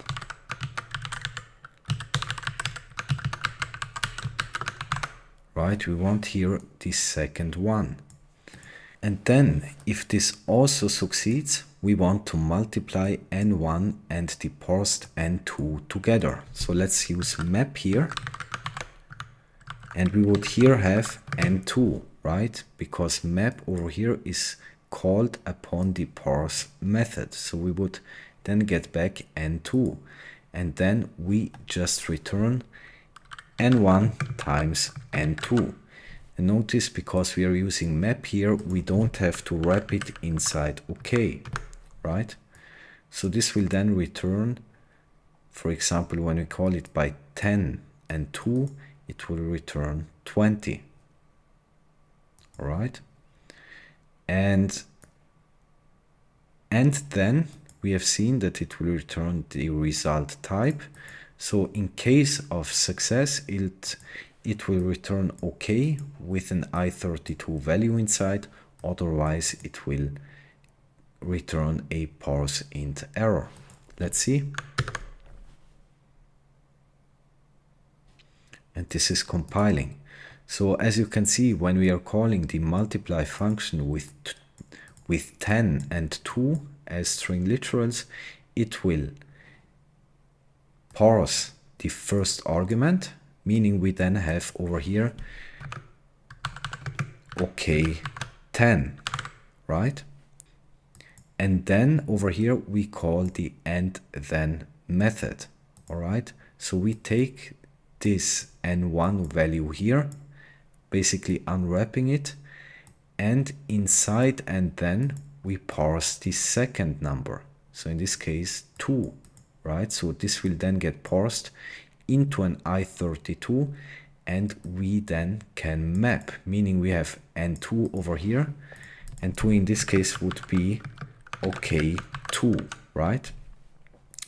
And map will take and unwrap the value inside OK, meaning we then have n2, which holds 2 over here, and then we multiply n1 by n2 and return it. All right. And all we then do is here the returned value would be of this type, right?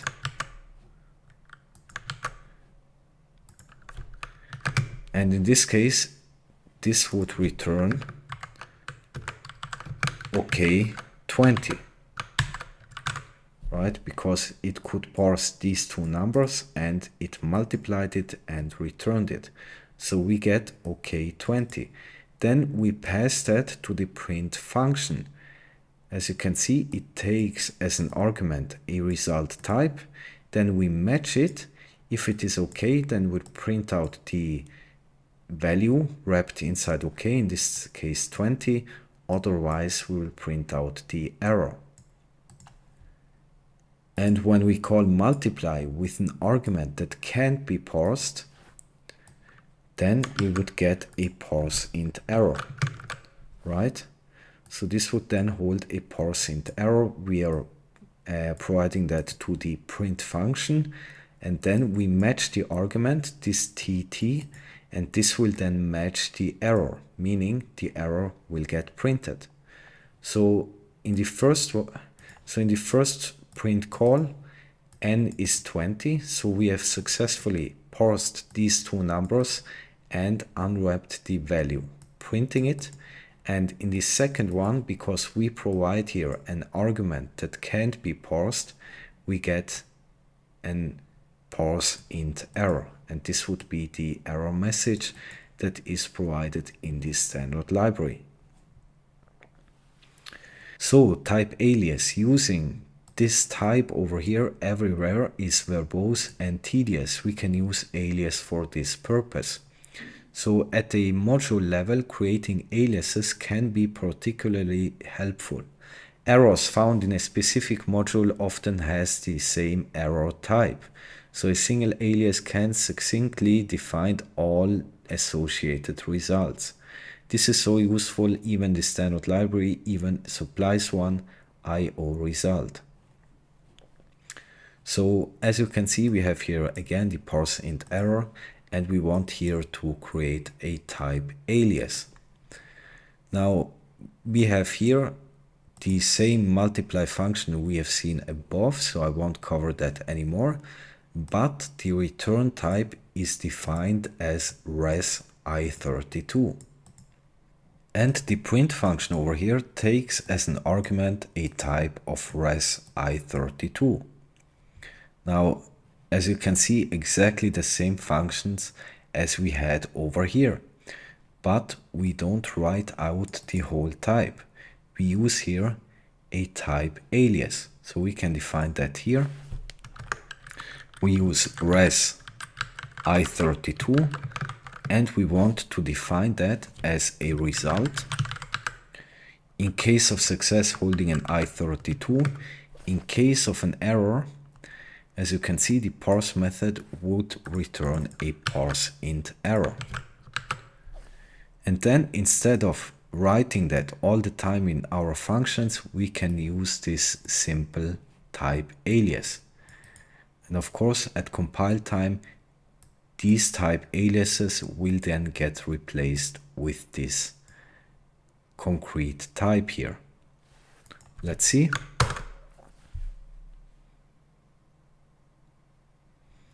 And as you can see, the same output as before. Using result in fn main, typically the main function will look like this. However, main is also able to have a return type of result. If an error occurs within the main function, it will return an error code and print a debug representation of the error, debug trait. The following example shows such a scenario. So as you can see, we have here again the parse int error, and we define here in the main function that the return type should be of type result. In success, returning a unit type. In case of error, it will return a parse int error. So over here we have a string literal, and we are then trying to parse this string literal to an I32. Now again, parse returns a result, so we have to handle both cases. In case of OK, we just take the wrapped value and assign it to a number, right? In this case, this would hold an I32. In case of an error, it will just return the error, and it will stop execution from this point. And then all we do is we will print out the number. So let's see if this is compiling. As you can see, this is compiling. We are printing out the number. And don't forget, because we return a result type here, we have to return the result variant OK with a unit type in case of success. We provide here a unit type to the OK variant because the end of main means the end of the program. Because the end of main means the end of the program. So we don't have to actually return anything here, right? Because if the program ends, this returned value won't be beneficial. But we can just provide the unit type so we comply with the function signature. And by the way, as we've seen, we can here just use the question mark operator. So we can replace this match statement by this.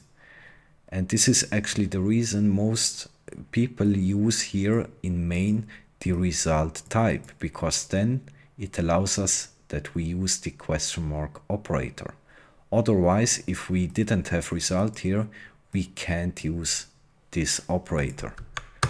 Let's see.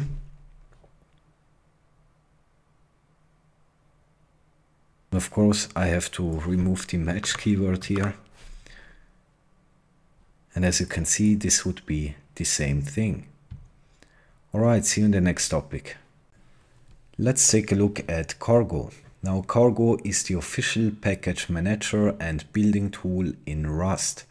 It helps automate tasks such as creating new projects, building, running, testing code, and managing dependencies. A crate is a compilation unit of Rust source code. So basically a crate is the smallest amount of code the Rust compilers considers at a time. And crates.io is the repository for Rust packages.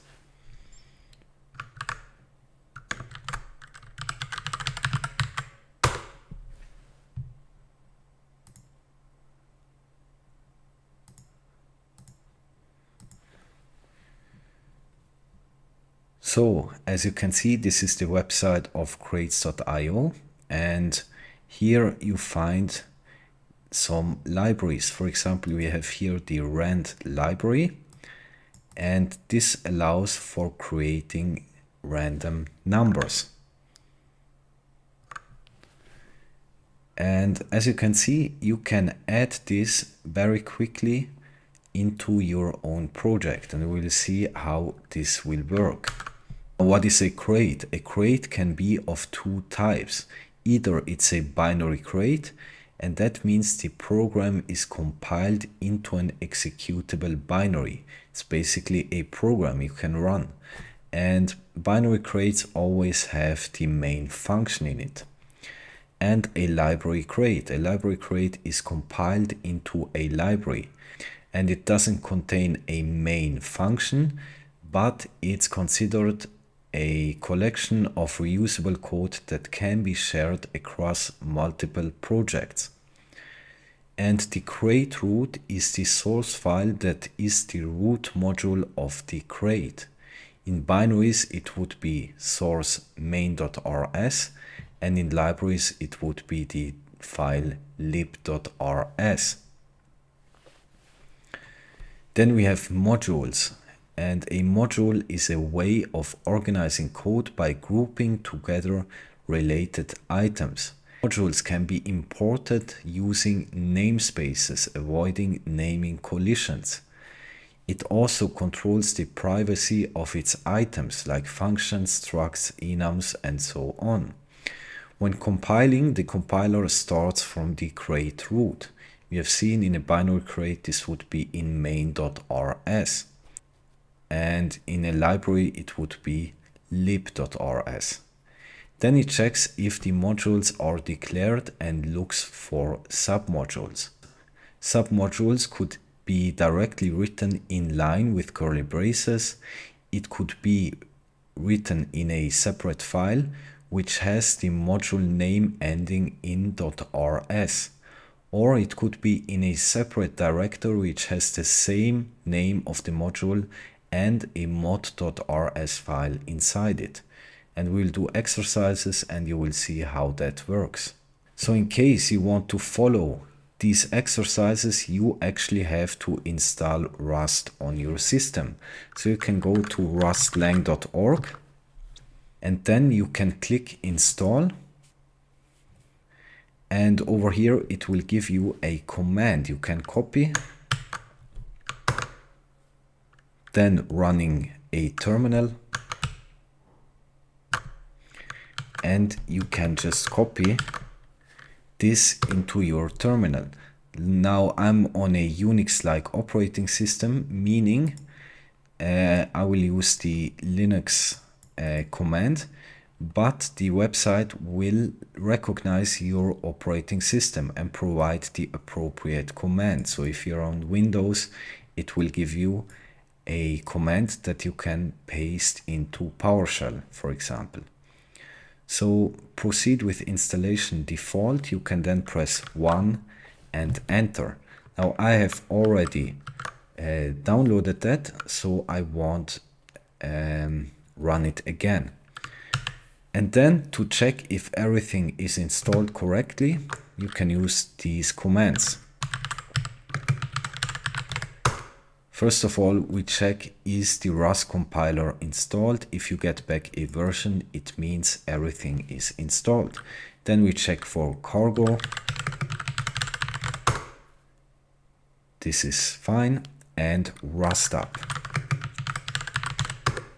And rustup is used for updating the version of Rust on your local system. Alright,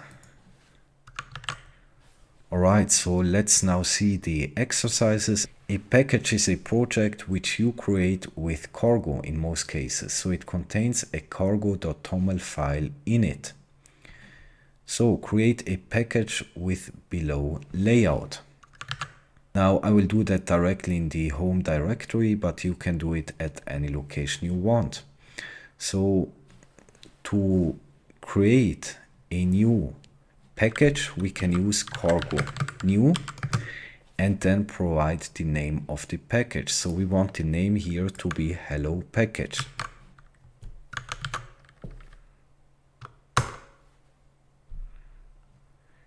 And as you can see,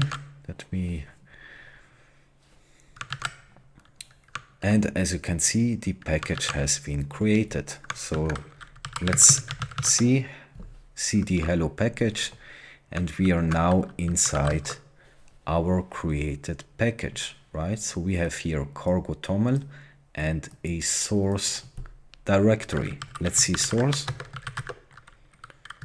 And if I print out the contents in main, as you can see, it contains a simple program that prints out hello world. So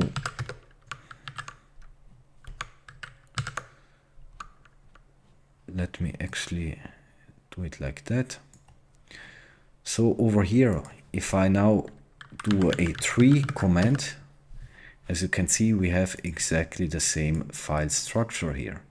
We have a cargo toml and then a source directory with main.rs inside.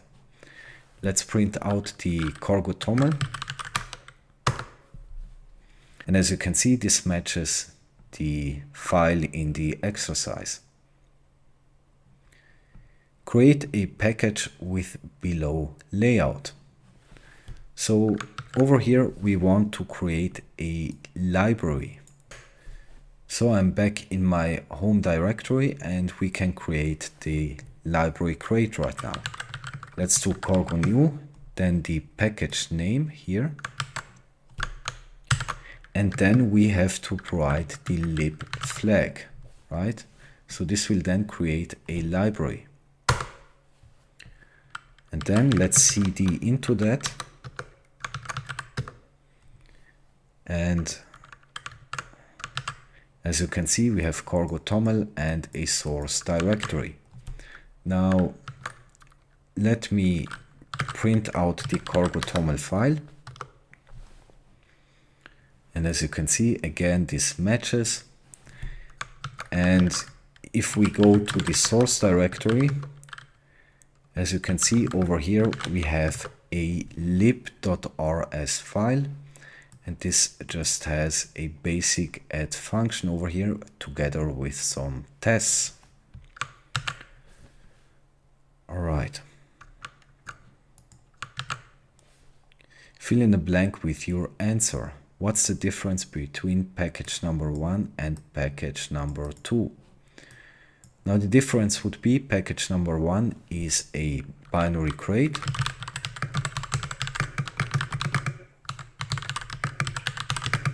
And package number 2 is a library crate.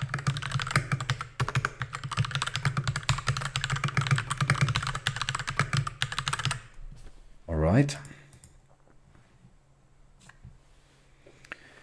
Crate. A crate is a binary or library. The crate root is a source file that the Rust compiler starts from and makes up the root module of the crate. In package hello package, there is a binary crate with the same name as the package, hello package, and source main.rs is the crate root of this binary crate.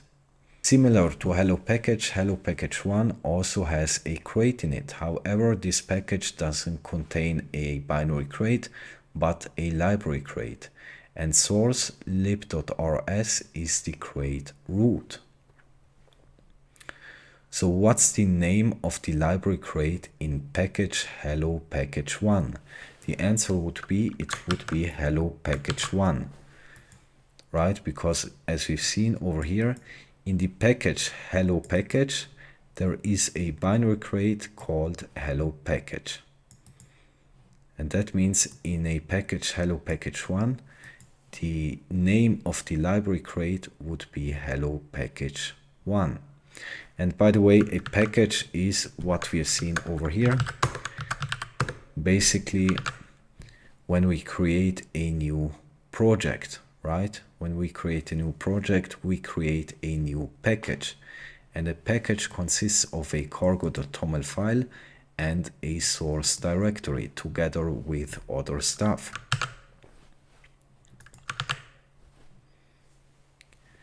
Add a library crate for hello package and describe its files tree below. Alright, so we want to add in the hello package a library crate. So let me remove this over here, and we will go inside hello package. Now over here in the source directory, we want to create a new library crate. As you can see, we have until now a binary crate. So let's create a lib.rs. Touch is a Linux command that allows to create a new file. So then we would have librs and main.rs. So when we look at the tree, as you can see, we then have the cargo.toml, the source directory, and 2 crates, 1 library crate and 1 binary crate. So this would then hold lib.rs and main.rs. After this step, there should be 2 crates in package hello package, a binary crate and a library crate, both with the same name as the package. A package can contain at most 1 library crate, but it can contain as many binary crates as you would like by placing files in source bin directory. Each file will be a separate binary crate with the same name as the file. So create a package which contains 3 binary crates, hello package, main1, main2. 1 library crate. So what we want over here is to have in the source folder the lib.rs and main.rs. Then inside the source folder, we want to have a bin directory, which holds main1 and main2.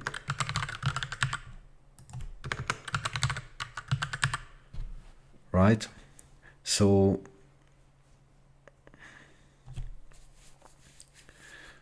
as we've seen, we can have as many binary crates as we want in a package, but only one library crate. And over here we have some other directories. So we have tests for integrated tests, benches for benchmark, and examples. So let's create these over here.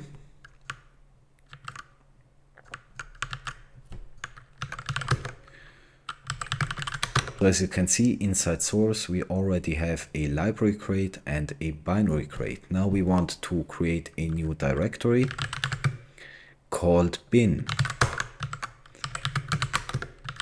Then we cd into bin and we create main1.rs and main2.rs. So again, when we go to the root of the package, as you can see, we have cargo toml, the source directory. We have inside the source directory a bin directory holding two binary crates, main1, main2, and we have in the source directory lib.rs and main.rs. Yep, as you can see, the above package structure is very standard and is widely used in many Rust projects. So let's see modules. Modules let us organize the code within a crate into groups for readability and ease of reuse. Module also controls the privacy of items, which is whether an item can be seen by outside code, public, or is just an internal implementation and not available for outside code, private. We have created a package named hello package in previous chapter, and it looks like this. Now we actually created over here a bin directory, so let's delete that. I go into source and then remove the bin directory. So as you can see, the tree looks exactly the same. Now it's time to create some modules in the library crate and use them in the binary crate. Let's start. So as you can see, we can define some code in the library crate and then use it in the binary crate. So implement module front of house based on the module tree below. So in the library crate, we want to create a module front of house, and this should then hold two submodules, hosting and serving. Now hosting holds two functions and serving holds 4 functions. So as you can see, we would do that in the library crate. All right. And again, modules allow us to structure our code. So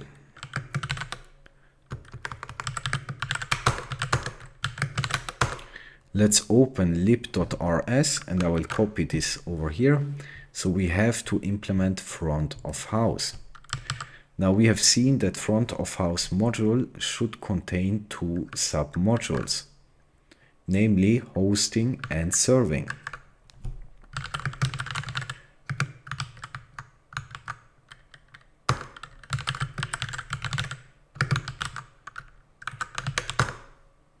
Like that. So we have a front of house module that contains two submodules, hosting and serving. Now we want to add these functions over here, add to waitlist and seed at table in the hosting module. Add to waitlist, add to waitlist and seed at table. So as you can see, front of house containing one submodule hosting, holding two functions over here. Now let's see serving. I will just copy that.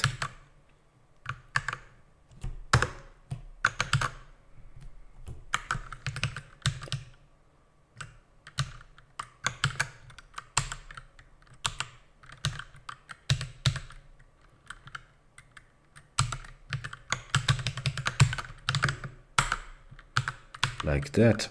And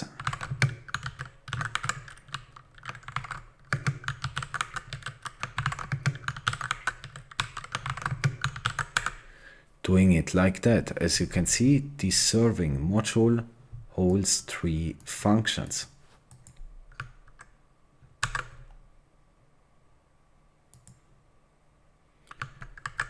And when we run the code, actually, we can use the cargo run command. And as you can see, this is compiling, but it gives us warning that we didn't use these functions over here, which is okay. And of course, hello world will get printed from the binary crate, right? Because main just prints out hello world. Let's call add to waitlist from a function eat at restaurant, which is within the library crate root. So inside lib.rs, we are below the module front of house, we are creating a new function.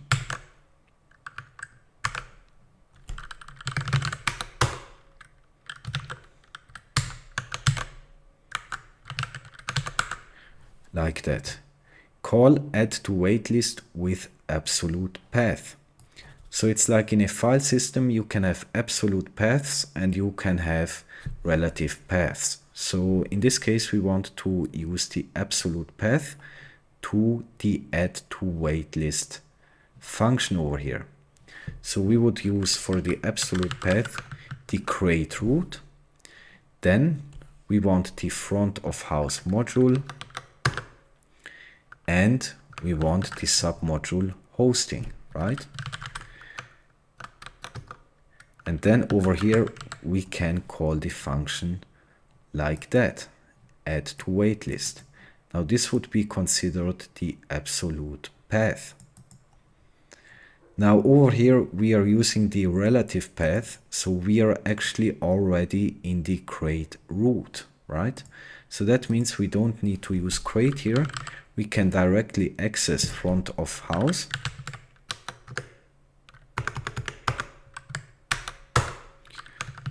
Hosting. And then call the add to waitlist function. Now, as you can see, it gives me here an error. Module hosting is private. So we can make this public using the pub keyword. All right. Now the same thing with the functions. Let's make them public. Like that. You can use super to import items within the parent module. So again, in lib.rs, we want to create another module. So let's copy that. I will put it below the front of house. And as you can see over here, we have the back of house module with two functions declared inside it. So we have fix incorrect order, and inside this function we call the cook order function over here. Fill in the blank in three ways: using keyword super, using absolute path.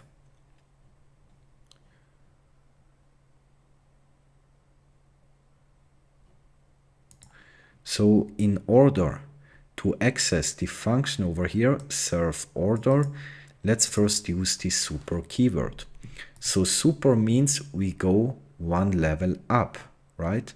So we are here inside the module back of house.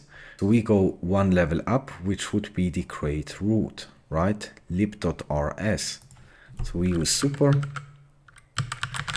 and then we can access front of house and I guess hosting, no serving, and serve order.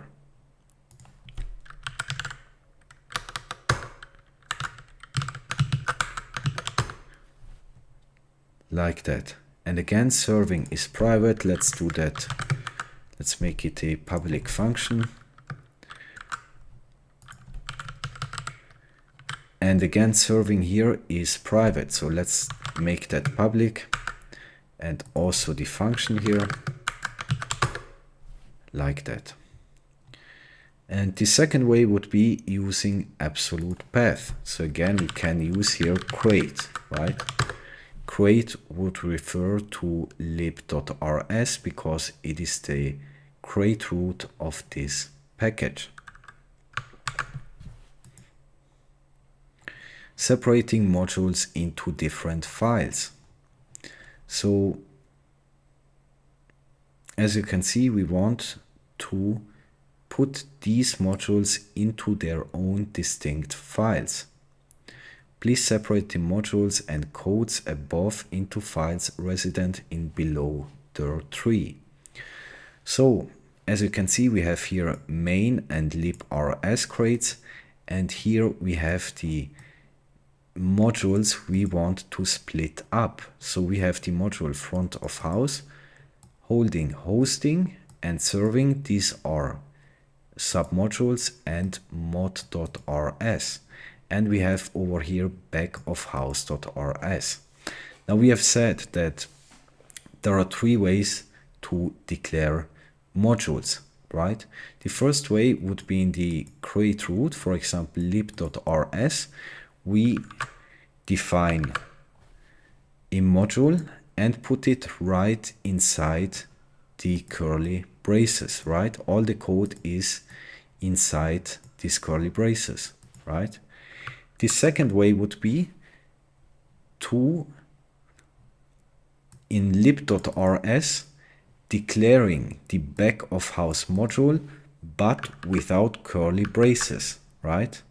Only declaring like this, for example.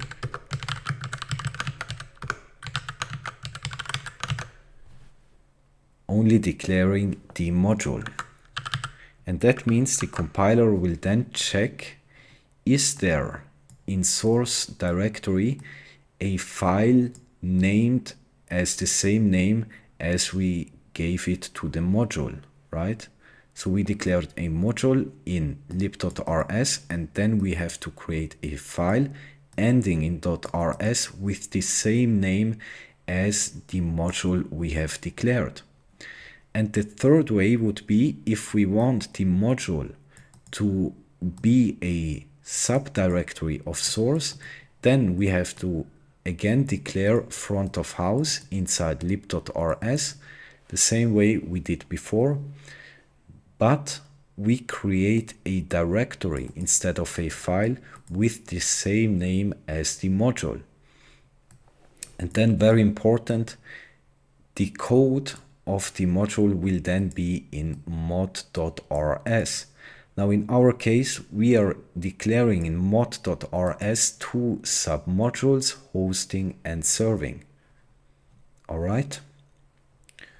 So we want to have this code separated in different files, and this is how it should look like. So let's start with back of house. All right. I will copy that. And first of all, I will delete anything in here, and let's declare the module back of house, right? Now we have here declared a module. As you can see, the file is not found. So we can here declare back of house .rs. And then we can put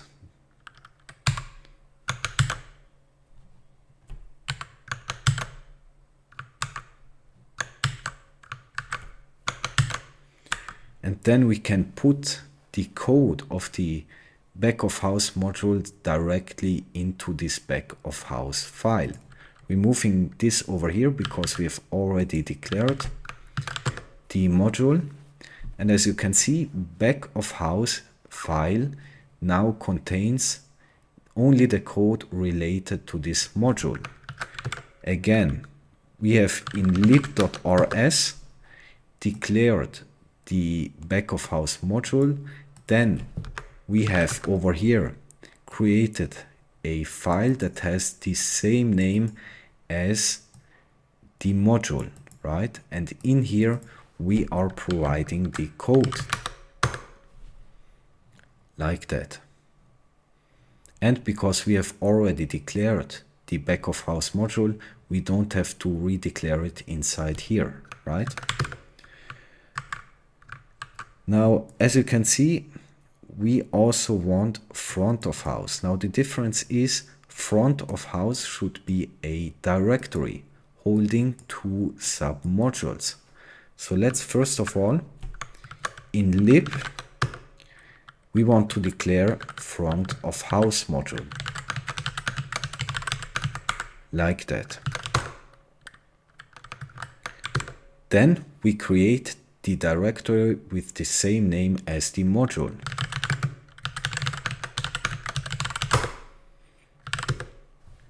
Like that. Then the first thing is we create a file mod.rs. This is now the create root of this. This will be considered the root of this module, mod.rs. And as you can see, we want here inside front of house two submodules, hosting and serving. Let's declare them.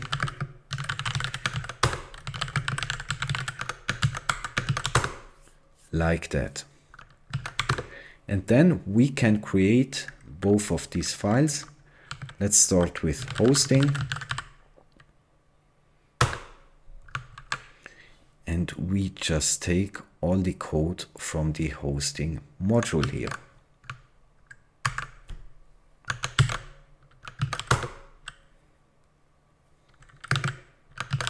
Like that. And let's create serving. And we just take the code here from the serving module. Like that. Let me remove the comment. So, and now if we go back to the source directory, as you can see, we have back of house. This is a module. We have front of house, hosting, and serving. These are two submodules. And we have here mod.rs, exactly like we wanted here. Now over here, by the way, this function eat at restaurant will be directly in the lib.rs.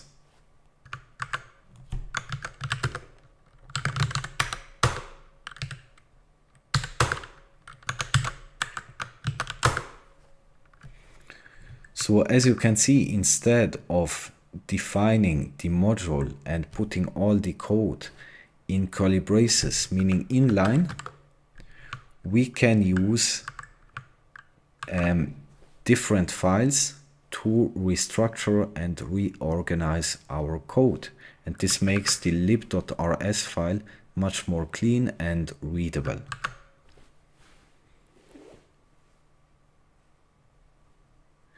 Accessing code in library crate from binary crate.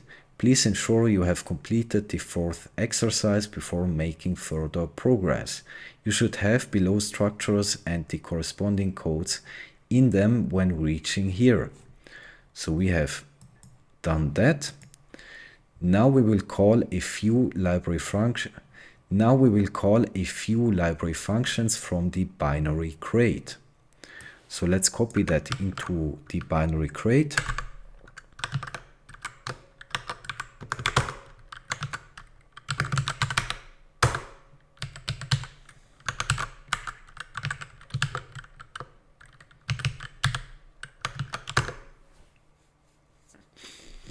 Like that. Now we want to call a function. So the output should be sit down please, and then a second function which returns yummy yummy. Now, as you can see over here, we have to call the eat at restaurant function to get back yummy yummy, and sit down please would be in the front of house module, in hosting, and seat at table function.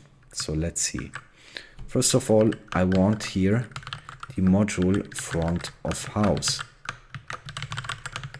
Alright, because the binary crate and the library crate are separate from each other. So the binary crate over here can't know what is defined in the library crate. And then over here we can, as the crate module, and then here we can use an absolute path providing the crate root. Now we have to actually provide here the name of the crate, meaning hello package. All right. And then we can call front of house. And let's see, front of house hosting seat at table. Seat at table, like that.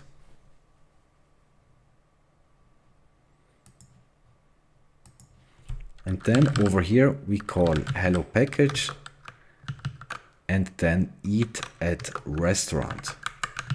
This is defined in our lib.rs. So again, instead of writing here crate, we write the name of the package, because we are here in the binary crate. So we can use the crate keyword in lib.rs, but in main.rs we have to provide the name of the package. Let's run that. And as you can see, we have some errors. Module serving is private and module hosting is private. So to actually access that from the binary crate, we have to make them public. So let's see. First of all, we go to lib.rs and we want these two modules to be public. So let's make them pub like this, which means that these two modules are now accessible for our binary crate, the main.rs file. Then let's go to front of house. And let's here make these two modules or these two submodules also public. Like that. And if the module itself is public, that doesn't mean that the inner functions, for example, or structs or anything that is inside the module is also public. So we have to declare here, as you can see, this is already done, that these functions are also public if we want to access it.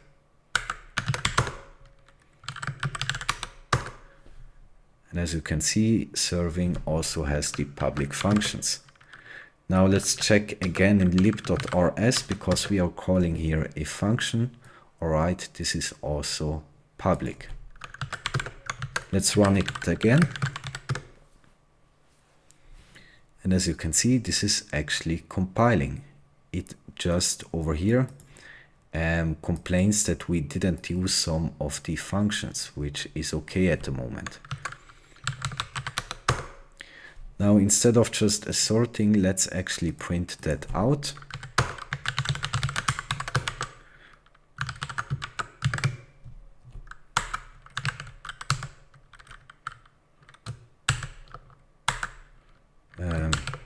next to it like that.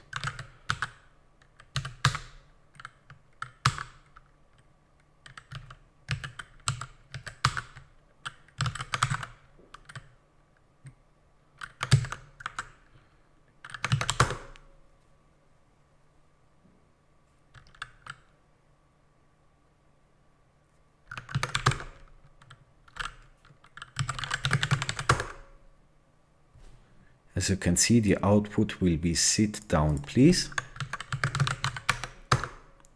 Let's call the second one.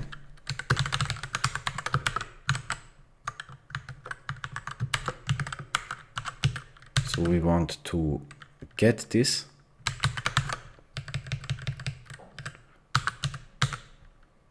Like that.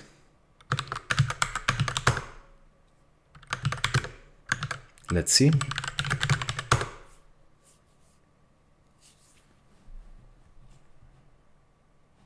All right.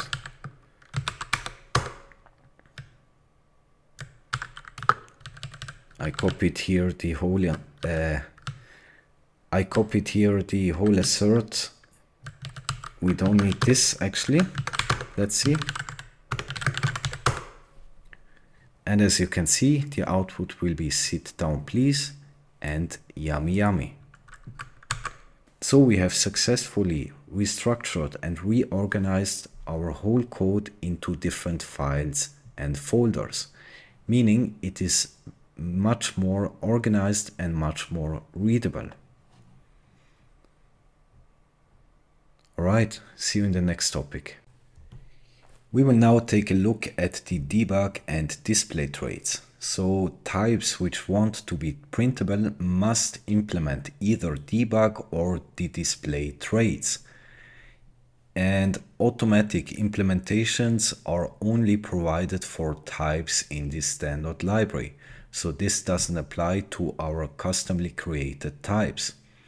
A debug trait can be implemented by simply using the arrivable trait. And a display trait must be manually implemented. Let's see. We have here println and format. Printing is handled by a series of macros defined in standard format, some of which include format, write formatted text to string, print, same as format, but the text is printed to the console. Println is the same as print, but a new line is appended. ePrint is the same as format, but the text is printed to the standard error. And ePrintln, same as ePrint, but a new line is appended. All parse text in the same fashion. All parse text in the same fashion as a plus Rust checks format correctness at compile time. So let's see, we have here a string literal and we use here the format macro, meaning the return type will be string. And we want here s to hold a string of hello world. So again, we use the format macro like we would use the println macro we have been using. So in this case, we want to take s1 over here and then just append the rest. So we take hello, this will be placed here, and then the rest.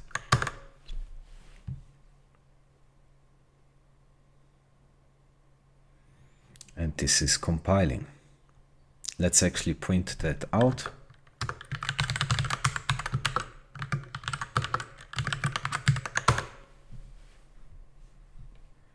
As you can see, this would be the output when printing out s.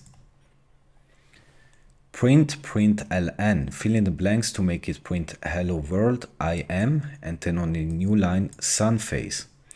So over here we want to use print, because as you can see, I am should be on the same line. So as we've seen, print macro doesn't append a new line character. Now a new line is defined in C like that, all right? And this is a symbol that the compiler knows that it should treat it as a new line. But in this case, print doesn't append it, so the next line will be on the same line as this print statement.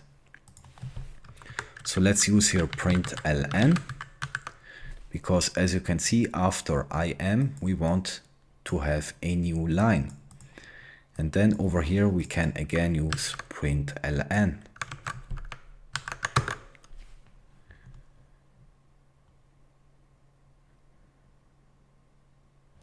And this would be the output.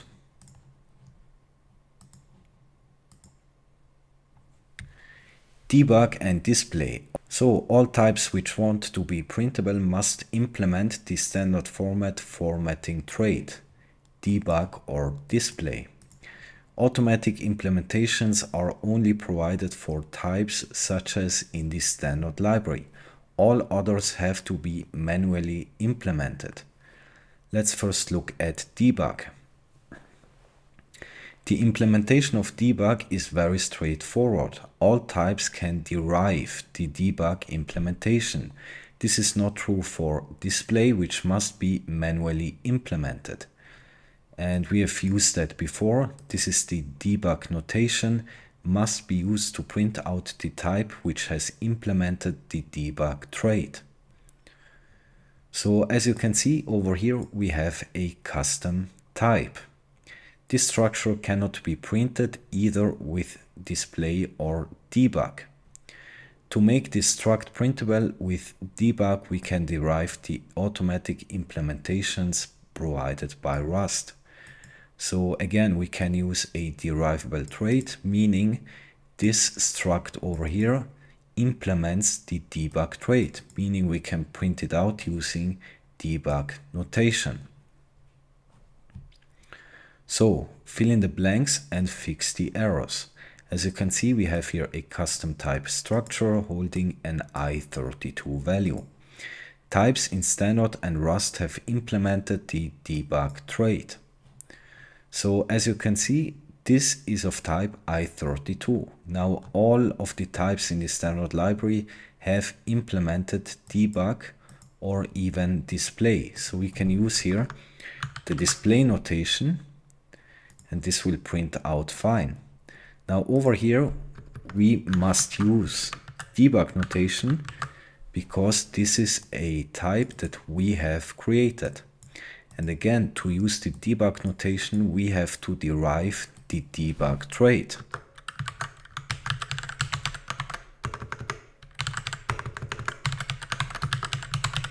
Like that. And that means structure implements the debug trait and we can then print it out. So this i32 type will be printed automatically because it's a type defined in the standard library. And over here we just had to derive the debug trait and then use debug notation here. So format debug definitely makes one type printable but sacrifices some elegance. Maybe we can get more elegant by replacing this notation with something else, but not this. Alright, let's see. We have here a custom type that derives the debug trait. Then we are here instantiating it. And when we now execute the program, as you can see, the output will be like this. Now we want the output to look something like that, and we can for that use the pretty notation, just adding this hashtag symbol between the colon and the question mark. And then the output should look much more pretty. As you can see, the output will then be like this. And notice we first had to derive the debug trait in order to print it out using debug notation. We can also manually implement debug trait for our types. So as you can see, we have here two custom types, structure and deep. Now structure holds a type of i32 and deep holds a type of structure, meaning these are basically nested. So we have deep, which holds a structure, which holds an I32, right? The problem with derive is there is no control over how the results look. What if I want this to just show a 7? So as you can see, we are here instantiating it with a value of 7. Now when we print it like that, then as you can see, the whole structure will get printed out, but we only want the value over here. So what we can do is we implement the debug trait manually, meaning we can manipulate the output. So let's see the debug trait in the documentation. And as you can see, this is the debug trait as defined in the standard library. So let's copy this function signature. So we can then over here implement the debug trait. And this is found in a module and this is inside the module FMT from the standard library. And we want to implement it for the deep over here. Now we remove that and we also remove that because we are implementing debug trait manually, right? We don't need the derived implementation. So let's see, deep. Then I will copy the function signature. So here we can use a custom type FMT result.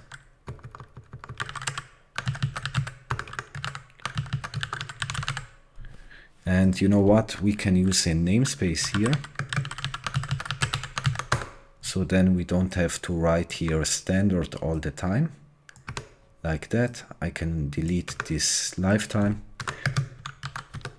And now we can implement the debug trait, namely this FMT method. So again, we want to write to a buffer. So we use the write macro and it should write to this formatter, which is provided by the debug trait. And then over here, all we want to actually print out is, in this case, self, right? The instance over here. And then we access the first element. So when we access the first element in a tuple, we use the dot notation like that. And inside here, we have now accessed structure and we want to access this value, the structure struct holds, right? So we again use 0. And that's basically it. Now it should print out. And of course over here, FMT formatter. This is also from the FMT module. And as you can see, now 7 will print. So all we did over here is manipulating how the output of the debug trait looks like when we use debug notation. And as you can see, we have defined for the deep custom type over here how the output should look like. So the output will just be the inner element of deep and structure, right? This I32. And we just access that and write it to this buffer. All right. Display. Yeah, debug is simple and easy to use, but sometimes we want to customize the output appearance of our type. This is where display really shines. Unlike debug, there is no way to derive the implementation of the display trait. We have to manually implement it. Another thing to note, the placeholder for display is this and not that. So this would be for debug trait. For display, we are using that, and you know that already. So make it work. As you can see, again, we are using the FMT module, and we have a custom type point2d holding two fields of type f64. Now we want to implement the display and the debug trait for this custom type. Meaning when we instantiate this point 2D, then we can pass the instance over here and it will give us this output, right? So we are using here the display notation and debug notation.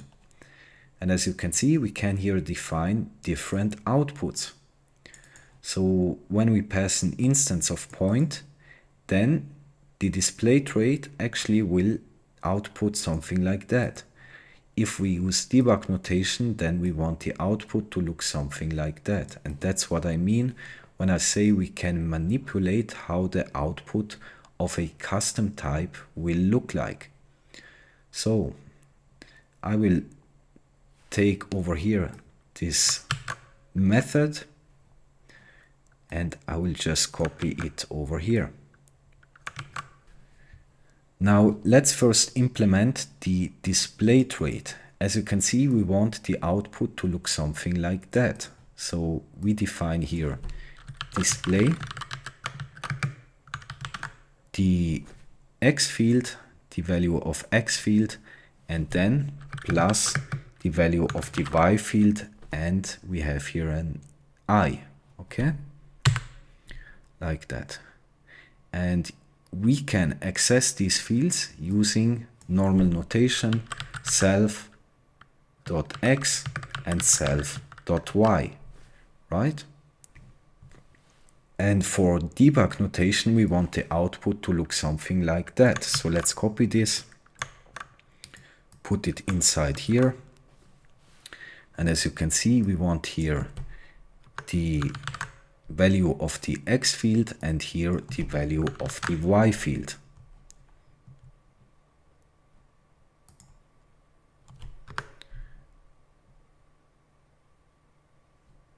And as you can see, we are here using curly braces, and this is usually for the placeholder. So what we have to do here is using two of them, meaning this curly braces over here will basically be escaped.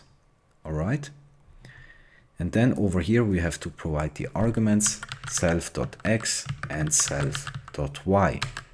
Let's see. And this is compiling. Now let's see the actual output.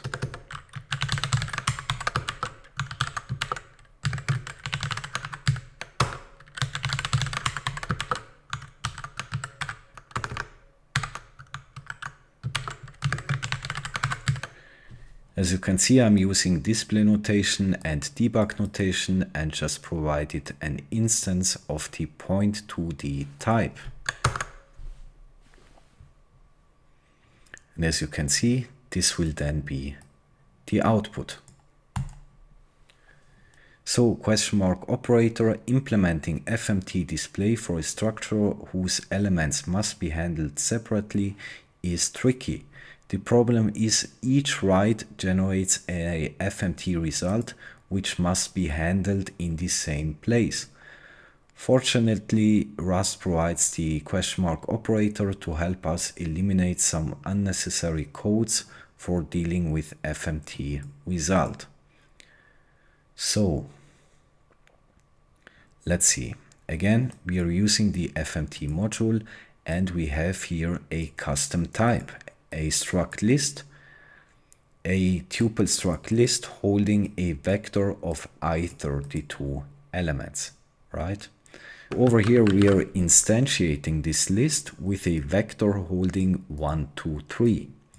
Now as you can see, when we put this list over here into the format macro, then we want the output to look something like that. So we want to print these square brackets, the index, colon, and then the actual value. Now let's see how this would be implemented. Notice over here we are implementing the display trait, so we can then use it to display the type directly. So as you can see, this is the function signature from the FMT module. And as you can see over here, we return a type of FMT result. Now this is a type. Now this would be a type alias, and we have covered that. Now over here, we want to extract the value using tuple indexing and creating a reference to vec. So the first thing we do is we want to access the vector in the list struct, and we do that using tuple indexing, right? We want the first element because there is actually only one element on here. So we access that, meaning we will get back a reference to a vector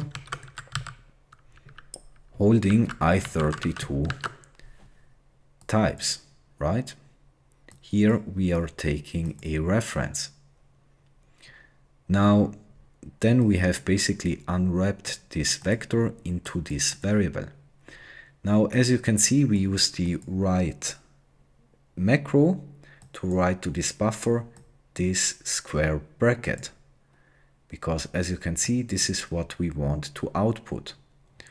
So the first thing added to the buffer will be this square bracket. Then iterate over v in vec while enumerating the iteration count in count. So we take this vector and we iterate over it and enumerate, meaning we will get back a tuple holding the index and the actual value. Then for every element except the first, add a comma. Use the question mark operator to return on arrows. So as you can see, if count is not equal to 0, meaning if it is in fact the first element, then we don't add this comma, all right? Because we don't want to look something like that. So this is only after the second iteration that this comma will be added. And then we write the actual value over here. And this iterates 3 times, right, for each element. And then in the end, it will put into the buffer this square bracket. So when we run that, as you can see, the output would be something like that. But this is the output that we want. So what's missing over here is we didn't include the indexes, right? So what we can do over here, we want here to be the index and then a colon like here and a space and then the value. So we have the index in this count variable. So let's use that. And again, we can then run the program. And this succeeded. So let's actually print that out.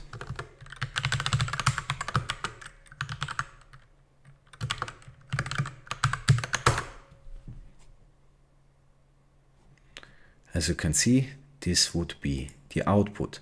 So we can really manipulate the output of our custom types using the debug and the display traits.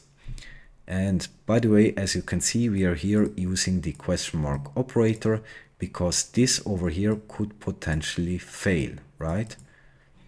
That's why we are using this here, and we use here the result type from the FMT module, just in case any of these operations here fail.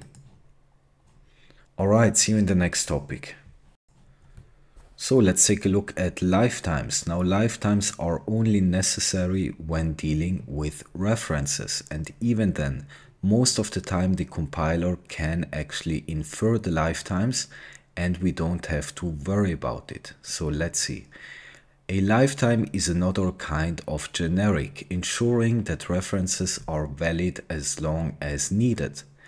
Every reference has a lifetime, which is the scope for which the reference is valid. Most of the time this is implicit and inferred, so we don't have to worry about it. Sometimes though, lifetime annotations are needed, and that's the case if the compiler can't infer it. And lifetime annotations is a concept which most other programming languages don't have. So even for experienced programmers, this sometimes looks a little bit confusing, but in actuality, it's a very simple concept and you will understand it very quickly. So, actually, the main aim of lifetimes is to prevent dangling references, also called dangling pointers. So let's see, we are here in main and we declare a variable r. We don't initialize it with a value, but just declaring it. Meaning, the compiler will actually infer a lifetime of a for this variable. And the lifetime a in this case is valid until the end of the main scope, right? Then over here we have an inner scope. And in this scope we are initializing variable x with a value of 5. So the compiler will annotate this variable to be of lifetime b. And as you can see, lifetime b is only valid until the end of this scope. Now then we are assigning a reference to x to the variable r, meaning the variable r we have declared here holds a reference to the variable x. The problem here is that when x goes out of scope at this point, then r points to something that is not valid anymore, right? And that's the aim of references, to avoid exactly this scenario. Now, to understand lifetimes, you have to understand the borrow checker in Rust. So the borrow checker compares scopes to determine whether all borrows are valid. It's a key part of Rust's ownership system. It tracks lifetimes of references and ensures that they don't violate the ownership rules. These rules ensure that a value is not accessed after it has been moved or freed from memory. And important, a reference to a value must never outlive the value itself. So you have to remember especially the last line. A reference to a value must never outlive the value itself.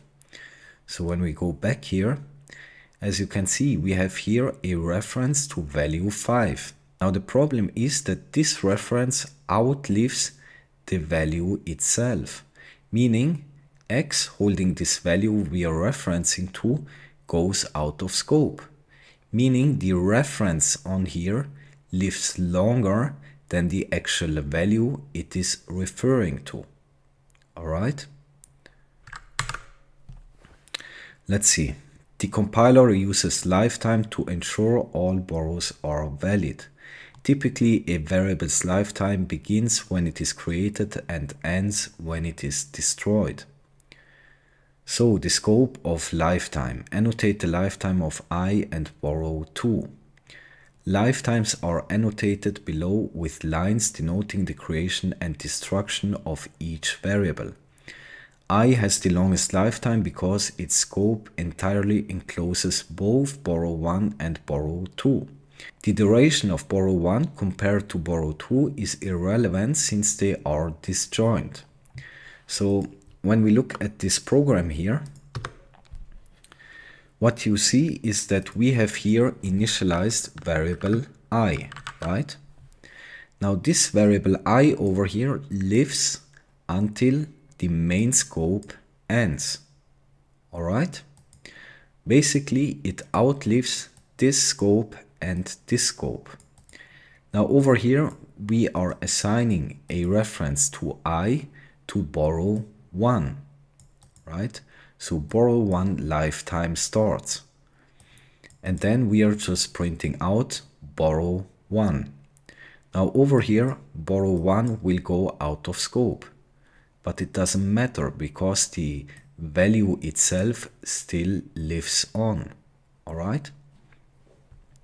And over here the same thing, we have borrow2, which holds a reference to I, meaning that borrow2 lives inside the scope. So we print here borrow2 and then it will here go out of scope. But again, the value here lives on. So the actual value outlives the borrows or the references. All right. Example 2. So over here we have a variable x with a value of 5. And then over here we have a reference to x assigned to variable r. And then we are printing out r, right? So if we execute that, it will compile. Because again, as you can see, we are declaring here the variable x in this scope. So variable x will live until the scope ends. And the same thing for the reference to x. So the reference to x is assigned to r, meaning r will live until the end of this scope. So the value and the borrow to the value are both valid. All right. And over here you can see the lifetime annotations. The important thing here is that both the value itself and the reference to the value are valid, right?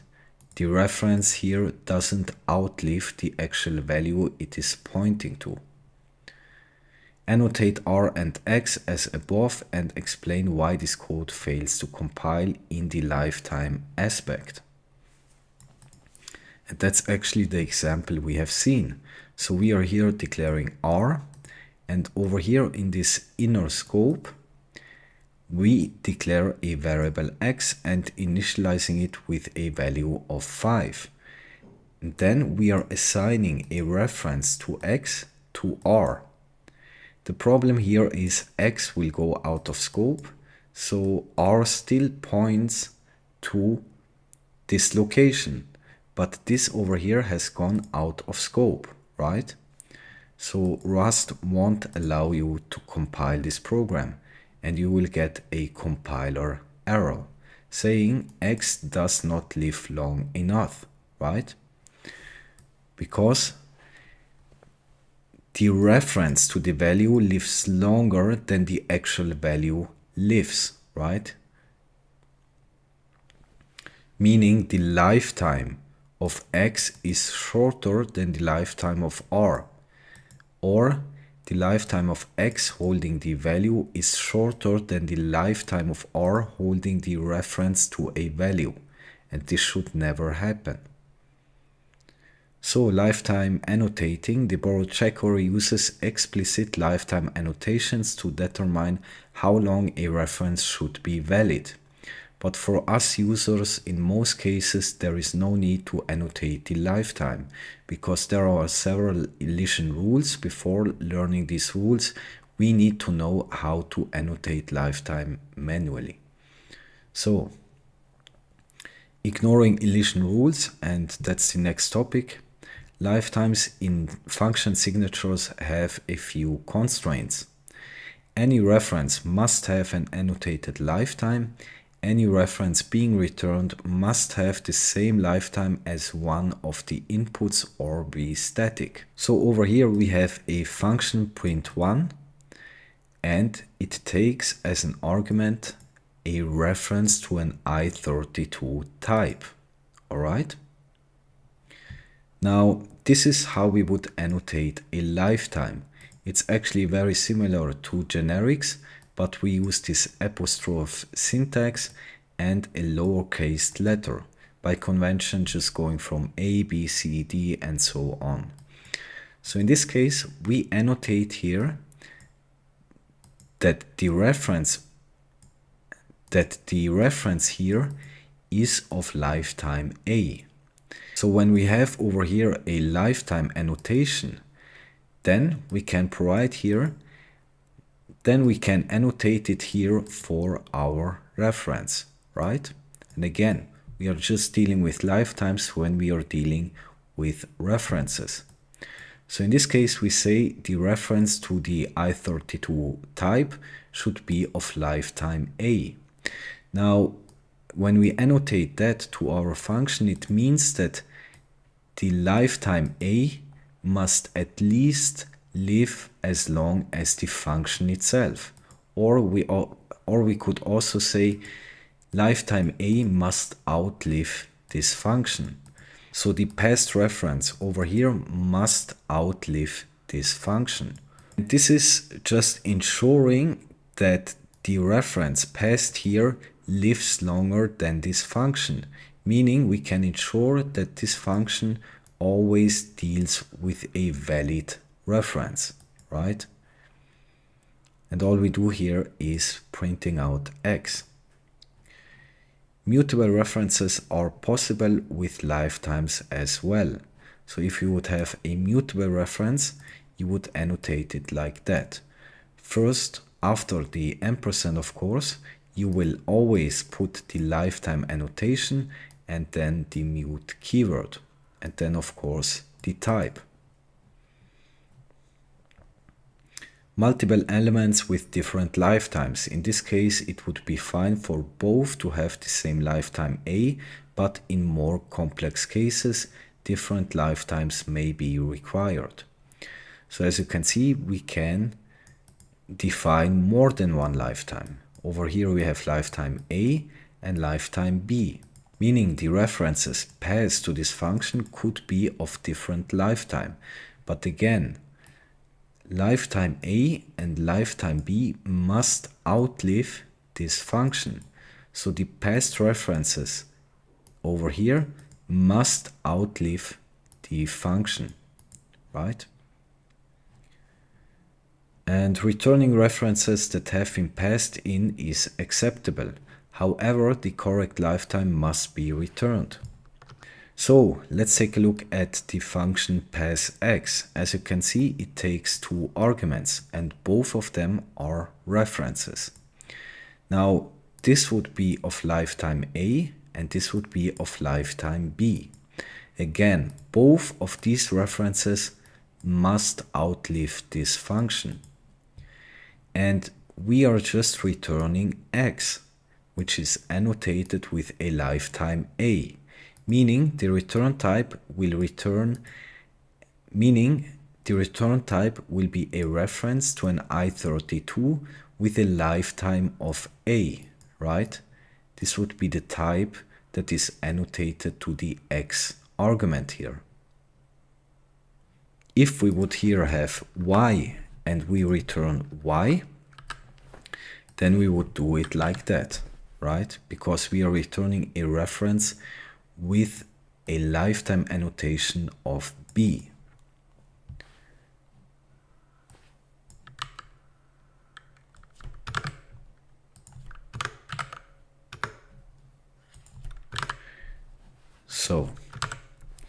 So as you can see, we have here two variables holding i32 types. And then we are passing to all of the above functions the reference to these two variables, right? Because all of these functions over here expect a reference to an i32 type. Now, in this case, this program will compile. As you can see, this is compiling because we have here declared X and Y in the main scope, meaning they are valid until the end of the scope over here, right? So the X and Y references we pass to the functions outlive all the functions, which is a requirement, right? The passed references must outlive the function, so we don't have to deal with dangling references. And so let's see an exercise to understand it even more. Make it work by adding proper lifetime annotation. So over here we have the function longest that takes two arguments of type string slice. Now we then test the length of these string slices, and if x is longer than y, then we return x. Otherwise, we return y. So if we go over here in the main function and let's do some variables.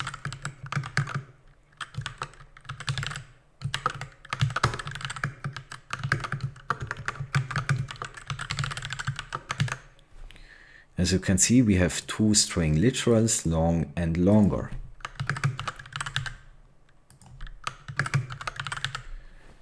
Now, we would pass that to this function over here. Now, it could be possible, in this case, the return type is known at compile time, but sometimes this is decided at runtime. And when we are passing these arguments to the function over here, let's do that actually.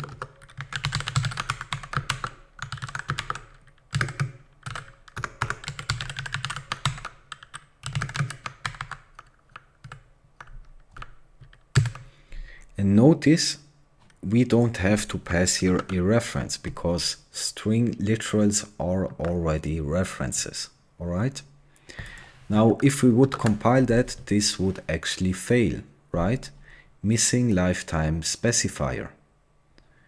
So what we want to achieve here is, first of all, we want to add a lifetime parameter like that. And then we want to define the lifetimes of these references. Now, in this case, the function over here could either return x or y, right? Depending on which argument has the longer string, right? So sometimes it might be x that is returned and sometimes it might be y. So we can't be sure if we annotate here a and b like that. We don't know which one will get returned. Is it A or B? It depends on the arguments, right? So what we can define here is that x and y, these two arguments, have the same lifetime, meaning these two references share the same lifetime. They must be declared in the same scope. And both of them, of course, must outlive the function longest. So in this case, this is what we are providing, right? We are declaring x and y over here in the main scope. So when we call the longest function with these two references over here, it means that these two references still live on even after this function call, all right? Because again, the reference of x and y will live until the main scope ends. Now, because we have here defined that both of these references have the same lifetime, it is clear that the returned string slice must have the same lifetime, either x or y, right? Let's see. And as you can see, this is compiling. In this case, longest will return y because it is longer than the x string. All right. A must live longer than the function. Here, reference to string foo would create a string followed by a reference. Then the data is dropped upon exiting the scope, leaving a reference to invalid data to be returned. Fix the error in 3 ways. As you can see, we have the function invalid output. We define here a lifetime parameter a and declare that the returned reference should be of this lifetime. Now, the problem here is we are creating a new string and returning a reference to it, right? We are returning a reference to a string. The problem is this string was declared inside the function. Now, when the function returns to the caller, it means the string over here will get out of scope, right? Because it is declared inside the function. So again, if we call, for example,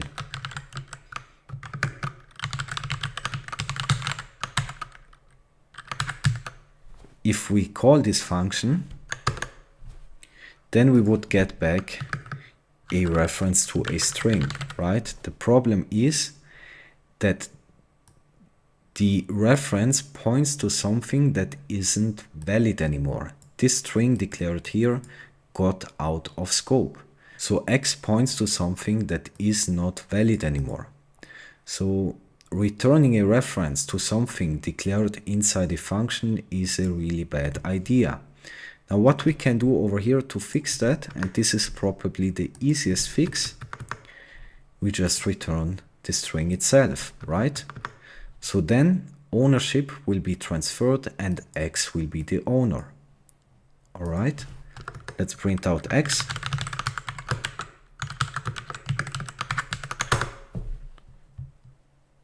As you can see, this is working because we are here declaring a string and then return it, meaning the ownership of the string will then be returned over here, right? So X will become the owner of the returned string from the invalid function.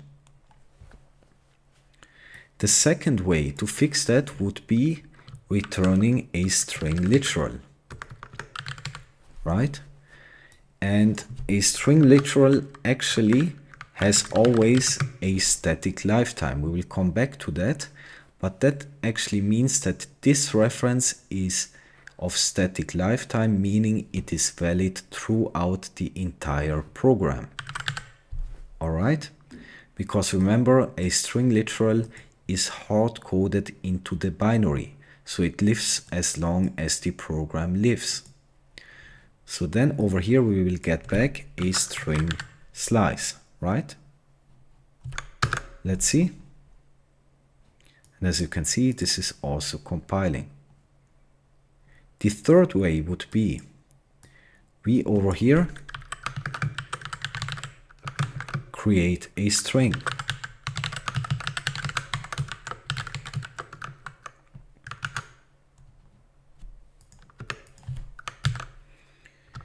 And then we can pass this string to the invalid output. So in this case, we want here to take a reference to a string, right? We can also write it like that, because remember, a reference to a string will be automatically inferred to a string slice, right? So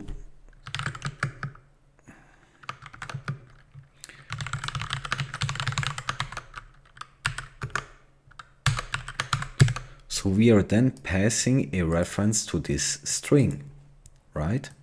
And what we want to return here is S, meaning we return here a string slice. And we can annotate a lifetime parameter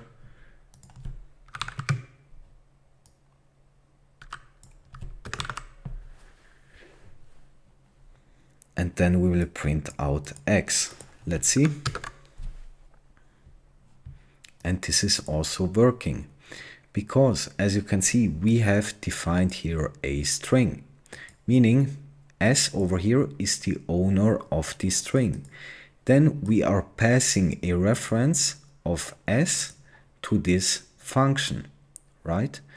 We annotate here a lifetime A, meaning the reference over here passed to the argument S must outlive this function, which it does, right? We have declared S here, so even after this function call, S still lives on, right?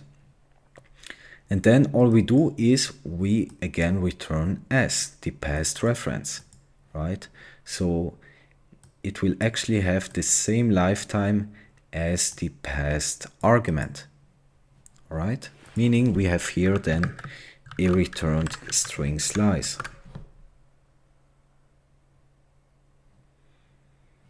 All right. printRefs takes two references to I32 which have different lifetimes A and B. These two lifetimes must live at least as long as the function printRefs. So as you can see, we are here in the printRefs function declaring two lifetime parameters, one for argument x and one for argument y.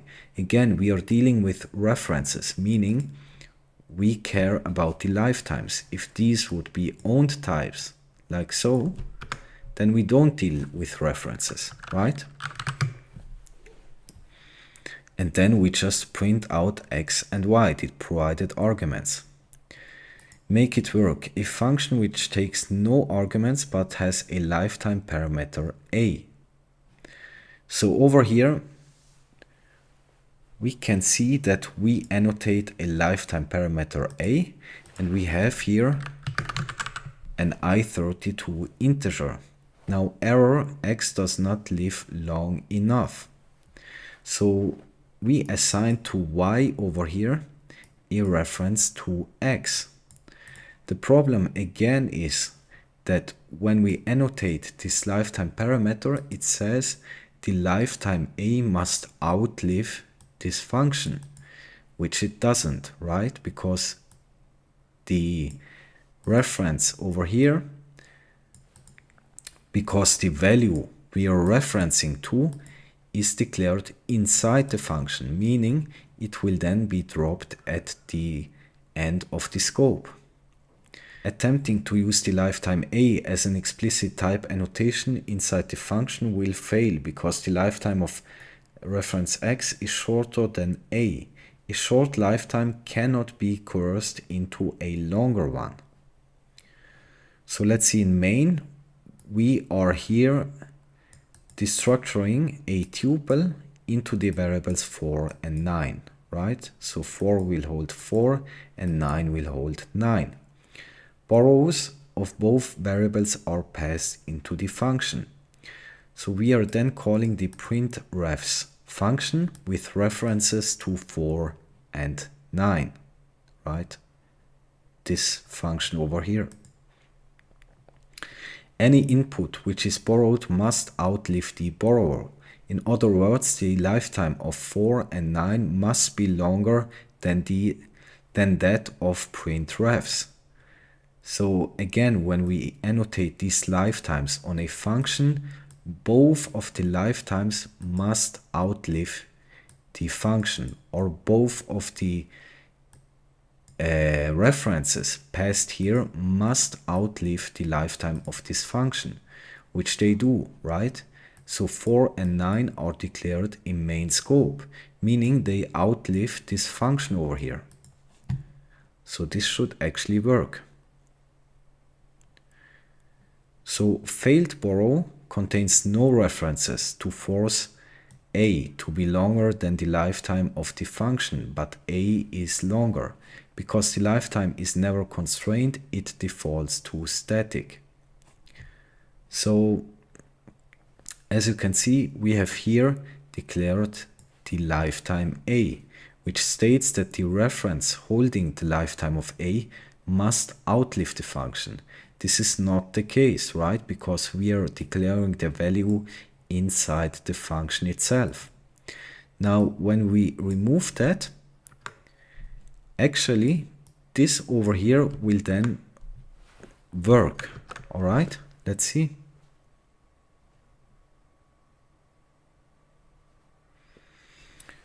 Let's see, structs make it work by adding proper lifetime annotation, a type borrowed which houses a reference to an I32. The reference to I32 must outlive borrowed. So as you can see, we have here a custom type, a tuple struct holding a reference to I32. Now in this case, we have to annotate the lifetime, and we do it like that.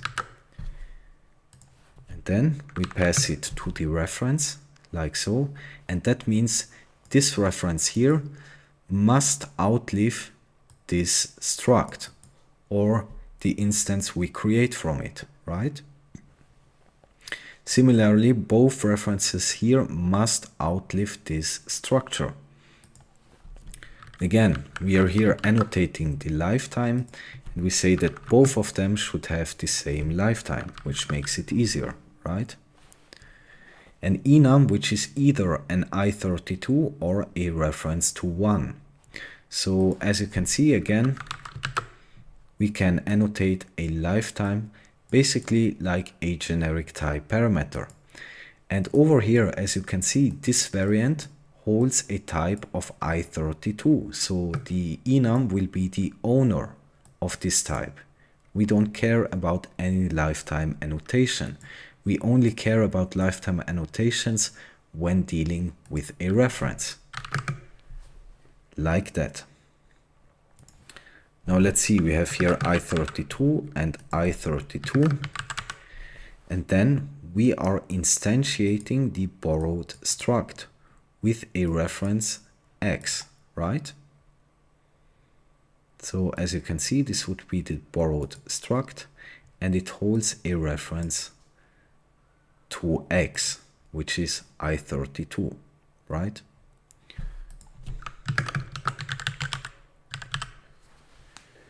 Now, as you can see, we define here that reference of lifetime A must outlive this struct or the instance of the struct, right? So x over here must outlive this instance, which it does, right? Because it is declared in main scope, meaning x and y will live until this point here. So they outlive the borrowed struct. And over here, as you can see, we pass here references to the x and y field of the named borrowed struct. So this would then be an instance. Now again, x and y in this case, first of all, they are declared in the same scope, so they can have the same lifetime, right? They both live in the same scope, and both of these variables will end at the same time. So this will actually compile, right? Everything over here is safe. So as you can see, we instantiate here the either enum, and one time with the variant ref holding a reference to x. Now again, as you can see, we have here a lifetime parameter a, which states it must outlive the instance of the enum, which it does, right? X is valid all the time. And the second variant doesn't hold a reference. We just pass it the single, we just pass it the variable.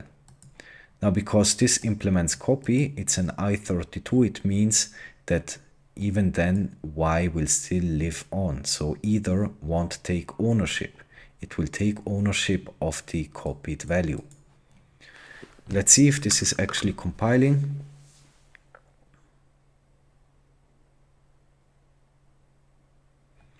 And this is compiling. Make it work. So over here we have the struct no copy type, and over here we have struct example, and as you can see, we annotate here the lifetimes a and b, meaning over here the a and b field could hold references that have different lifetimes, but they can also be the same. All right. Now let's see in main, a tied to fn main stack frame. So as you can see, we have here an I32, and over here we have declared a variable which should be of type example, but we haven't initialized it with values. All right, we haven't instantiated the example struct. Now notice here we have another scope, lifetime b tied to new stack frame. So then we have here an instance of the no copy type struct. And as you can see, fix me. So then we are instantiating example with the fields over here, passing it concrete values.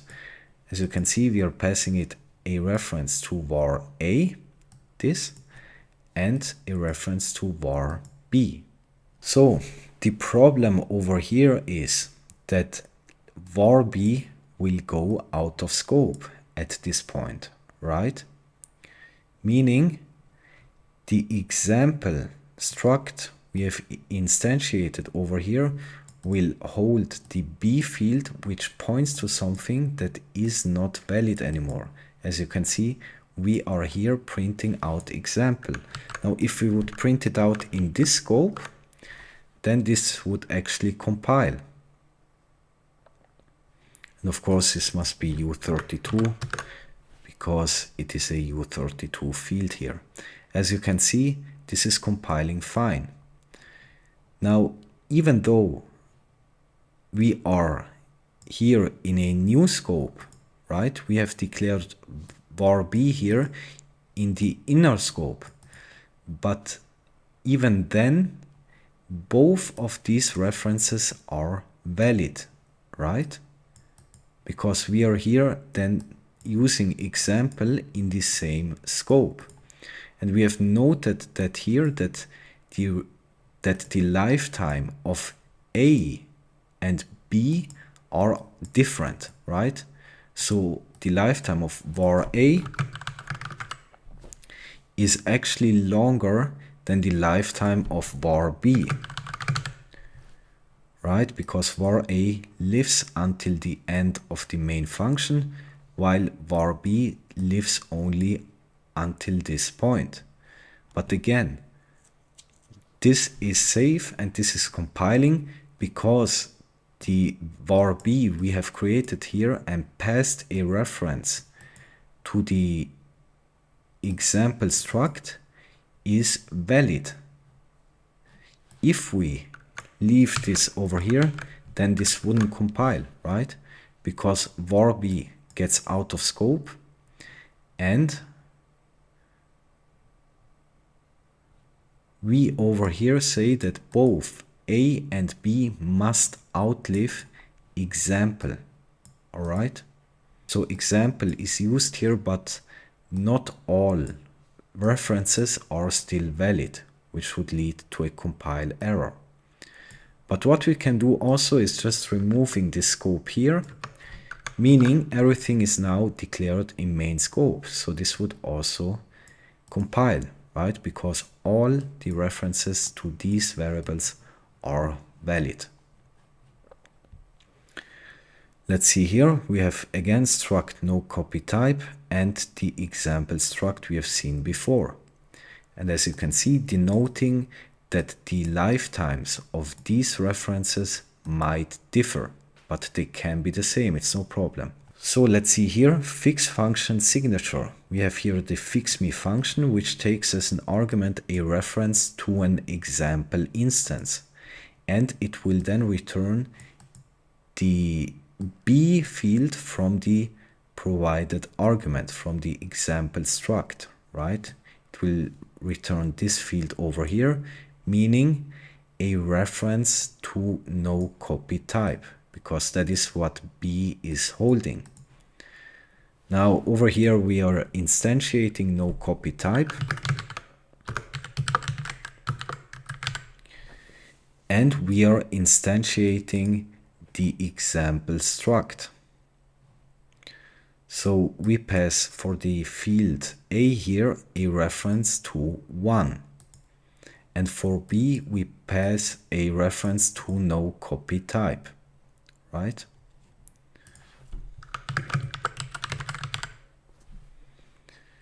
And then we pass a reference of this example instance over here to the fixme function. Now let's first annotate the lifetime parameter. Again, we do A. And over here we say that the passed reference to the example instance must outlive this function, right? which it actually does, because here we are instantiating the example struct and passing it to a reference, and passing it as a reference to this function, meaning example over here will live longer than the function, right? And we can then define that no copy type must also outlive this fixMe function, all right? Which it does, because again, it's declared in main, meaning the end of scope will be at this point.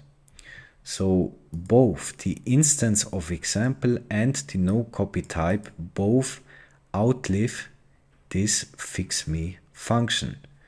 And as you can see, we can pass the same lifetime parameter because they are declared in the same scope, meaning they have the same lifetime.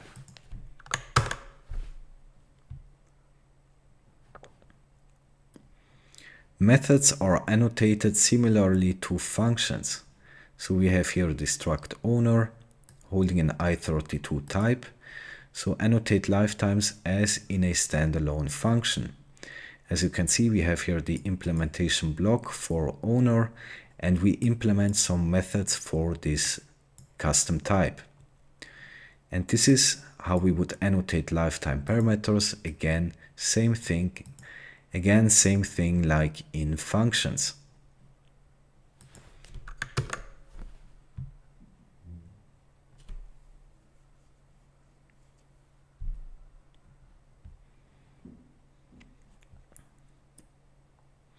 Make it work by adding proper lifetime annotations. We have a struct important excerpt and a part field holding a string slice. Now again, string slice is a reference, meaning we have here to annotate the lifetime parameter. So that means the reference that the part field of this struct is holding outlives the entire struct, right? And over here we have a method implemented for the important excerpt struct. So as you can see, we are using a lifetime parameter here, but we have to actually first declare it like that. And that's basically it. It should compile. So when the struct over here declares a lifetime parameter, we have to declare it in the implementation block again. But we are here not using it, meaning we can do it like that, right? We don't care about this lifetime parameter here. And this lifetime parameter is declared only on the method, right? This is compiling, but there is an easier way actually. We don't have to use any lifetime here, right? Because we can define here that the string slice is static, meaning it will live throughout the entire program. All right. Elision. Some lifetime patterns are so common that the borrow checker will allow you to omit them to save typing and to improve readability. This is known as elision. Elision exists in Rust only because these patterns are common. For a more comprehensive understanding of elision, please see Lifetime Elision in the official book. So, I've prepared some slides. Let's see. There are 3 rules of lifetime elision. The first rule states compiler assigns a lifetime parameter to each parameter that's a reference. Second, if there is exactly one input lifetime parameter, that lifetime is assigned to all output lifetime parameters. Third rule, if there are multiple lifetime parameters but one of them is a reference to self or a mutable reference to self, the lifetime of self is assigned to all output lifetime parameters. So let's see an example. And Before we see the example, as you can see, lifetime elision makes writing Rust much more easy. Until this point, we didn't worry and care about lifetimes, and that's most of the time the compiler just inferred it, so we didn't have to worry. Now let's see. Here we have the function first word taking a reference, okay, and returning a reference. So the compiler applies the first rule. Each parameter gets its own lifetime. So the compiler behind the scenes will annotate here a lifetime for this function and will annotate it for all the references, right? So the second rule applies because there is exactly one input lifetime. Again, we have only one argument that is a reference. So this gets assigned to the output lifetime, meaning the output reference here must then be the same reference, right? We are taking a reference, so it must be the same when we are returning a reference. So in this case, the compiler could infer the lifetime and we don't have to specify them manually. So what the compiler will do, he will just annotate the same lifetime as for the input argument, right? So this is all inferred. You can write it like that and it will compile. You don't have to worry about lifetimes. So let's see this example. We have the function longest that takes two references as arguments, okay? And it returns one reference. First rule, each parameter gets its own lifetime. So the compiler will come and annotate A and B. Each reference gets its own lifetime, all right? So here the second rule doesn't apply because there is more than one input lifetime. Also the third rule doesn't apply because this function is not a method. We have now to manually annotate the lifetime parameters. So as you can see over here, the compiler cannot infer the returned reference here. Is it of lifetime A or is it of lifetime B, right? So it depends. If you return X, then you would annotate a lifetime of A. If you return B, then you would annotate a lifetime of B. And again, both lifetimes A and B must outlive this function. Let's see an example in a method. So as you can see, we have a method taking a reference to self, meaning taking the instance as a reference and doesn't take ownership. So here the third rule applies, which states that if there is a reference to self, then all references will have the same lifetime as self, right? So we can have here any number of arguments. All of them will take the exact same lifetime as the lifetime of self, because this is inferred and it makes sense, right? Because all of the provided arguments to a method must actually outlive the structure or the enum instance, all right? So all of the arguments here take implicitly the same lifetime as self, all right?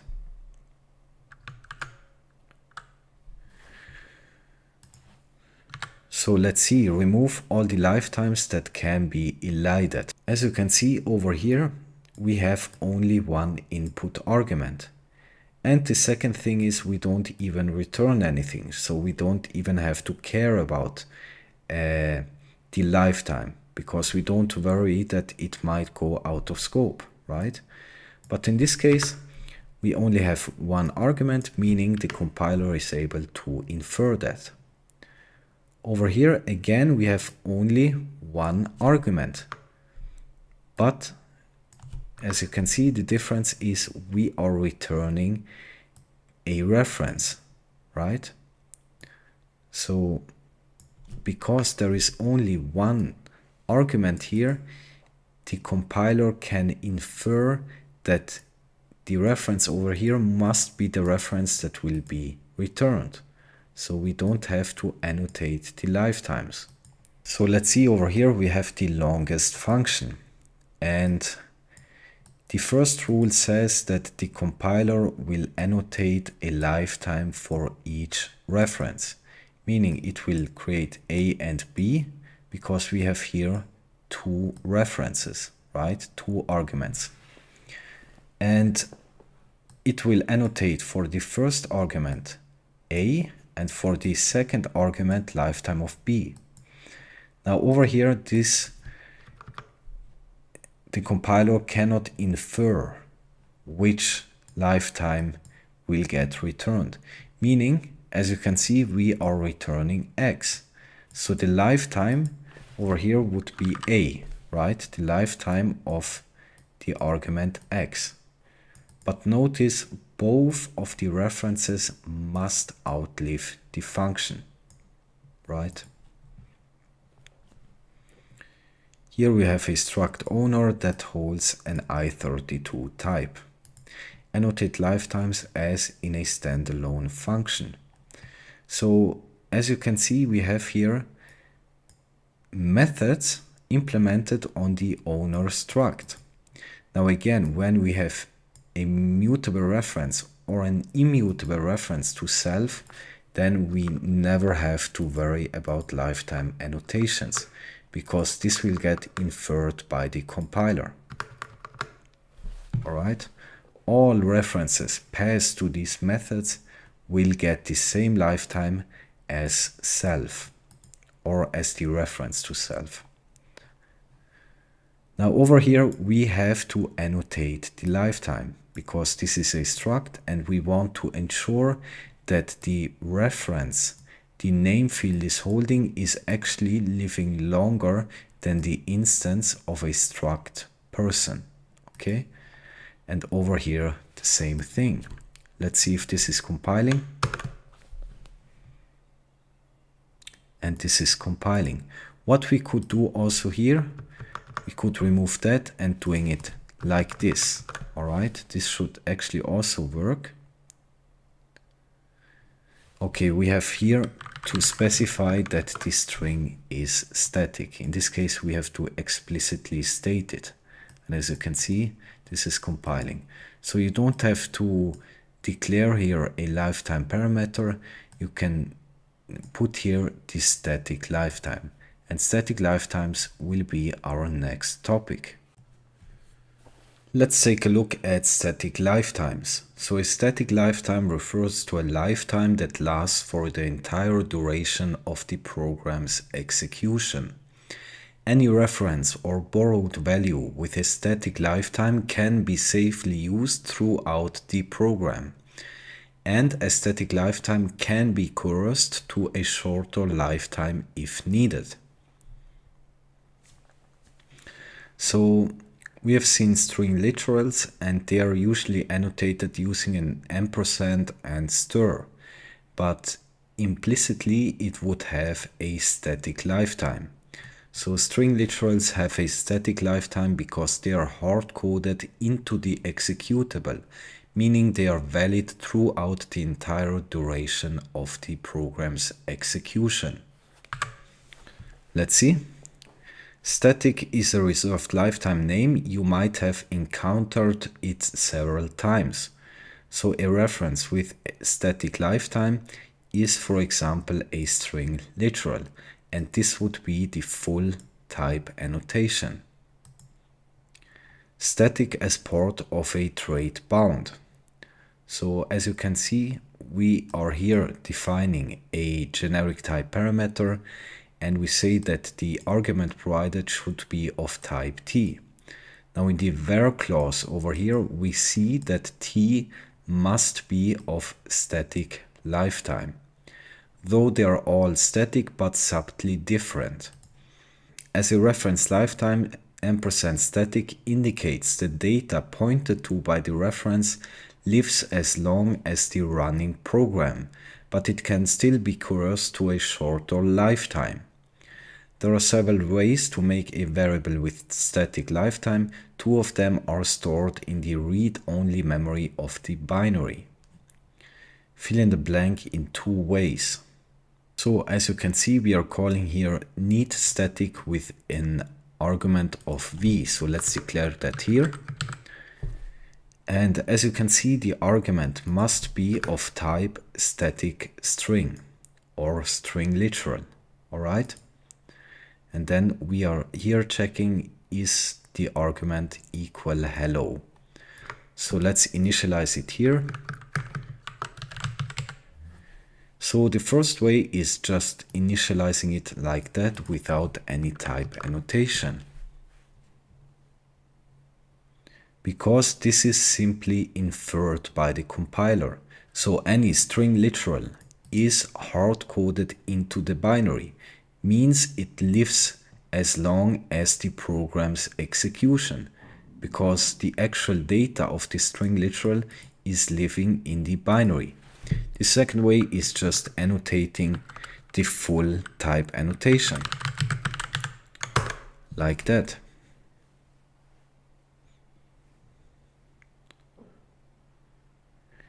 And this static lifetime annotation here can also be omitted, so we can annotate it like this.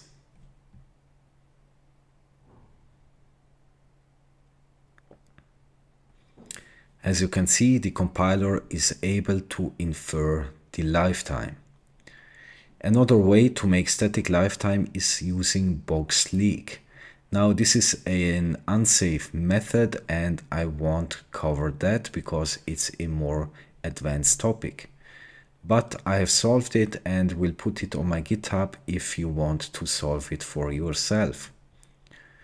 Static only indicates that the data can live forever, not the reference. The latter one will be constrained by its scope. So let's see, make a string literal and print it. So over here we have a string literal, meaning it's a string slice of static lifetime. Then we print it out. When static string goes out of scope, the reference can no longer be used, but the data remains in the binary. So at the end of this scope over here, this variable will go out of scope, meaning it's dropped. And that means we can't then use static string anymore because the variable has been dropped. Now, even though the variable has been dropped, the data over here is actually still living on, right? So this is living in the binary. A string literal is hard-coded into the binary, meaning it is of static lifetime, meaning it is valid throughout the entire program's lifetime. But of course, a variable is bound to its scope. So to make that work, we can take that and copy it over here, meaning the variable static string is valid until main ends, as you can see. Static can be coerced to a shorter lifetime. So over here, make a constant with static lifetime. So this over here is the static keyword, meaning we are here creating a constant. Now constants by conventions are always uppercase, right? And by the way, the difference between const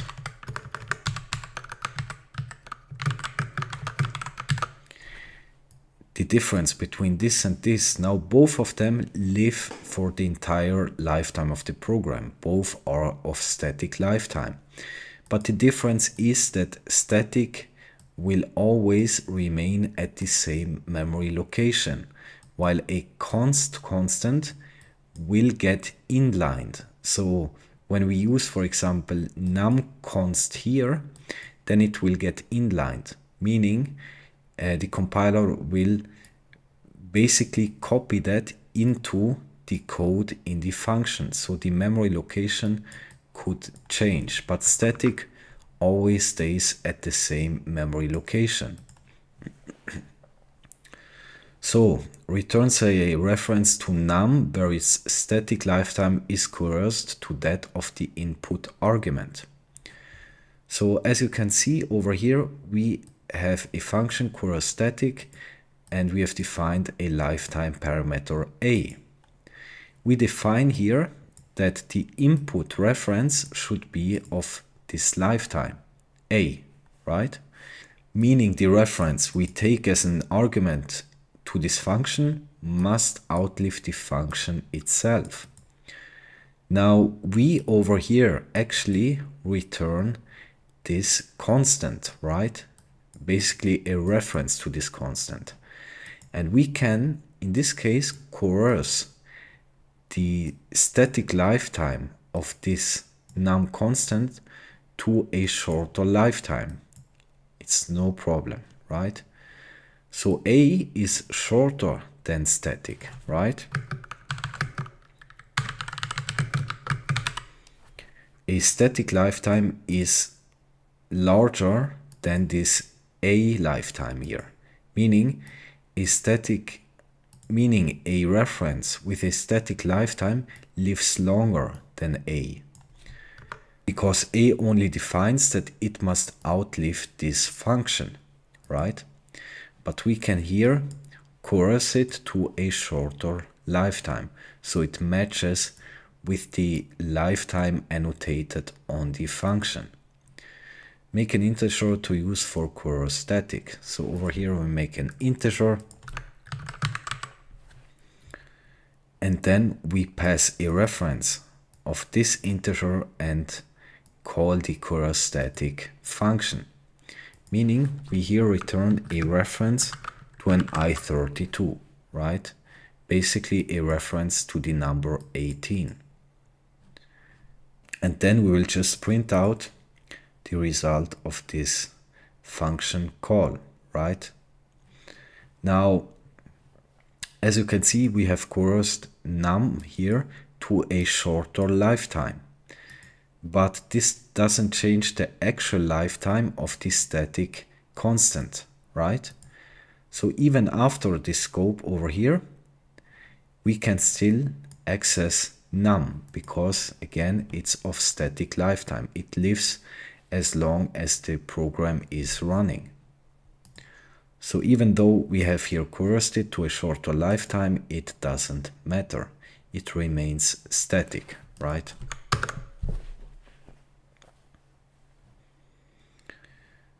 Let's see, as a trait bound, it means the type does not contain any non-static references. For example, the receiver can hold on to the type for as long as they want, and it will never become invalid until they drop it. It's important to understand this means that any owned data always passes a static lifetime bound, but the reference to that owned data generally does not.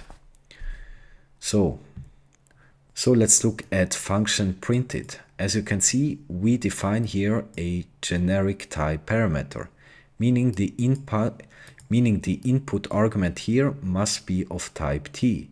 Now this over here is a trait bound, meaning we say the type t must implement the debug trait, and t cannot contain any reference that is not of static lifetime. So all references t is containing must be of static lifetime, right? And over here we do basically the exact same thing, but using the impl keyword, right? This and this is actually quite the same. And then over here, as you can see, printed2 takes a reference to t, right?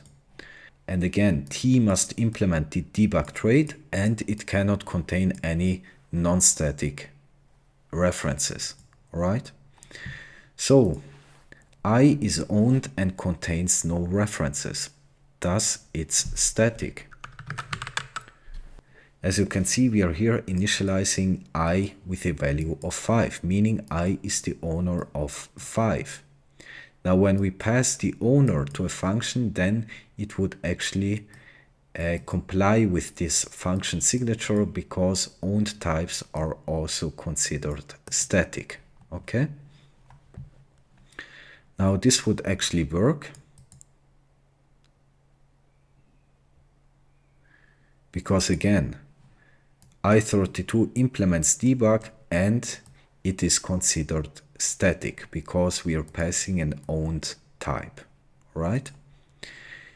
Oops, reference to I only has the lifetime defined by the scope of main, so it's not static, right? So a reference to I has a lifetime that is defined by this main scope. So it's not static anymore, right?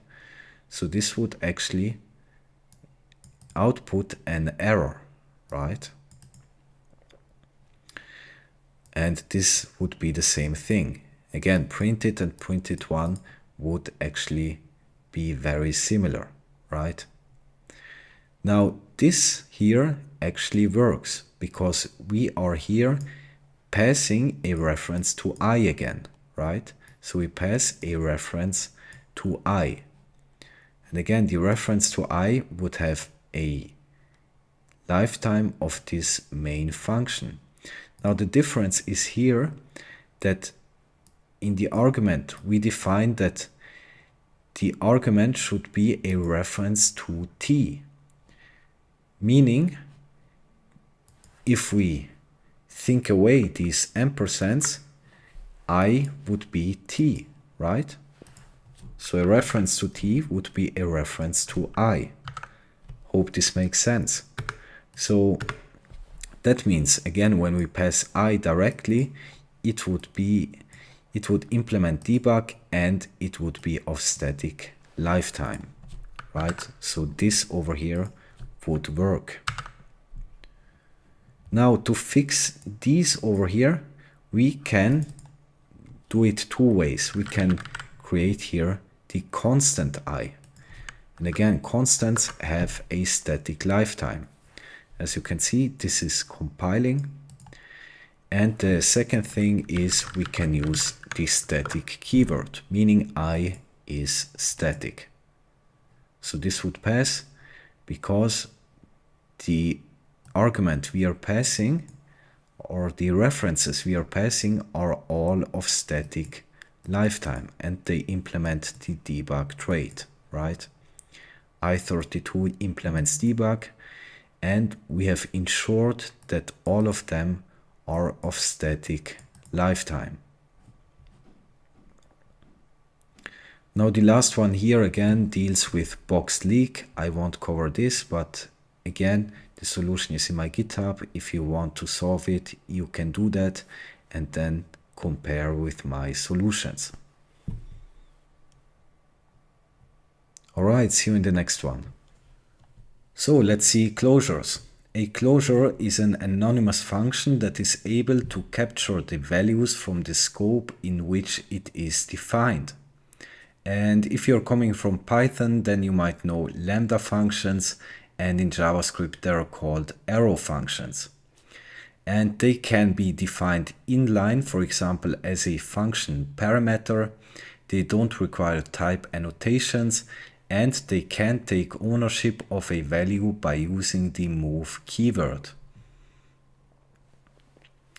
So all functions and closures implement the fn traits, and that is the trait that defines the signature for closures and functions. It describes the types, the number of arguments, and the return type. There are three different traits. fn once, the closure can be called only once because it takes ownership of the captured values. fn mute, it might mutate a captured value. It can be called more than once. And fn, it doesn't take any ownership of captured values, it doesn't mutate anything, and it might not even capture anything from its environment. So let's take a look over here. We have here initialized the variable x with a value of 1. Now over here we would have a closure, and closures are defined like that. First of all, we have these symbols over here, and between them we define the name of the argument. And as you can see over here, we just add the argument with the value of x. So as you can see, the closure here is able to capture the value of x, something a function can't do, right? And we then assign this closure to a variable, meaning we then can call this closure and calling it like a normal function. So in this case, as you can see, we call the closure using the variable name closure and then providing it an argument, right? So actually this closure call should evaluate to 3 because we provide 2 here, meaning val will be 2 and adding x to it 1, so 2 plus 1 will be 3. So this closure captures the value of x and modifies it. The compiler will capture variables in the least restrictive manner possible. In this case, immutable reference of x is taken rather than taking ownership because it's less restrictive. Let's see. Closures can capture the enclosing environments. For example, we can capture the x variable. That's the example we have seen.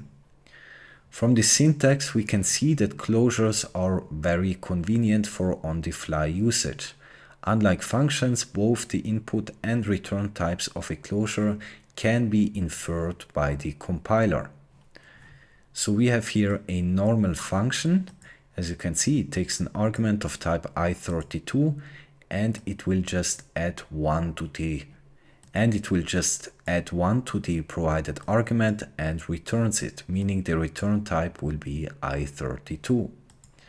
Now closures are anonymous. Here we are binding them to references. These nameless functions are assigned to appropriately named variables. So as you can see, we can here create a closure, and this over here are exactly the same. So type annotations in closures are not required, okay? And then again, we assign the closure to a variable in order so we can call it, all right? Over here we have a variable I with a value of 1. And then we are just calling the function and these two closures with this value over here. And a closure taking no arguments, which returns an i32. The return type is inferred. So this would be a very primitive closure, just returning 1 when being called. So when we call 1 here, we would just get back 1. Let's execute that. As you can see, when we call this function and these two closures, it will just add 1 to the provided argument. And over here, we are just returning 1.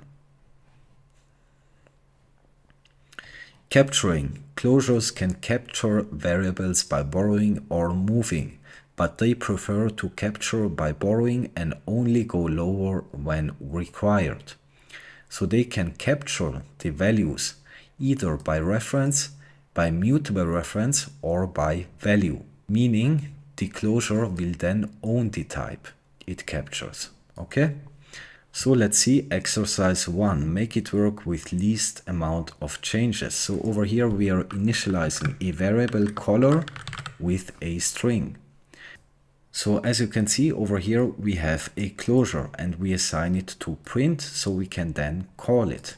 Now this closure here doesn't expect any arguments, but it uses the move keyword, meaning the captured values will be moved inside this closure, right?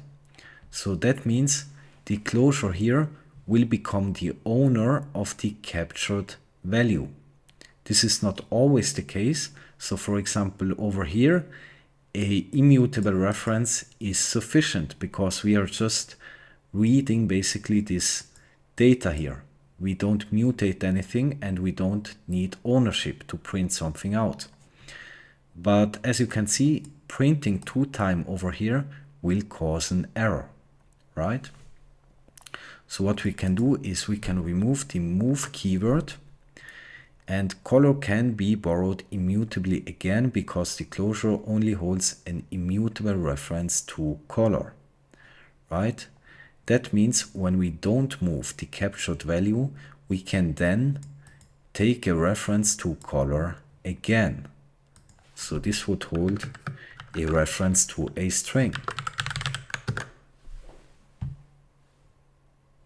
As you can see, we print here out 2 times color green because we are calling this closure 2 times. And this will take an immutable reference of this captured value. All right?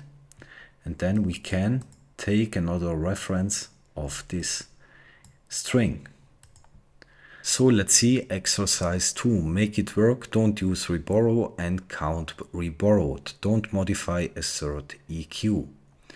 So we have over here an I32. And by the way, this is mutable. And we have here a closure taking no arguments. Then as you can see, it captures this variable here. All right. And it mutates it, meaning count will then hold 1. And then we just print out count. Over here we are calling this closure, and then we are taking a reference to count, meaning a reference to an I32, right? And then we are again calling this inc closure. The closure no longer needs to borrow mutable borrow count, therefore it is possible to reborrow without an error. So what is happening over here? We have seen that the compiler will take the least restrictive approach. So in this case, it will take the count variable here will be captured as a mutable reference, right? And that would be a problem because as you can see, we are calling inc, and over here we call it again after here defining an immutable reference to count. So maybe you remember that you can either have one mutable reference or any number of immutable references, but not both at the same time. So this would be a problem. So we can call here the move keyword, meaning this closure here takes ownership of this value. Now again, because I32 implements the copy trait, it means it will actually get a copy of count. So count is still accessible even after this closure call, right? The closure will just take a copy of the value. And that means we can then take an immutable reference again to count and call the closure, right? And over here, the closure no longer needs to borrow a mutable reference to count. Therefore, it is possible to reborrow without an error. So as you can see, we are here taking a mutable reference to count again because we don't use this immutable borrow over here again after this point, right? So this is allowed. Let's see. And as you can see, this is compiling, and here you can see that count has been modified. So let's see exercise 3, make it work in 2 ways. None of them is to remove take movable away from the code. So as you can see, we have here initialized a variable with a heap allocated I32 integer, right? Then over here we have a closure and we capture here this movable variable. Now we have seen that actually the compiler will use the least restrictive approach. So in this case, because we have only a print line, it will take this variable here as immutable reference. We just need to print it out. Now over here we are calling the take function. As you can see, the take function takes an argument of any type, but it takes ownership, meaning when we call the take function with an argument, the argument will then lose its ownership. So take function will become the owner of movable in this case, right? And that means we can't call disclosure 2 times, because in this case, again, the compiler will try to use the least restrictive approach, but in this case it's necessary that this closure over here will implement fn once, so it only can be called 1 time. Because again over here, movable, when we call this take function, it will take movable and take ownership of it, because it's necessary for the compiler to do that to comply with this function signature. But what we can do is we say we want a reference, right? So again, the compiler will then implement the fn trait for this closure, meaning it can be called 2 times. Now we will see a lot of more examples of these fn traits, so don't worry. It just means now, because we just need over here immutable references, the compiler will actually capture this variable here as an immutable reference, right? So nothing gets moved inside this closure, and movable will remain the owner of the data. For comparison, the following code has no error. So as you can see, we have again a heap allocated integer, and we have here a closure. Now, as you can see, we use the move keyword here, and in this case, this closure will capture the movable variable only as an immutable reference, because we here only print out the variable. We don't need an immutable reference, and we don't need to take ownership. So we can call this closure 2 times without any problem. Type inferred. The following 4 closures has no difference in input and return types. So this is actually a function, not a closure, but as you can see, all of them are exactly the same. So we can skip the type annotations, and we can even skip the curly braces if it is declared on the same line. So this over here is exactly the same as writing it like that. So over here we have an example closure taking 1 argument and just returning that argument. So then we over here call the example closure with a string, meaning over here this would be the argument provided, and it returns a string. Now, when you define a closure and call it with a concrete value, the compiler will then infer the types of the arguments and the return type. So in this case, the compiler will annotate the types like that.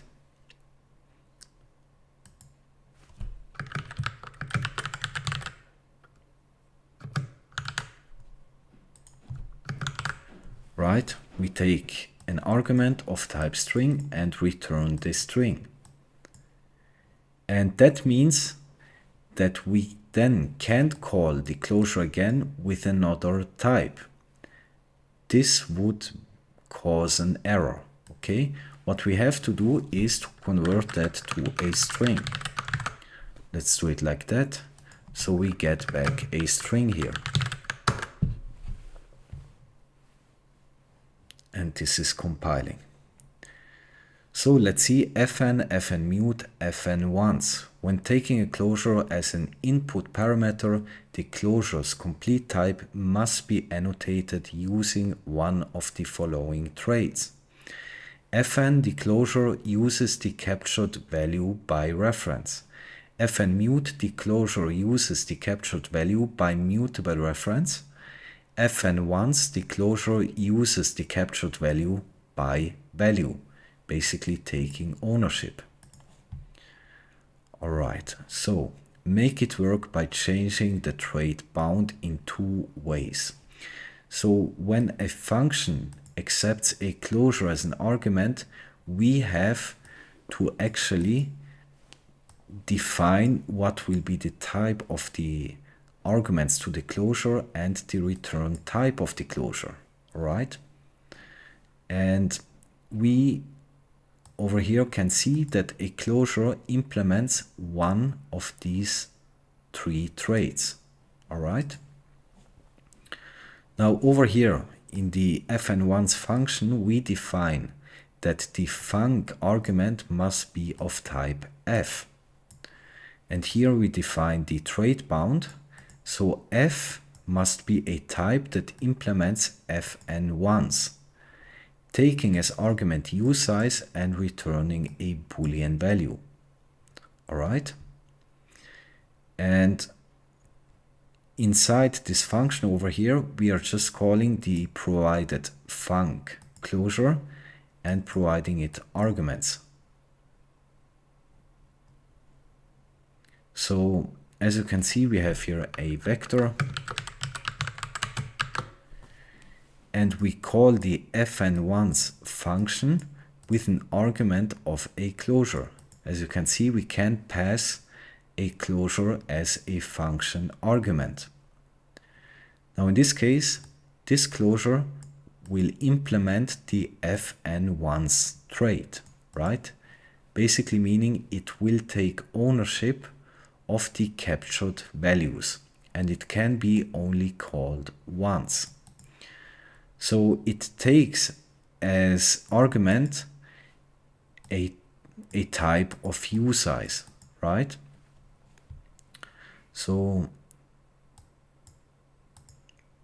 and this is necessary here because we are comparing the provided argument 3 and 4 with the return value of the len method, right? This len method is defined on vectors and it will return usize. So z over here has to be of usize. We have to define that. And all this does is we can provide this closure an argument, and it will check is, for example, 3 over here, is it the same as the length of this vector? Now the problem here is that we have to change the trait bound, because at the moment we are calling the func closure passed as argument to this function 2 times, while it implements fn_once, meaning it can only be called once.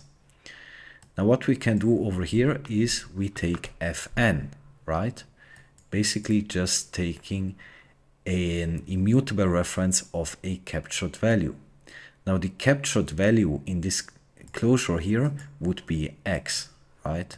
This vector, because the closure captures it from the environment it is defined in. And this should actually work. Let's see. As you can see, when we pass this closure to this function and we define here that the closure must implement the fn trait, taking a usize as argument and returning a bool, then we are calling the closure, right? Func here holds a closure, so we are calling it with 3. In this case, this would evaluate to true because the length of vec is 3 elements, right? So x.len will return 3, meaning it's equal to the provided argument, and 4 of course would return false. So we are here initializing a string, And over here we are defining a closure. It takes an argument and it then modifies this string over here, basically pushing the string that was provided in the argument.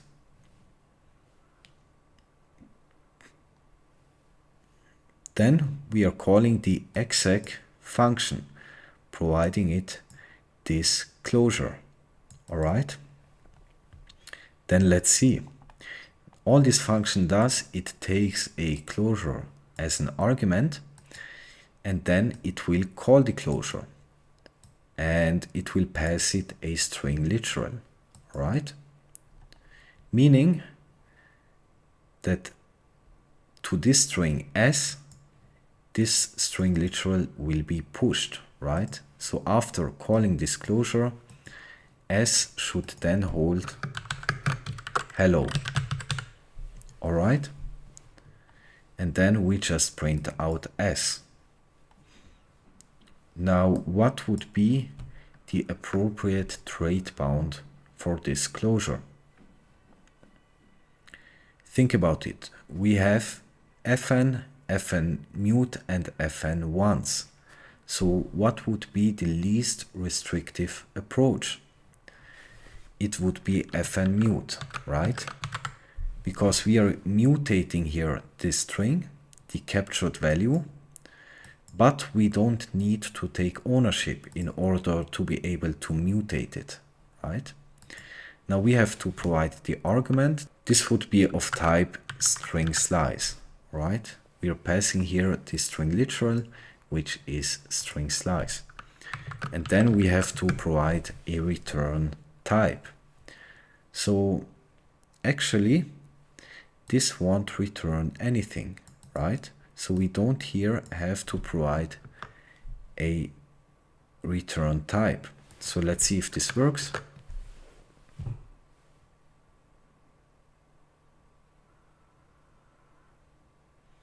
And as you can see, we have here a lifetime parameter.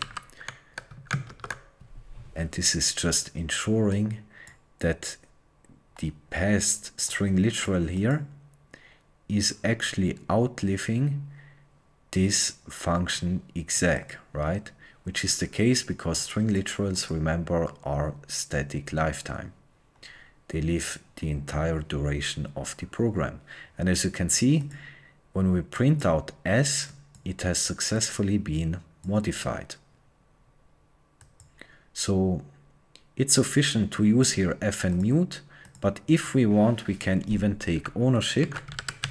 But then we have the restriction that we can only call this closure one time, right? So if we try that, as you can see, this is working too. Which trait does the compiler prefer to use? fn, the closure uses the captured value by reference. fn mute, the closure uses the captured value by mutable reference. fn once, the closure uses the captured value by value. On a variable by variable basis, the compiler will capture variables in the least restrictive manner possible. For instance, consider a parameter annotated as fn once. This specifies that the closure may capture t by reference, by mutable reference, or taking ownership. But the compiler will ultimately choose based on how the captured variables are used in the closure. Which trait to use is determined by what the closure does with captured value. This is because if a move is possible, then any of borrow should also be possible. Note that the reverse is not true. If the parameter is annotated as fn, then capturing variables by mutable reference or by t is not allowed. Let's see number 7, fill in the blank. A function which takes a closure as an argument and calls it. F denotes that f is a generic type parameter. So as you can see, we have here the function apply, and it takes as an argument a closure. and all it does, it will then call this closure, right? And we have here to define the trait bound for the provided closure. A function which takes a closure and returns an I32. So over here we have apply to 3, again taking a closure, and we have then to define here the trait bound. The closure takes an I32 and returns an I32.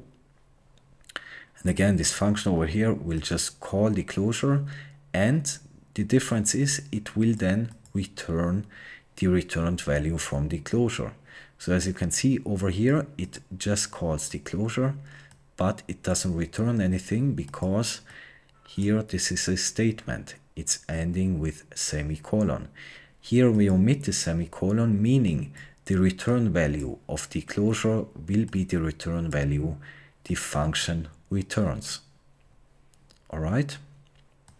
So over here we have a string literal, a non-copy type. ToOwned creates owned data from borrowed one.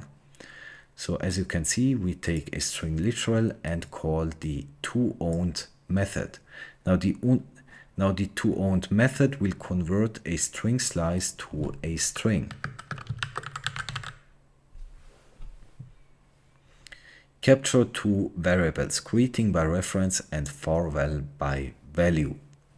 So over here we have a closure. Then greeting is by reference requires fn. So as you can see, this closure captures the greeting variable. Now all it does, it will print it out, meaning to take an immutable reference would be sufficient. So the compiler will implement the fn trait for this closure because it is sufficient to only take an immutable reference to the captured variable. All right. Mutation forces farewell to be captured by mutable reference. Now requires fn mute. So as you can see, we are taking farewell and we are modifying it. Now this requires farewell over here to be captured as a mutable reference. Again, you can see that the compiler tries always to use the least restrictive approach. So then the compiler will instead implement the fn mute trait for this closure. All right. Because again, we capture here a variable which needs to be mutated. Then manually calling drop forces farewell to be captured by value. Now requires fn once. So this mem drop here allows that we manually drop a value from memory, right? But this actually requires that we take farewell as a value, right? So the closure should take ownership of this variable, meaning the compiler will now implement the fn1 trait for this closure, right? So as you can see, step by step, here an immutable reference was sufficient, so it just implements the fn trait. Here a string got mutated, so it takes the captured values as immutable reference, meaning fn mute is implemented. And here, when a function needs to take ownership, then of course the captured value must be captured as owned type, meaning fn once is implemented. So that means if this closure implements the fn1 trait, it can only be called once, because you have inside values that capture the environment values by taking ownership. Call the function which applies the closure. So we call the apply function here, providing it an argument diary. This closure here, right? We are calling apply and providing diary. Now let's see. This would be this function. And as we've seen, because farewell here gets captured by value, meaning the closure takes ownership, we have to define here that it will be a closure that implements the fn once trait, right? Now, as you can see, the closure doesn't take any argument and it doesn't return anything. So we would annotate it like that. So again, this just defines that the generic type f must implement the fn once trait. And over here, double satisfies apply to trees trait bound.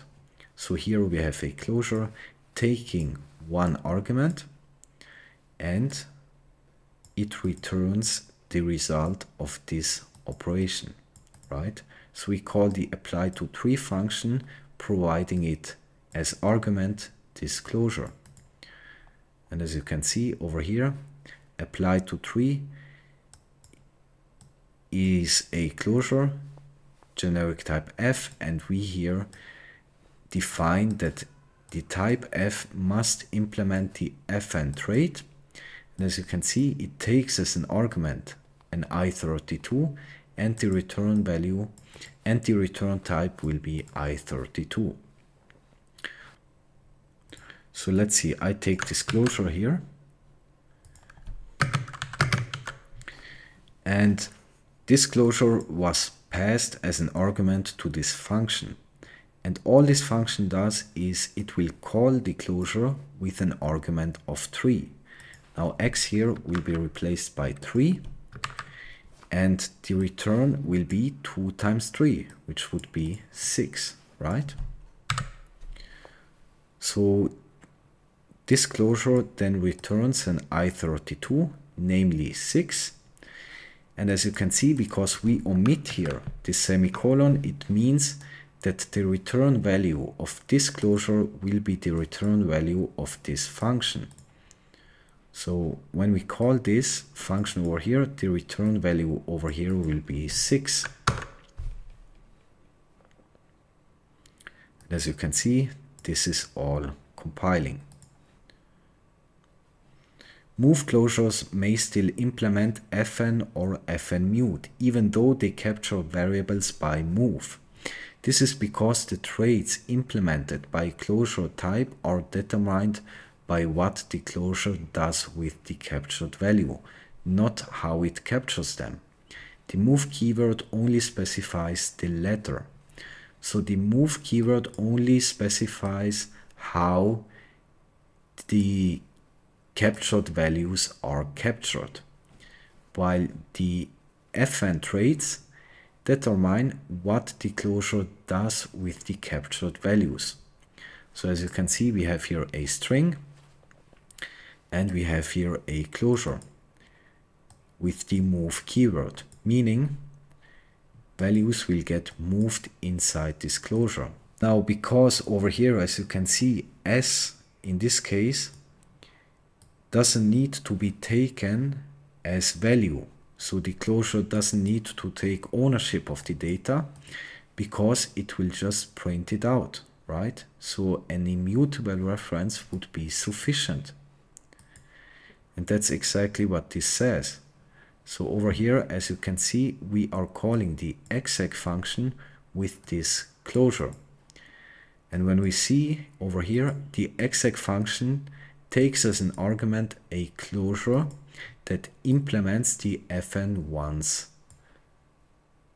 trait, all right? So it will in fact take ownership of the captured value. And then in the function itself, it will just call the closure and returns the return type of the closure. Now over here, as you can see, again, we have a string and we have a closure.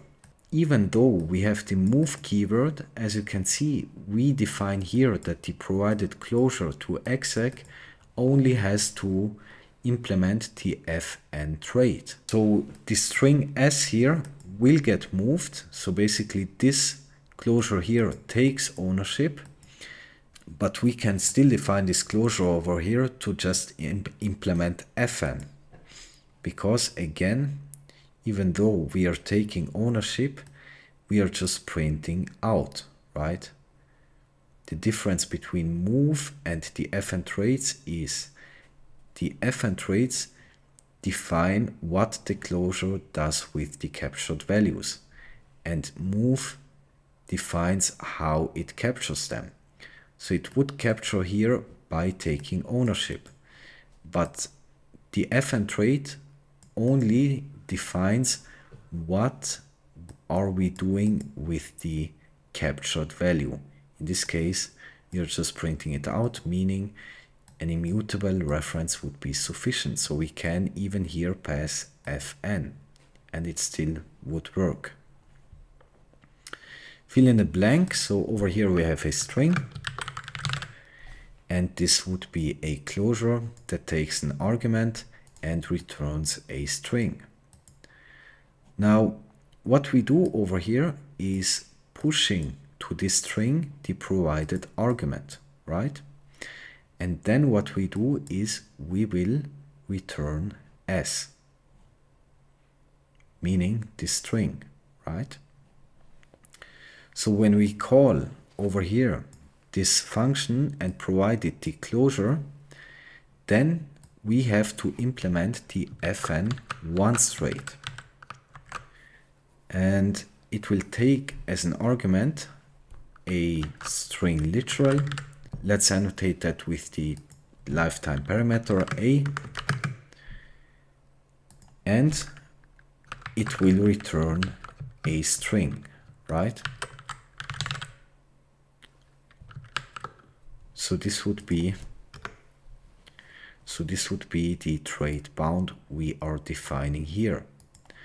Now, why did I implement here fn once? Or why did I define that f over here, the type of the argument, must implement the fn once trait? Because as you can see, we are capturing s and modify it. Now over here, it would be sufficient to use an fn mute, right? Now, again, it would be sufficient to just use a mutable reference to s. But again, we are here returning s, right? We are returning this captured variable, meaning we must be the owner to return something. So we have to define that f should implement the fn once trait, right? Because we are here returning s, meaning the closure must be the owner in order to return it. Let's see. And this is compiling. Input functions. Since closure can be used as arguments, you might wonder, can we use functions as arguments too? And indeed we can. So as you can see, we have here the callMe function. Implement callMe to make it work. And over here we have a normal function just printing out something, and in main here we have a closure, right? Also just printing out something. Then we call the callMe function here 2 times, 1 time with a closure and 1 time with a function. And that means, let's see, first of all we define we want here a type f, which is generic. Okay, so we have to define here a generic type parameter. And then of course we have to define a trait bound, right? So in this case over here, we are not mutating anything and we don't need to take ownership. And in fact over here we don't even capture any variables, right? It will just print out something and it doesn't capture anything. So in this case the fn trait is sufficient, right? And by the way, they don't take any argument and they don't return anything. So let's see. And this will be the output. So we call me, providing it the closure. The closure implements the fn trait, and then call me will just call the provided function and closure, right? Meaning when they are called, they will just print out this over here. Of course, closure first, because closure has been called first. Let's see exercise 10, closure as return types. Returning a closure is much harder than you may have thought of. Now it's actually not that hard, but you will see. Fill in the blank using two approaches and fix the error. So as you can see, we have here the createFn function, and we have to define here the return type. So let's first see. We have over here a variable that is declared inside the function, meaning num will only live as long as this function lives, right?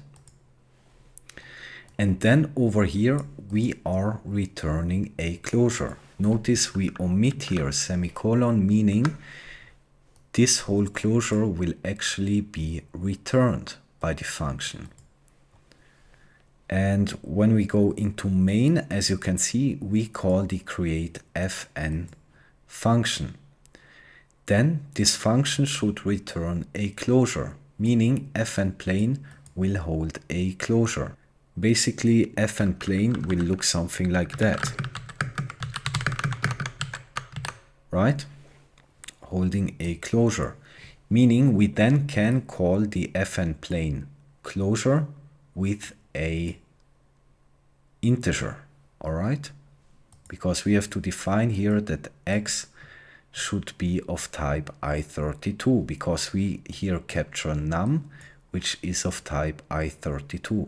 Remember, when we perform an operation, both values must be of the same type. Now, let's see. We call the createFn function. Then we initialize the num variable, and then we have here the closure that will get returned, meaning num here will capture this variable. And when we then call the closure over here that will get returned by createFn, then we provided a value of 1, meaning x will be 1 and num will be 5, right? Meaning the value, the output should be 6 then. When calling, let's write it here, after calling the closure itself, the output should be 6. Now let's see. First of all, we have to think about how is this num variable captured. Now again, the compiler will use the least restrictive approach, so it will just take a reference. The problem here is that we actually return this closure, right? So num actually must outlive this function. Otherwise, when we return the closure and num gets out of scope, then over here we hold a closure that refers to something that got out of scope. So let's use the move keyword here, meaning num gets moved into the closure. So the closure will become the owner of this variable. All right. Now, again, here we can use static dispatch or dynamic dispatch. Now I will go first with static dispatch. So in this case, we want to return a type that implements the fn trait, right? Because over here we have the closure that we want to return. So let's implement that. This closure should implement the fn trait, and again, over here, fn is sufficient because even though we have captured the num by ownership, the actual closure only performs an operation. So it doesn't modify num. And remember, move defines how we capture the closure, and the fn traits define what the closure will do with the captured value. All right, so fn here is sufficient, and this closure takes as an argument an i32, right? Because the argument and the num variable must match because we are performing an operation on them. And the return type should also be i32, all right? The result of this operation. So let's see. And this is compiling. Now let's actually see the output.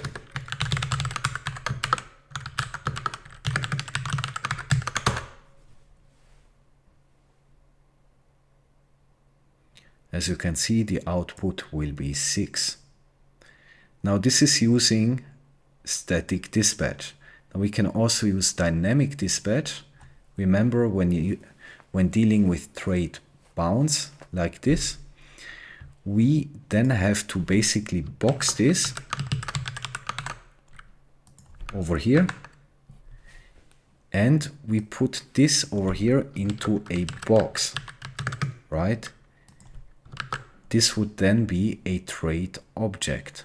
We are using dynamic dispatch here. So let's see. And this is also working. So we have implemented the return type in 2 approaches. Fill in the blank and fix the error.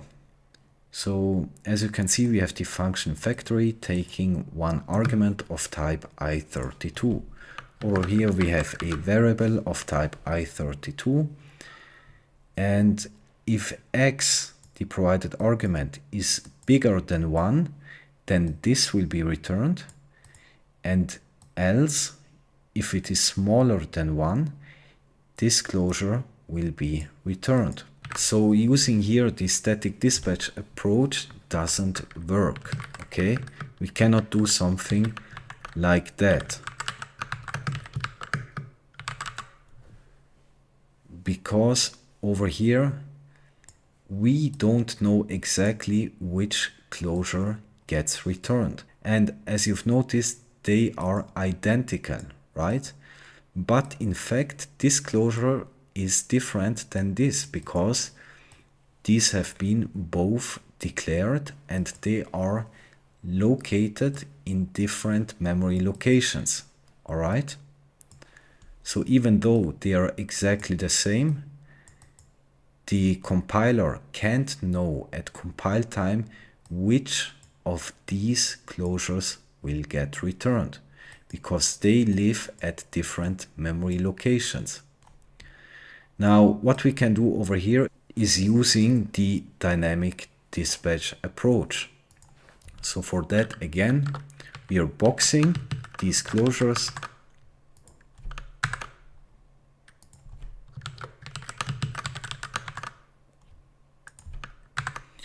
And we define here that the return type will be a box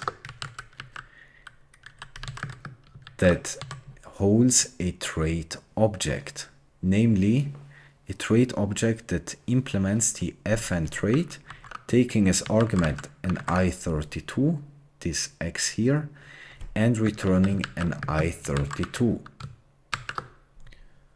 Right, let's see.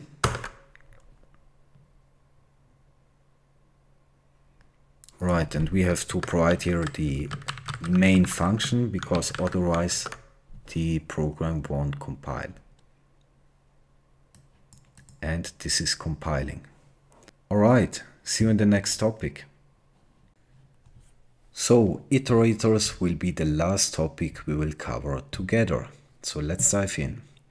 An iterator allows to perform a task on a sequence of items in turn.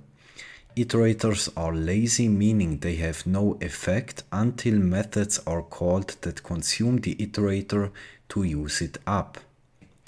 All iterators implement the iterator trait, which provides the next method, which gets called automatically when traversing over some data.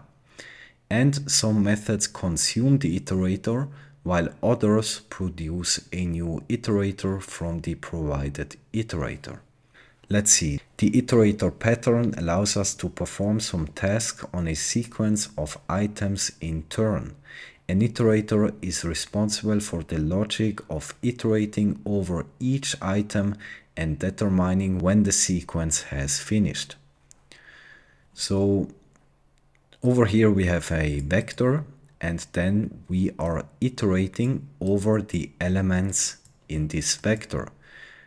And as you can see, the variable x will hold in each iteration one element of the vector.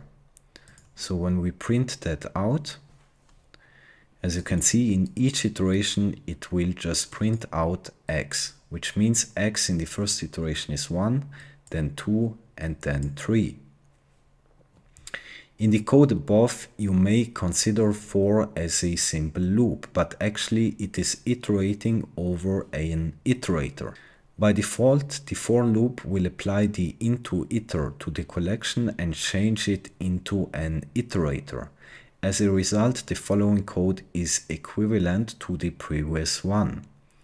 So this is happening implicitly, that v over here, this vector, or really any collection, will be called with this into iter method, meaning this collection will be converted to an iterator, right?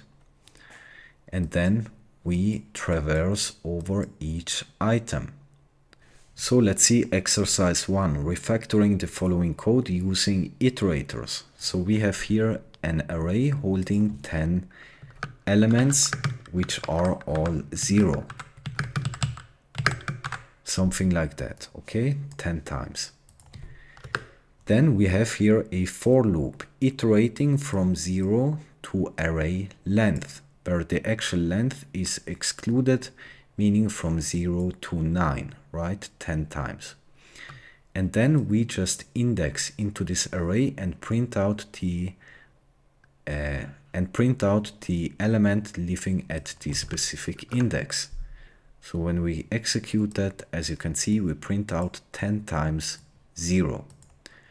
Now again, we don't have to use this syntax, we can just pass here the array itself, and it will do exactly the same. And we have seen that the compiler implicitly will put that into an iterator, like that. And as you can see, this would be the exactly same thing. One of the easiest ways to create an iterator is to use the range notation. So over here we are initializing an empty vector, right?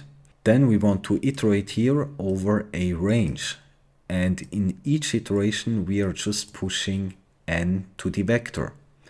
Now in the end, the length of this vector should contain 100 elements, right? So what we can do over here is going from 0 to 100, meaning 100 is excluded, going from 0 to 99, meaning the vector will then hold elements from 0 to 99.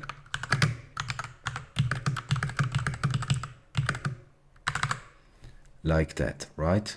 100 elements. And this will compile. Next method, all iterators implement a trait named iterator that is defined in the standard library. As you can see, this is the iterator trait that is defined in the standard library. It has an associated type item, which basically refers to the type we are iterating over. For example, a vector of u8 then the item type will be U8, right? And as you can see, each type that implements the iterator trait will implement the next method, taking a mutable reference to the instance and returning an option containing the type of the associated type defined here. And we can call the next method on iterators directly. So over here we have a vector, and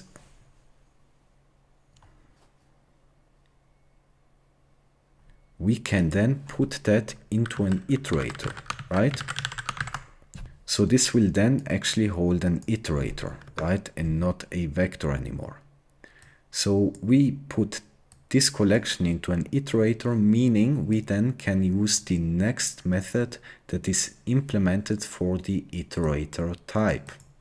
And that is actually exactly what is happening when you are doing a for loop, for example. In the back, the Rust compiler will just call next all the time until it reaches a point where there is a non-return, because remember, this next method will return an option type. So when we put that into an iterator and call next, we will get a sum and the first element, right? Then sum and 2, and as you can see, we don't have any more elements, so it will return none, right? This is the option type, and we have covered that. And when we put a collection into an iterator, it should be mutable, right? So the next method takes a mutable reference we have seen, so we have to make it mutable. All right. Into iter, iter, and iter mute. In the previous section, we have mentioned that for will apply the into iter to the collection and change it into a iterator. However, this is not the only way to convert collections into iterators. Into iter, iter, and iter mute, all of them can convert a collection into an iterator, but in different ways. So into iter consumes the collection. Once the collection has been consumed, it is no longer available for reuse because its ownership has been moved within the loop. Iter, this borrows each element of the collection through each iteration, thus leaving the collection untouched and available for reuse after the loop. And iter mute, this mutably borrows each element of the collection, allowing for the collection to be modified in place. So as you can see, we have here a vector.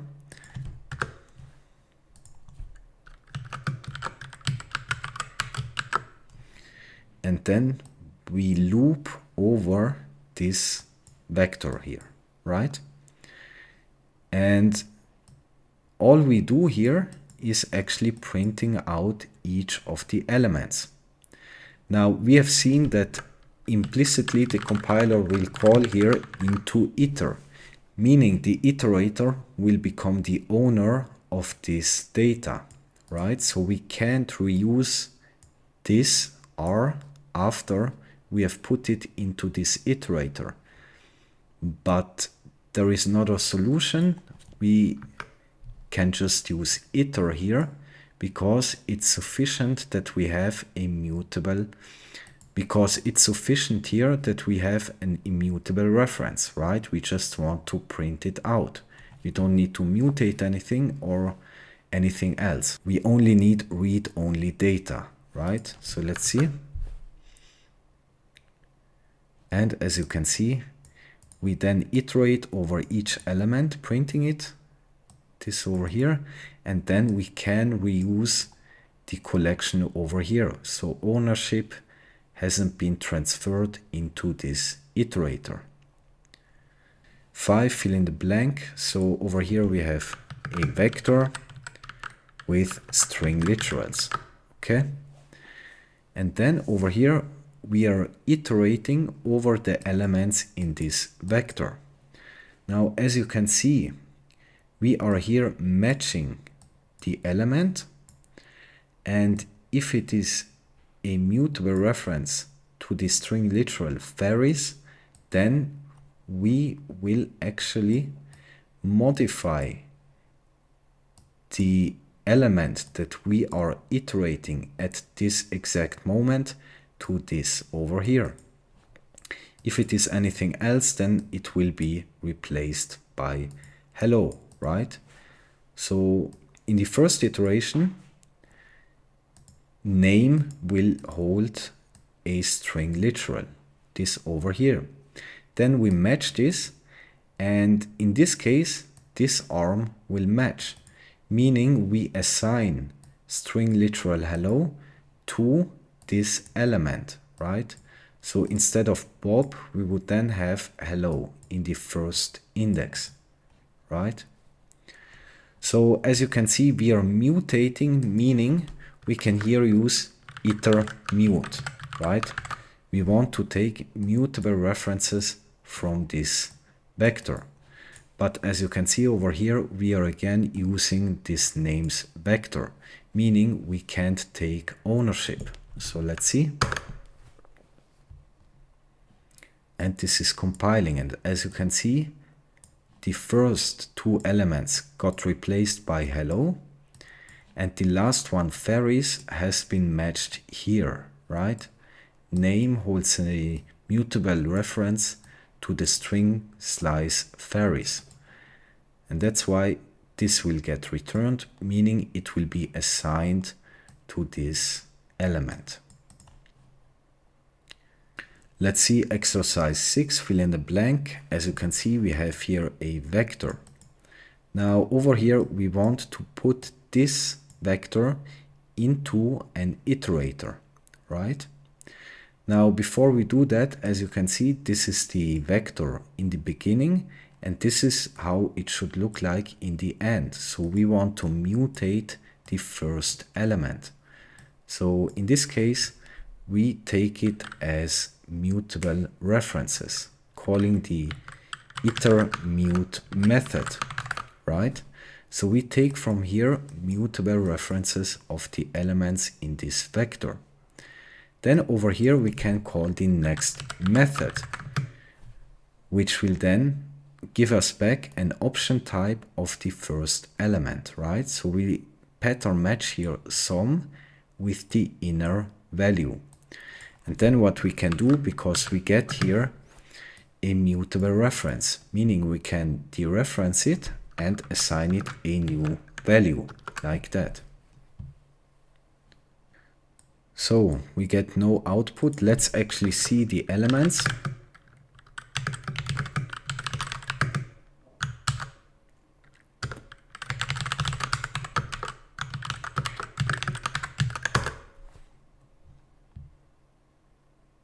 As you can see, we changed the first element. We have mutated it using iterMute, right? Getting back a mutable reference to the elements. Creating our own iterator. We can not only create iterators from collections type, but also can create iterators by implementing the iterator trait on our own types. So as you can see, we have here a custom type counter, which has one field, and we implement here the associated function new, basically just creating an instance. And then over here, we implement the iterator trait for counter, right? So first of all, we have to give the associated type a concrete type, in this case U32, right?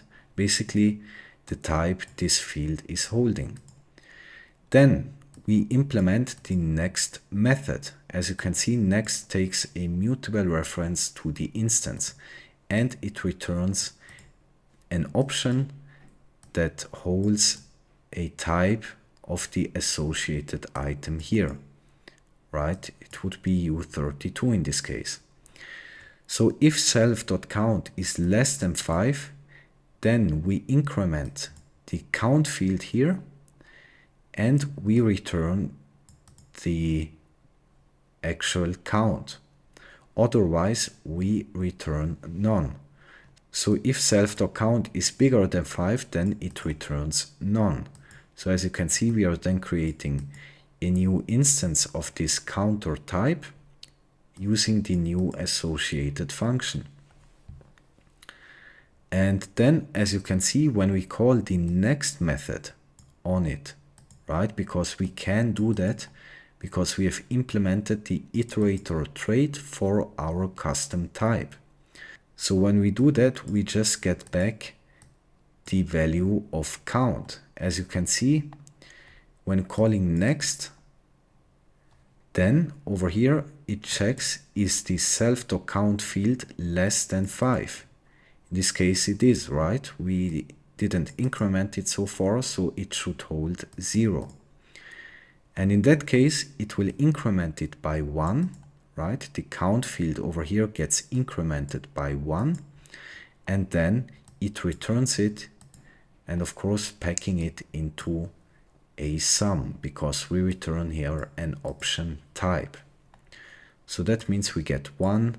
In the next iteration we will get 2, 3, 4, 5, and then as you can see, the count field holds a value of 5, meaning this won't get, meaning this would evaluate to false and this will get executed, right? So we will get back a none.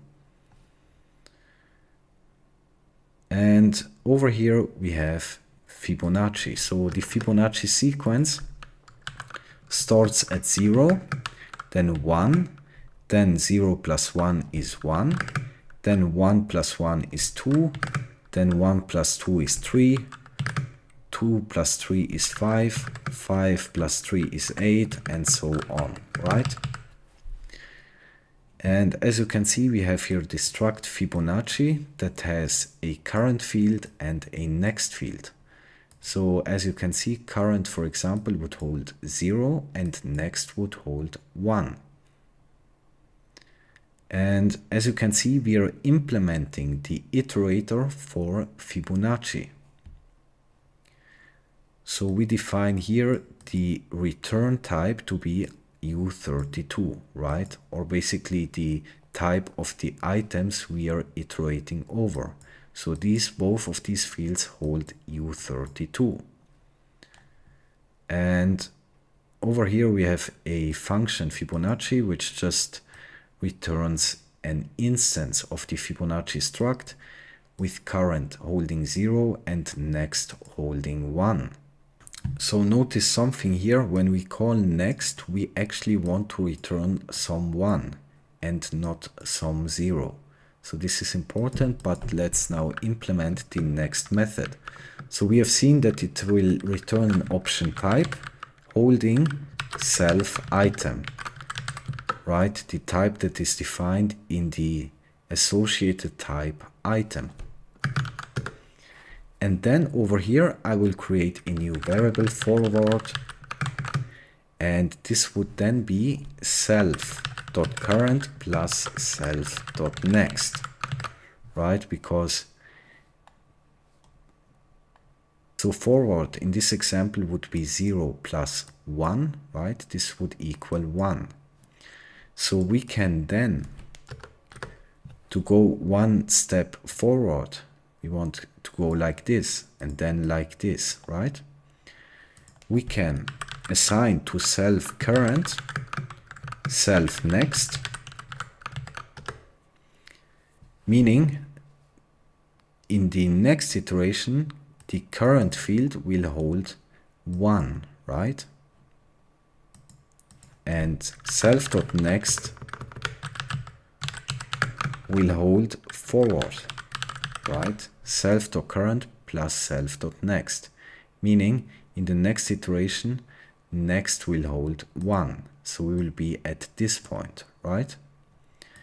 And then all we need to do is we wrap it in sum, because again we return an option, and we return the current field over here. Let's see. Methods that consume the iterator.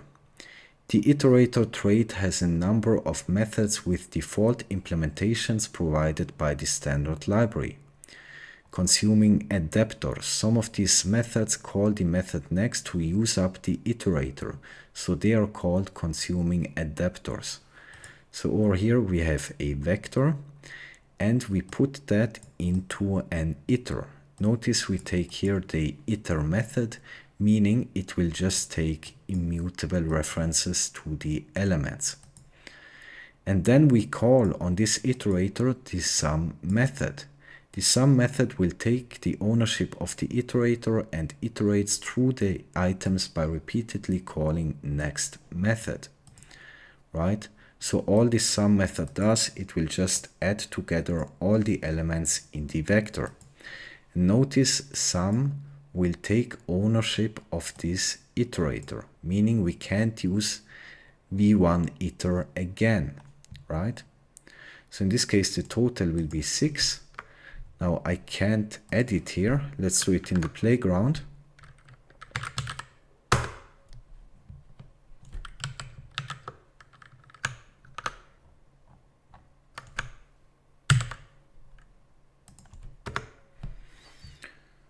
So we have here a vector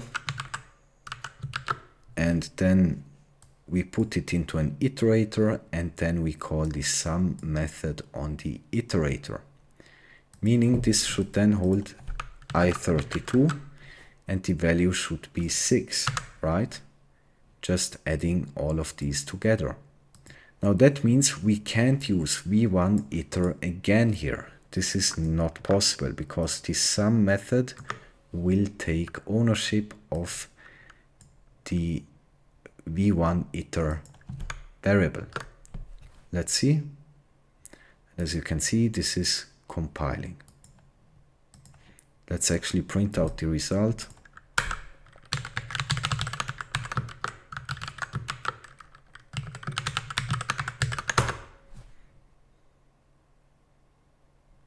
As you can see, we would have 6.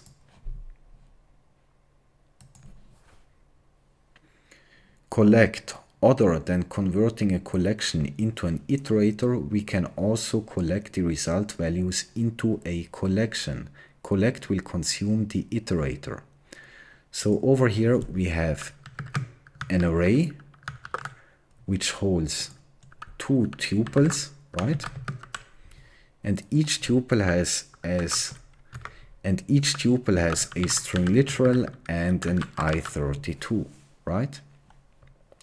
Then we take this names array here, put it into an iterator, notice here into iter, meaning we take ownership of these elements.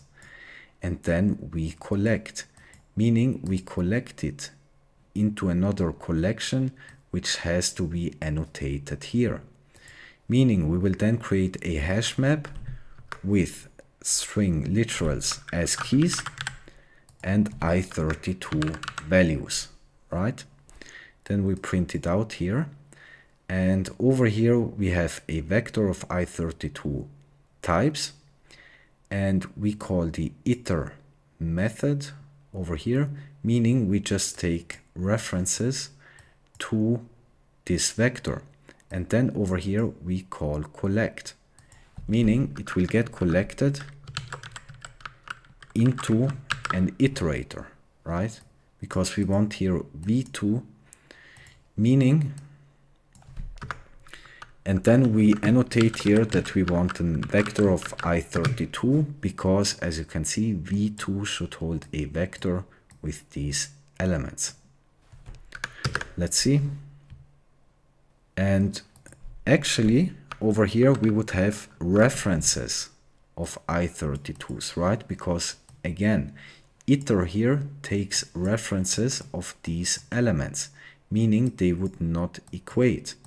We want a vector of I32 elements, meaning we can call the into iter, and that means ownership of these elements will be transferred to v2. And this would be the output of the print line over here. We are printing here out the hash map we have converted. Iterator adapters. Methods allowing you to change one iterator into another iterator are known as iterator adapters. You can chain multiple iterator adapters to perform complex actions in a readable way. But because all iterators are lazy, you have to call one of the consuming adapters to get results from calls to iterator adapters. So over here, fill in the blanks, we have a vector and we iterate over the elements, just taking immutable references. All right. Then over here, you can see we want to modify the elements inside this vector to look something like that. Basically just incrementing each element. Now we can use here map to do that. Right? Now map will create another iterator. It will take ownership of this iterator here, and it will then create another iterator, right? But with the modified elements. And then we can call here collect to actually put it into a collection, meaning this vector over here. Let's see. All right, this is compiling. I guess this would be I32 because we have taken it from this vector. So this is compiling. Let's actually output.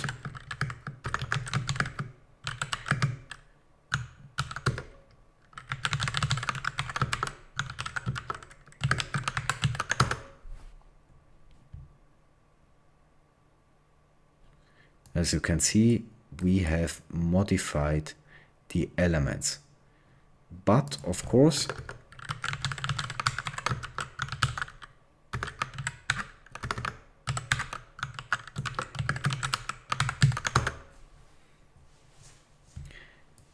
v1 is still accessible.